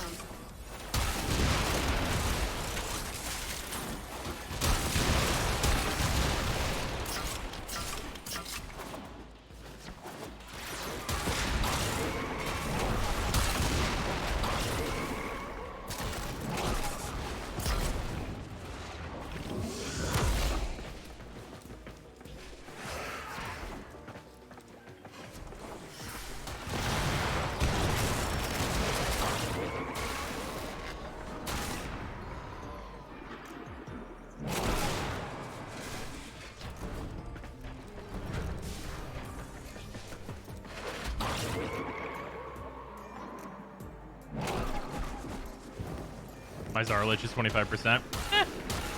The bonuses don't matter too much. Like, they help. They don't matter a lot.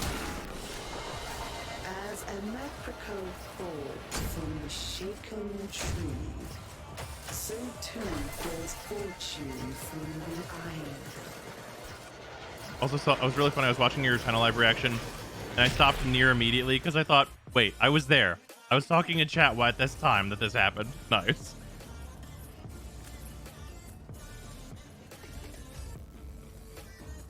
Remember last year, would you tell yourself you'd run without a melee on purpose just because? On Wukong, maybe? Because that was a thing prior to this update. But I would be pretty surprised that it would be a super good idea. Can you explain this game to someone who hasn't played it?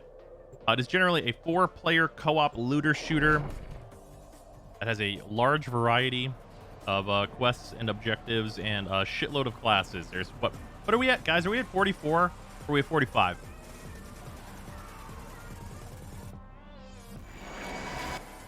$45? 47? That can't be right.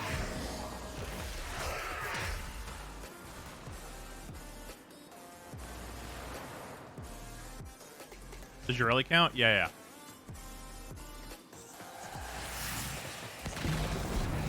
I'm gonna say 44 until they fix your LA shit.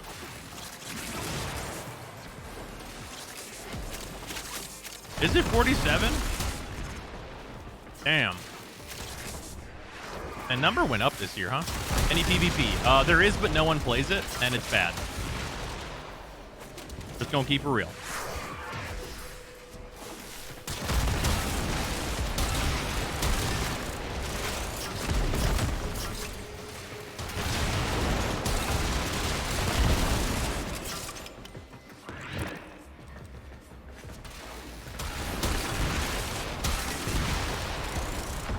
Also, you're seeing some like endgame bullshit, just so we're all clear.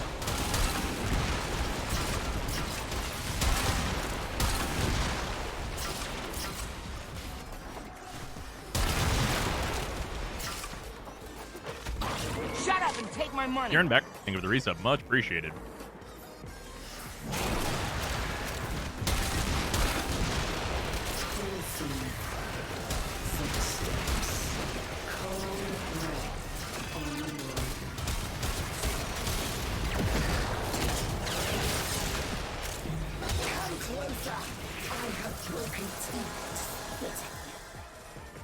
Do your final duty, hound.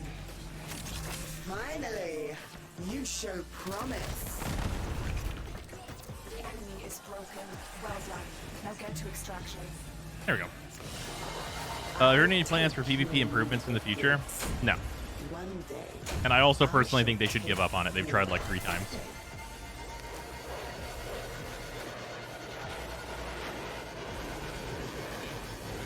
I reflexively recoil from seeing the Tsar used so aggressively. My last memories of that gun were 50-50 that every time I'd fire it, I'd die. That's fair.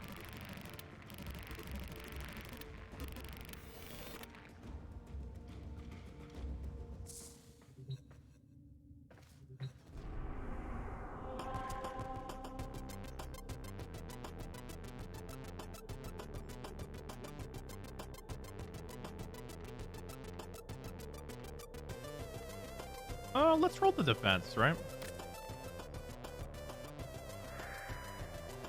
Credit the hilarity of Roar Wukong with the Tsar. That's fucking funny, but no, I have not. That sounds so unnecessary.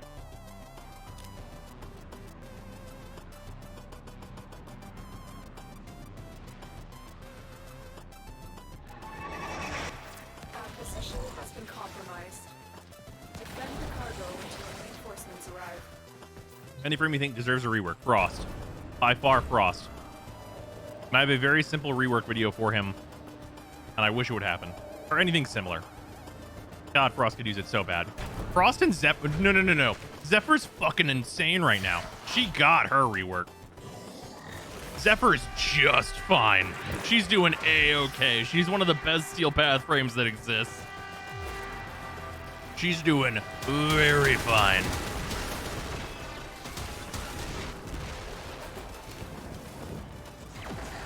Yeah, Zephyr got her due. She'll be okay for quite a time.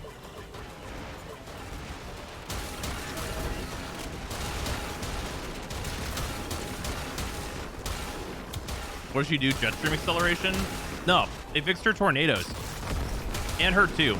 You literally use her tornadoes, you fire her 2 into it, it sucks all the enemies into it, and you shoot any gun into it, and it kills everybody. And your 3 makes it so you don't die.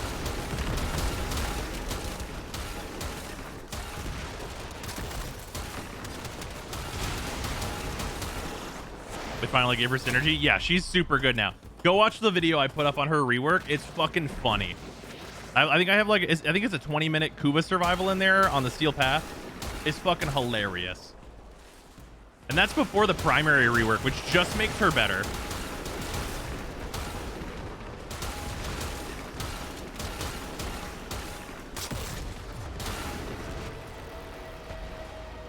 Yeah, Frost deserves his effort to your rework for sure.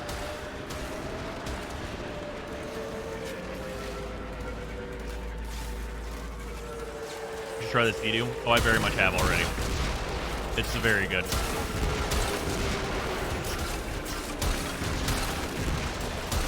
This weapon is notably also very good, though. Oh, everyone's dead in it already.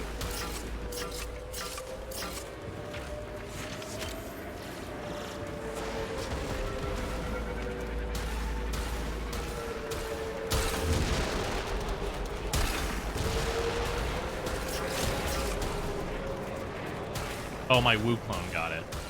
Oh, I see. Wu clone, you're very accurate. Yeah, Sevagoth did get the... Sevagoth is the one who got the Zephyr rework. It's his 4. Or not Zephyr. Valkyr rework. It's his 4.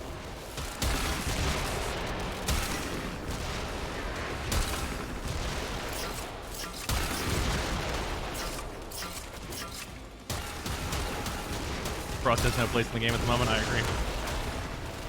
They should at least make him good for general use. And you don't have to change, like, the animations or, like, the core aspect, really, of any of his powers to get good effects out of them, which is what the rework that I made goes over. I think it'd be pretty simple conceptually. For, like, whenever I try and make reworks for frames that I know are not worth it for DE to remake, I try and make them as low effort as possible, and that is very much what that rework is. First question is, Sevagoth S tier? No. He's also not F tier, though. He's just a really good Warframe.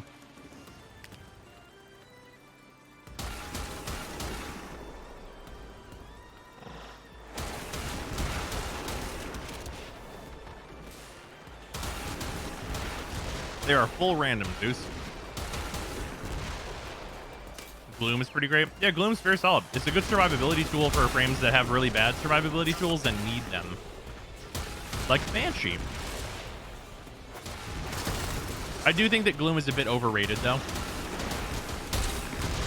Because some people seem to think that, like, Gloom just goes on everything, and it's, like, completely useless on a good number of Warframes. Like, Gloom on Protea is, like, I mean, I guess you could do this, but also, why would you do this?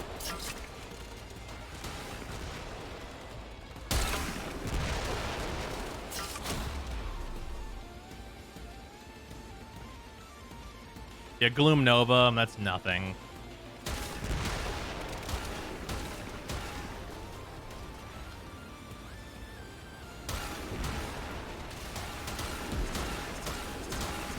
Does Gloom stay on in Wukong's smoke form? It should.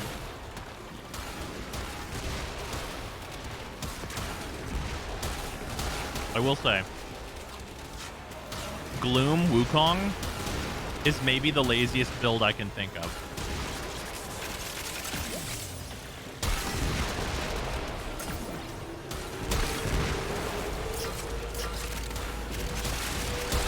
I don't think I can think of a single thing that would be lazier than that.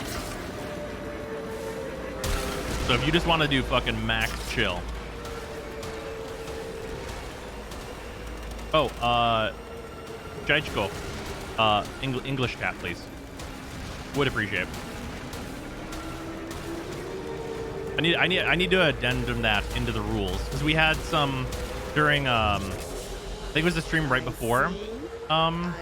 Yeah, the stream we did right before 10 Alive. We had some I think I don't remember what language it was. It was Chinese or Korean, I don't remember. They were just talking about Warframe in chat, but it was just in Chinese. And then we timed them out without like knowing, just because chat was so full. I gotta add that to the rules and stuff just to make it more clear for everybody. What's Gloom? Gloom is Sevagoth's third ability, and you can feed Sevagoth to the helmet and then put it on other Warframes. Is Ash good at all? Ash is like a solid solo Warframe. Gloom Nidus, that's so unnecessary.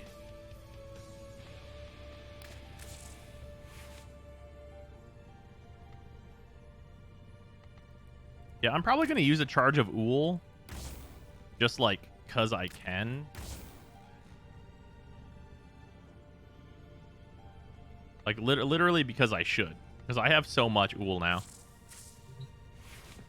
What would you replace for Gloom? On who? Like Gloom more than Molt? Yeah, that's fair. For sure fair. As long as your Saren has like a decent enough efficiency to support that.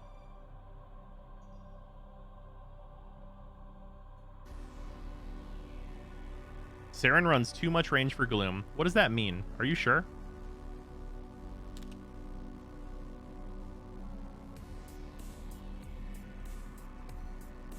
Like, Gloom literally has a drain cap.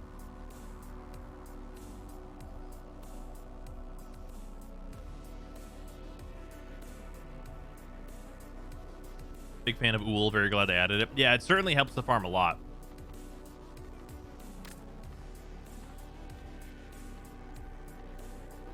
Let's go for rescue. Do another fast one to piss this Lich off. Gloom Saren over Roar Saren is a tough sell, though. I think it depends on what you're doing. I've tested Gloom Saren on the Steel Path. I really actually liked it quite a bit.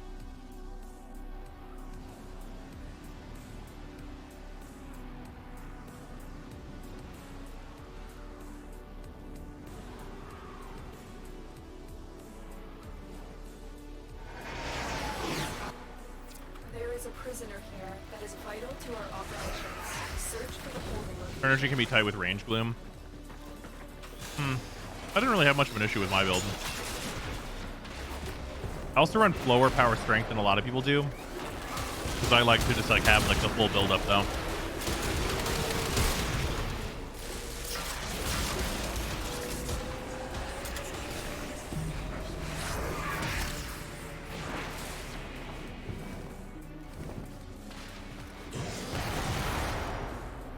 Howdy, first time on your streams, and quite a few of your YouTube videos. Love the reviews. Just had and watched Bleeding Popcorn. Hell yeah. Glad you enjoyed them.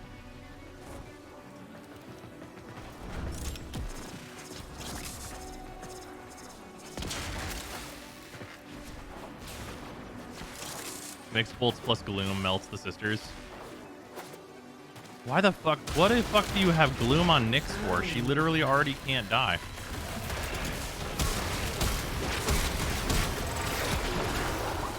Ow. That's fucking rude.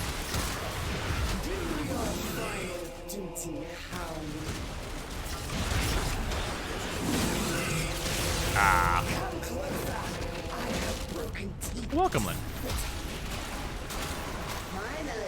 Wish I'd have had some enemies to buff up my Czar. Oh yeah, radiation. Ah, yeah, that's what happened. That makes sense.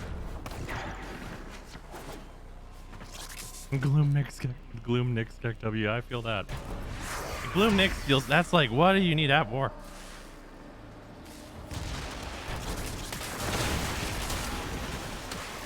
I cannot think of anything I would need that for. I press 4 and don't die.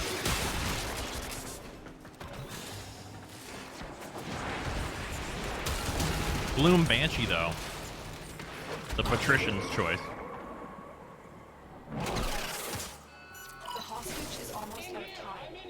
I love that shit. Whenever Wukong just appears in places he shouldn't be, like, I was keeping the prisoner company. That shit's funny every time. Gloom in place of Assimilate to save a mod slot? No, that doesn't make any sense.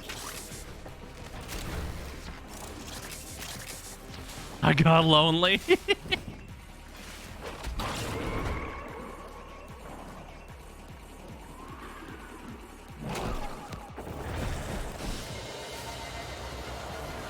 Hey man, where you been? We've been playing Uno.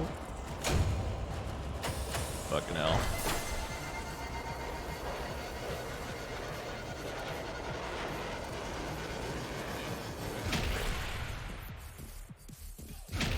So you run Gloom, so you don't always have to have Nyx 4 active. But you already don't need to do that.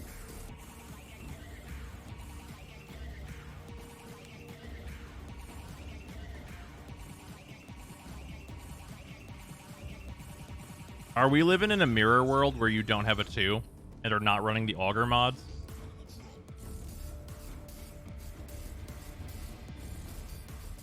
Like if you're in a small amount of nature and you're moving fast, you just literally hit 2 once and then you have a shield gate again. What are we doing? I'm so confused.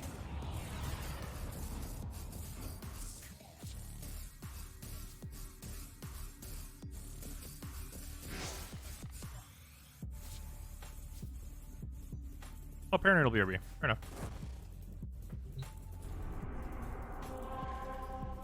Visual actual got sent. Apparently, I hadn't been using the build in your latest Ash video. Once I fixed it, literally all my Ash problems were solved, other than the fact that I need to get faster at pressing 2. Nice. Happy to help, Nugget.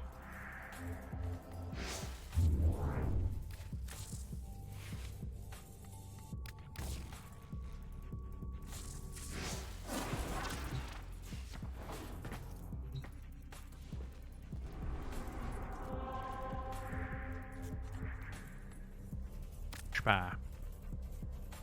Yeah, fucking spy. Imagine if Gloom gave shields instead of HP. Bruh. Okay, then it would get nerfed, though. Night, Big.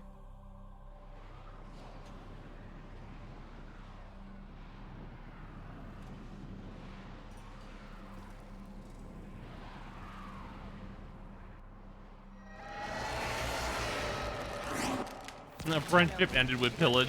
You're goddamn right. And retrieve highly sensitive enemy information. That'd be a nice augment. No, it fucking no. Don't say that. Yeah, being invincible. You're right. That would be a nice augment. Is Varuk S tier now? No. I wouldn't call any Warframe S tier at current time.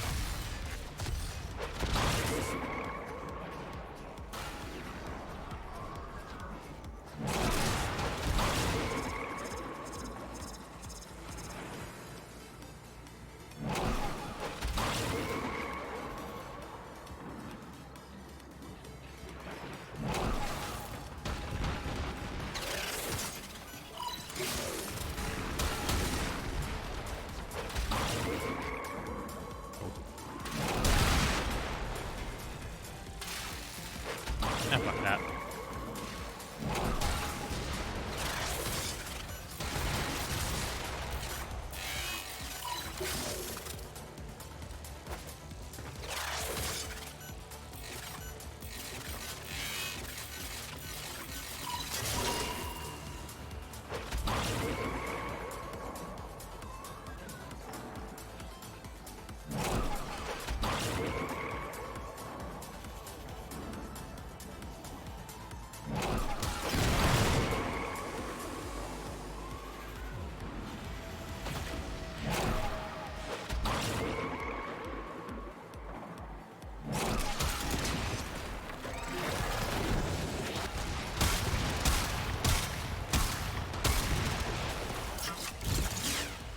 Dunk.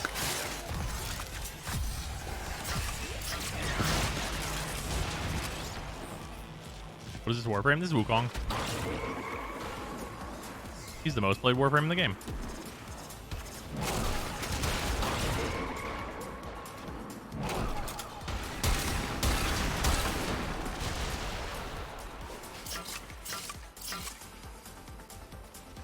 Octavia's been S since her release. She doesn't have the play rate to be S rank. Play rate is required to be S rank. One day, I shall take your pay.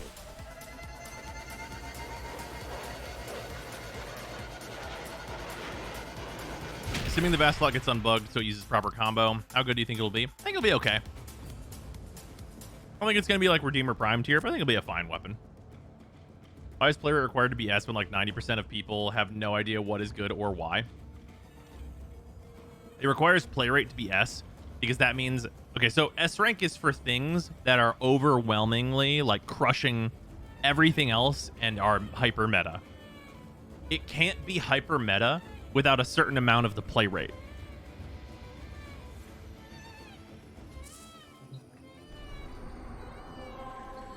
Taken. Like Wukong has the play rate of an S tier. But the reason that Wukong is being used is not because Wukong is like particularly overwhelmingly good at any specific task or all the tasks. It's that Wukong can do the most with the least work. You literally make his clone come out and then you eat a sandwich while doing mission. Like I was just eating Chip. Chip delicious. Return to crab. Anyway. You are here to find a target and bring them to the extraction point. Hopping into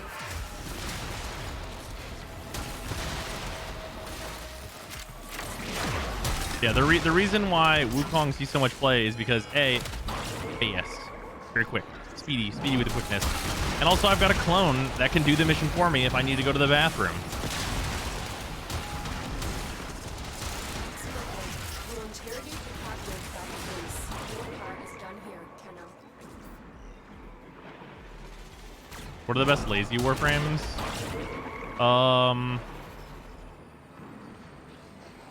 It depends on how late. Like, what do you want to quantify laziness as? Not playing at all, or just like very easy to use?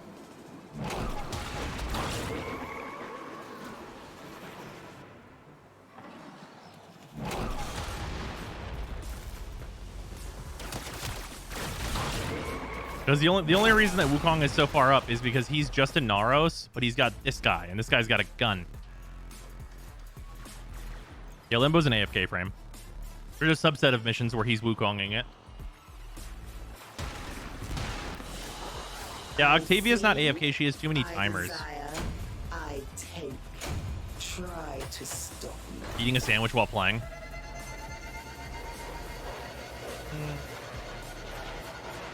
Sevagoth can do that. If Sevagoth dies, you literally just kill a couple dudes and he gets fucking right back up.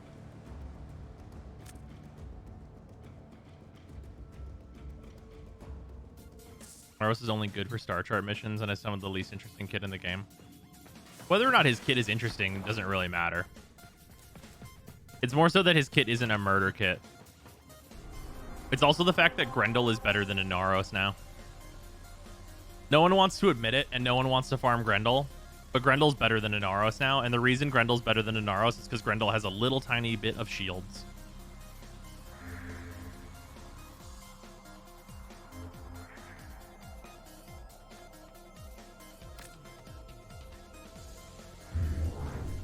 Masaku's AFK if you solve his flimsiness.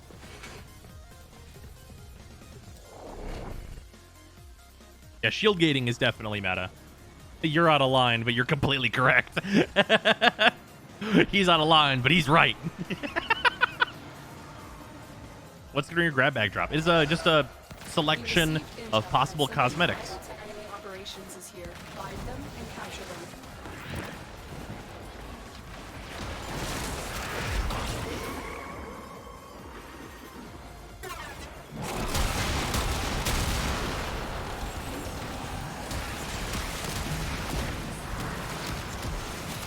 Excellent work. We'll interrogate the captive back at base. Your part is done here, Tenno.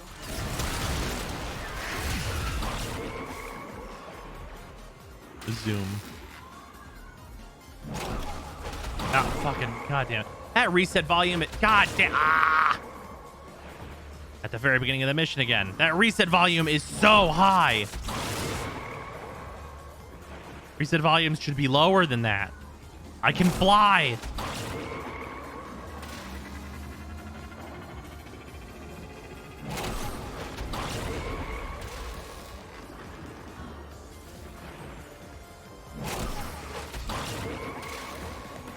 Listen. Footsteps. Cold rain on one. Do your final duty, Farmin. Come closer. Where'd you guys put Goss on the tier list? Oh, Goss is like a solid A.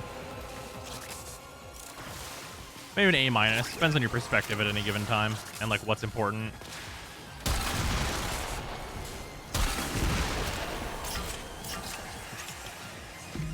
Goss is nutty. I definitely don't think Goss is nutty.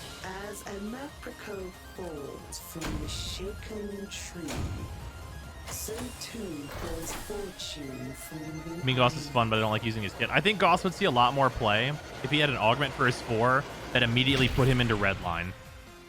The Brahma was always bad. That's literally not true. It's good right now.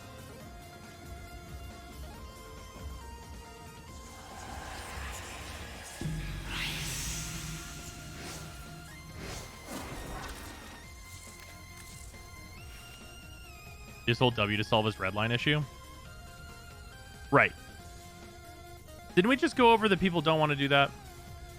Oh shit, am I out of risks? Motherfucker. Whatever, I'll just use Ool. I don't give a shit.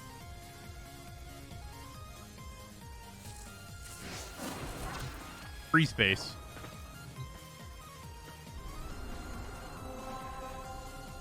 Transmute time? Fuck that shit. I got Ool.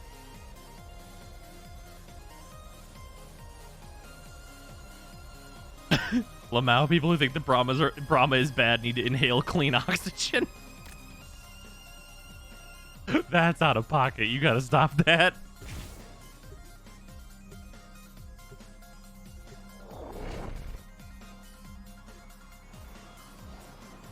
Debating whether to helm with more damage, breach surge, or more reliable enemy grabbing larva on mag.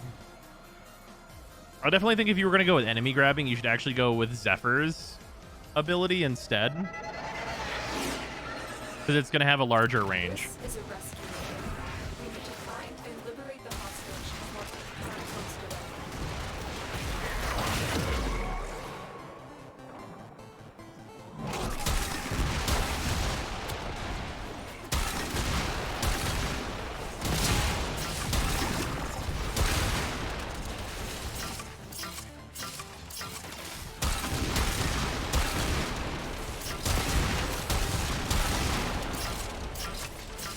Just fucking shit up for no damn reason. Find the captive as soon as you can. We don't have much time.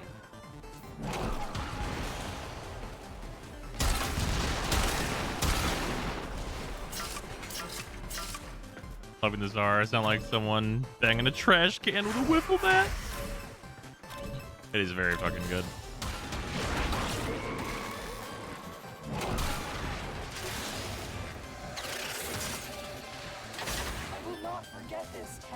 You there, take this.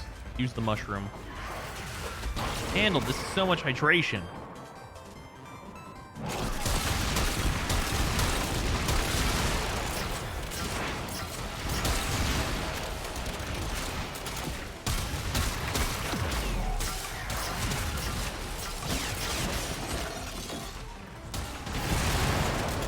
What? H2O. I see, I desire, I take. Try to stop me. What do you think of Gloom Banshee for the Sister/Lich Hunt? I made a whole video on how it's the best way to kill them. So that, there you are.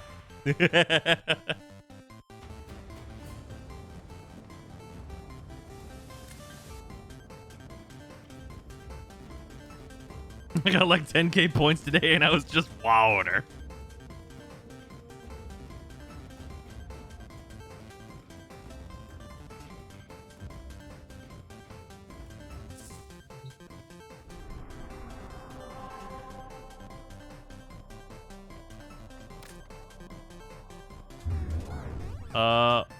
What are some sounds in this game that you just absolutely love? My favorite is the firing sounds of the Archoplasmor, Telisec Volto, and the reload of the Astula. I see sound design right there. All of the Hex. Those are all very good. Let's see here. What else is just fucking really good? Oh, shit. What weapon is it? The whistle sound of the Brahma projectiles is quite good. That's a good one. Oh yeah, the Corinth Prime. That's just good shit. Oh, the Trumna Ding. Yep, there it is. That's the weapon. Yep, it's the Trumna Ding. Yeah, the Trumna reload noise is very good. Paranoid, I'll just invite you now. We're not done with the objective yet. Footsteps. Cold breath. Hey, yo. I figured out where Foss goes. Parvos, we are deathless.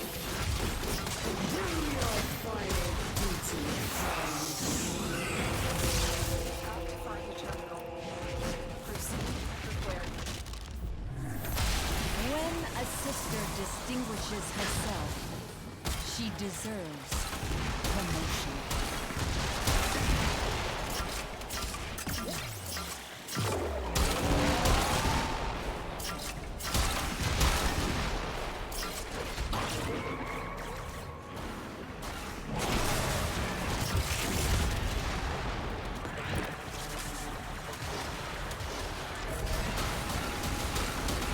That's fucked up that Wukong fires like that.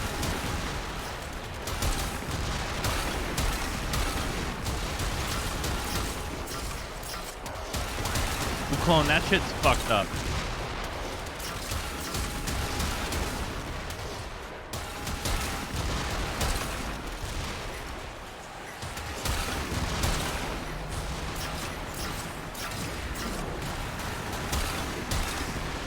But he's not Goss. He just doesn't have to worry about ammo, so he just does this.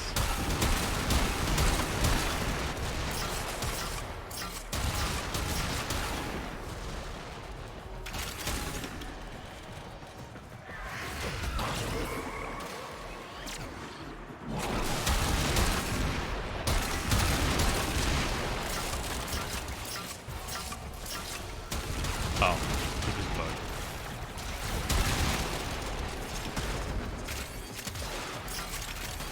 Area completed. Move on. Your crowns are safe in my grasp, Parvos. Thanks. Can't have shit in Detroit.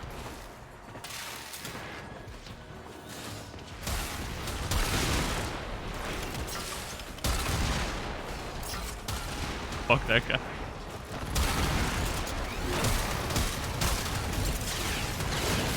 Yeah, welcome to Space Detroit.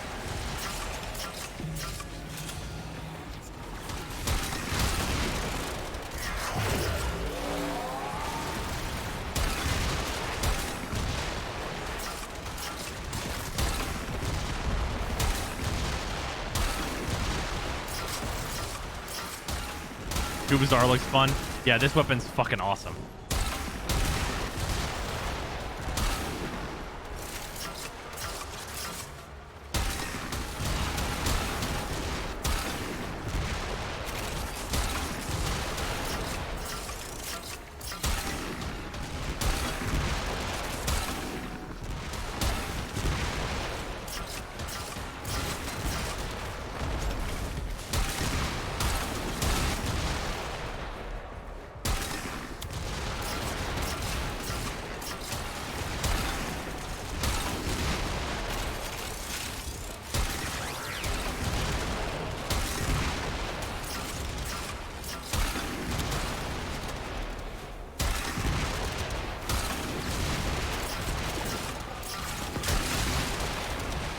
Just doing unnecessary heinous crimes. Is the Kuba Quartek any good? Yeah, absolutely. In terms of like single target weapons, it's real good.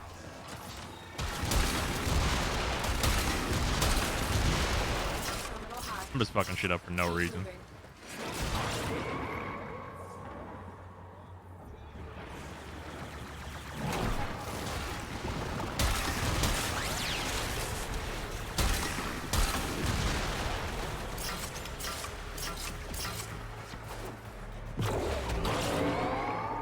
Yarhar fiddle-dee-doo, taking your health bar is taking your health bar is all right with me. No, it's got.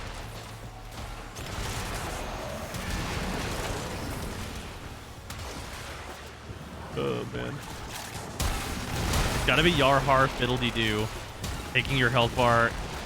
Oh no, then you're rhyming do with do. I guess it's better that way. Never mind.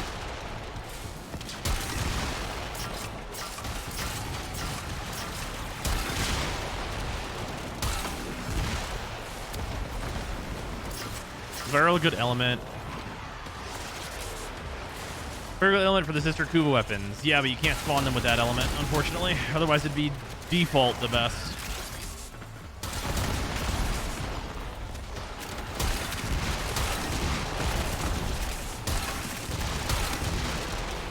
Why is a briefcase and a tube gun so good? Briefcase and a tube gun? This isn't a tube, it's a cannon. AoE's king, yeah. AoE is that real shit.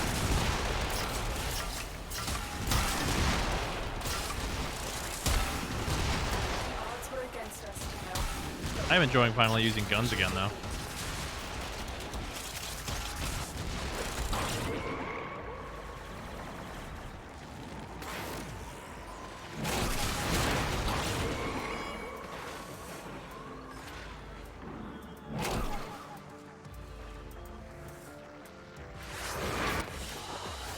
Ours is great. If I got a new core Lich with Toxin, is it worth spawning? Yeah, I mean, it's still a new core. Do you still say cautious shot even with the flinch? I mean, it's still good. Unless you're having ammo issues, and then you should take the Vigilante armaments. I get the Wukong use the same gun as you, unequip the melee. Yeah. This work should have been completed long ago. Yeah, it's in the Xla slot. Yeah. If it wasn't in the Xla slot, then fuck that shit. Yeah, then it's just a really easy... I mean... Like, with Wukong, I use Prime Sure-Footed, which is way better than Cautious Shot. It's actually bullshit that you still get the flinch on this. Because, like, even if this removed the flinch... and like just made it so that like the stagger doesn't stagger you at all. First of all, this is a rank 10 mod, so it should fucking do that. And also, even if it did that, it still would not be as good as Prime Sure-Footed. Yeah, well, the new Ephemeras yet. After this Lich, I'll just have 2 of them, which is fine. And I'll be working on getting more.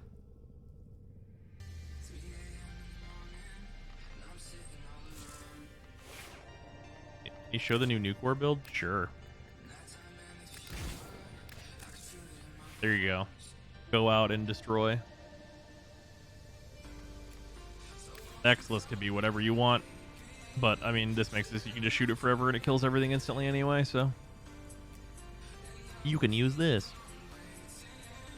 First play Nezha, who's immune to knockdowns. Yeah, if you're just already a frame that's immune to knockdowns, that's also a thing.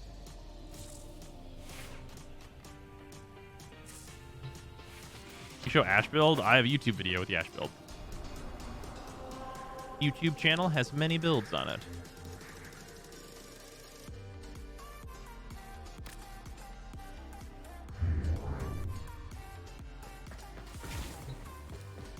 Crack pack, hell yeah.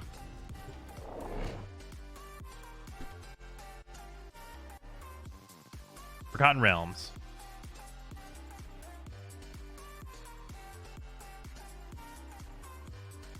All right, let's get in here.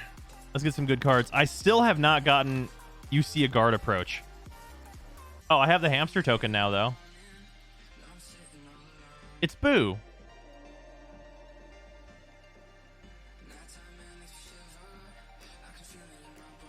Oh, this is the mono blue planeswalker?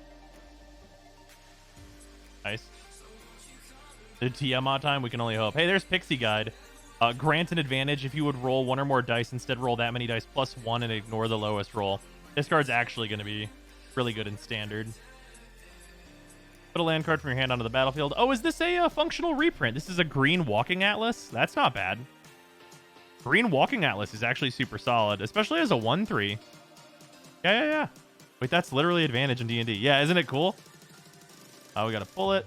Compelled Duel. Compelled Duel is pretty cool. 2 mana to give a creature +3/+3, and then it must be blocked this turn if able. Really good, actually. Like, super solid commander card for decks that go big. Trickster's Talisman. This is a neat card that I like.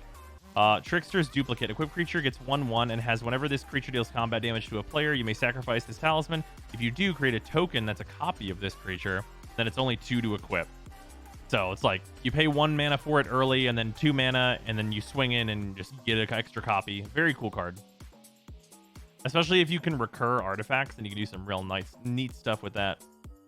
Lightfoot Rogue, it has a bunch of roll effects on it whenever it attacks. Reaper's Talisman. Equipped creature attacks against death touch until end of turn. Whenever equipped creature attacks alone, defending player loses 2 life, you gain 2 life. This one's like much less good, but it's okay. Owlbear and out without his special frame. Ray of Frost. Triumphant Adventurer, this annoying son of a bitch. This card's a bastard. We went over how this card is a bastard earlier, so I won't reiterate, but he's a bastard. Yeah, foil Evolving Wilds, that's nice. I wish it was the special frame foil. That'd be dope. Ooh.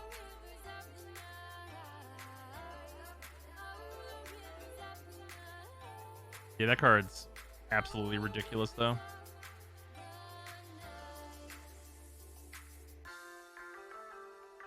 Alright, we're back. Now we're back. My mouse was not on this screen. That was my pre-release promo? Oh, my pre-release promo. I got so lucky. I got literally the card I wanted the most. I got Asarak as my promo foil. Card's so fucking broken in CEDH. Well, it's not broken in CEDH. It's broken in EDH. But CEDH, it's just really good.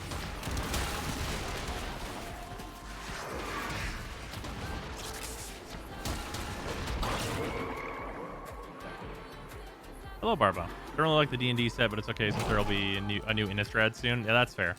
Yeah, a lot of people are expressing that they don't like the new D&D set. But, like, I think it's really cool. It's just that it's, like, its power level is lower on a lot of cards.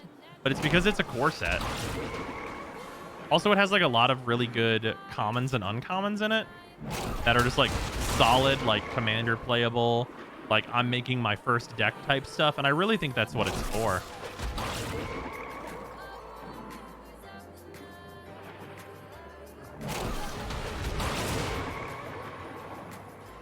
I think people are really just wanting Eldraine to rotate. Oh, yeah. Yeah, Eldraine's got to go. Got to rotate. Power level way too fucking high. Ruining Standard since it came out. Try to stop. The core become kind of useless since they made her one not hit through walls. So they kind of fixed the line of sight detection, and she's, like, playable now. Because that looks like the cards are just fun. Yeah, the set's just having a good time. Like, I'm a fan. I enjoy it. I think they got the flavor right. I think it's a good set.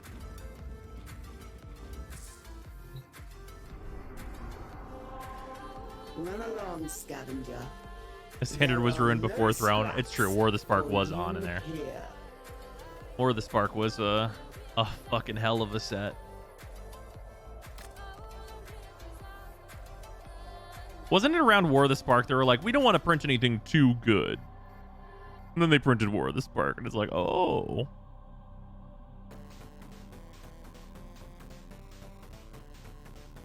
You know what's some bullshit? They should put Dockside Extortionist into Standard. Because, like, hear me out. It'd be fucking terrible in Standard. And it would be, like, the super high value reprint.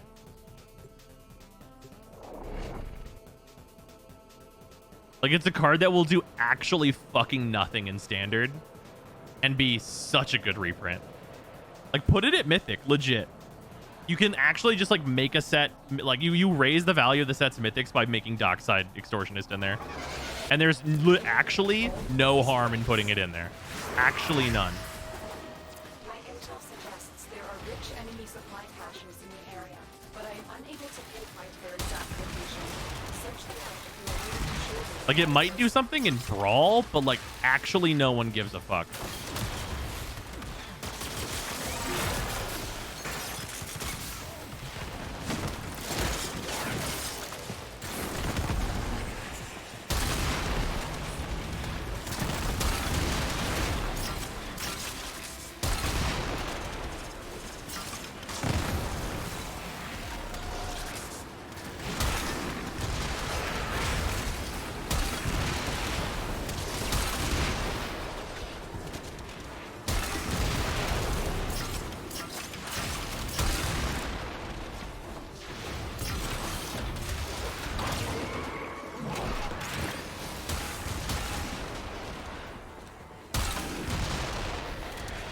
Fire too high.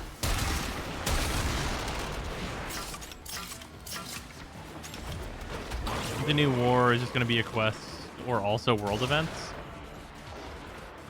I mean, I'm sure there'll be some like tangentially related world events for sure.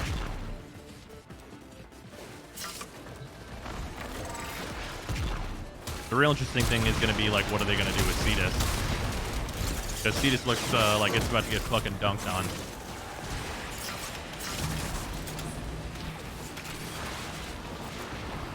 Like, Cetus is out here not looking so good, Mr. Stark.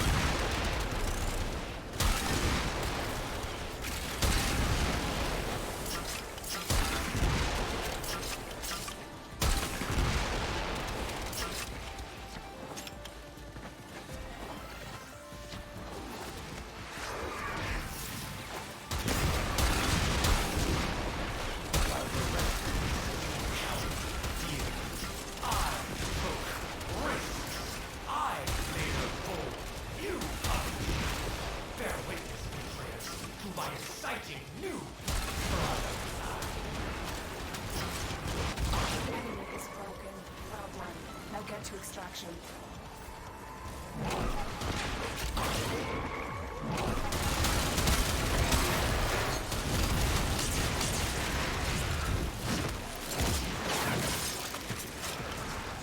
Me and Wukong just standing in front of this fucking thing, like, die, perish. I take your leader. What'd you replace your Redeemer ribbon with? I shall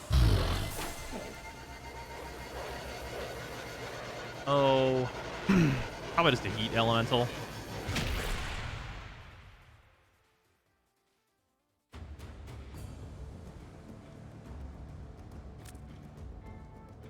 Oh yeah, Gladiator Might, that's an option.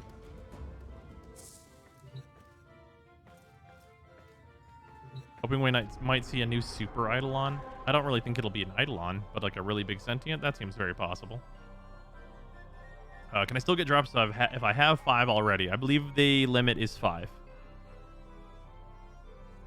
You watched Justice League Snyder Cut? No, I didn't even watch the regular cut. Well, not the whole thing anyway. Sabotage. Quadrupledon. You got a store. Of what variety?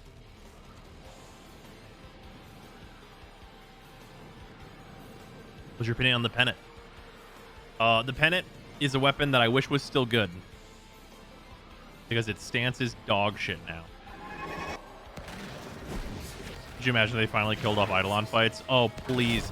Oh, sweet baby Jesus, Lord, please. Fucking get rid of Eidolons.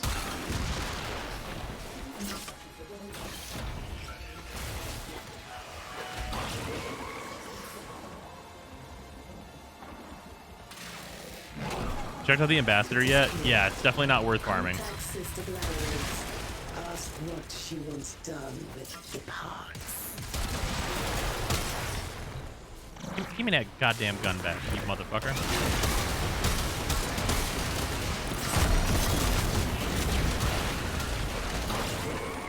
Just heal myself to full, damn.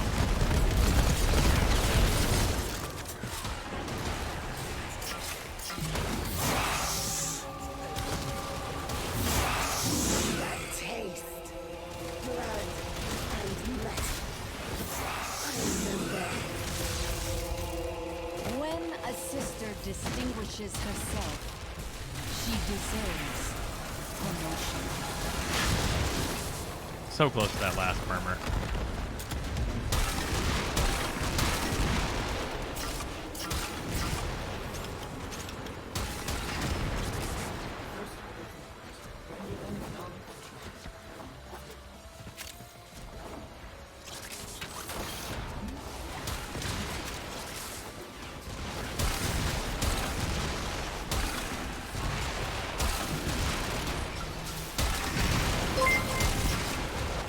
Just think of 100 bits, much appreciated. Hey, there's last murmur. Perfect. Hey bros, when you gonna farm the whatever keys to get the knot? Lich melee weapons from Comrade Blast? Well, that will probably be next stream, it might be tomorrow. Because tomorrow, there's not going to be a Genshin update quite yet. So, it'll probably be that. We will probably be doing that. When are we farming tonight? We're getting the last of the Sisters of Parvos weapons, which is the Spear-X. And once I have that, I will have all the new Lich weapons and all of the Sisters of Parvos weapons. Then we can start building that shit out. It's gonna be pretty hard to compete with this Tsar, though. I'm gonna keep it real.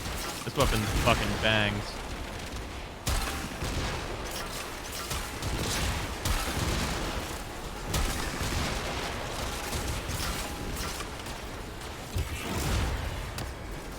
Yeah, heat's not a negative on any weapon. No matter what, if you make a heat, Tenet, or Kuva weapon, it's gonna be pretty good. I did have to play solo to get a sister. I tried it with my friend and I didn't get a Larvaling. No, you don't have to be solo. However, there's not really a huge amount of reason to go in a group unless you can't do it by yourself.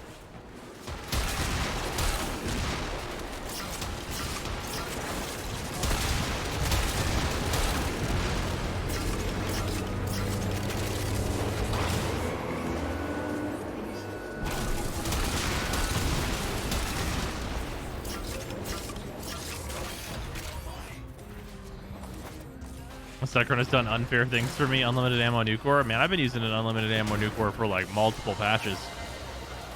Is the epitaph good? The epitaph is currently bugged and it's kind of impossible to know how good it's going to be because it doesn't work with the galvanized shot. Is it shot? It's the one that's a condition overload. It doesn't work with that right now. So it's impossible really to know how good it is until that bug gets fixed. Is the Kubazar good? Yes. Absolutely it is. I don't give a fuck if this weapon's bugged right now and not working with the condition overload mod. It definitely is good. Well, I guess, you know what? I guess that solves my problem. I was like, I'm going to have to guess this and it's going to be a 50-50. And then it was like, Netra. And it's like, you know what? Never mind. There it is. We did it. Ladies and gentlemen, we won. Oh, is this my last fucking Netra? God damn. I'm going to go farm that at some point, too. Is it bugged? It don't matter. You're right. Weapons do you want to see them add to the Tenet weapon pool? I would love to see the Stalta. The Stalta is definitely one I would love to see in there. What time is it? Oh shit, it's 1:30. I gotta murder this Lich. I gotta sleep. I gotta get sleep. I gotta sleep very soon. The Tenet Opticore, come on. I just said the Stalta.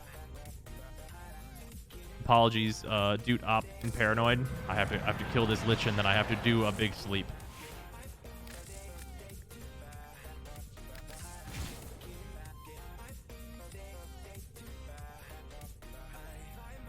Oh wait.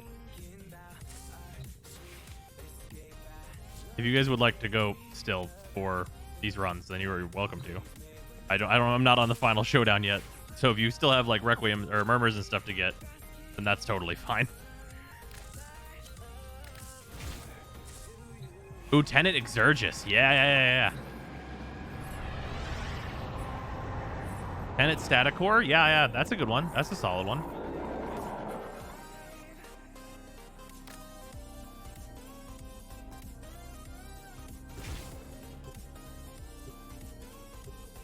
Yeah, Tenet Amprex. That'd be nice. Tenet Sonicore. Yeah, sure. Opticore. Just the Stalta instead. Opticore already has a variant. I legit forgot how much I hate the wildlife hunting. Wait, why do you hate the wildlife hunting so much? It only sucks in the plains where it's not rewarding.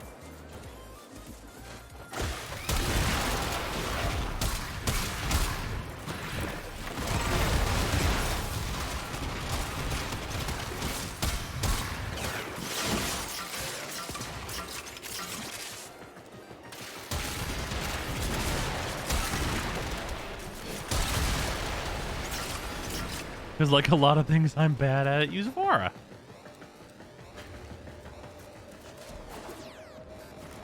Oh, you know, Bouncer, you may not actually. You may have been around for the nerf, but not the unnerf. Ivara got nerfed for hunting, but then they unnerfed her, and she is now perfect for it again.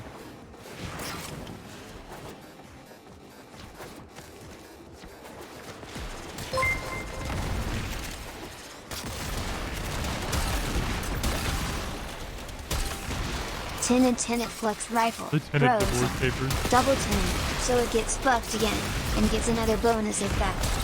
Hell yeah. Flux rifle's fucking just single target, so basically any buff that you give it, it'll be fine. Same with the heck. Man, fucking, I cannot fucking believe that DE was literally like, yeah, we're not gonna give it Scattered Justice because it doesn't need it. It's strong enough. And it's like, are you fucking kidding me? You could actually add multiple zeros on the heck, and it would still like only be kind of good.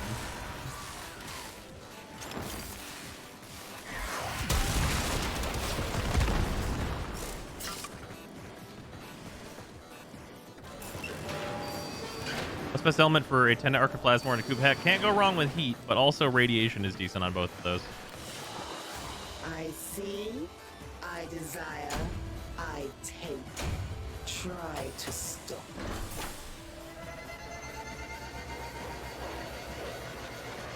The Kuba Heck is hilarious, but it's never going to compete with AoE weapons. Yeah, never. Literally never. Why radiation for Archiplasmor? Isn't it super slow to apply status effects? Yeah. It's still another status effect for it. Personally, like, heat's probably better on the Plasmor, but you're not going to be wrong. Also remove the headshot multiplier from the new melee weapon projectile. Yeah, that's also super fucking weird. I don't know why. Like, there's some very weird decisions around the edges like that. There's some very, like, are you sure type decisions, you know what I mean?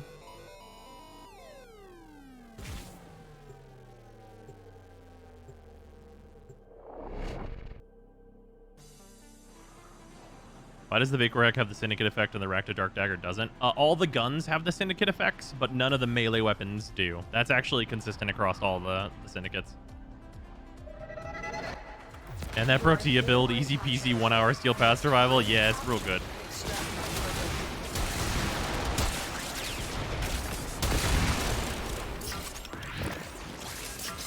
Kuba Brahma's still good. Took a break from Warframe. The Kuba Brahma right now is better than it has ever been before in the history of ever. It is super fucked up. Oh my god, it's time I went to sleep. 1 hour into your stream. It's the next day. Yeah, we're gonna kill this Lich, and then that's actually gonna be the end of the stream. It's the last weapon.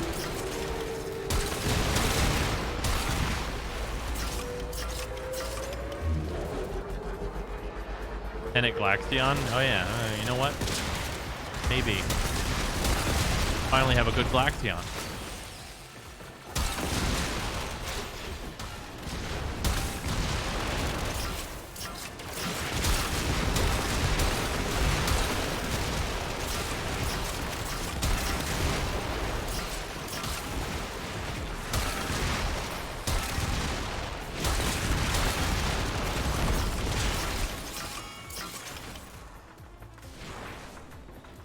Allow me to pick up.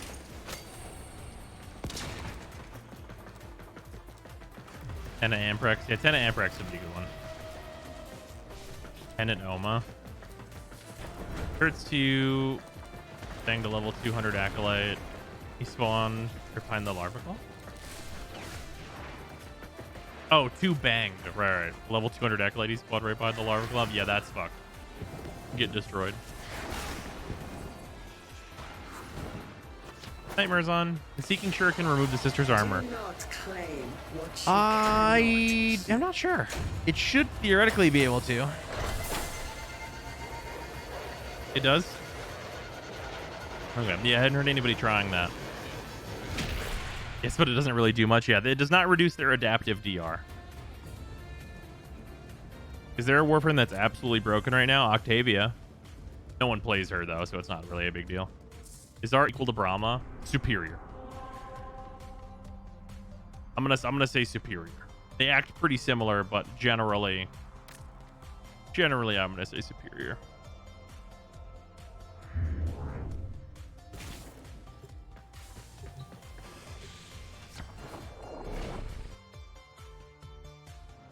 Tenet Ferox make it full auto? Hell yeah. Is your Zaku build on YouTube up to date, or did you update it at some point? There's 2 Zaku videos. One of them is the box breaker, and then the other one is the update with like an actual like Steel Path endgame type build. And capture them.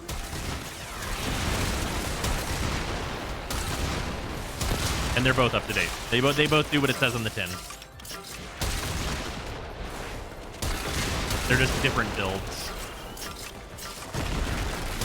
The Steel Path one is post buff.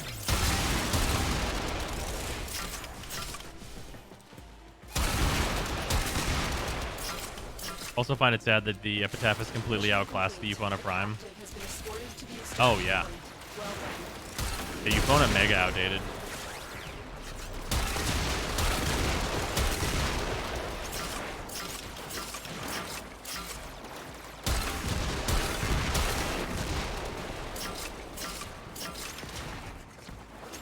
The Tenet Taurus because fuck it. You know, I mean, it regains the old ability.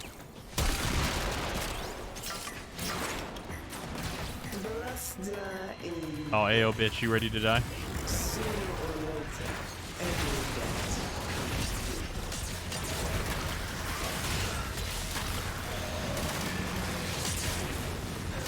Wait, that's my twin. Beep boop. And give me my gun back.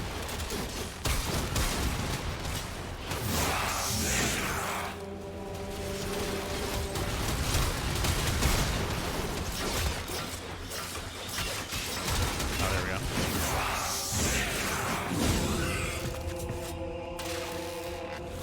There we go. Neptune Proxima.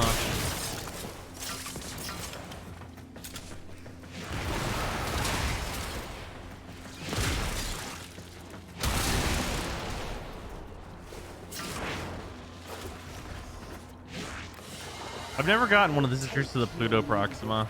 It seems like that's pretty hard to do. I shall take war. I got another Ool. What the fuck? I have so much Ool.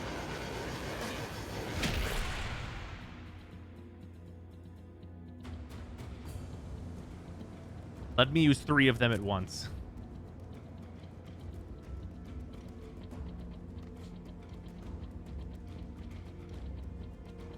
I think it's set to Neptune. Oh, no. I mean, like, to level 5. So they, like, infest this Pluto. Like, right here. No longer your concern.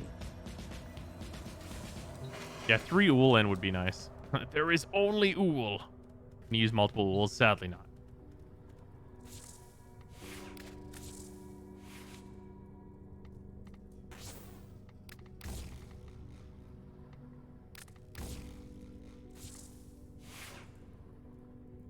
New to Warframe, what's happening? I am about to go and kill my Sister of Parvos, which has a special weapon, and they're gonna die. I'm gonna murder them. They're gonna absolutely just be completely taken down.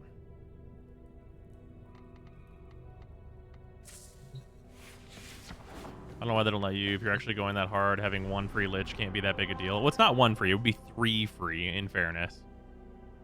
It's also not free. You have to generate the weapon you want and everything else. And you'd use Ools so fast doing that.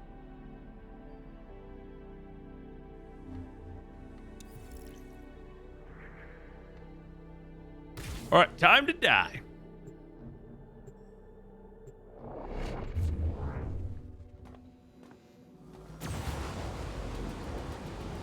Let's go get that other ephemera. And also this last weapon I need.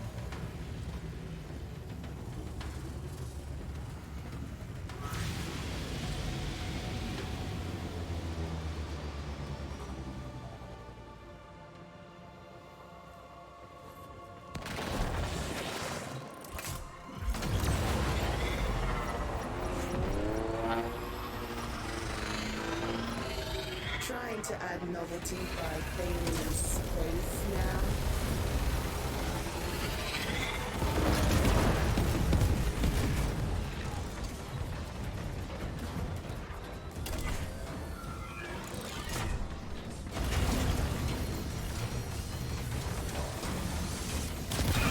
That's disrespectful, right? Just flying straight at a ship, parking in front of it, and blowing it away.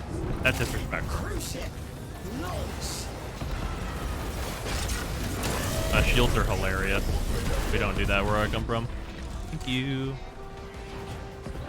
Torpedoes away!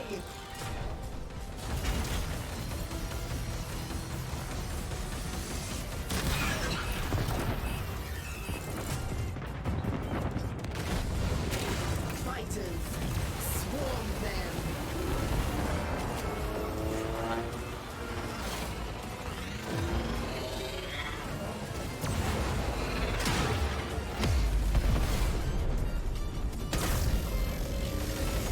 Execution squad dispatched.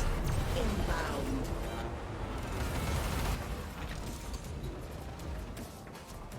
Another cruise ship.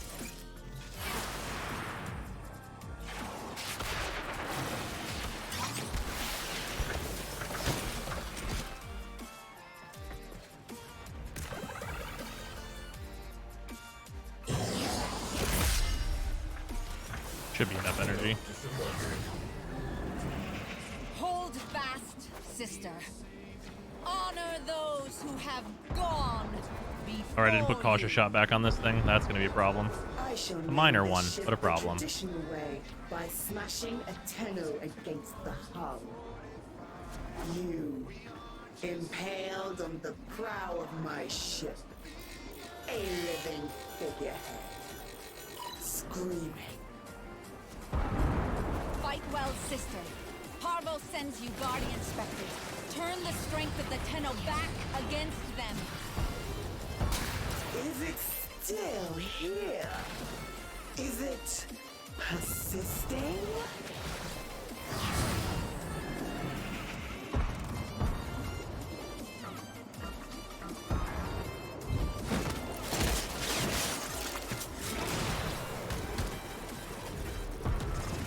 Okay, there we go, Braun.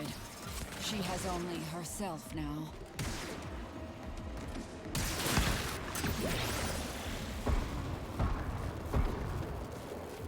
You are so chunky. Harder, idiot!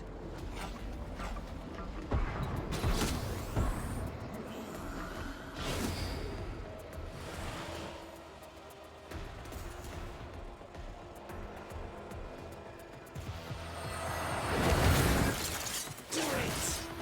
Cowards! Tenno.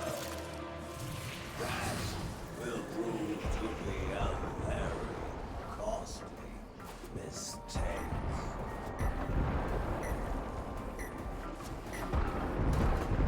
Okay, but like, tell me where I go to leave. Thank you.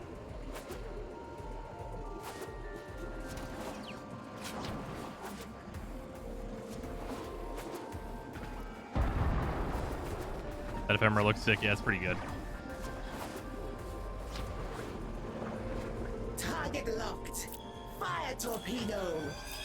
That's weird. That lady's dead.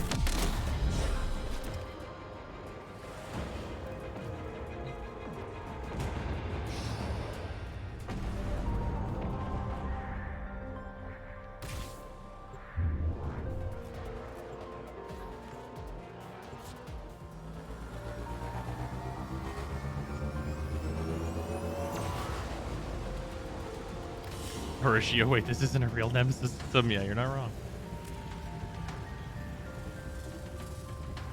Hypatia ephemera. I know you can assign a keybind to the Omni tool. Oh yeah. Had a bug where it lets me teleport out of the ship from the boss room on Grenier Lich finales. It's been so nice. That is actually not a bug. That is technically a consistency. Because you can do that on the Grenier missions, but not on the Corpus missions. The Corpus are the ones that have a jammer for the Omni tool.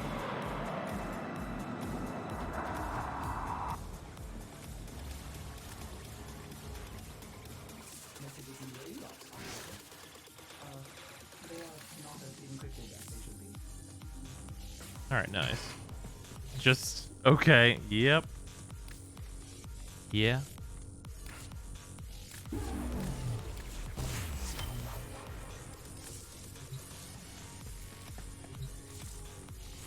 Let me make sure I'm not missing anything. I got the Flux Rifle, the Tetra, the Archiplasmor, the Envoy, the Diplos, the Cycron, the Detron, and the Spirex. And that's everything? I think that's everything. That's all of it.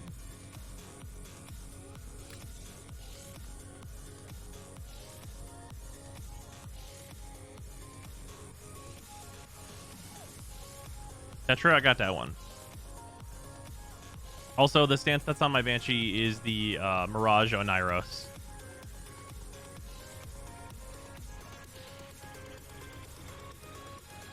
Can't forget the ones that Ergo gives you. Oh no, I just mean of the ones that come from the sisters. Yeah, the melee ones. I'm not counting those. Yeah, those are just a different farm. They're just called the same thing. Okay, good. We got all 8 guns. Perfect.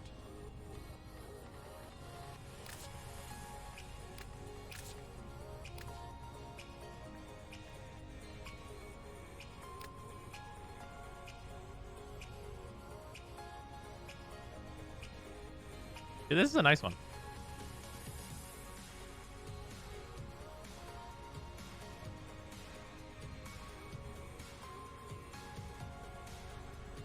It's a good ephemera. I still think I like this one better on this. Oh, it's because like the legs for Banshee. Like, could you get a better one for Banshee for this, right?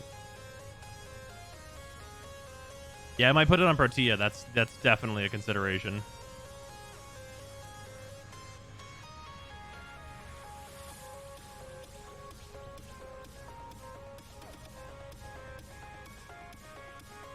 Yeah, Banshee's doing real good with this. Tortilla Deluxe, please. Yeah, I feel that.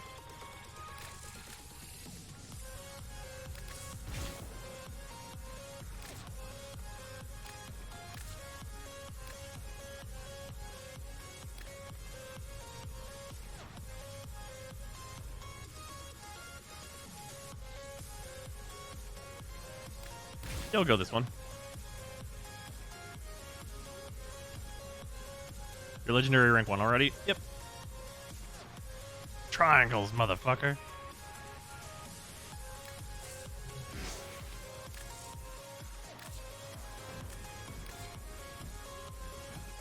Okay, so I need to level Hounds. I need to go level the Cadus. That's the thing I gotta do. I have the Growler. I have the Spirex. So I just... The first one, Machete? Oh, this is a thing that's in the Codex, but we don't have it yet, right? This is one that's just like in here, and like probably Varro will bring it. It's one of those. Yeah, yeah, the Livia, the Grigori, the Agendis, and the Exec are the only things that I need to grab. I might have to build one Hound, but I don't think so. Do I have a Flathead Hound? Did any of my sisters have a Flat Boy? None of my sisters have had Flathead Hound. Okay, let me go see if I can build one. Varro brought the machete? Oh, have I just not leveled it yet? Is that one of those? Because I bought everything from Varro. Oh, I have it. I just haven't leveled the damn thing.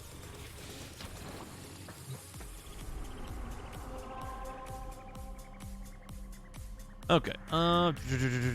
What was I doing? Oh, yeah, I was going to go see if I can build that thing. I should check on crew while I'm here. Yeah, it's just a piece of shit machete, but I just grabbed it anyway.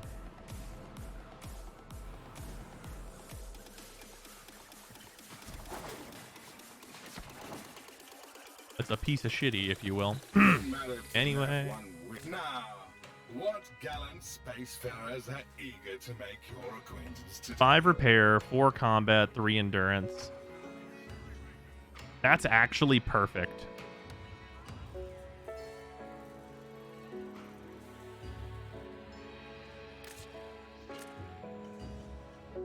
You're fucking hired, dude. Yeah, this is a mighty engineer indeed. This engineer is going to be rude. Yeah, whatever. Give me a slot. Wonderful. Perfect. Okay, and then I need... This is probably the closest I'll get to running a matchmaking agency, so I'll take what I can get. Yeah, the rest of them suck.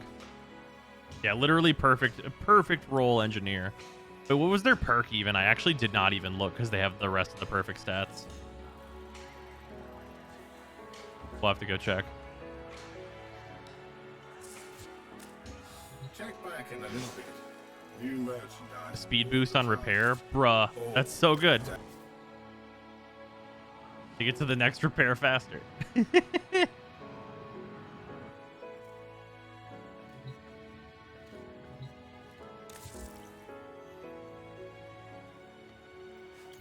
Oh, I didn't build the dog. You're right.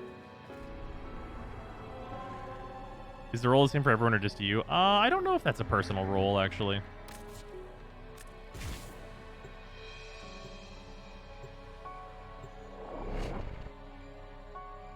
Yeah, rank 10 command is how you get the elite crew.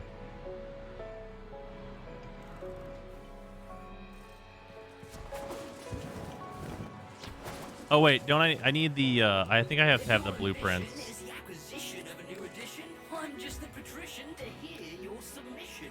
Pets, mowers, we've got them all. I like it.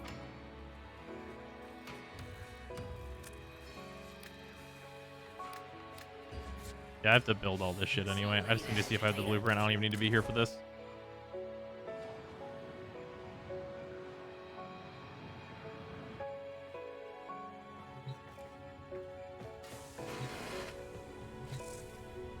Please pop up. Fuck. Oh man, the only one I have is the Dorma Hound. Well, I guess I'm gonna farm for the ephemeras anyway. Rank gunnery is still terrible, huh? It's true.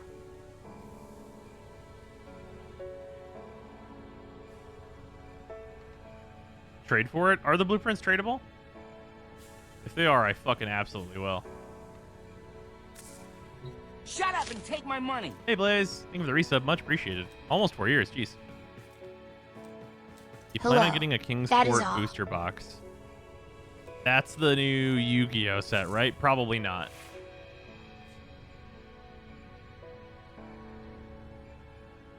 Just wondering what method you use to farm the sisters. I found them pretty difficult to kill, and they tend to melt me unless I'm using a frame like a Naros. Oh, I use Banshee. Banshee sonar, go burr. Kill them in like a few shots. Okay, we just went and killed our last sister to give us the final weapon we needed, which was the Spirix. Yeah, Banshee, you very much go burr.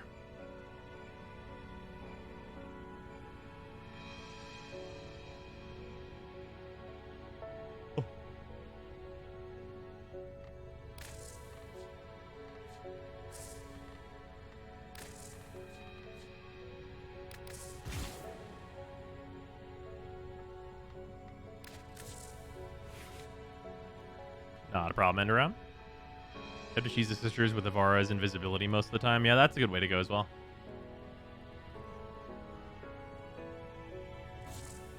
So from the Sisters of Parvos, update notes. Hound component blueprints are tradable. Visit legs if fortunate to assemble a hound component with your opponents. Cool.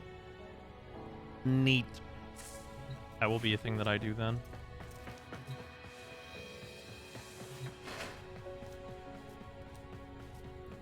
I use Rhino Stomp to hold them still and then crit them in the face. Yeah, that's a good way to go too.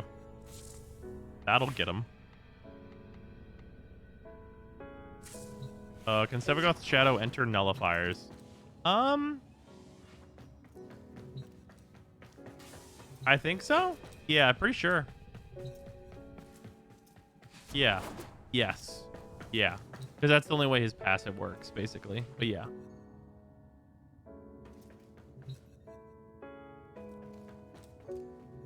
Does reporting the leechers do anything, or is it just useless? I have no way to know. Brute can slow and stun them. That's what I did. Ah. You use a reshader? Nope, this is just how my game looks.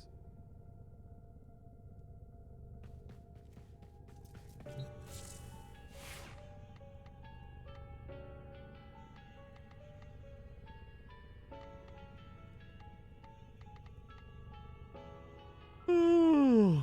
Okay. It is. Coming up on 2 fucking a.m. Have you tried out the hand cannon yet? Which one is the hand cannon? This one? Because if so, we just got it. So I have not had time to try it yet, though. Shut Looks up and fucking take my cool. money. Flintlock, thank you for the resub. Much appreciated. Probably using the enhanced graphics engine. Yeah, well, they updated it to make it non-experimental on PC, so pretty much everyone's using it now. How are the Diplos? They're like mediocre crit pistols. If the gimmick was inverted on these, they'd be a lot better. But unfortunately, the gimmick is not inverted. Also, for anyone who doesn't know what the gimmick is, whenever you ADS, it locks onto enemies' heads, and then you just click and you fire all the bullets at all the enemies that you're locked onto. But it works when you're ADS. So, like, aim down sight where you're, like, zoomed in on somebody and you'd probably want to just fucking drill them with fully automatic fire. It is no longer fully automatic fire. And then zoomed out, it's just blind firing full auto. And it's like, no, you want this in reverse where I can just, like, move at full movement speed, lock onto a bunch of dudes, and then shoot a ton of bullets. And then I'd want to ADS whenever I want to do focused damage. Like, that's how these weapons should work. But, like, yeah, it just does not, unfortunately. So they're, like, not great.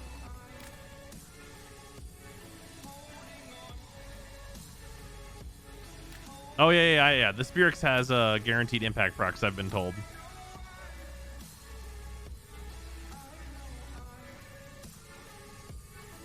Which will make it a good hemorrhage weapon. Can we get an invert tap hold for weapons? Yeah, it'd make a lot of difference on this one. Yeah, this is a weapon that is just failed by, like... I mean, it's failed by not thinking about, like, how it would be used and actually be useful.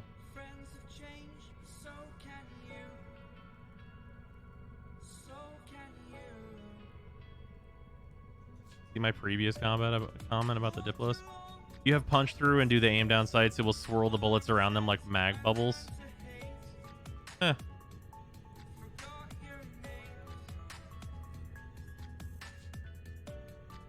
Is the Tysis the meta? That's the real question. No. Make a difference on the quats too. That thing needs to be inverted. Oh, this fucking thing. This fucking thing. Why would you want to invert this one?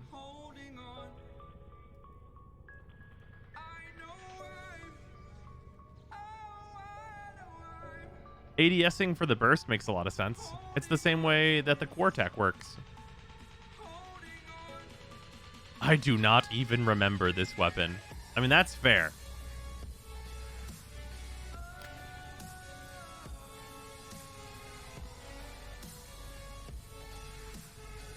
The same reason you just said so you can focus auto fire on ADS.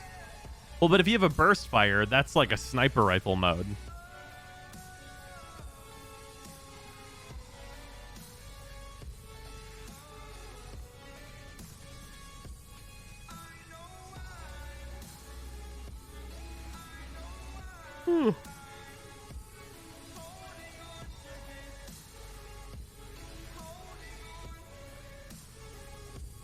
Let's see who else is online. Who's online?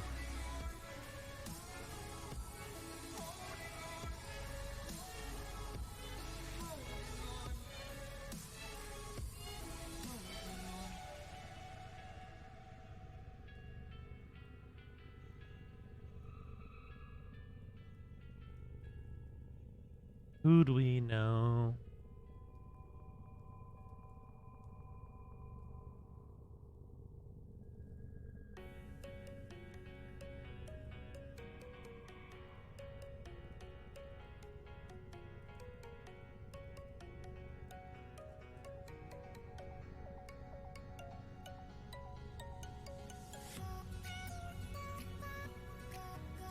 Neo's on, but I don't really see anybody else.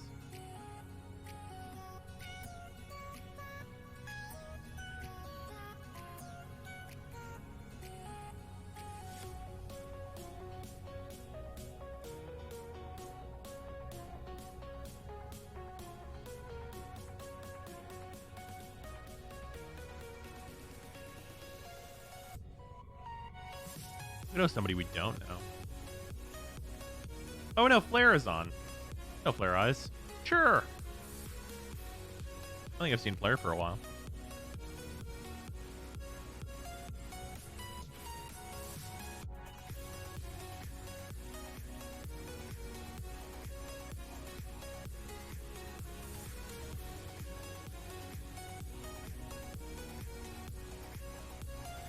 Kira is on as well. I think we hosted Kira before, though, like earlier this week. Here, let's raid Flare. Everybody go say hi to Flare. Should be a good time.